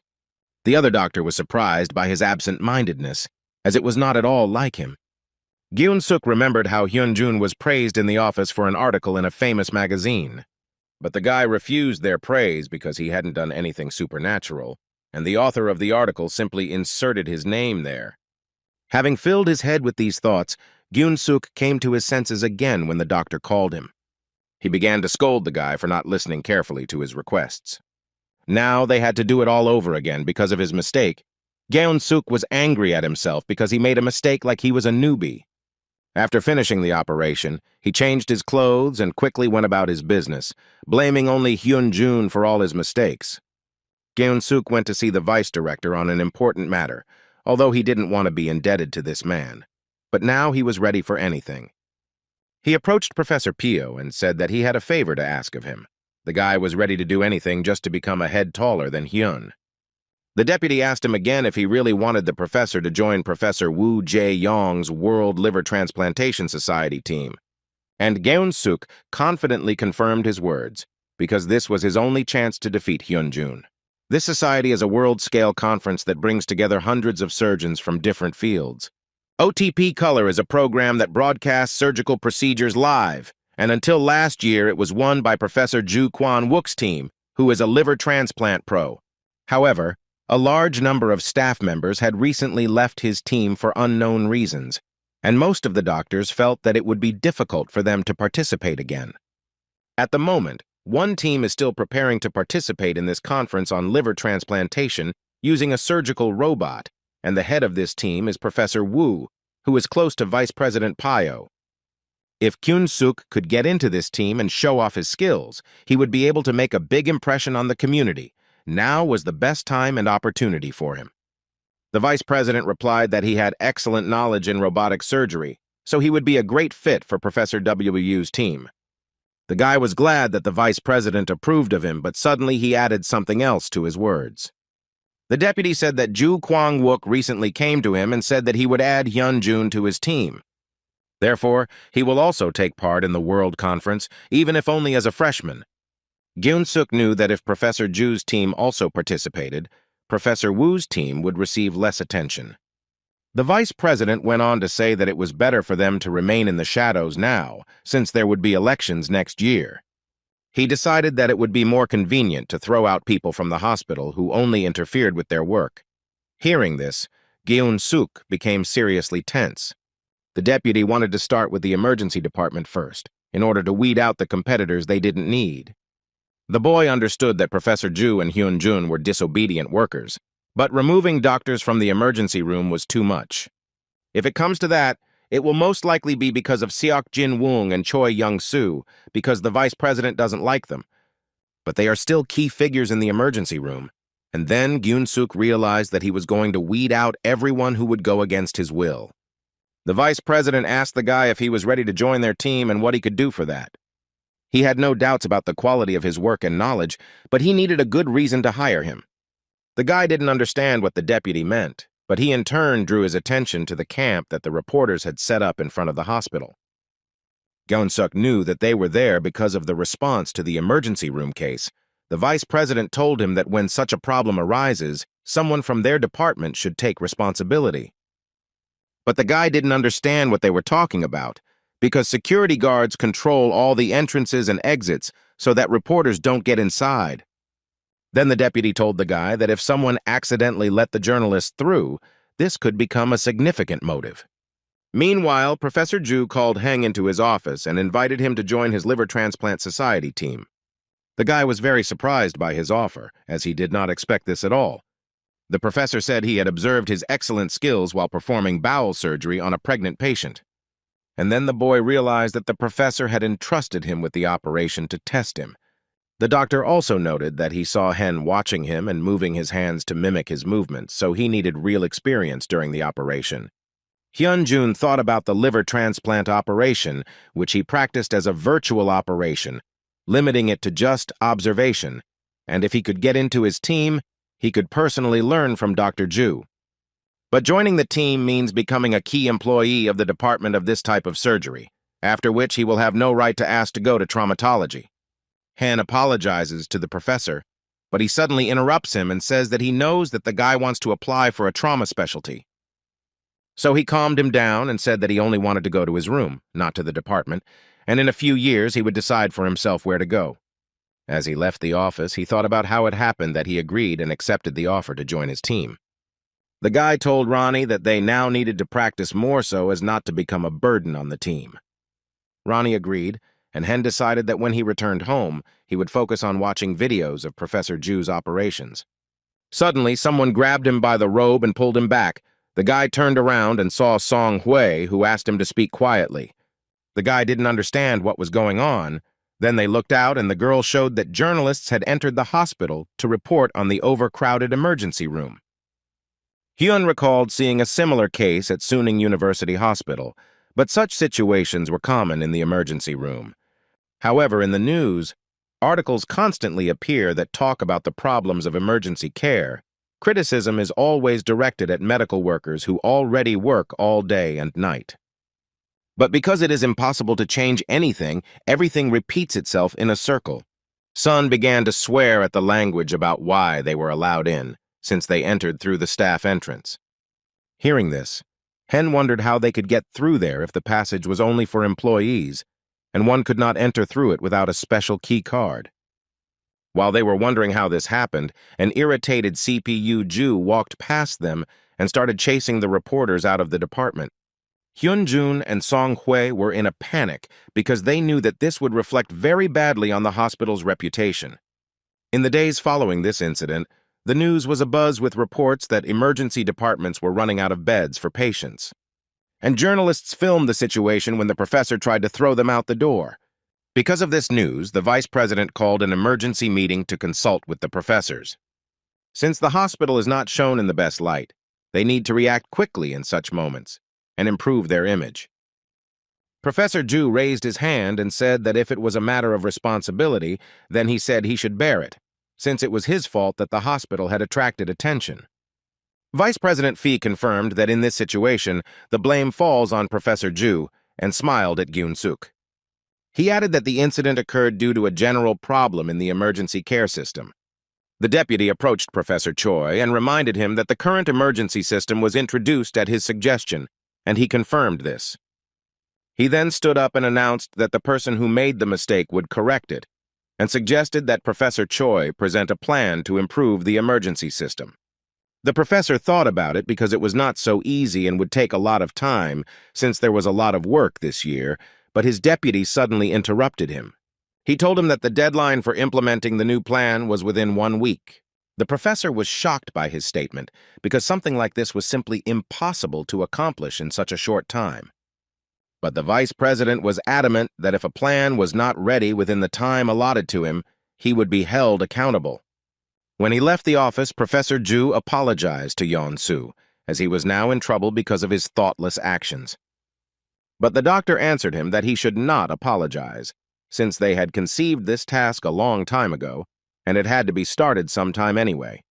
Therefore, he was ready to fulfill it since it was the will of the boss. Gyun-suk eavesdropped on their conversation and was sure that the professor would not succeed, because he was not the one making all the decisions. After they all left, Gyun-suk stood in the hallway near the drink machines and thought about his decision. He felt that he had no choice but to put pressure on Hyun-jun, so he chose to take a drastic action and let those reporters in, causing this situation. Gyun-suk thought that he was old-fashioned and would do anything to win, but for some reason now he felt very heavy in his soul from his actions. Suddenly, Hyun-jun called out to him and asked if he had been at the professor's meeting. The guy confirmed this, and then Hyun said that he came because he heard about the punishment against Professor Choi, and he was interested in what he knew about it. Gyun-suk began to get angry at him because he was sticking his nose into something that wasn't his business again, and even if there was a punishment, he wouldn't be able to influence it in any way. Hyun told him that Professor Yeon-soo was the only person who stood by his side when he was punished, and even without that, he was the one who was most involved in the emergency room work. Therefore, if a person like him was being punished unfairly, Hen felt that he had to help him somehow. Gyun-suk was furious that Hyun would say such things. He grabbed him by the robe and said that he couldn't do anything anyway. He added that this was clear from the moment journalists were called to the hospital. Hearing this, Hen did not understand how he knew that they were the ones who were called and began to demand an explanation. Gyun-suk let the guy go and said it didn't matter anyway. He turned around to leave. Hyun-jun stopped him and told him to explain everything to him, but he only repeated that he couldn't do anything anyway. He told him that Professor Choi had to hand in the emergency room improvement challenge in a week, and was surprised that the boy didn't know about it. Hyun-jun tensed up, because if the professor failed, then he would face a punishment even worse than this. He turned around and thanked Gyun-suk one last time for telling him, but Gyun-suk didn't think it would make much of a difference. Hyun-jun ran to the professor's office and stopped at the door, not daring to enter. He decided that if he thought about it calmly, Gyun-suk might be right. There was nothing he could suggest or do right now. But despite this, Professor Choi supported him in a friendly moment. Therefore, he believed that he also could not give up now and had to come up with something. Suddenly, Ronnie called him and presented the table in front of him, and the guy fell to the floor in surprise. Hyun-jun asked Ronnie what it was, and he explained that it was a plan to improve emergency services that could be implemented right away. In turn, Professor Choi sat in his office until the evening trying to come up with a plan for improvement. He felt exhausted because many days had passed and the plan was still not ready. Suddenly his phone rang, and when he picked it up, he heard Hyun-jun's voice. The guy told him he had an idea for a plan and asked the doctor to check his mail. When Yeon-soo opened the mailbox, he saw a letter with a ready plan, which was simply something incredible, The professor was simply amazed. The next day they met, and Hyun-jun gave the professor a flash drive that contained a presentation that would help him announce his success to everyone. The professor was very grateful to the guy, because if it weren't for him, he would most likely have been fired. Hyun wanted to console him, but Yeon-soo suddenly started hugging the guy and thanking him for helping him. After finishing the hug, the professor said that when the guy called him and showed him the plan, he just got goosebumps all over his body, because the plan was simply magnificent and he could not believe that Hen did it alone. He keeps surprising him more and more, but Hen replied that he just wanted to help him. The professor had to go to the presentation, so he said goodbye to the guy and said that he would treat him to dinner later for this.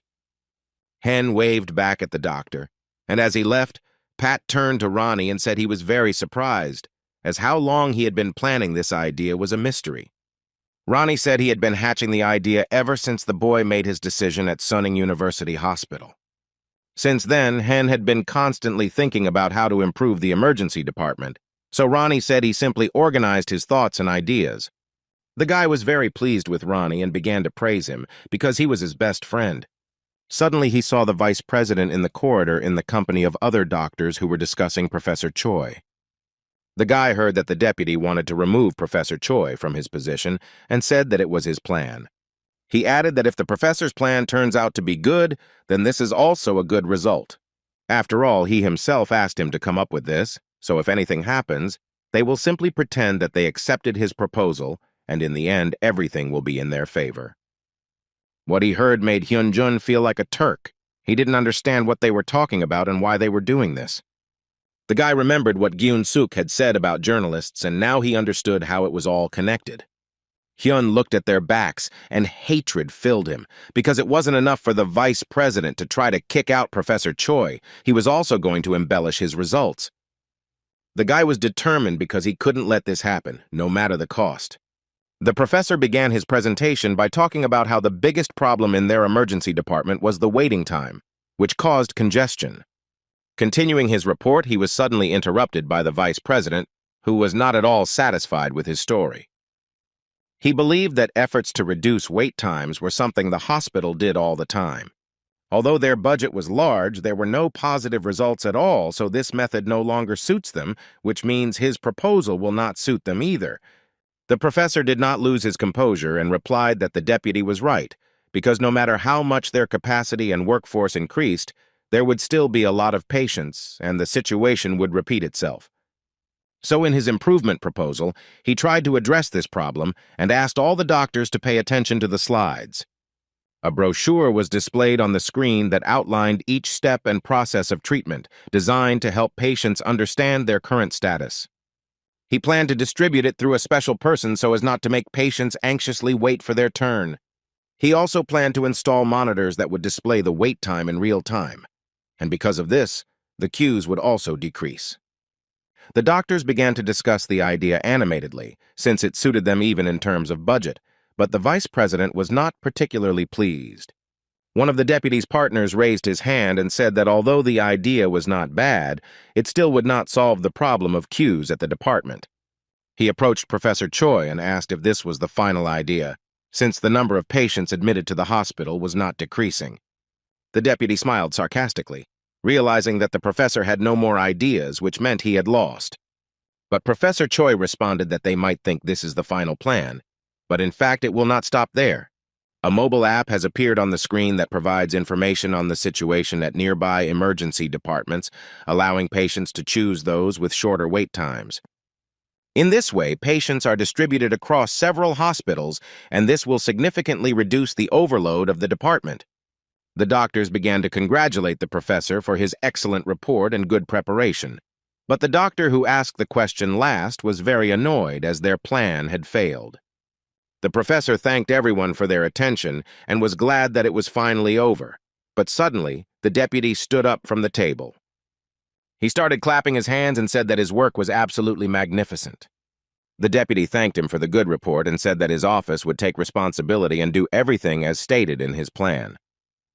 He asked everyone to applaud Professor Choi for his good work, and the doctors immediately began to congratulate him. The professor was very pleased, but the deputy was upset that he had not been able to get rid of the doctor, although he did not show it. But despite this, he did not waste his time because the work is really excellent, which will be a good addition for the director's elections next year.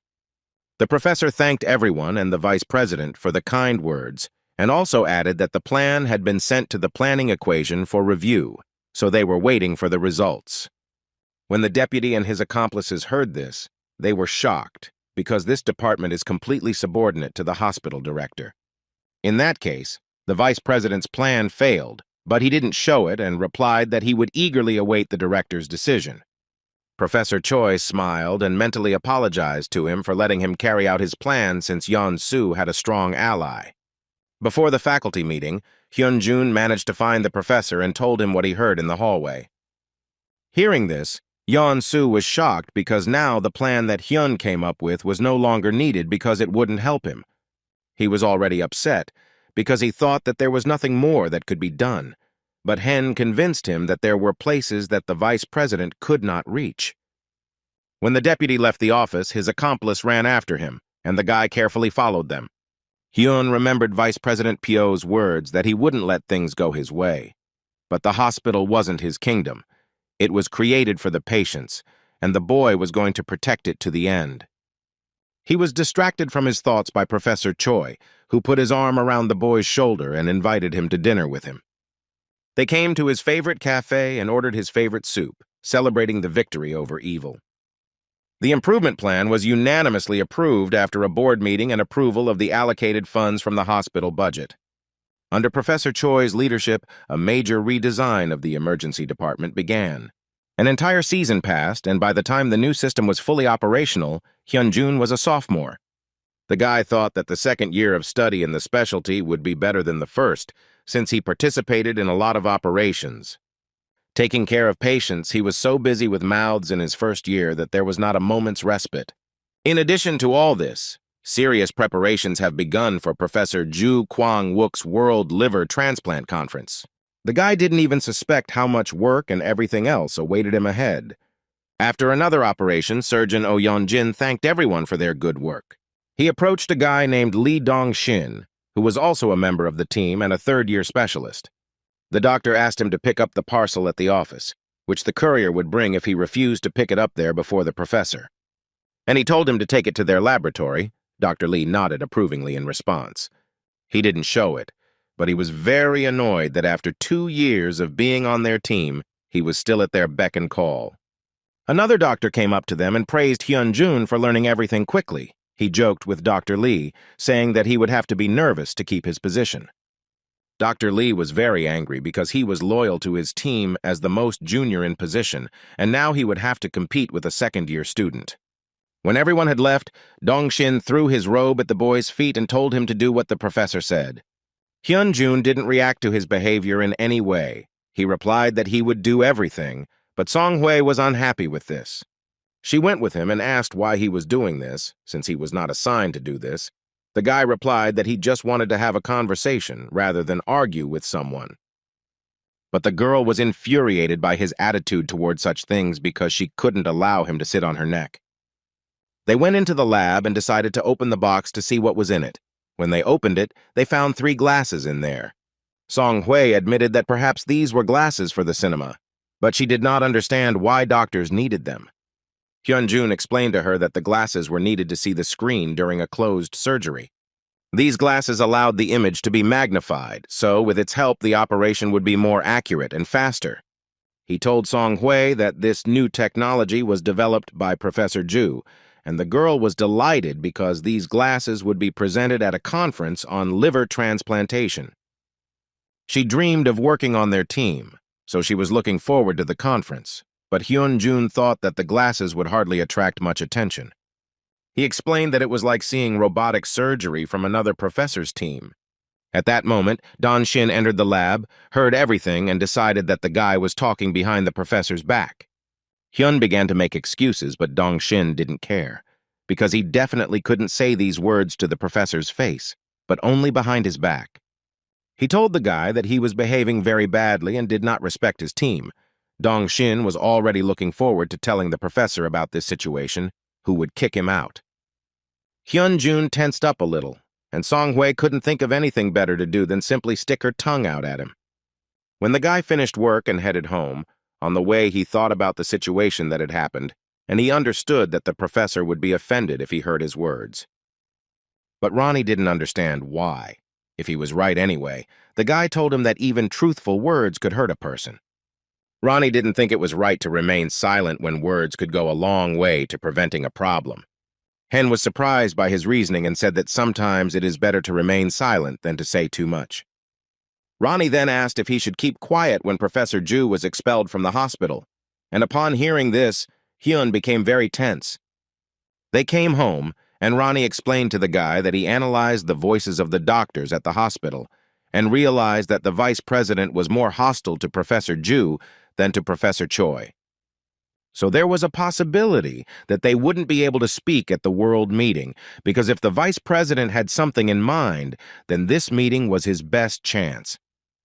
Hen realized that without Professor Ju, robotic surgery would become mainstream. But also the high cost of this direction would be a huge problem for ordinary patients. Because of some struggle, the best liver transplant specialist in the world can be kicked out and patients will not be able to influence this. The guy understood that in order to prevent this, he needed something that would distinguish their team from the others, and he still needed to convince Professor Ju of this, since he had no evidence. He suggested that he and Ronnie might come up with a new surgical technique that would be worth considering. But so far he had no ideas that could help him. Hen stood up and confidently told Ronnie that he would come up with this new method that would win, and while they were getting ready, the guy decided to be more careful in his words. The next day, their team was back together, and the professor said that they had not yet decided which patient they would operate on. But on the board, he drew their rough plan for the liver transplant team and showed it to the others. The professor asked everyone to prepare well. Because everyone would be involved in the process, Dong-shin was glad that he would be the first assistant. Professor Ju approached him and asked if he was confident in his abilities. The guy became a little nervous and replied that although he still lacked a lot, he would make every effort. Then the professor asked Hyunjun the same thing, and he confidently agreed, which really irritated Dong-shin. Suddenly, another doctor told Professor Ju that Dr. Lee was older than Hyun and had more experience. Professor Ju then asked the team a question, wondering which of the guys would be better at this. Hyunjun replied that he didn't agree that Dr. Lee could handle it, and Dong-shin was furious after hearing this. He added that he had no doubts about Dr. Lee's abilities, but still the patient needed to be provided with the highest quality surgery. The guy compared the average time for both of them, and Hyunjun's was shorter, which is very important for liver transplantation. Therefore, he believed that it would be the best choice to trust with fast hands. The professors thought about his words and began to decide which of them would do the best job. Suddenly, Dong-shin approached him, who couldn't allow Hyun to take his place. He turned to him and smiled wickedly, saying that he had some important news. When he got excited about the incident that had happened that evening, the professor, who had overheard his conversation, turned to the guy and asked if he really thought as he had said. Hyunjun started to justify himself by saying that he didn't mean that at all, but the doctors were simply shocked that he could say such a thing. Their indignation was stopped by Professor Ju, who said that their meeting was over and turned to leave. He suddenly turned to Hyunjun and told him to come with him. They went out onto the roof of the building, and the professor told the guy that he was the kind of person who would hardly say something like that without a good reason. So he was interested in what exactly Hen wanted to convey with this.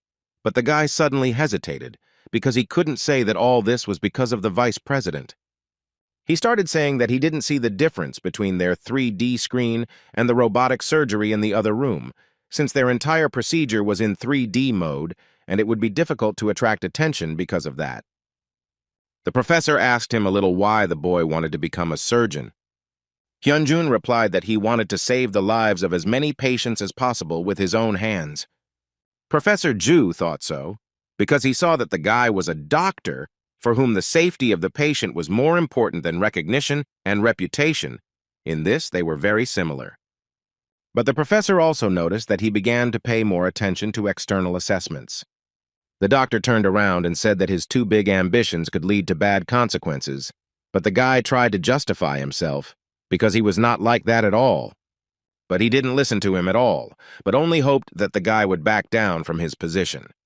Hen was very angry, because if the professor didn't succeed at this meeting, a bad end awaited him. Finally, he told Hen not to disappoint him, and the boy mentally asked him for forgiveness. Despite the four understanding the danger that awaited them, Hyun-jun could not stay away. Before the professor could leave, the boy shouted to him that if he developed a new surgical method that would convince him.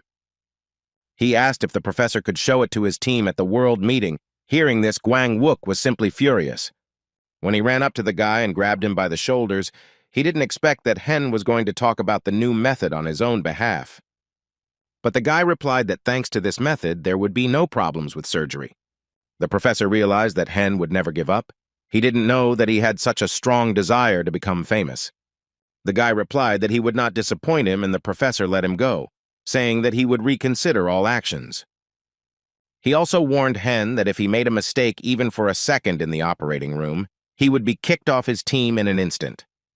After all, he didn't need a doctor who forgot about his duties, so the guy simply thanked him in response. When Professor Ju left, Ronnie asked the boy how he felt, since now the doctor would no longer be friendly with him. But Hen himself knew this, since he could not act otherwise, and he had to use these 3 months before the world meeting as needed. Meanwhile, Professor Ju received a call from Jung Mule, who had made the glasses to his order, and asked if he liked them. The professor thanked him for a job well done, and with that they said goodbye. When he hung up, he saw a man come into his office, take the very glasses and say that he would like to buy them, but there is nothing special about them. This man was Vice President Pio, who came to make sure that Professor Gwang-wook's invention would not help him in any way. After another operation, Hyun thanked Gwang-wook for his good work and asked when their next operation would be. Without stopping, the guy replied that the operation was scheduled for the next morning. The guy was a little upset, and Dong-shin ate it but smiled at him and said that it was his own fault. 2 weeks ago, Hyun-jun promised to develop a new surgical method for his team. In order to find a new idea, he tried very hard and worked every day and night. But he had not yet achieved any results, which upset him greatly because time was passing and he still had no idea. He even considered that he didn't need to sleep that night in order to devote more time to the materials. But suddenly his phone rang. When he looked at his phone, he saw a bunch of missed messages and calls from his friend Young-wook, who he promised he would come to his high school reunion. At the same time, Young-wook was sitting at the table at that very meeting and scolding Hyun for not being there yet. Not far away, at the same table, sat Gyun-suk, who was already quite drunk. After some time, Hen finally arrived at the meeting and apologized to his friend for being late. He noticed Gyun-suk at the table, whom he hadn't seen for a long time, and Young-wook said that he came and sat silently all evening. Young-wook asked Hyun what could have happened to him that he drank so much, but the guy didn't know the answer to this question. The guy thought that something had happened after his encounter with Professor Choi Yeon-soo, but he told his friend that they hadn't met for a long time, so he didn't know why he was in such a state. Hyun-jun looked at Gyun-suk and thought that maybe something really had happened to him. His thoughts were interrupted by Yeon-wook, who asked him what he called his new project, but the guy replied that he hadn't thought about it yet. Then he started to suggest his own names, but Hyun said that he would think about it himself, and Kyun-suk intervened in their conversation and said that it seemed like his project in Olympus was going well. After finishing his glass, he asked if they had already invested 10 billion in it, and upon hearing this, Yeon-wook was shocked by such a huge amount. But Gyun-suk was not going to end the conversation there and said that Hyun grabbed a rotten rope this time. Hearing this, the guy asked what he meant.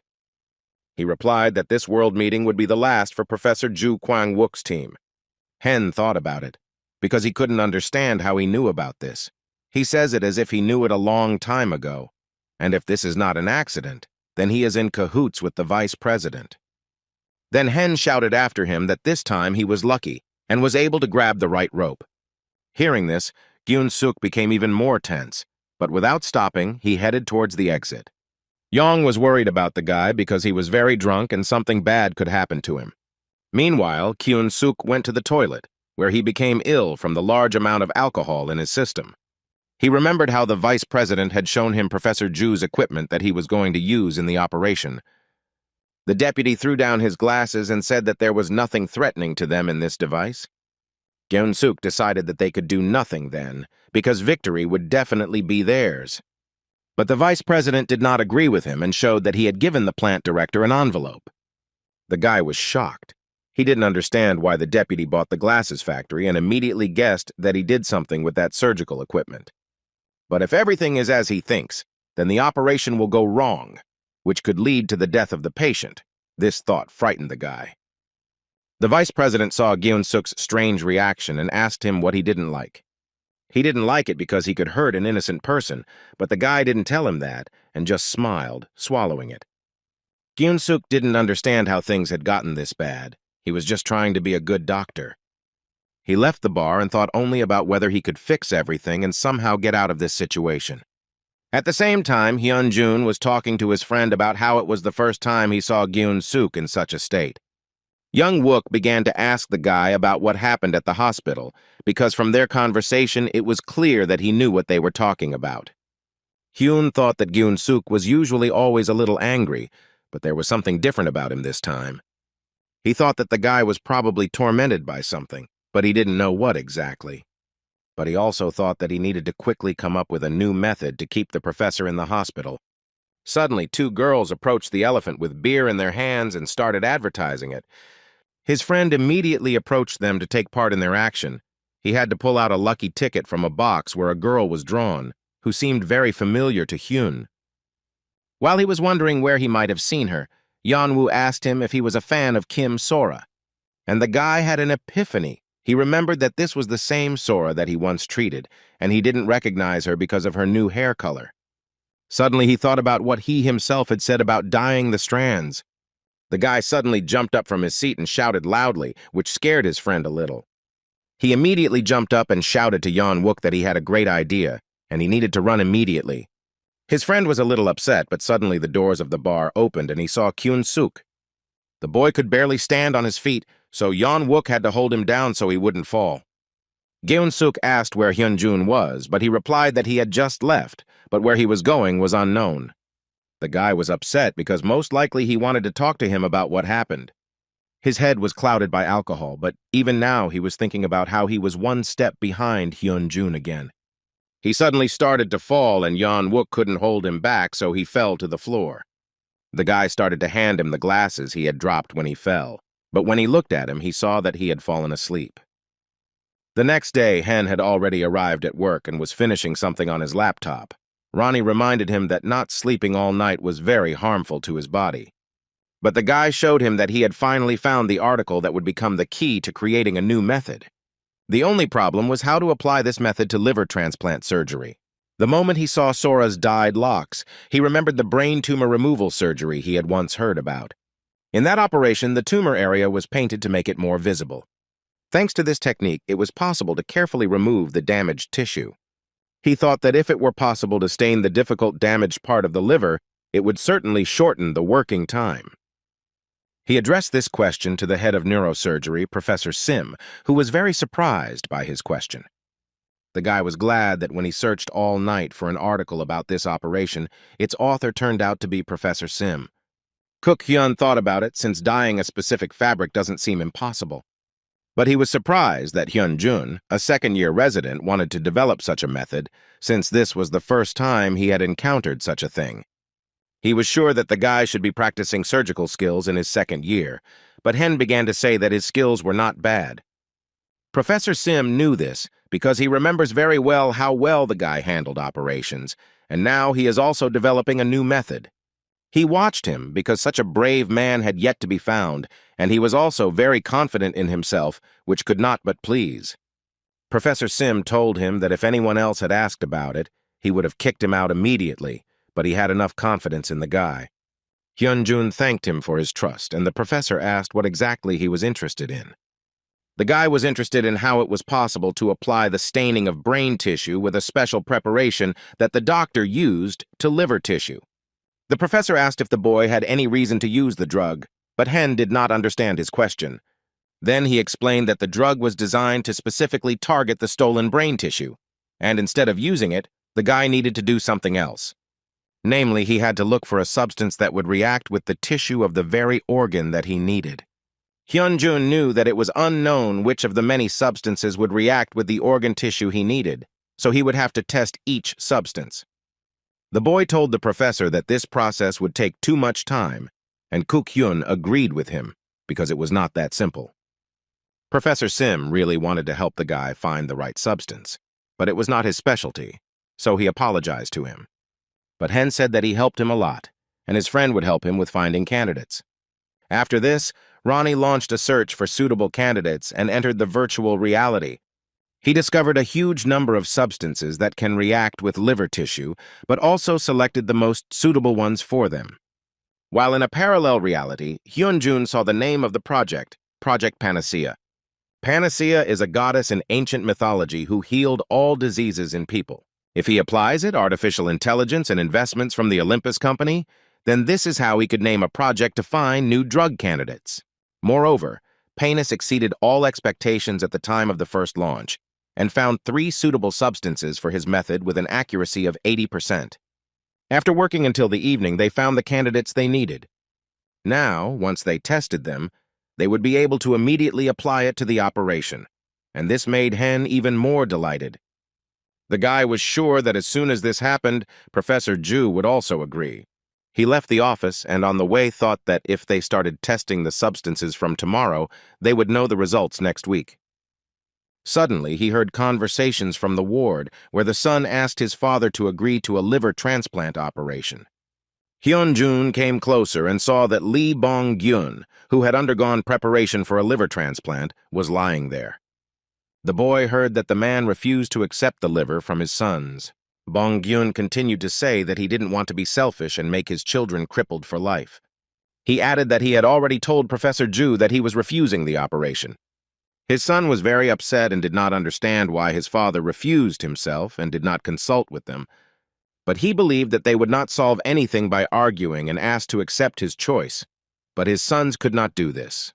One of the sons reminded his father that their mother also said that they could not do anything, but he believed that they should help him because they did not want to lose him the same way they lost their mother.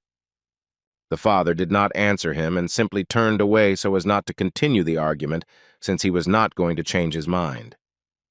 One of the sons freaked out and left the room, and the other ran after him to calm him down, while Hen hid behind the door. His brother tried to stop and calm the other one down, but he didn't want to listen to him at all. Hyunjun felt very sorry that his father also refused to help them, because if he had agreed, they would have easily saved him. He understood that parents always sacrifice for their children, but these days you were too high. And sometimes this can be a painful choice for both parents and their children. But as the patient said, there is a possibility that after transplanting parts of the liver, there may be consequences. Hen wondered whether even if people were willing to donate their liver to another person, it was right to abandon a patient who could be saved. At the next team meeting, Professor Oh pinned 2 patients named Lee Bong-gyu and Kim Hyun-suk on the board. Between them, there is a choice of which of the team will operate at the upcoming meeting. He took Lee Bong-gyu's name off the board and said that their choice would be the second patient. Professor Ju approached Professor Oh and asked if they could change his mind. He believed that the patient who needed their operation more was Lee Bong-gyu, but Professor Oh reminded him that this patient absolutely refused to accept the liver from his sons. Professor Ju replied that their team had done everything to reduce the operating time specifically for such seriously ill patients. Moreover, Professor Oh said before the meeting that it would be nice to find a donor faster, but as it turned out, finding another donor was not at all easy. Professor Ju thought about how even when he was with Bong-gyu, he said that he would never accept help from his sons, so in this situation they were simply powerless. The professor accepted their choice of patient Hyun-suk and said that he would wait for the date when a donor was found. When he returned to his office, he couldn't get the thought of patient Bong-gyu out of his head. He heard that the man was a single father whose sons were probably very upset that he was refusing the operation. Suddenly his wife called him and they started talking to her. He asked to give him talk from his daughter, who was just getting ready for classes. The girl spoke English very well, so listening to her was a pleasure for Gwang-wook. They talked quickly because the bus had already arrived for their daughter, so the wife said goodbye to him and he hung up. The professor thought about how he understood the patient Bong-gyu very well. As a father, because he also had children. But as a doctor, it was hard for him to accept his choice because he had to save him. Suddenly there was a knock on his office door, which seemed very strange to him, since no one usually came to see him at this time. He allowed entry, but when he saw who was there, he was simply amazed. In front of him stood the same patient, Lee Bong Gyu, who immediately apologized for the late visit. The patient asked the professor if he could change his mind about refusing the operation if it was not too late. Professor Ju was very happy with this news and said that they would have time to take part in the operation. He did not understand how a person who was so stubborn suddenly decided to have surgery and what could make him change his mind. Sometime before, patient Bong Gyu took out his phone and looked through old text messages from his wife. In these text messages, she said that she would like to get together with the whole family more often. She was sick, and because of this, she felt guilty towards her husband. She also asked him that if something happened to her, he could calmly find another person with whom he would be just as good. But Bong Gyu loved only her. He believed that there was no one better than her, so he did everything possible for the children. Bong Gyu wrote her a reply text message in which he told her about the successes of their children. The eldest son was very similar to her. He became a teacher, and probably because of this, his students loved him so much, and the youngest graduated from university this year. He thought about this, and also about the fact that he himself had very little time left. Bong Gyu looked at his phone where there was a photo of his wife and asked her for forgiveness because he could no longer protect his children and hoped that she would understand him. He hoped that they would meet again soon and then he would be able to apologize to her properly. Suddenly, someone's voice distracted the man from his thoughts. When he turned around, he saw a guy and asked who he was. The guy was Hyun-jun, and he introduced himself to the man and said that he was a member of the liver transplant team. He apologized for disturbing him so late and asked for some of his time. Bong Gyu told him that if he came about the liver transplant, it was in vain, since he had already refused to take part in it. Hen called the man his father, which shocked him greatly, and began to talk to him about his mother. He told him that his mother also suffered from a rare brain disease, and about how it was difficult for her to raise her and her brother alone, and one day she suddenly lost consciousness. The day this happened, the guy stopped being a doctor who treats people, because he needed to earn money urgently to cover the costs of treatment. And at that time, he wondered where he could comfortably take care of his mother. Hyun-jun explained that he realized all this by accident, because at that moment, he even lost hope of curing his mother. Bong Gyu listened to the guy and said that his story was very sad, but he did not understand why the guy told him about it. Then Hen said that if his mother had not been patient and waited for him to develop a cure for her, he would have had to live in regret for the rest of his life. So he stood up and asked the patient for the sake of his sons to give them a chance to save their father. Bong Gyu understood that even though he was an uneducated single father, he had tried his whole life to raise his children well, and now he could not put pressure on them with this.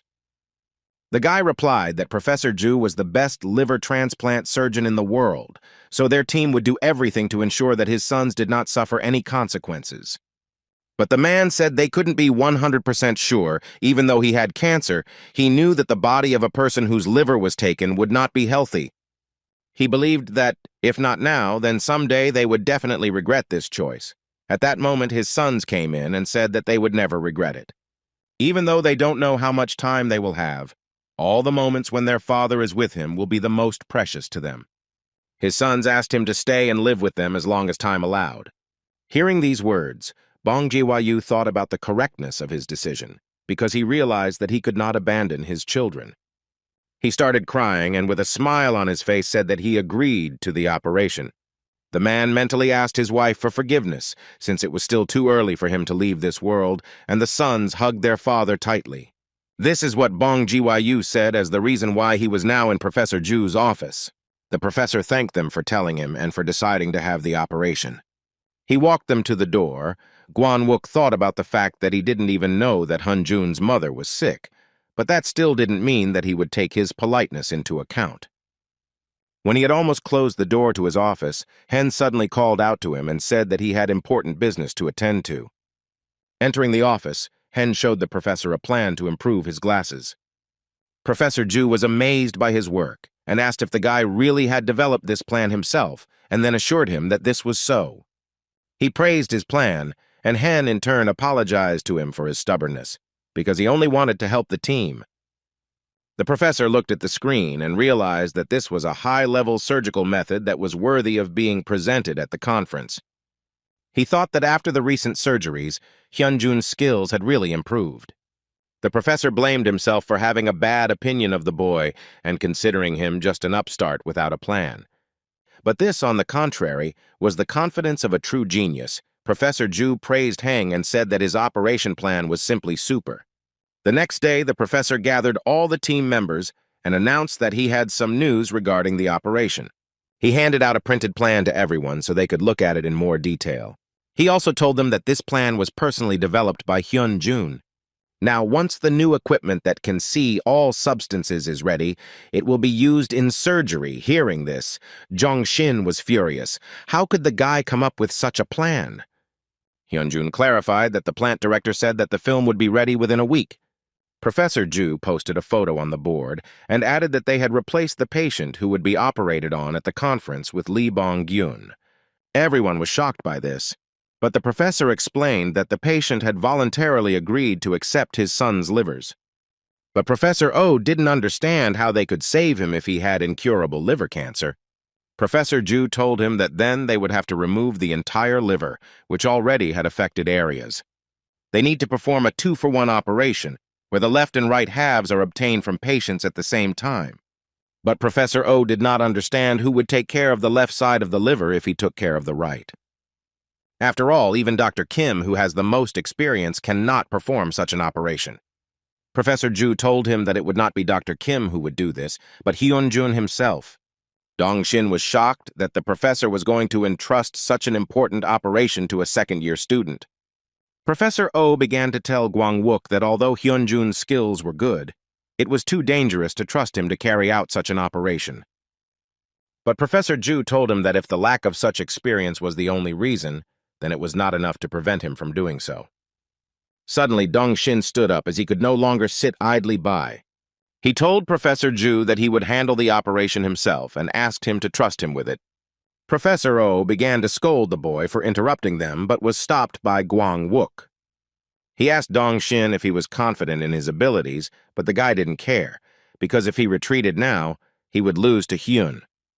So he replied that he was confident and could handle something like this operation. Professor Ju told him that if he were to help with something like that, it would take him much longer than it would take Hyunjun. The guy replied that if he sped up, he could handle it, but he wasn't too sure about that either. The professor came up to him and looked at him sternly, saying that the operation was not a game, so there was no room for doubt. He gave him the example of Russian roulette, where a person is given a revolver with one bullet in the chamber. In this game, they put a gun to their head and risk their lives by taking turns pulling the trigger along with their opponent. The professor believed that surgery was no different from a similar game, when the instrument was held in the hands of an insecure doctor. After all, aiming a gun at a patient without knowing when it might explode is like guessing at the trigger and hoping for safety. So he suggested that the guy immediately retract his words if he was not 100% sure. Dong-shin was annoyed that the professor regretfully didn't trust him. The professor repeated his question, and the boy told him that he would not be able to perform the operation. When their meeting ended, Hyunjun walked out with Professor Oh, who couldn't get over the fact that such a complex operation was entrusted to a second-year resident. Hearing his doubts, Hen stopped and said that he would do his best to avoid any mistakes, but the professor apologized and said that he knew very well that his skills were enough.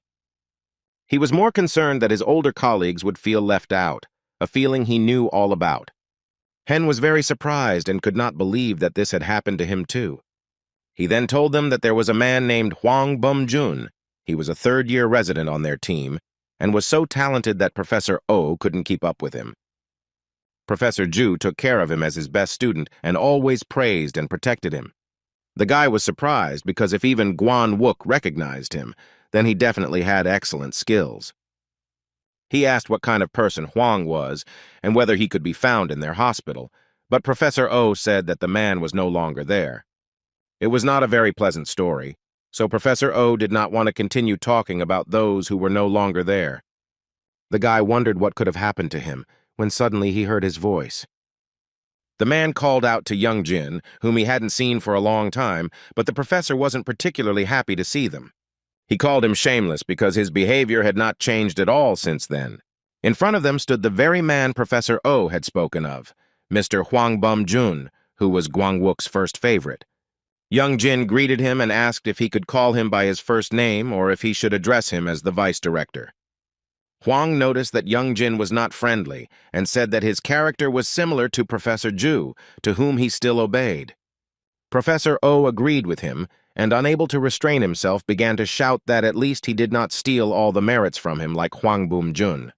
Hyun-jun began to calm the professor down so that their conflict would not escalate. Then Hwang turned his attention to the guy and said that he knew that the guy was a second-year student and a new member of the professor's team. He asked if the boy was participating in the conference, and Hen replied that he had been entrusted with the liver circumcision. Hearing this, Hwang was shocked that he was actually saying this. He started laughing and saying that it couldn't be true unless they wanted to ruin everything. Professor O told him to stop getting on his nerves, because now he had nothing to do with their team. But Hwang said that young Jin was wrong, because he was participating in this conference as a member of the committee that would decide their fate. Hyun-jun came into the office and opened the window to get some fresh air. It was raining heavily outside, which made the guy feel very tired. But Ronnie reminded him that it was because he had failed to keep his promise to get enough sleep that his fatigue had built up. But the guy apologized to Ronnie and said that he didn't have time to sleep now. He remembered Hwang's words and doubts about his professionalism, so now he couldn't sit still. Hyun-jun began to look for extra time and practice connecting the liver vessels together. According to Professor O, except for Gwang-wook, Hwang was the only member of the team who was able to connect the liver vessel. But Professor Hwang took advantage of Professor Ju's reputation and suddenly moved to the United States. Since then, it is said that Professor Ju not only performed other surgeons, but also took on similar operations himself. Hen understood that there was nothing worse than the betrayal of a student to whom you trusted everything. Therefore, he decided to master this procedure of connecting the liver vessels in order to make Professor Ju's work easier. Just then, a courier arrived to tell the guy that he had an urgent delivery from Chon Mill, which he had been waiting for. These were the same improved glasses that he was eager to test and see how much they would help shorten the operation time. Meanwhile, he was being watched by one of the team members, Dong Shin, who was definitely up to something. At the same time, all of the vice president's henchmen had gathered for dinner at the restaurant, and Geon-suk was also with them. Professor Wu asked Hwang if he would look after the upcoming conference well. He told him that he would do his best, but asked them not to have too high expectations, although they had high hopes for him. Hwang turned to the deputy and asked why Professor Ju's team was still working in the hospital when he knew it would soon fall apart, seeing how other professors were being poached. Geon-suk was shocked by what he heard. Now he understood the reason for the current state of Professor Ju's team. Deputy Pyo told him that he didn't expect them to be able to hold out for so long. Geon-suk was amazed that this was all planned by the deputy from the beginning. But then he decided that there was nothing surprising about this, because the vice president was a very scary person, ready to do anything for his goal. The deputy also said that he knew that Professor Ju's team had developed another new method and approached Geon-suk, saying that they needed to take action on this matter. The guy became very tense. He remembered the envelope with money that he had been given. Most likely, he would have to break surgical equipment again. Geon-suk replied to the deputy that he was not sure that there was a need to take any measures, since their team's technology was much better. He started to say that there was no point in holding back Professor Ju's team, but the deputy disagreed with him.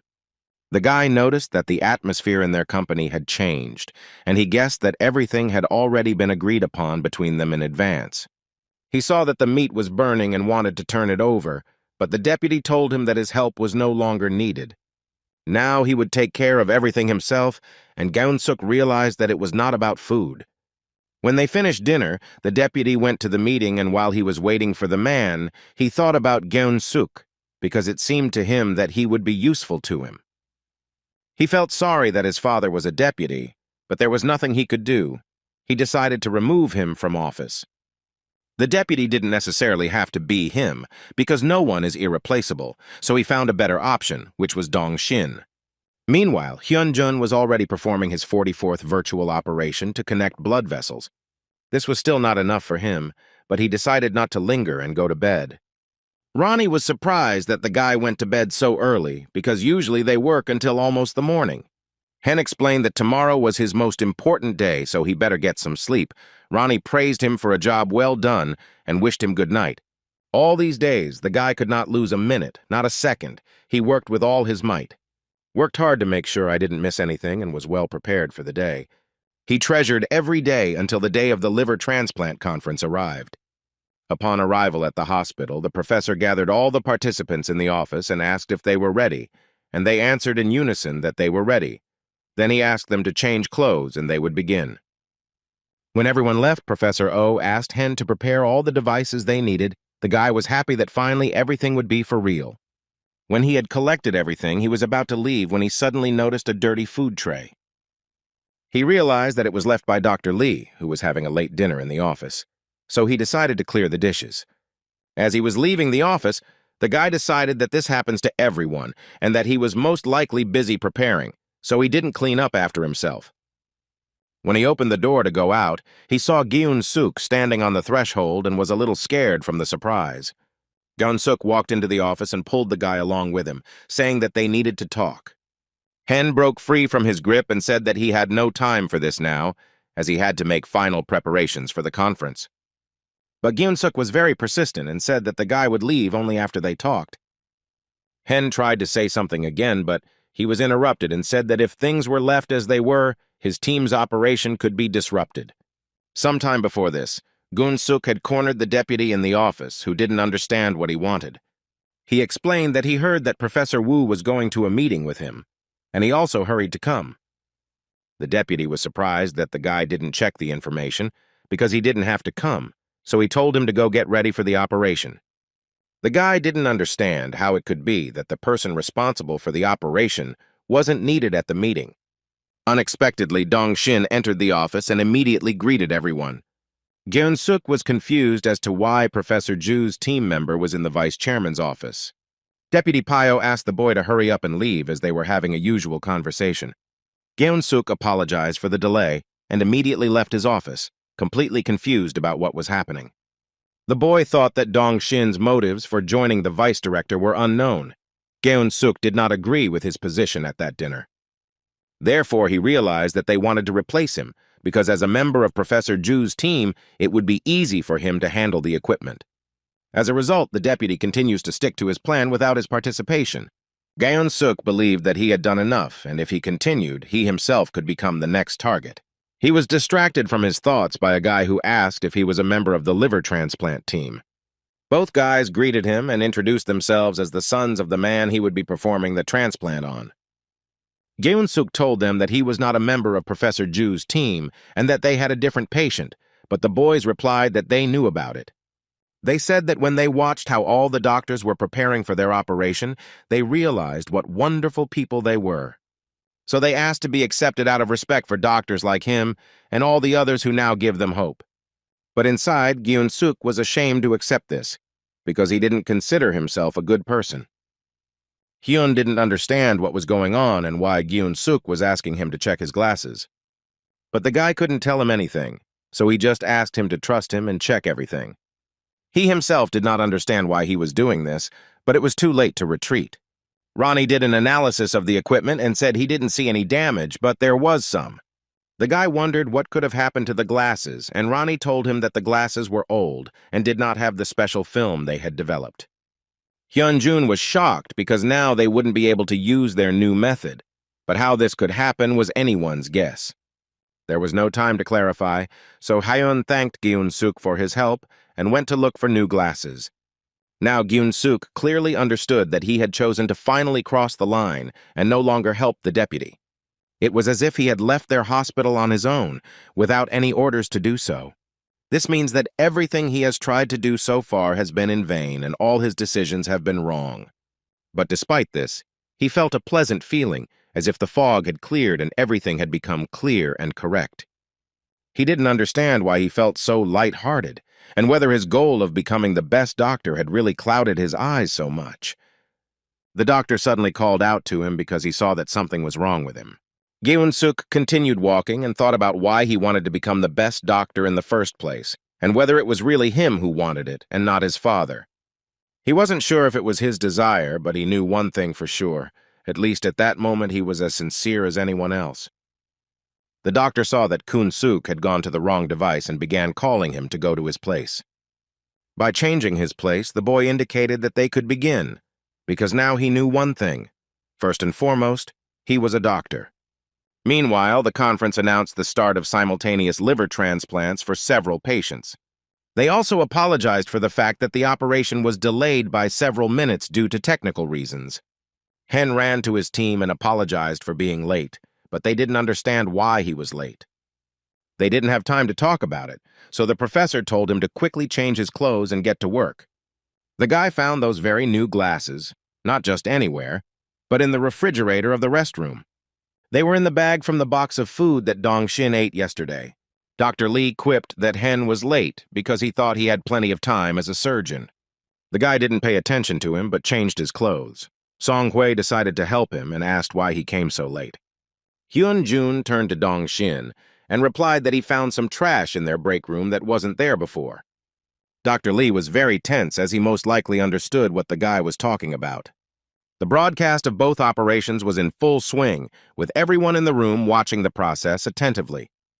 The experts watched Hyun-jun's movements, which were exactly like Professor Ju's, and did not hide their admiration. Huang was unhappy that their opponent's operation was going rather smoothly, so he asked his deputy if there was a chance that the guy had not changed his glasses and their plan had gone awry. Deputy Pio asked the professor to speak more quietly, because there were many people around who should not hear such things. He told Huang that he shouldn't worry, since there were definitely no mistakes in his plan. Professor Huang decided that the deputy had a backup plan if he was so calm.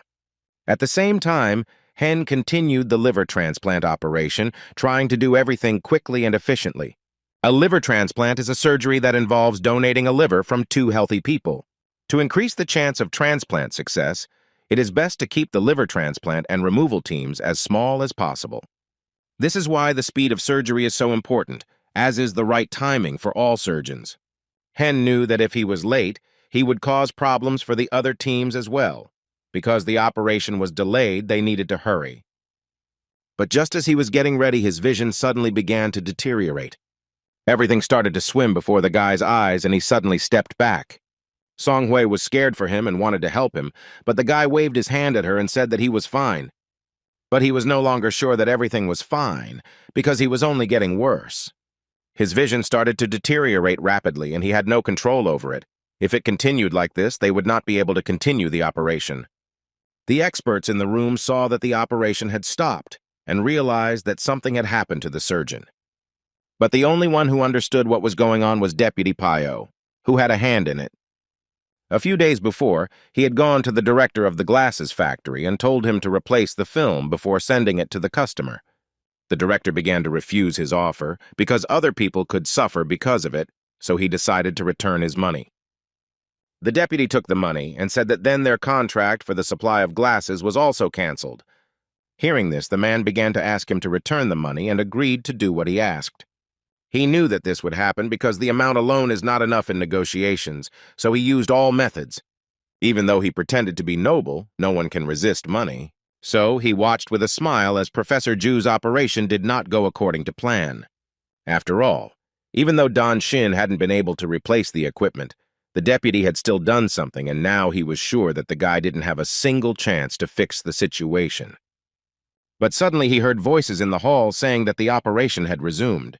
The guy took off his glasses and the operation went faster. Professor Huang and Deputy Pio were furious about what was happening, because they did not expect such an outcome of events. The deputy jumped up from his seat and looked at Hen with hatred, not understanding how he could conduct the operation without equipment. A few minutes before this, assistants tried to bring the guy to his senses. Ronnie began to analyze the reasons for the malfunction and said that everything was fine with his vision and body. He added that there may have been a problem with the new glasses, as the film was different from the one Hen had developed.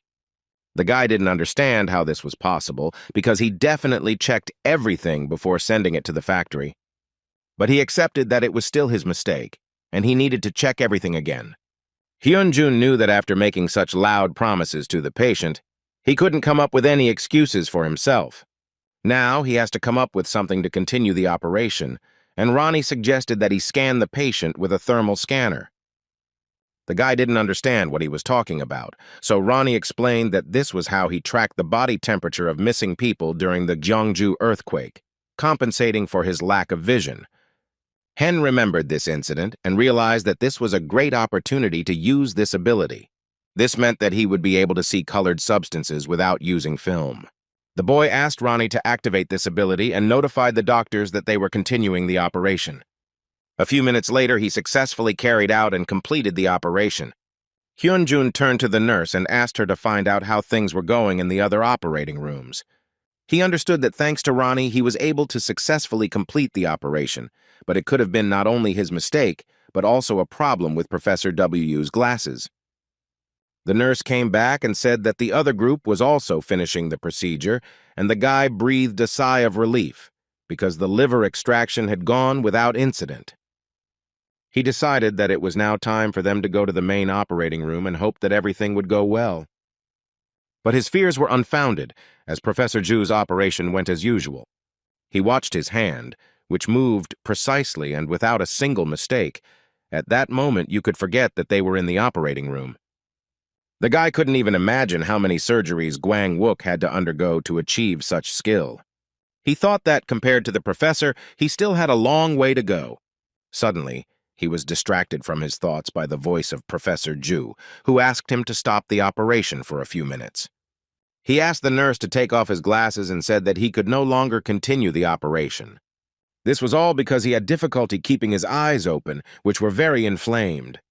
As Hen expected, the problem was not only with his glasses, but with others as well. But despite the fact that there was something wrong with his eyes, the boy was amazed that he continued with the operation. He blamed himself again for this because he had not checked the film again, the professor had suffered. The nurse suggested to the professor to call another surgeon named Jong, who could complete the operation, but Gwang-wook said that the surgeon was busy with another operation. Professor Oh was angry because at that moment everyone was busy. He said that they should have taken a spare surgeon even though they had him. But Professor Ju replied that they had a spare surgeon and pointed to Hyun-jun, saying that he was handing over his position to him. The guy wondered if he, with his lack of experience, could do everything as well as Professor Ju. After all, if some unpredictable factor happens, like with glasses, then what should he do? Professor Ju asked him why he was silent, since he himself took the initiative when he convinced the patient to undergo this operation. He thought that the guy was confident in himself and his abilities, but now he didn't understand if this was really true. Hen replied that the professor was not mistaken and asked the nurse to hand him his magnifying glasses. The guy understood that for a surgeon there were no such words, because if he had not been confident in himself, he would never have gone into surgery. Therefore, he will definitely be able to complete everything successfully, notifying everyone. They continued the operation to connect the liver vessels. He followed all the steps clearly, and the nurse and Professor Oh helped him in every possible way. At this time, the patient Lee Bong Gyu had a dream in which his sons were next to him and holding his hands tightly. Professor Oh watched the boy connect the vessels together and was amazed at his speed. After that, they finished the procedure and checked the patient's pulse, which was completely normal. The doctor thought that the patient had very narrowed blood vessels. Such a case was difficult even for Professor Ju. Hen suddenly turned to him and asked what they should do with the remaining process of the operation. After thinking for a moment, Professor Oh told the boy that he was giving him the right to continue the operation, and the doctor would assist him. Completing an operation for a second-year student logically doesn't make sense, because how can they be sure of a good result? But people who had just seen Hyun-jun's vessel connection surgery would understand this instruction, because Professor Oh knew that the best gift given to their team was Dr. Hyun-jun. They prepared for the final stage of the operation and began to carry it out without wasting a minute. At the same time, experts watched the continuation of the operation on the screens. Looking at all this, Professor Huang was very unhappy because everything was not going according to plan. He wanted to ask his deputy for this, but when he turned around, he was no longer there. Instead, he was approached by the director of the Organ Transplant Center, Stanton, who was also Huang's boss. He was glad that the team he once worked for was still at its best. He thought about what would happen if Professor Zhu's team was invited to the technology exchange, but Huang didn't like his proposal. Professor Huang reminded him that they had decided to invite Professor Wu's team, but Stanton replied that he had thought at the time that he was keeping up with the times. But after seeing the operation by Dr. Zhu's team, he changed his mind, because in his opinion, Guang Wook was still the most advanced liver transplant surgeon. The director grabbed Huang's hand and said that Hyun-jun was Professor Zhu's best student and hoped that they could lure him over to their side. After all, once they hired Dr. Zhu, they could appoint a professor as the director of the center, which delighted him. When the director left, Professor Huang was completely devastated, because everything was not like that at all. If everything had gone as planned, Professor Wu's team would have crushed Professor Zhu's team. I would also highlight Professor Huang's contribution to inviting Professor Wu to work with them, and he would simply become the deputy director of the center. But the director decided to invite Professor Zhu's team, and now he didn't know what to do, because his actions would not lead him to good consequences. Meanwhile, the screen announced that Dr. Zhu's team had completed the liver transplant operation. In the operating room, the doctor thanked everyone for a job well done and asked them to clean up a lot. Now that the long operation was over, Hyun heard the applause that had been drowned out by his focus on work. Not everyone was happy with the outcome. The guy noticed that Dong Shin was torn apart with anger because he hadn't managed to ruin everything. Hen was glad that their team's operation was a success, but there is another main character in this story. As he passed by Geun-suk, Hyun told him that their operation went well. When he heard this, he was overcome with relief because he had done everything right. On the last day of the World Liver Transplant meeting, Professor Zhu's team, which presented their new technology, won the Best Presentation Award. Kyun-suk watched everything from the audience and was glad that everything was happening this way. Although Hyun-jun's surgical method of dyeing damaged liver tissue was not presented at the presentation, it still became a hot topic among the participants and experts. After the event ended, Dong Shin ran after the deputy, wondering when he could join their team. But those who did not meet Vice President Pyo's expectations were no longer of use to him, so he ignored Dr. Lee in every possible way. The same situation happened with Professor Wu. There was talk that he would step down as director of the Liver Transplant Center at the end of the year. In fact, he was fired because he did not live up to the expectations of his associates. Geun-suk understood that he could also be included in this blacklist, but at the same time, he didn't feel anything. He looked at his badge and wondered if he would be okay after everything that had happened. Professor Zhu sat in his office and talked to his wife while putting eye drops in her eyes. She was worried if he was okay, but Guang Wook assured her that he had no problems. He believed that it was more difficult for her because she was in a foreign country and raising 2 children, and unfortunately he could not join her in this. As they parted, Guang Wook asked them to convey his greetings to the children and that he also missed them. Suddenly he heard a student enter his office, and after saying goodbye to his wife, he hung up. When he turned around, he saw Hyun-jun coming to him. Guang Wook asked him what he came for. The guy felt awkward but pulled himself together and said that he was worried about whether everything was okay with his eyes. Professor Zhu replied that they were still a little troubling, but he had no problems with his work. But Hen still felt guilty about it, so he apologized to him. Guang Wook didn't understand what the guy was apologizing for, because it wasn't his fault that the factory had entered the wrong number for the glasses film. But Hyun-jun stood his ground because it was his fault for not checking everything again. The professor poked the boy in the back and said that his modesty was completely inappropriate now. After all, it was he who saved the patient Lee Bong-gyun, and no matter what anyone said, Hyun was the hero of this conference. Professor Zhu ordered the boy to straighten up, and he immediately followed his order. He offered him a walk if he had time for it, and the guy readily agreed. When they got outside, Hen noticed that the professor froze for a few minutes and just looked at the hospital, thinking about something. Suddenly, Guan Wook asked Hyun if he was going to leave their team, or if he had perhaps already changed his mind. The guy replied that his goal was surgical procedures, so he would like to gain experience with other people. The professor replied that he was sure that the boy could really do it, but he was more interested in why he was so obsessed with surgery. Hyunjun told the professor that his father passed away because there was no hospital that was willing to treat him. Gwang-wook was shocked by his words. He also saw how hard it was for him to talk about it. Hen went on to say that when his father passed away and he sat down at the table without him for the first time, he realized something. Ordinary days when they ate together as a family, moments he took for granted, were actually special. He told the doctor that he would never again be given the chance to relive and appreciate those moments, but he still wanted to become a doctor who could give tomorrow to patients and their families. Hearing his words, Professor Ju thought about them seriously. The guy smiled and added that now he was confident that he could become a worthy son to his father. Professor Ju told him that he had already become a great doctor, and his father was certainly proud of him. With his service history, Gwang-wook decided that he should no longer delay the decision he had made. Suddenly their conversation was interrupted by one of the doctors, who ran up to them in a hurry. He explained that they were being looked for by a deputy who needed them immediately, which seemed very strange to them. When they arrived at the deputy's office, he immediately turned to Professor Ju and asked why the transplant operation was given to Hyunjun. Professor Ju responded without hesitation that the boy had all the necessary skills for this and did not understand what the problem was. Deputy Pyo told him that the reason for the change of surgeon in the middle of the operation was because there was a problem with the equipment developed by Hyunjun. He added that in their operation, at the behest of the team leader, an unapproved method was used, which was developed by a second-year student, and this almost became a problem. In this case, he felt he had an obligation to apply punishment to the responsible leader of their team.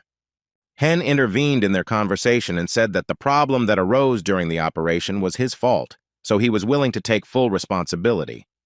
The deputy was expecting exactly this and replied that he would then suspend him from studying for 2 months and permanently ban him from operations.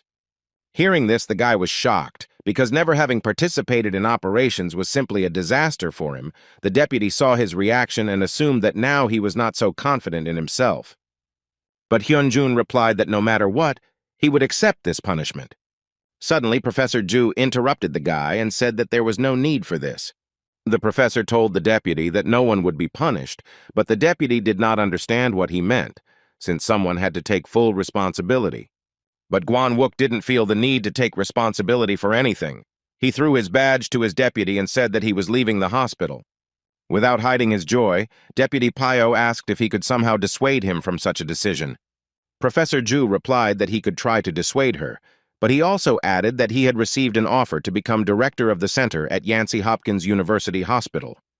Deputy Pyo was shocked by this news, because this was the best hospital in the States. He could not allow this to happen, and especially not to become the director of the center.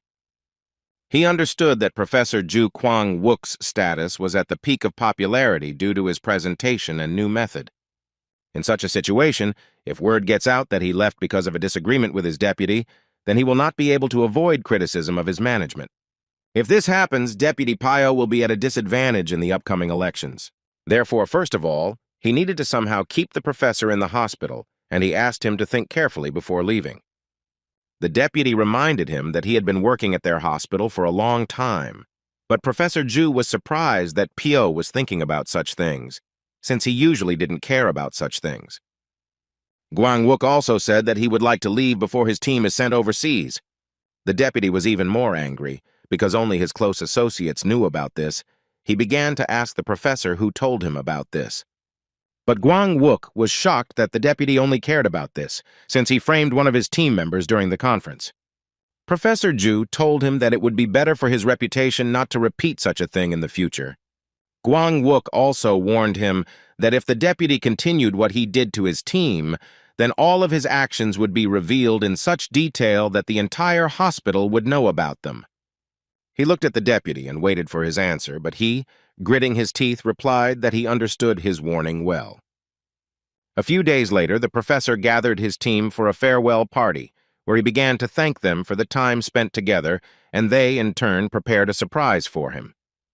The professor liked the cake so much that he was far from resolving such beauty. While he was hesitant to cut it, Song Hui shouted at him that he was too slow.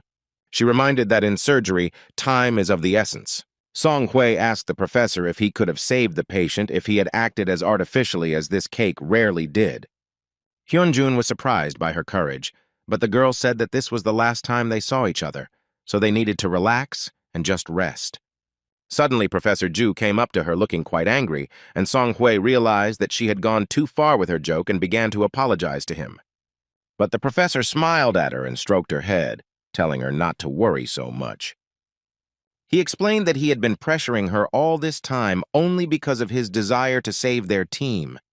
Since they were short of people, everyone on his team had to be a good specialist. But everyone obeyed, despite such unreasonable demands, so the professor believed that thanks to all of them, the team had been preserved until now. He thanked everyone for their work. Even though their team was now disbanded, they would still remain the best team for him.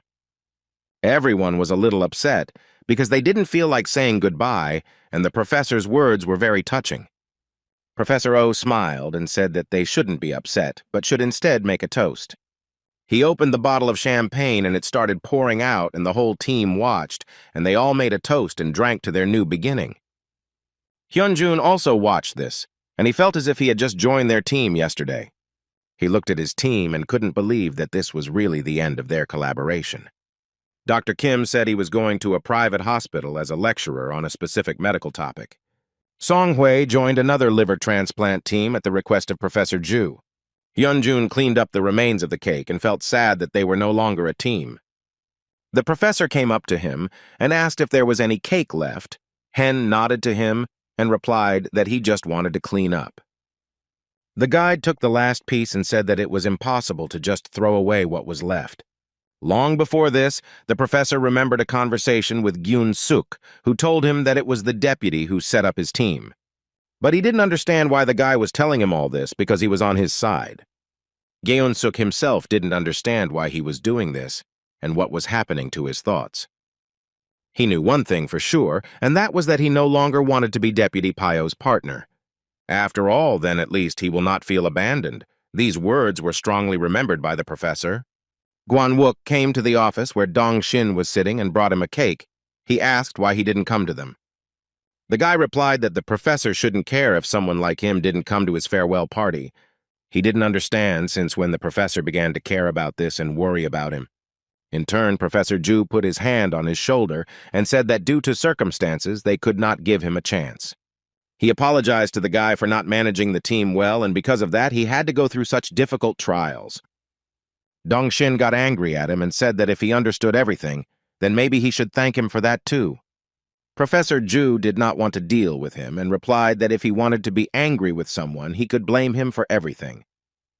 He added that if there ever came a time when this anger consumed him, he would not want that to happen and would apologize to him again. The next day, the entire team gathered and went to the airport to see off their boss and friend, Professor Ju. When they had all said goodbye to him, he said goodbye by saying that he would definitely write to them when he arrived at his destination. Now Hyunjun fully realized that the professor was really leaving them and the team completely disintegrated. Suddenly, Dong-shin ran up to them and shouted to the professor that he was grateful to him for everything. The guy said something that he has no right to blame because he himself is to blame for everything. The professor answered him that every person has the right to make a mistake, and if he realized his own, then everything will definitely work out for him in the future. He said goodbye to them again, and Dong-shin fell to his knees and started crying. Song Hui tried to calm him down as she felt very sorry for him. Dong-shin turned to Hyun and also asked him for forgiveness, saying that looking at him made him feel like an insignificant and useless doctor. Hen went down to him and replied that he felt the same way when he looked at Professor Ju's skill and constantly wondered if he could reach that level. He helped him up and said that it would be a shame if the guy left now because he had worked hard. So Hen suggested that he work hard this year as well, and they left the airport. A few days later, Hen was reviewing the lists of doctors who had been assigned to the operations. He noticed that his name was not on the list again and told the other doctor about it, who was already surprised, because the guy's name should definitely be on the list now. The doctor apologized to him and said that he could ask the professor about this. But Hen refused and said that he himself would tell the reason. The boy's name was always missing from the lists of operations, after which he was constantly treated unfairly at the university hospital. But still, after that conversation between the professor and the deputy, as long as Gwan-wook was with them, everything was fine. However, as long as Hyun-jun worked in this hospital, there was nothing he could do about it. The deputy director walked into the office with his colleagues who were planning a celebration for his promotion. Who would have known that this man would become the director of Daehan Hospital? His plan still succeeded. He gathered all his colleagues and thanked them for coming to his celebration because it was a great honor for him to become a director. Director Pyo raised his glass and said that it was his responsibility to pay back everyone who supported him. He made a toast and invited them to drink to their hospital and all the patients. Also present at their feast was Gyun-suk, who noticed that Professor Woo was not invited. But he didn't understand why they called him, because he didn't help them in any way. One of the doctors approached the director and said that colleagues who had committed an offense were not allowed into the operating room. He was curious about who exactly this concerned, and Gyun-suk also wanted to know more about it. Director Pyo replied that he did not understand what was being discussed, since he did not have any lists. He added that the director could not impose punishments on doctors. He believed that professors should do this. Gyun-suk understood that the director was lying and was still punishing those who he didn't like. Director Pyo noticed the boy and asked about his father's affairs, citing the fact that they needed to meet him sometime. Gyun-suk replied that he didn't know anything about it because his father was a very busy man, but he promised to ask him about it. He stood up and headed towards the exit. The director was surprised that the guy was leaving so early because he had nothing to do. Without turning around, Gyun-suk told him that his father couldn't stand it when he came home late, and with that, he left their party. Meanwhile, Hen sat in his room and thought about how he hadn't been in the operating room for a long time. Ronnie offered to let him into a ritual operation, but the guy refused, because after watching Professor Ju's operations, he realized that he was no longer satisfied with virtual operations. Suddenly he heard a knock on the door and did not understand who could come to him so late. When he opened the door, he saw Gyun-suk in front of him, which surprised him greatly. They sat down at the table and Hen asked what was happening to him, that he decided to drink with him, and Bale brought him chicken. It was very strange for him because something like this had never happened before, even though they were the same age and went to the same school. Gyun-suk didn't think it was strange because he always hated Hyun, so they never sat like that. He added with a smile that now he hated the guy even more than before. But the problem was that there was someone who hated the guy even more than he did. Hyun-jun realized that Gyun-suk was talking about Director Pyo and became a little tense. The guy added that he knew that Hen couldn't get into the operating room. Gyun-suk asked if he understood what this meant, since Professor Ju left the hospital who protected him from that watch director. His exclusion from the list of operating doctors was only the beginning, as now no professor would want to defend him. And then he would spend the next few years sitting idle, so he asked him, even if he had any thoughts, to put them aside for a while and sit them out. But Hyun-jun refused his request, because even if it seemed unrealistic to him, his goal would still remain the same. He wanted to build a hospital where every person could count on help, regardless of the problem. To do this, he needed to adhere to the principle of caring for the patient regardless of the situation. Therefore, Hyun-jun made it clear that he would not compromise with his patients. Kyun-suk realized that the guy would not back down anyway, which was very typical of him, so he offered him another way. After all, it might be the best offer for him in this situation. Kyun-suk showed him an advertisement that had recently appeared for a program of overseas medical volunteers in Cambodia. Hen began to study the ad carefully, and the guy continued to tell him that in Cambodia, there is poor government support, so most people cannot use modern medicine, and doctors are sorely needed. He also added that if Hyun went there, Director Pyo wouldn't be able to reach him there. After listening to Gyun-suk, the guy decided to act immediately because this was the best option. So he immediately went there, and upon arrival, he wondered why he himself had not thought of looking for opportunities abroad.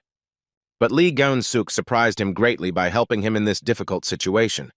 Suddenly, a man who was just waiting for his arrival approached the guy. He showed him the bus he was supposed to take to his destination, and when he got on, the guy was very surprised. There was a bus full of doctors like him, who also came from all over the country to help people in need. The guy hoped that he would be able to work with new and very talented doctors. He found a free seat where a doctor was sitting and asked if he could sit next to him. The doctor allowed him to sit down next to him, and the guy thanked him, but when he paid attention to him, he suddenly realized who was next to him. It was that same Song-ye, his colleague and the one he had never expected to see again. The girl was pleased to see him, because it was difficult to catch him in the hospital. Hyun was surprised that Song-ye, who usually never left the operating table, suddenly went to help people in another country. The girl looked a little downcast. Then the guy thought that he had said too much and asked what had happened to her. Song-ye revealed that she recently almost made a mistake during surgery. Looking at the patient's face on the operating table, she couldn't concentrate, because she kept thinking about leaving, about who she had lost. The guy suddenly remembered that day when that tragedy happened. She blamed only herself for everything. He began to calm her down and said that it was absolutely not her fault.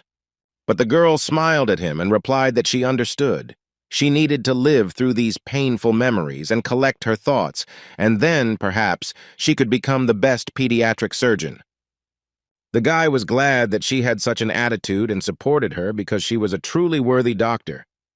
When they arrived at their destination, their senior asked them to first unload all the equipment that had been donated, and everyone willingly started helping.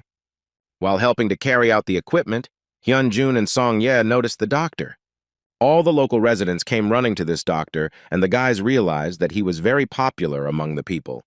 Suddenly, a guy came up to them and said that this doctor was the head of the department that deals with jaw surgeries, and his name was No-Hoo Jong. He said the doctor has been voluntarily performing split lip and palate surgeries for 10 years because there are not many doctors in Cambodia who can perform such surgeries. Therefore, people like Director No are simply doomed to receive VIP treatment. The likelihood that from tomorrow onwards there would be huge queues in front of the hospital was high. While Song-ye was talking to her new acquaintance, she didn't notice that Hyun had already gone to examine the patients. The guy looked at him sideways and decided that he was being too persistent, since they hadn't even officially started work. Hyun-jun noticed a boy who looked like he was about 5 years old, but he was still waiting for surgery.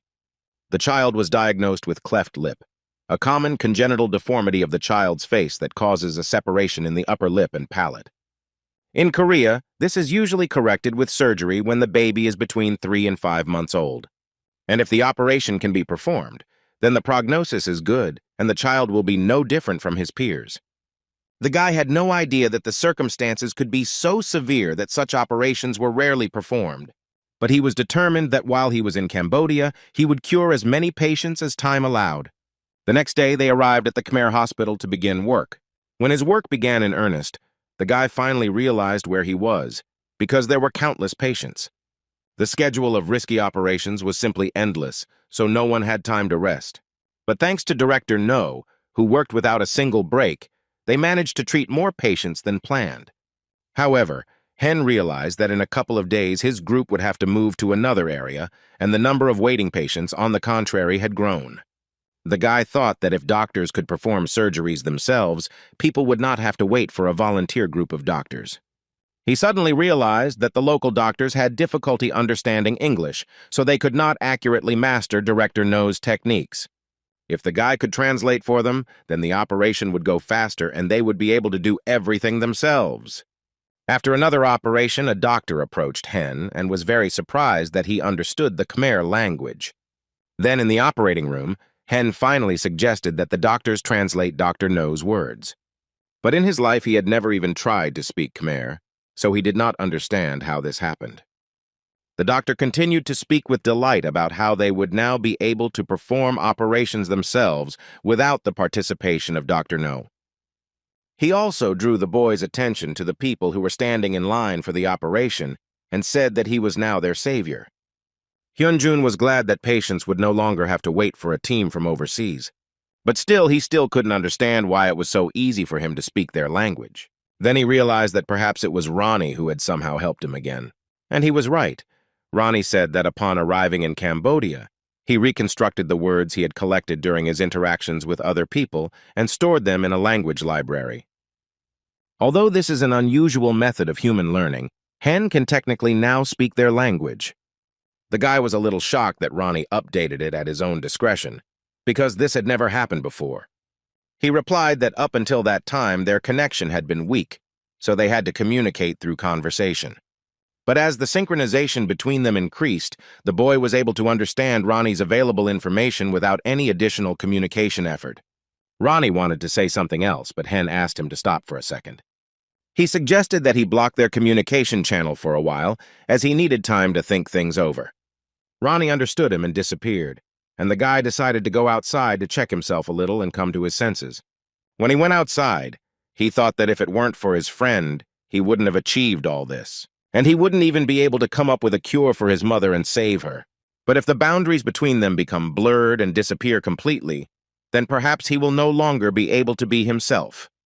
The next day, it was raining heavily, and the whole team was standing under the porch waiting for the bus that was supposed to take them to the next city. He was supposed to have arrived already, but due to bad weather, apparently he had to be delayed, as the roads were badly washed out. Not far from the others, Hyunjun sat deep in thought while Song-ye watched him. She noticed that the guy had been behaving very strangely since yesterday, and was always walking around with a serious face. Without thinking twice, Song-ye decided to approach him to find out what was wrong with him.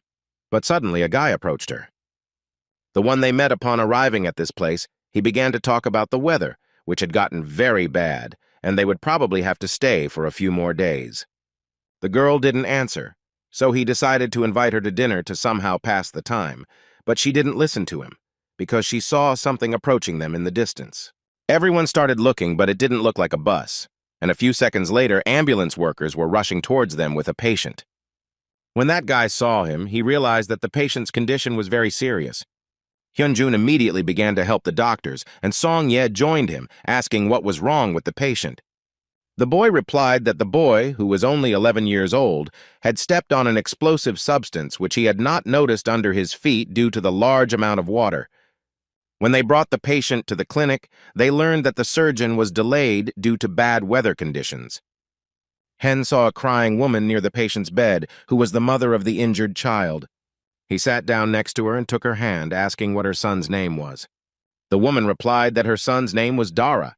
The guy began to calm her down and said that they would help him.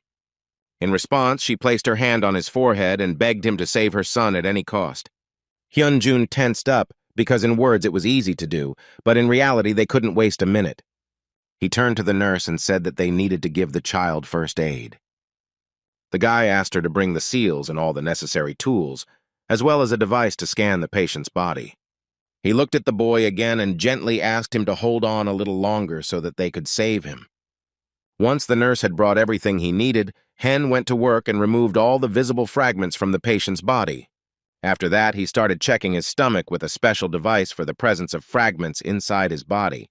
And next to him stood another doctor and Song-ye, who was also very worried. The guy said that the patient had torn ligaments in his leg, but there were no fragments there. He also said that there were wounds on his hands. Most likely they were burns. Hyunjun informed Song-ye that the device did not show any shrapnel inside the body, and the girl breathed a sigh of relief. But the guy added that the child is still in serious condition, and if there are fragments inside, then it is a big problem, so they need to do another computer examination. Suddenly a man approached them and said that he would take care of it himself. It was the same Surgeon Somanan who was a little late.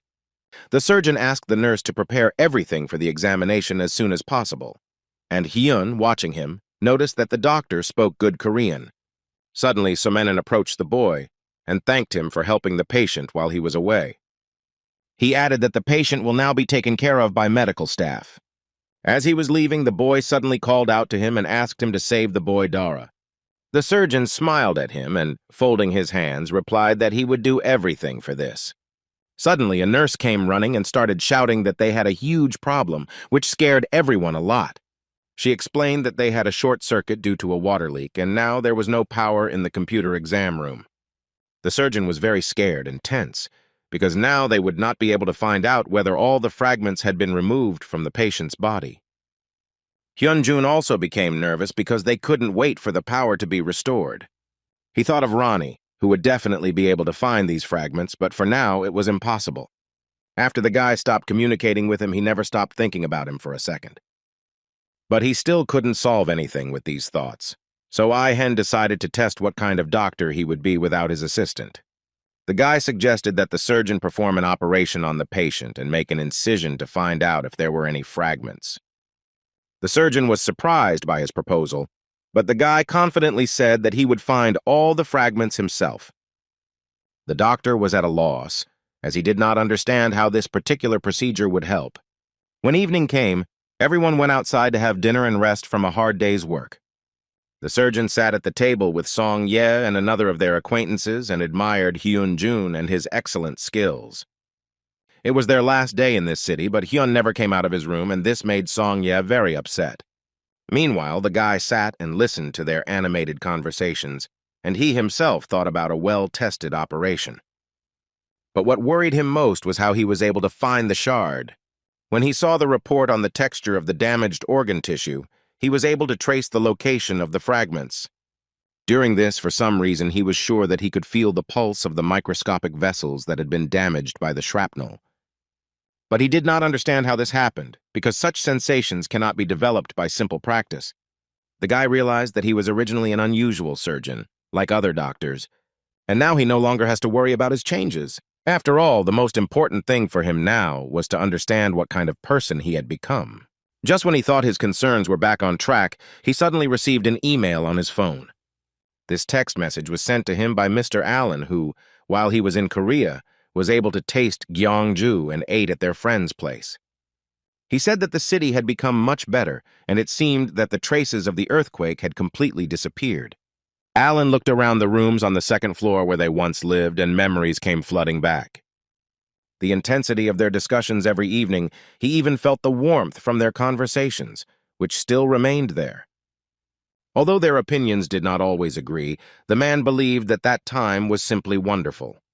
Even now, he remembers his conversation with Hen, and he wonders if the boy still thinks that robots can't replace people. If this was true, Allen thought it was due to fear and the unknown future. After all, when he was given a prosthetic arm, he thought that he would never be able to return to his previous life. But now, on the contrary, Mr. Allen was glad that his hand would not be damaged, and he would be able to perform some additional functions, because this is what technology is. There was always fear surrounding the emergence of unconventional new methods, but he wanted Hyun-jun to think about what their fear actually was.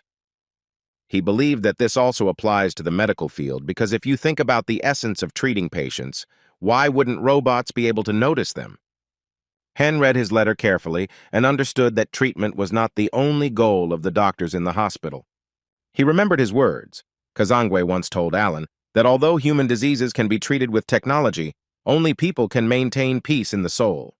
The guy began to think that he really needed the Khmer language to understand local doctors and patients well, to understand the feelings of the patient and his caregiver in order to somehow influence their mental state. After all, he already knew what it took to become a doctor who could not only treat, but also understand his patients. He turned to Ronnie, who immediately appeared behind him. Hen apologized to him, saying that this was the first time something like this had happened to him and that it scared him. Namely, he was afraid that he could turn into something else without even realizing it.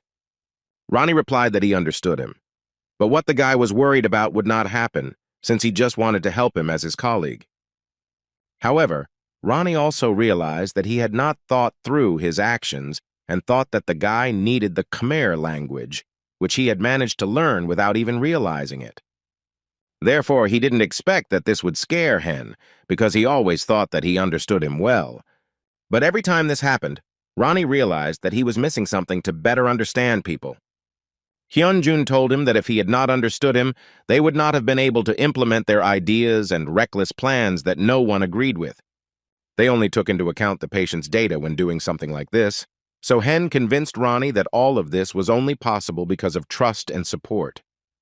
The guy asked him not to look for a problem in himself, because for him, Ronnie was the best colleague in the world. Ronnie was very pleased to hear such words, so he thanked him for it.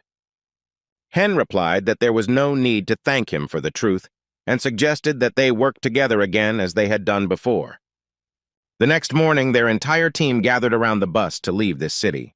Jae-myun walked to the bus and realized that he was feeling unwell due to the large amount of alcohol he had drunk last night. It was all because he couldn't stand to listen to the surgeon praising Hyun-jun anymore.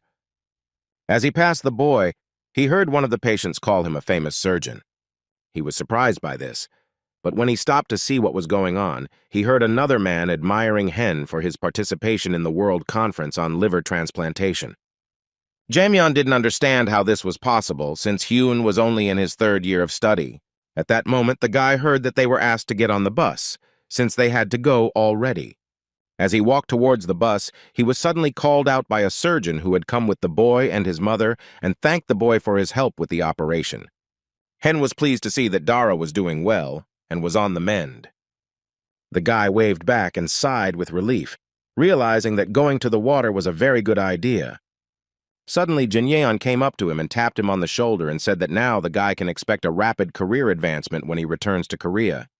He also added that from this day on, he officially recognizes the guy as his rival. Once they had taken their seats and the bus had left, Hyun thought about Jenyeon's words as they were bothering him a little. But there was one more thing he needed to check immediately, and he picked up his phone.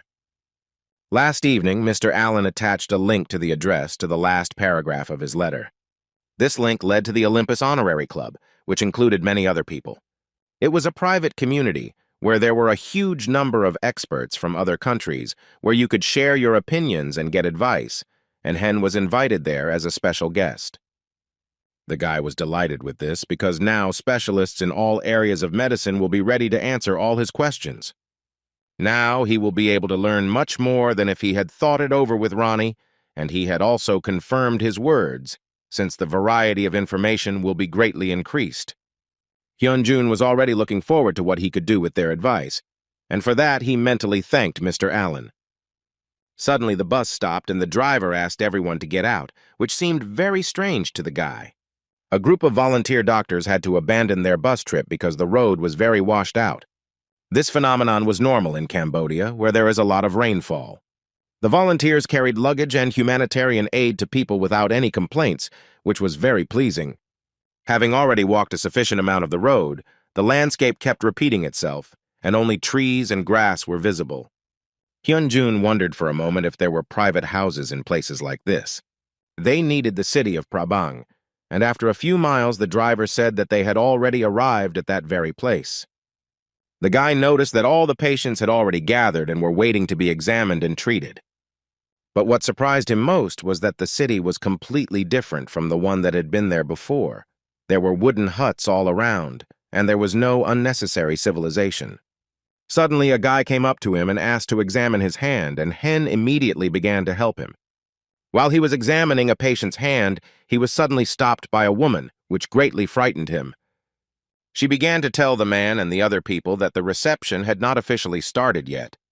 Hyun-jun didn't understand why she stopped him because he could have helped, but she didn't listen to him. She started shouting at everyone to go home and wait until they were told that they would be seeing patients. The guy watched her from the side and tried to understand why she was doing this. When they arrived at one of the houses that was intended for them to live in and receive people, they began to lay out boxes of medicine. Hyun found out that the woman was a doctor named Gong Ji-young and decided to talk to her. He approached her and asked why she had dispersed everyone, since many could have been helped on the spot. Dr. Gon smiled and immediately understood that the guy was new to this matter, since he was asking such things. Hen confirmed this. Then she told him that they had been working as a volunteer and traveling around the world for 11 years, and knew what would happen if he started helping them right there. After all, the patients who saw this would not stand quietly waiting for their turn. She said that the doctor's work schedule would have been disrupted because people would have crowded at the medical counters. And then they would not be able to help those whose condition really cannot wait. Something similar could have happened this time if she had allowed it. Therefore, Dr. Gon understood that this should not be done under any circumstances in order to have time to examine more patients. Hyun didn't know it was that complicated and apologized for thinking badly of her. She replied that they could forget about it and handed him a box of medicines to finish preparing for the appointment as soon as possible. Because their group arrived later than planned, the opening time of the clinic also had to be postponed. Hyun-jun was worried about the schedule being disrupted, but Dr. Gon was familiar with the local situation and was able to control everything. So their first day on the job went well, and they were able to examine and treat many people. When evening came and their work was over, the boy went outside with Song-ye to rest a bit and get some fresh air. The girl complained to him that she had spent the whole day in a panic, as she could not really communicate normally with patients, and a simple examination was very difficult to carry out due to language barriers. Hyun told her that it was always so difficult at first, but later it would become much easier for them, but Song-ye thought that he was deceiving her. She started shaking him and screaming that he was just as new to this business, but he did much better than the others. Song-ye thought that she wanted to become the best doctor for children, but now she was scared because it seemed like everyone was doing better than her. But the guy calmed her down and said that she was also handling everything well. Moreover, Dr. Gon had many years of experience in this matter, so they should not compare themselves with such a doctor. Song-ye suddenly remembered and told the guy what Dr. Gong had said about him, which didn't surprise him at all. She said Hen seemed like a rookie volunteer with a big heart. The girl added that Dr. Gon considers him to be truly kind to his patients and that he will definitely become a good doctor. The guy was pleasantly surprised by this, but Song-ye said that Dr. Gong asked her for something else. Namely, when evening comes and there is no rain outside, they must definitely look at the sky. When they looked up, they saw a beautiful night sky in which a huge number of incredibly beautiful stars were visible. Hen was very happy to see so many stars because he had never seen anything like it before. Song-ye confirmed that in Seoul, stars are almost invisible, and if it weren't for this trip, they might not have seen it for the rest of their lives. She also said that just because they don't see it doesn't mean it's not there, and Hen thought about that phrase.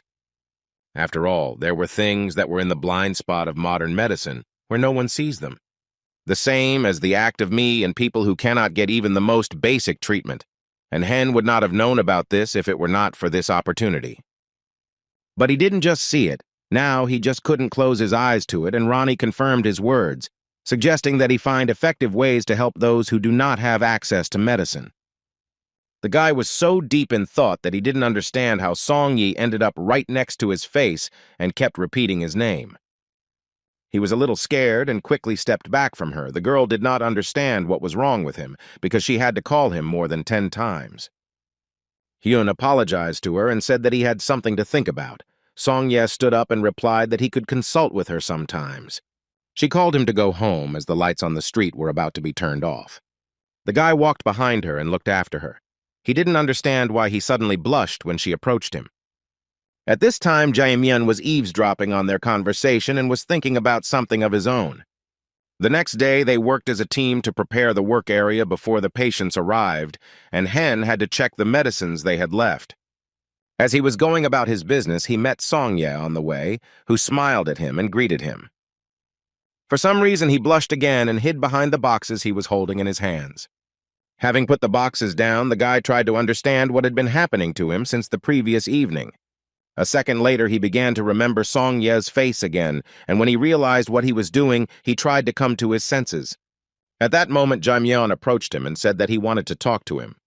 He said that he saw him last night in Song-ye's company, but Hyun didn't understand what he was getting at.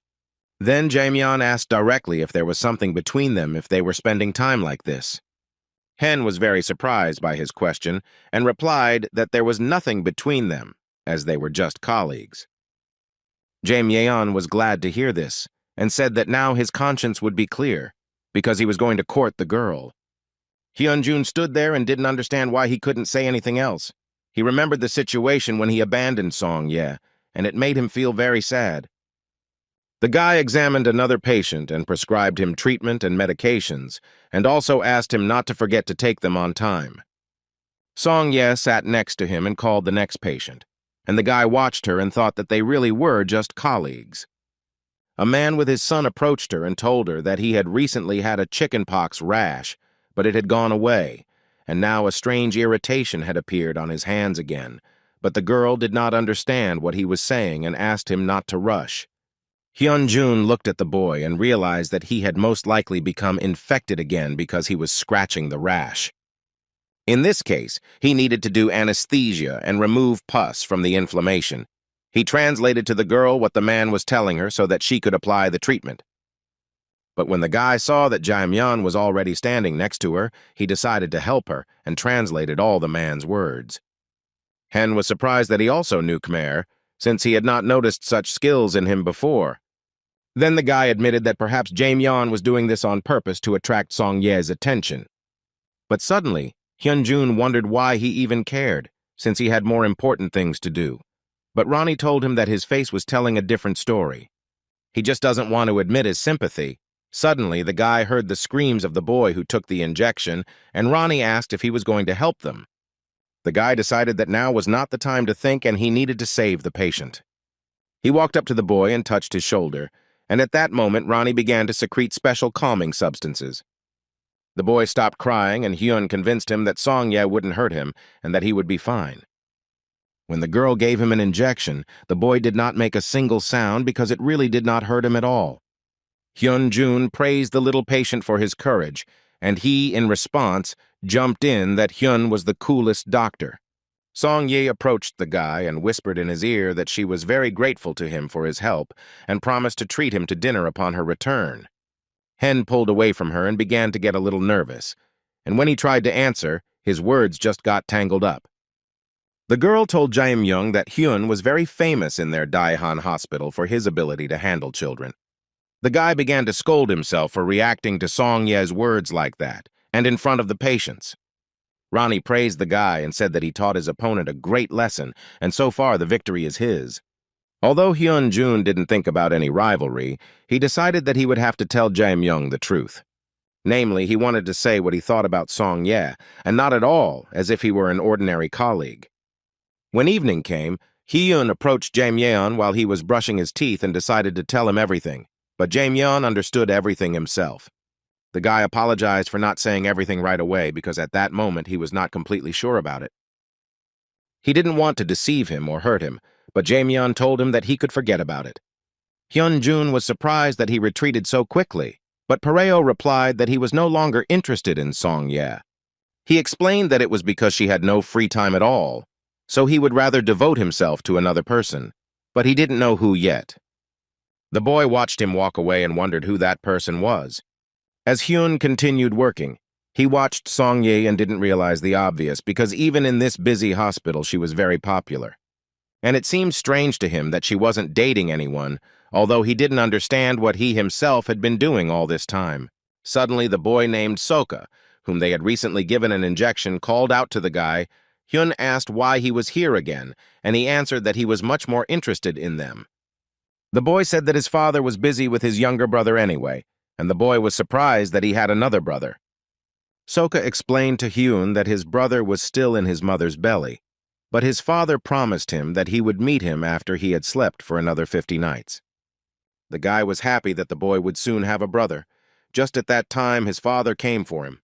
Soka hung on his arm and began to ask if he had bought that very durian fruit. The father apologized to him and told him that he forgot to take it because of work, and the boy was a little upset.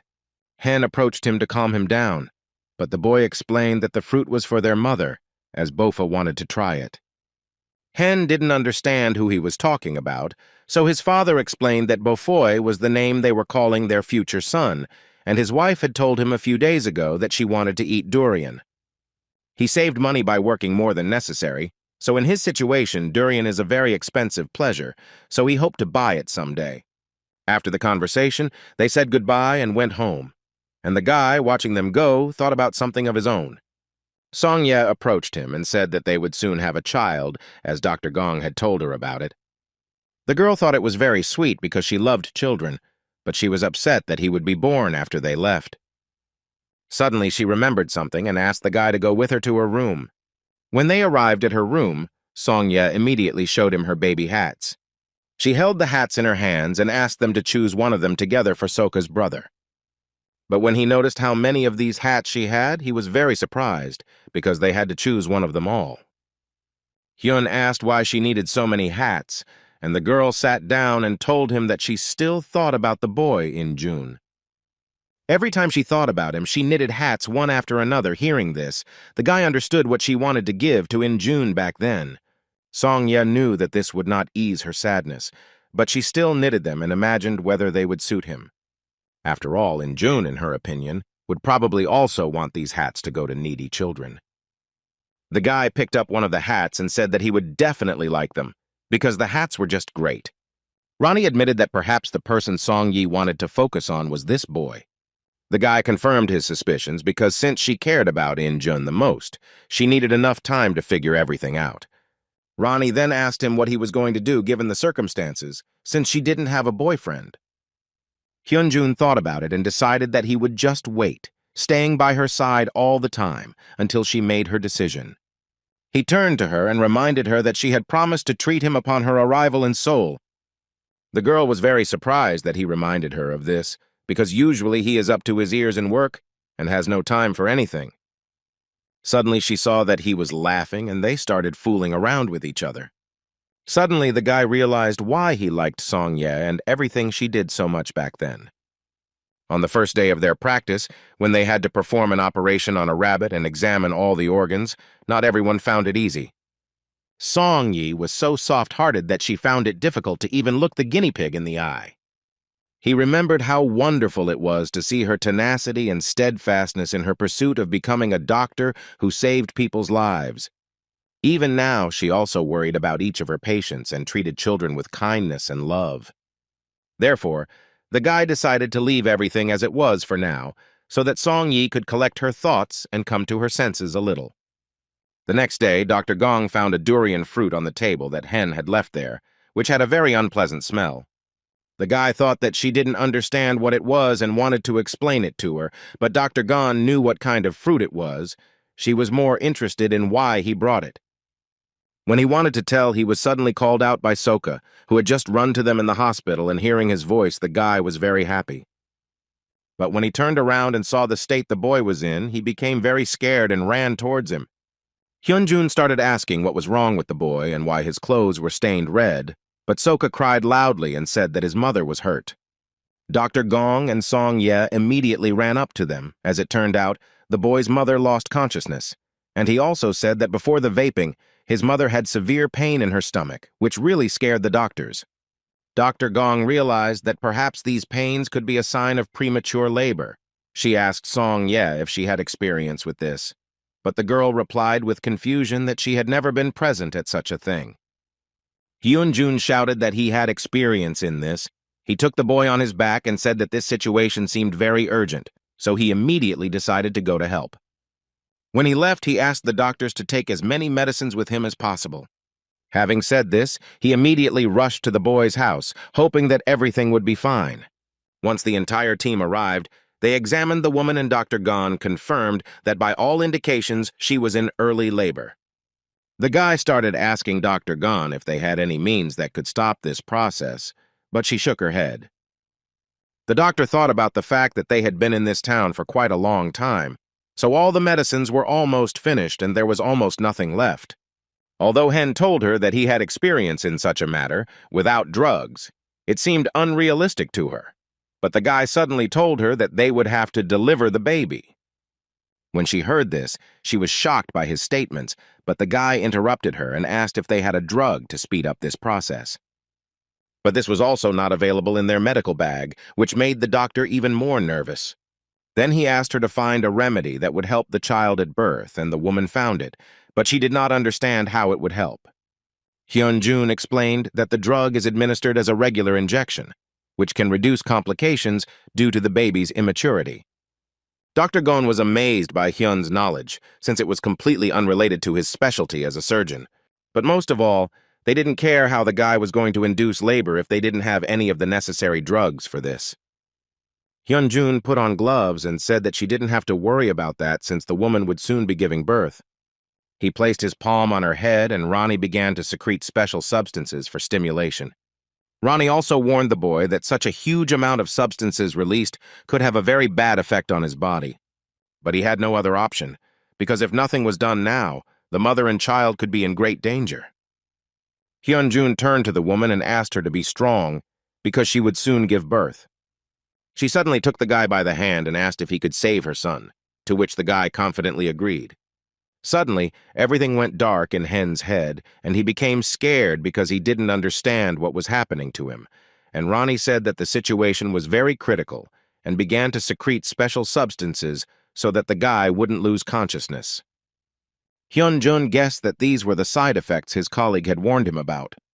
Ronnie also told him that the baby's vital signs, which he could feel through the mother's hand, were very weak.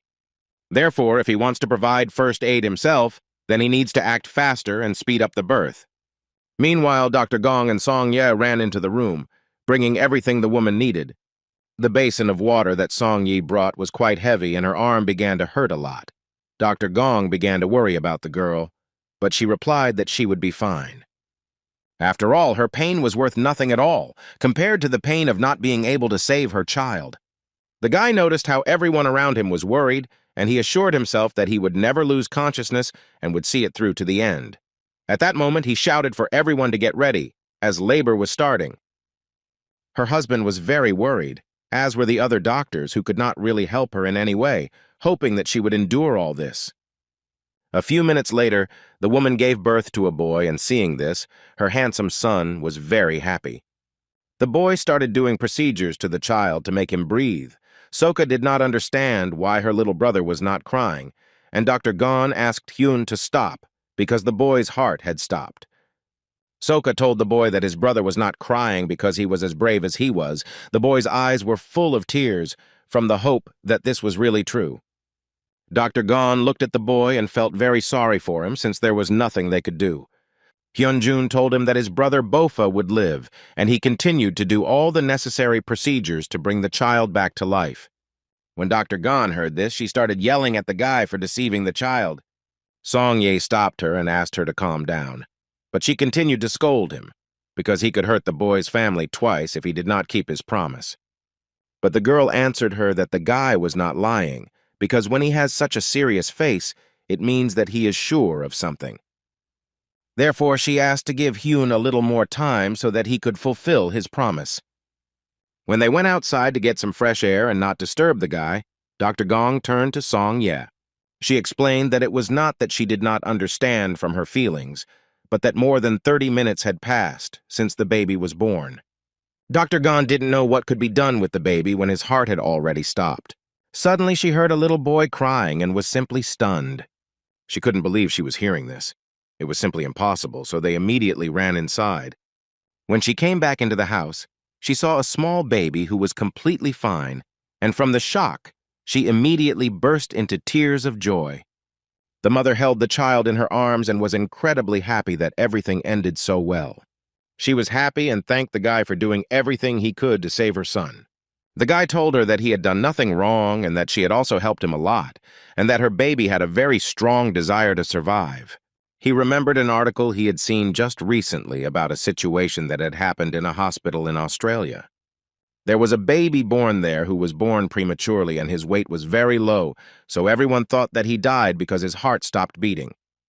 It was a wonderful story of how this child's mother saved him within a few hours, and he started breathing again.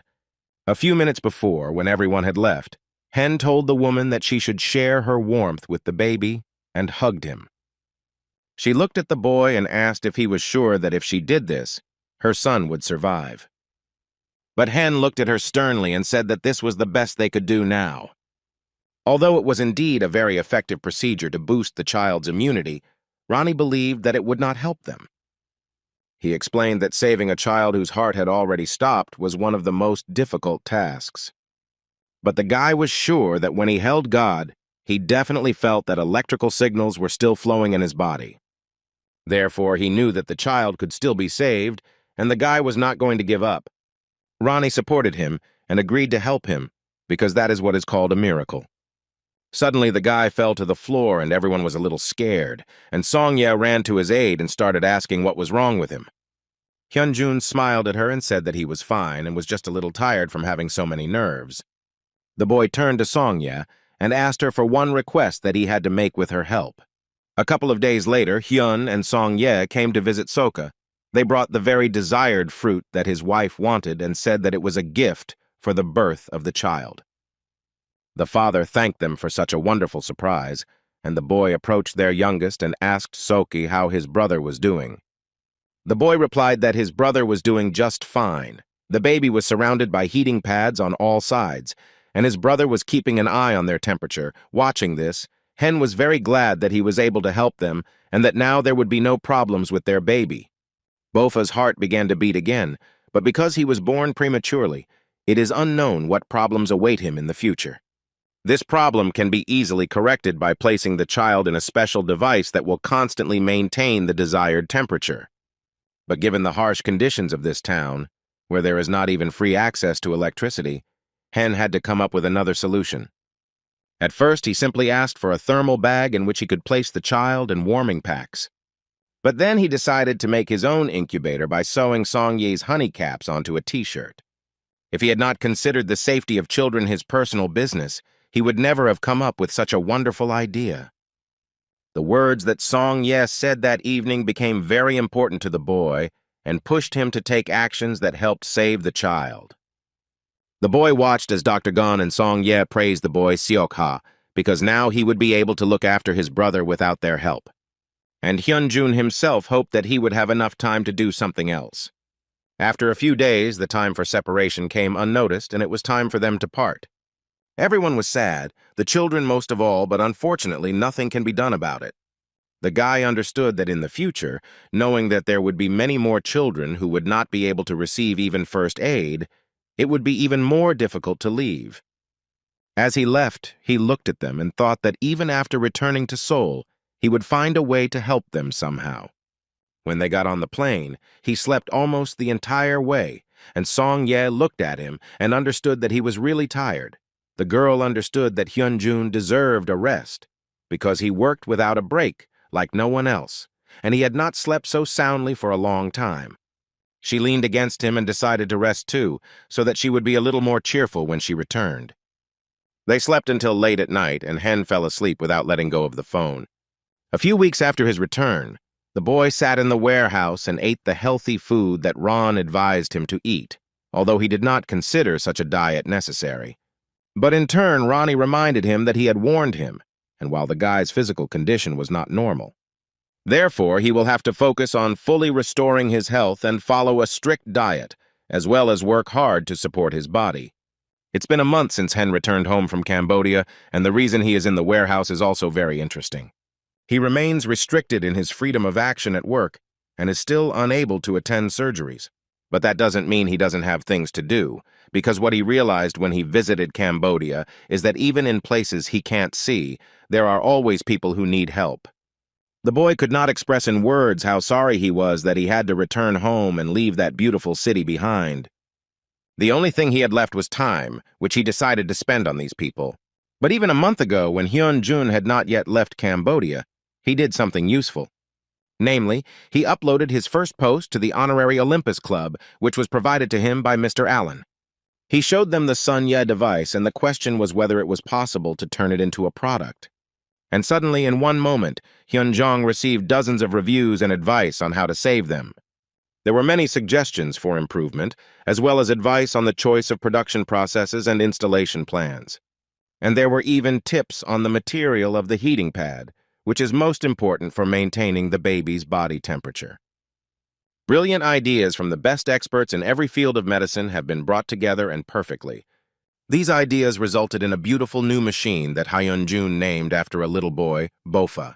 The guy asked Ronnie how much this machine would cost if they mass-produced it. Ronnie replied that the price of one was about 50,000 won, which was much cheaper than the existing machine, but it was still too much. The boy recalled a conversation with Bofa's father, who worked very hard and could not afford many things, so this amount could be prohibitive for those in similar difficult circumstances. He was thinking that he would like to reduce the price by another 10,000 if possible. Hyun-jun asked Ronnie if the price of their products would go down if they didn't sell them in bulk, and Ronnie agreed. However, if they increase production of such goods, their costs for the necessary tools will also go up. After some thought, Hen finally told Ronnie that they would start mass production of their new invention. But Ronnie started to warn that the whole thing was too big and he couldn't handle it alone, but Hen convinced him that there was no need to worry about it. Because the guy had already seen a similar situation, how in Cambodia people united their efforts to help others. Meanwhile, in the States, Rona was about to go to bed, but Michael was in no hurry to join her, saying that a very interesting post had appeared in their poster club. He told her that he would finish soon, but she knew that Michael would sit at work again until the morning. Rona decided not to wait for him to come and called him again in a stricter tone, but the man did not agree. Instead, he brought her a laptop and asked her to also look at the incredible idea he had found. The notice board at their club was dedicated to a device for children for an incredibly small amount, which simply amazed her. Rona didn't understand how this was possible, but Michael told her that if more of these devices were developed, the price could be reduced. But she still didn't understand how. If the price for development would be much higher and it wouldn't be profitable at all, then Michael suggested that maybe that's why Hen sent them a letter. He said that in the letter the guy asked to use part of the money they invested in his project to cover the costs of producing this device. Mike thought that Hyun-jun's idea was very good, although it was not yet fully operational, but it was worth trying. Rona thought this product could save tens or millions of new lives in the future. Michael left the right of choice to her because she was the director of the company and her word was law even for him. She understood that her husband said this on purpose because she was not such a professional in this topic, but he only laughed in response. He told Rona that it hurt him a lot that they would never have children, but when he thought about the pain of other parents who had to lose their children due to various circumstances, the idea was definitely worth considering. After thinking it over for a bit, Rona stood up and agreed with Michael, because Hyun-jun's idea was simply incredible. After all, she understood that the guy had a real talent for making the impossible possible and achieving his goals in any way. Rona looked at his post and knew that if it weren't for his new device, the child would not have been born. She remembered the conversation with her father and understood what kind of surprise he was talking about, because this gift for them was a man with a big heart and mind. Rona approached her husband and gave her permission to invest in Hyun-jun's idea. She was sure that this investment would be right for the future of the family. The incubator itself was named after the boy and was called Boff's Warm Embrace. This invention made it possible to create the necessary conditions for a baby anywhere on the planet, which was already being talked about on television. Half a year after the launch of production of this device, they achieved amazing results and managed to save more than 50,000 children. The Olympus Company, which was engaged in this production and sale, became famous as a charitable organization that helps people in need. Meanwhile, the interview with Olympus director Rona Allen became the most discussed topic all over the world. Naturally, all the public's attention turned to the young resident doctor Hyun-jun. Geun-suk watched his interview and was very happy for him, even though he couldn't get permission for the operations. Now he can be a businessman. The interview took place in the office of Director Pio, who was perhaps also shocked by this news. Unexpectedly, after being asked about the workload at Hyunwoo's hospital, he replied that he had not been able to enter the operating room for a year. When Geun-suk heard this, he was simply shocked by such boldness. The guy began to worry about what would happen to Hyun-jun for making such a statement on the live news. When the interview ended, the director thanked the reporters and led them to the door. When he closed it, he asked Hen if he felt better about the trouble he had caused him with his statement. The guy looked at him confidently and replied that he was simply telling the truth about what was happening to him in the hospital. The director told him that he understood well because of this, the guy had to be very nervous and upset. Hyun-jun looked at him and didn't understand what was wrong with him, since he started to act differently. The guy wanted to leave so as not to continue their conversation any longer, but the director suddenly asked him if he wanted to go into the operating room again. Everything was as Hen had guessed. He realized that the lists for the operating room had been approved by his order. Director Pio confirmed this, as he was the one who could prevent the hospital's most famous man from even setting foot in the operating room. The guy looked at him and understood that, having become a director, he no longer hides his dirty intentions. He approached the guy and said that because of the sense of responsibility that he had become a director, his thinking had changed a little. And so, he set himself the goal of making their hospital the best and decided that being at odds with each other was not the best idea. He extended his hand to Hyun-jun and said that for the sake of improving the hospital, it would be better for them to forget and leave their past quarrels behind. The guy looked at his open palm and couldn't believe his words. He knew for sure that Director Phi was doing everything only for his own success and was not interested in anything else. After all, a man who had spent more than one career as a doctor in this hospital could not think about improving it and talk about it so easily. The director suddenly removed his hand, as he realized that they did not have the kind of relationship that could be improved with a few words. He told the guy he was busy at the hospital and gave him a few days until they both got their heads together to talk again. In those days, for a while, Hyun-jun thought that perhaps Director Pyo was speaking sincerely. After those few days of reflection had passed, they saw each other again at the hospital, and the director invited him to a cafe to talk. Such a drastic change only increased his suspicions, so going to dinner with him and talking directly was the only way to find out what his real goal was. Getting ready to go home in the evening, the guy thought about the upcoming meeting, which he had no desire to attend. But he understood that if the conversation went well, he would be able to visit operating rooms without any obstacles, and this was worth a serious conversation. Suddenly, he was distracted from his thoughts by the cries of the ambulance doctors who had brought in an urgent patient. The guy heard that the patient was in a very serious condition, as he had a heart attack and a serious injury due to a severe accident. He understood that although the patient's condition was serious, if he was given first aid, problems could be avoided. Another one was taken by doctors who immediately took him to the operating room, but they needed another doctor who was currently busy with another operation. There were 3 victims, so they needed additional help, because they cannot help everyone at the same time. The guy watched them and understood that all 3 patients were in critical condition. Meanwhile, Director Pyo was sitting in a restaurant and ordered food, expecting Hyun to come, but when he never showed up, he realized that the guy had not accepted his offer of a truce. Hyun-jun nevertheless offered his help and was taken on as an assistant for the emergency operation. When they finished, the doctor sighed with relief as he left the operating room because the procedure was quite complicated. Dr. Song didn't think the patient's condition would be so serious, so he thanked the guy for helping them because they could have lost precious time. Hyun-jun replied that he himself was glad to sleep in the operating room and that he had to thank Dr. Seok for that. The doctor suddenly remembered that the guy had not been allowed to perform operations for a long time, although he valued his experience very much. He asked him how he felt while he couldn't do anything. Hen replied that the operation and the experience from it were worth not giving up. Dr. Shing felt that the director's behavior was too absurd and wrong. The guy suddenly remembered that he hadn't gone to dinner with the director, and now he needed to somehow explain this to him. Suddenly, their attention was drawn to the cries of other doctors who were standing not far from them. They saw one of the men yelling at Dr. Sok for performing the surgery without anyone's knowledge.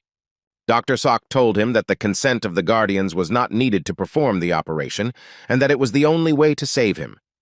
But he continued to scold him because the amount of money they had to pay for it was far from a small sum. He believed that the doctor did it on purpose to get money from him. Watching this, Hyun was furious because this behavior was too much since Dr. Seok was simply saving a life. Suddenly, Dr. Sun called the guy and said that they had better leave so as not to disturb the doctor because he could figure it out without their presence. When they came out into the corridor, they sat down and Hen said that he understood well the feelings of the guardians, who were burdened by such expenses, but such condemnation on their part was not the best reward for the doctor's hard work. He thought that hearing such indignation directed at him was very unpleasant, especially towards such a devoted doctor as Dr. Sok. But Dr. Song told the boy that Dr. Seok himself does this, which surprised Hyun very much. He explained that the heavy costs of treatment can often lead to resentment towards the patient. Therefore, his boss, Sok, accepts it on behalf of the patient, as he believes that Blatt takes responsibility for the patient's well-being even outside the operating room, which is the doctor's duty. After all, the patient's recovery also depends greatly on his emotional state. Like a real doctor, Dr. Sok thinks only about his patients. Dr. Song added that because the doctor is so dedicated to his work, he is treated very poorly at the hospital. The boy was surprised by this. Then Dr. Song explained that Director Pyo was constantly trying to catch and accuse Dr. Pyo of something. But when he became director, he began to constantly create problems for the doctor that were worse than the previous ones. Their department was avoided by other doctors because of the high workload, but now they have even had their salaries, which were already low, cut. In their situation, When it is difficult to keep the entire existing team, let alone add new doctors, the director threatened them with further layoffs if they do not cope with their work. But the guy didn't understand how this affected their emergency department. Dr. Song told him that human interests were not included in this situation. Listening to this, the guy remembered the director's words that he was doing everything to improve the hospital, but his actions spoke of something completely different. When Hyun's workday was over, on his way home he looked at a poster advertising Director Pio, who he momentarily believed might be sincere.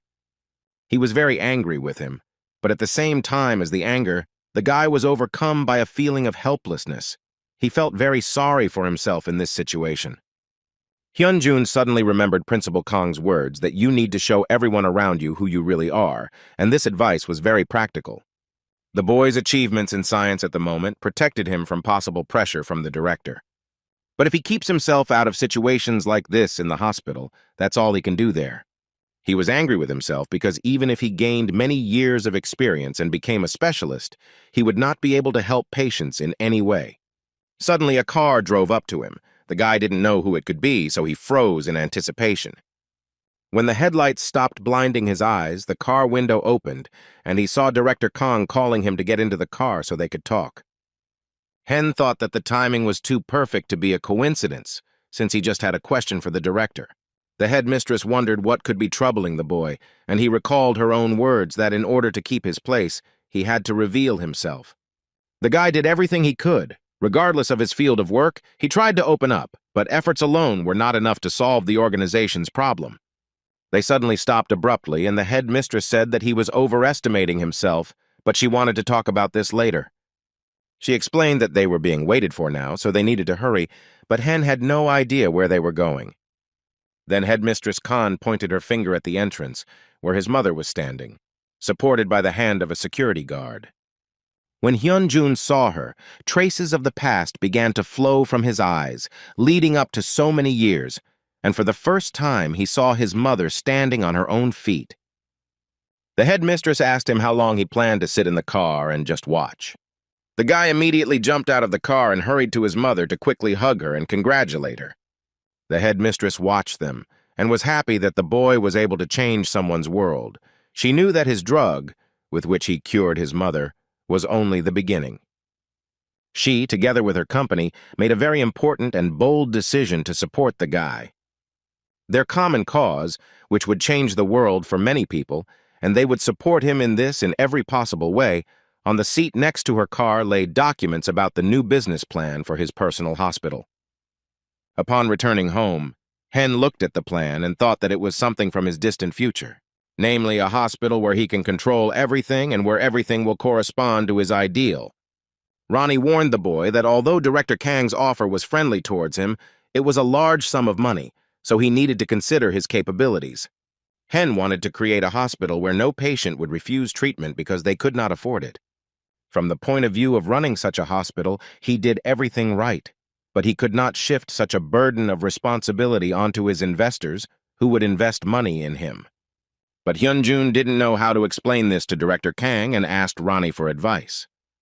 His colleague replied that his meeting with the director was scheduled to take place very soon, and that it was there that he would be able to present his point of view in more detail. The guy remembered that soon there would be a presentation of a new drug that his mother had cured him and put him back on his feet. A few days later, the drug presentation took place there, which attracted a huge number of people in the hall, wanting to learn more. Director Khan hosted the event and talked about how they can now cure one of the most serious diseases, and thanked her colleagues for their help. When she started talking about the fact that there was a person among them who had offered them important ideas when the research ran into difficulties, everyone around started whispering among themselves about who this person was.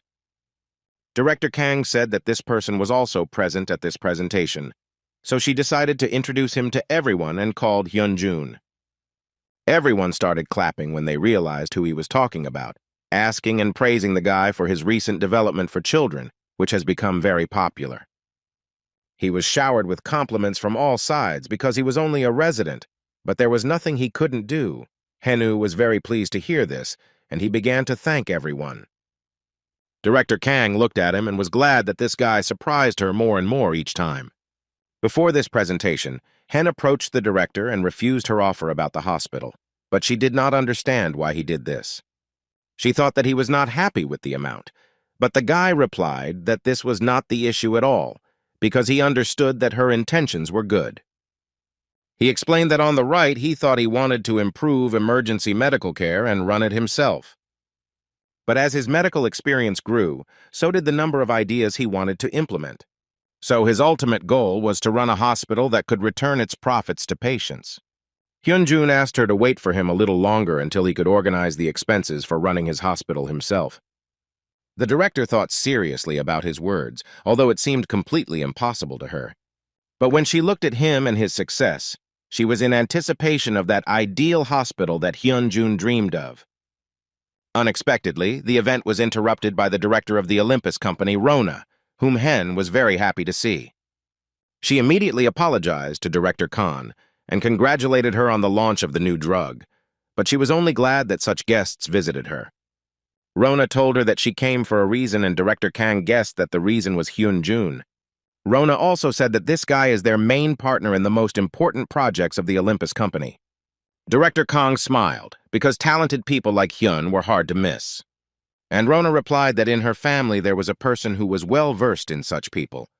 She decided not to interfere with their event for now and told Hen to call her after it was over. Director Kang whispered to the boy that the main event about the presentation was already over, so he could go safely. Hearing her words, he caught up with Rona, and they left together to discuss plans for projects, and Mrs. Khan watched them go, shocked that the guy had become their important partner. She realized that all this time she had underestimated Hyunjun and his capabilities, because at one time she was supposed to become this partner of the Olympus company. Meanwhile, the guy, along with Rona and Michael, came to their office to discuss the details of payment for each successful stage in the process of developing new drugs. The guy realized that they would judge the amount by his achievements due to project financing. They confirmed his words. With the amount for 2 stages of selection and development of his new drug candidates, everything turned out to be $1 and the same billion. Hearing this, the guy was simply speechless. He was so shocked that he started to think about it, and Ronnie calculated and converted the money into Korean so that the guy could understand it better. When he announced how much money it would amount to in their currency, he also added that this amount would be more than enough to work on his idea with the hospital. Hyunjun reread the entire contract and signed it. It was the first time he had heard such an amount, and it was very difficult for him to imagine so much money. Michael laughed at him, because these were the terms of their cooperation that the guy provided them at the very beginning. He said that if everything goes well during the remaining studies and sales are approved, then the payment for this will be at least several times more than now. Moreover, the percentage that Hyunjun asked for from the use of his ideas, they will pay him separately from the entire amount. Hyunjun decided not to hide from them anymore what he really needed those 10% for, so he told them that he wasn't using them for himself. The guy said he hoped to use the money to find a way to lower drug prices so that no patient could ignore their treatment due to lack of funds. Michael was surprised that the guy had kept the money to lower prices from the very beginning and had not spent it on himself. Hen also thanked them, as he had made many demands that were not always justified, including their input into his new device for children. Therefore, he asked them to trust him because if they did, he promised to repay them with good results. Michael listened to him and thought how good-natured the guy was, because he was not really worried, but about the financial burden on patients. Rona looked at her husband and said that they are businessmen who only think about finances and revenue, so they do not invest money in anything that will not bring them profit. They held hands and told Hyunjun that their family had high hopes for him.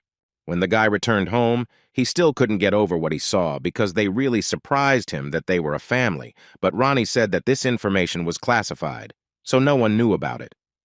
Hyun also learned that they were a couple who were suffering from the inability to have children, so he decided to think carefully about it because he would have to find a treatment that did not exist before. The problem of participating in the birth of a new life was an overwhelming task, so he did not know where to start. Ronnie told him that he would look for the necessary data, but until everything was sorted out, the guy would better focus on current affairs. Hyun-jun agreed with him, as his main project was the hospital, which he wanted to make perfect, thinking through every step. Thanks to the money he received from the Olympus Company for researching his new drugs, he was able to afford to build the hospital of his dreams. Now he has only one task left, namely to become a universal doctor, accumulating as much experience as possible. Even though his name was not on the list for the operation, he still did not give up. Because after the last emergency surgery, he could now participate in Dr. Sok's surgeries on special occasions. When the next patient had slept, Dr. Sun told the guy that they had no free operating rooms, which seemed very strange to them, because the list was empty in the morning. They were lucky that the patient who arrived was able to withstand being sent to another hospital without his condition worsening, but Dr. Song noted that this was not the first time this week that they had to transfer a patient. He never imagined that something like this would happen when he first started working at this hospital. Hen suddenly interrupted him and said that he needed to go to Rosette.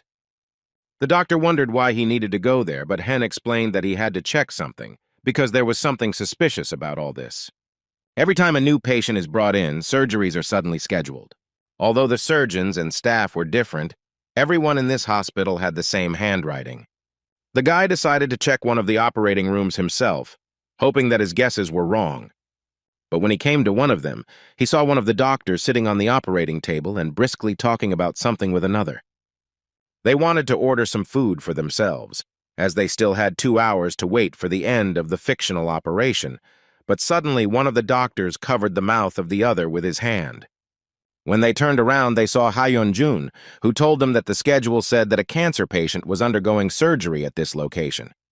The guy looked at them sternly and asked where the patient who was on the list was. He couldn't believe that last time they also occupied the operating room, sitting on the table. The doctors began to justify themselves, that they did as they were told. Then Hen asked if they would do the same if the patient was one of their relatives or friends, to which they began to shout, "Why is he telling them such a thing?" The guy started to get really angry and asked who gave them such an order, because it was completely unprofessional. The doctors turned away and said they couldn't tell who ordered them, but Hen already knew the answer. After all, if this is a person about whom even a professor cannot say, then the guy was extremely clear who was involved in this. Hyun was serious, because this time Dr. Pyo had really crossed the line and simply refused to treat him. This often happens in hospital settings, but whatever the reason, the act can leave lifelong scars on patients and their families. The guy's eyes were simply blinded by hatred because the director was depriving people of help out of revenge against him. Hyun-jun immediately went to Director Pyo's office, and when he arrived, he immediately started yelling at him, saying that he should be ashamed to call himself a doctor after doing something like that. He looked at the guy with a sly grin and said that it was indeed his order to carry out the operation, so he didn't see any problem with it. But Hen told him that the operation was not real, and if something happened to the emergency patient because of the delay, it would be like giving an order to destroy the person. The director was surprised by the guy's statements because the patient was fine and had absolutely nothing to worry about. Hyun-jun disagreed with him. He thought that giving such instructions was a big problem because there was a line that a doctor had no right to cross. The director rose from his chair and said that in Daehan Hospital, everything that is possible and impossible is decided only by him and no one else. And he also reminded the boy that it was he who had rejected his generosity for a truce and had come to Dr. Sok, thinking that he would be safe with him. But the director convinced Hen that in his hospital, the boy would never find a place for himself to hide. And for now, what he did with the operating rooms was just an example so that Hen would understand what it was like to be behind bars without her. He decided to end their conversation there and added that the guy was now in real trouble because of his stubbornness. Hyun-jun thought for a moment and said that he wasn't sure if it was his problem, but he knew one thing for sure. He believed that the most critical patient in their hospital was Daehan University Hospital itself. And as long as there is a disease like Director Pyo, this hospital has no future. The director grinned and decided that the guy would go and complain about it to reporters, but he had no evidence. Hyun-jun turned around and said in conclusion that no matter how the director tried to maintain his position, the guy would do everything to overthrow him. After all, it was not right to impose unnecessary things and rip off the last money from patients whose lives were already in danger. When he left, the director was increasingly seething with anger and hatred towards the guy, so he was going to take revenge on him again. After declaring that he would overthrow Director Pyo, the boy asked for Dr. Seok's understanding and applied for a long-term leave, because he believed that the emergency room schedule should not suffer because of his misunderstandings with the director. The next step was to find someone who would testify to one of the committees that were auditing the accounts about the atrocities of Director Pyo. More specifically, he needed a person who was a close associate of the director but currently had a bad relationship with him, so Hen found one of those. It was the same Dr. Lee Dong-shin who once tried to set up his own team at the liver transplant conference, but now he simply agreed and came to meet with Hyun. Dong-shin said he had a hunch that the guy would contact him someday. He said that Director Pyo had recently contacted him and asked him to write a letter of recommendation about him to another hospital. But he also asked not to talk about what happened at that liver transplant conference. In particular, he was told not to communicate with Hyun-jun under any circumstances, and upon hearing this, he realized that the director had tried to convince his informers in advance. But Hyun wondered why Dong-shin was talking to him now, but he replied that he was very worried about it. But there was something else. He could no longer betray his conscience because it would be very difficult for him to forgive himself later. Even if he becomes such a specialist, he will never see the faces of his patients. So Dong-shin looked at the guy and confidently said that he would be a witness and tell him everything. Looking at him, Hyun felt sorry for him, because when Professor Ju's team was disbanded, no other team accepted Dong-shin. So he spent the next few years on hiatus and was in a very difficult situation. Even local hospitals repeatedly rejected his resume, and he simply did not know what to do and how to live on. Hyun understood that if Dong-shin acted as a witness to the chaos that was happening, he might feel like he had finally gotten his revenge. But he knew that if he did this, it would be the same as giving up his career as a specialist. So Hyun-jun thanked him for his weakness and said that he had better accept the letter of recommendation from the director. After all, if the surgeon from their team, Professor Ju, is unable to perform operations, then it will be a loss for many. The boy added that he had to work as a doctor for the sake of his patients. Hearing this, Dong-shin was shocked by his words and his eyes filled with tears. He couldn't believe that someone like him could help a person and that Hen really thought so. But Hyun-jun couldn't put a person's career as a price in the struggle to achieve his goals. Suddenly, Dong-shin turned to the guy and asked him for a favor. He put out his hand, clenched into a fist, and told Hyun to try and do everything he could to grind Director Pyo into dust.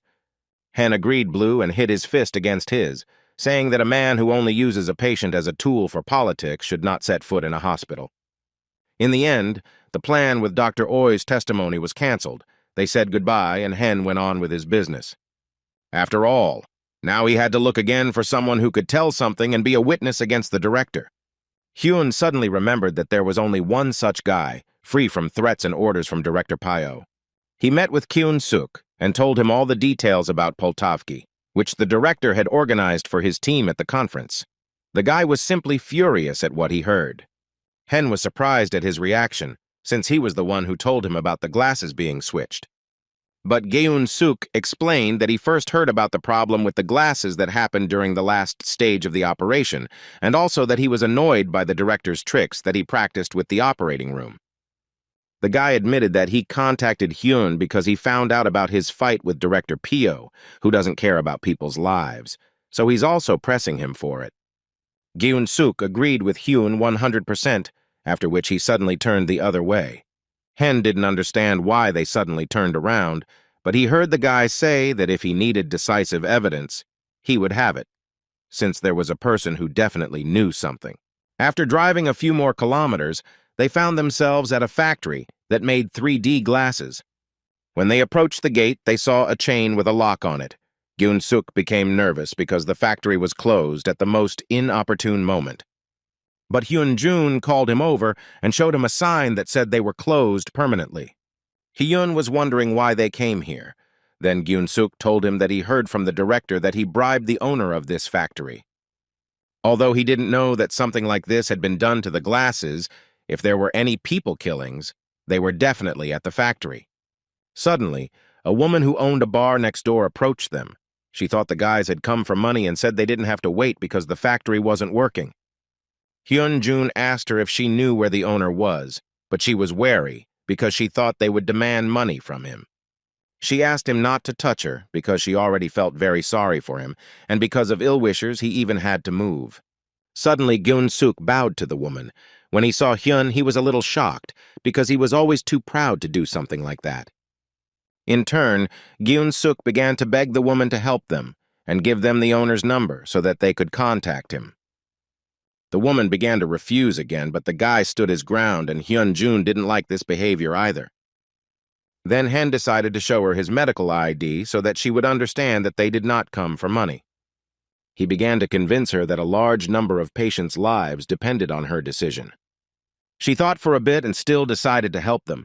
The guys followed her and were glad that everything worked out for them. When she brought them to the owner's house, they entered the house and the man immediately knelt before them and began to ask for their forgiveness. He admitted that he acted on the instructions of director P.O. and changed the properties of the film himself. Listening to him, the guy realized that this was a deliberate decision. The man understood that he shouldn't do anything like that when a person's life depended on him. Hyun-jun reached down to him and took his hands, saying that they didn't need an apology. They just wanted to hear the facts. Therefore, he asked him to tell everything as it was, so that such a thing would never happen again. When they moved into the room, the owner began to tell them that Director Pyo had threatened to stop working with their hospital. Hyun-jun was amazed that the director was willing to do even such vile things. But Gyun-suk still couldn't understand, because in his opinion there was something strange about it. If the man had accepted the deal with Director Pyo for some reason, how could the situation have become so difficult that he had to close his factory? The man explained to them that all this happened because of the financial company of their supplier. He said the company acted as a facilitator in supplying products between medical device manufacturers and university hospitals. His company has so far worked directly with all hospitals without any assistance. But last year, the man received a notice that Daehan Hospital would not do business with him unless he went through the company. He knew they couldn't afford to lose their biggest client, such a popular hospital, so he had no other choice.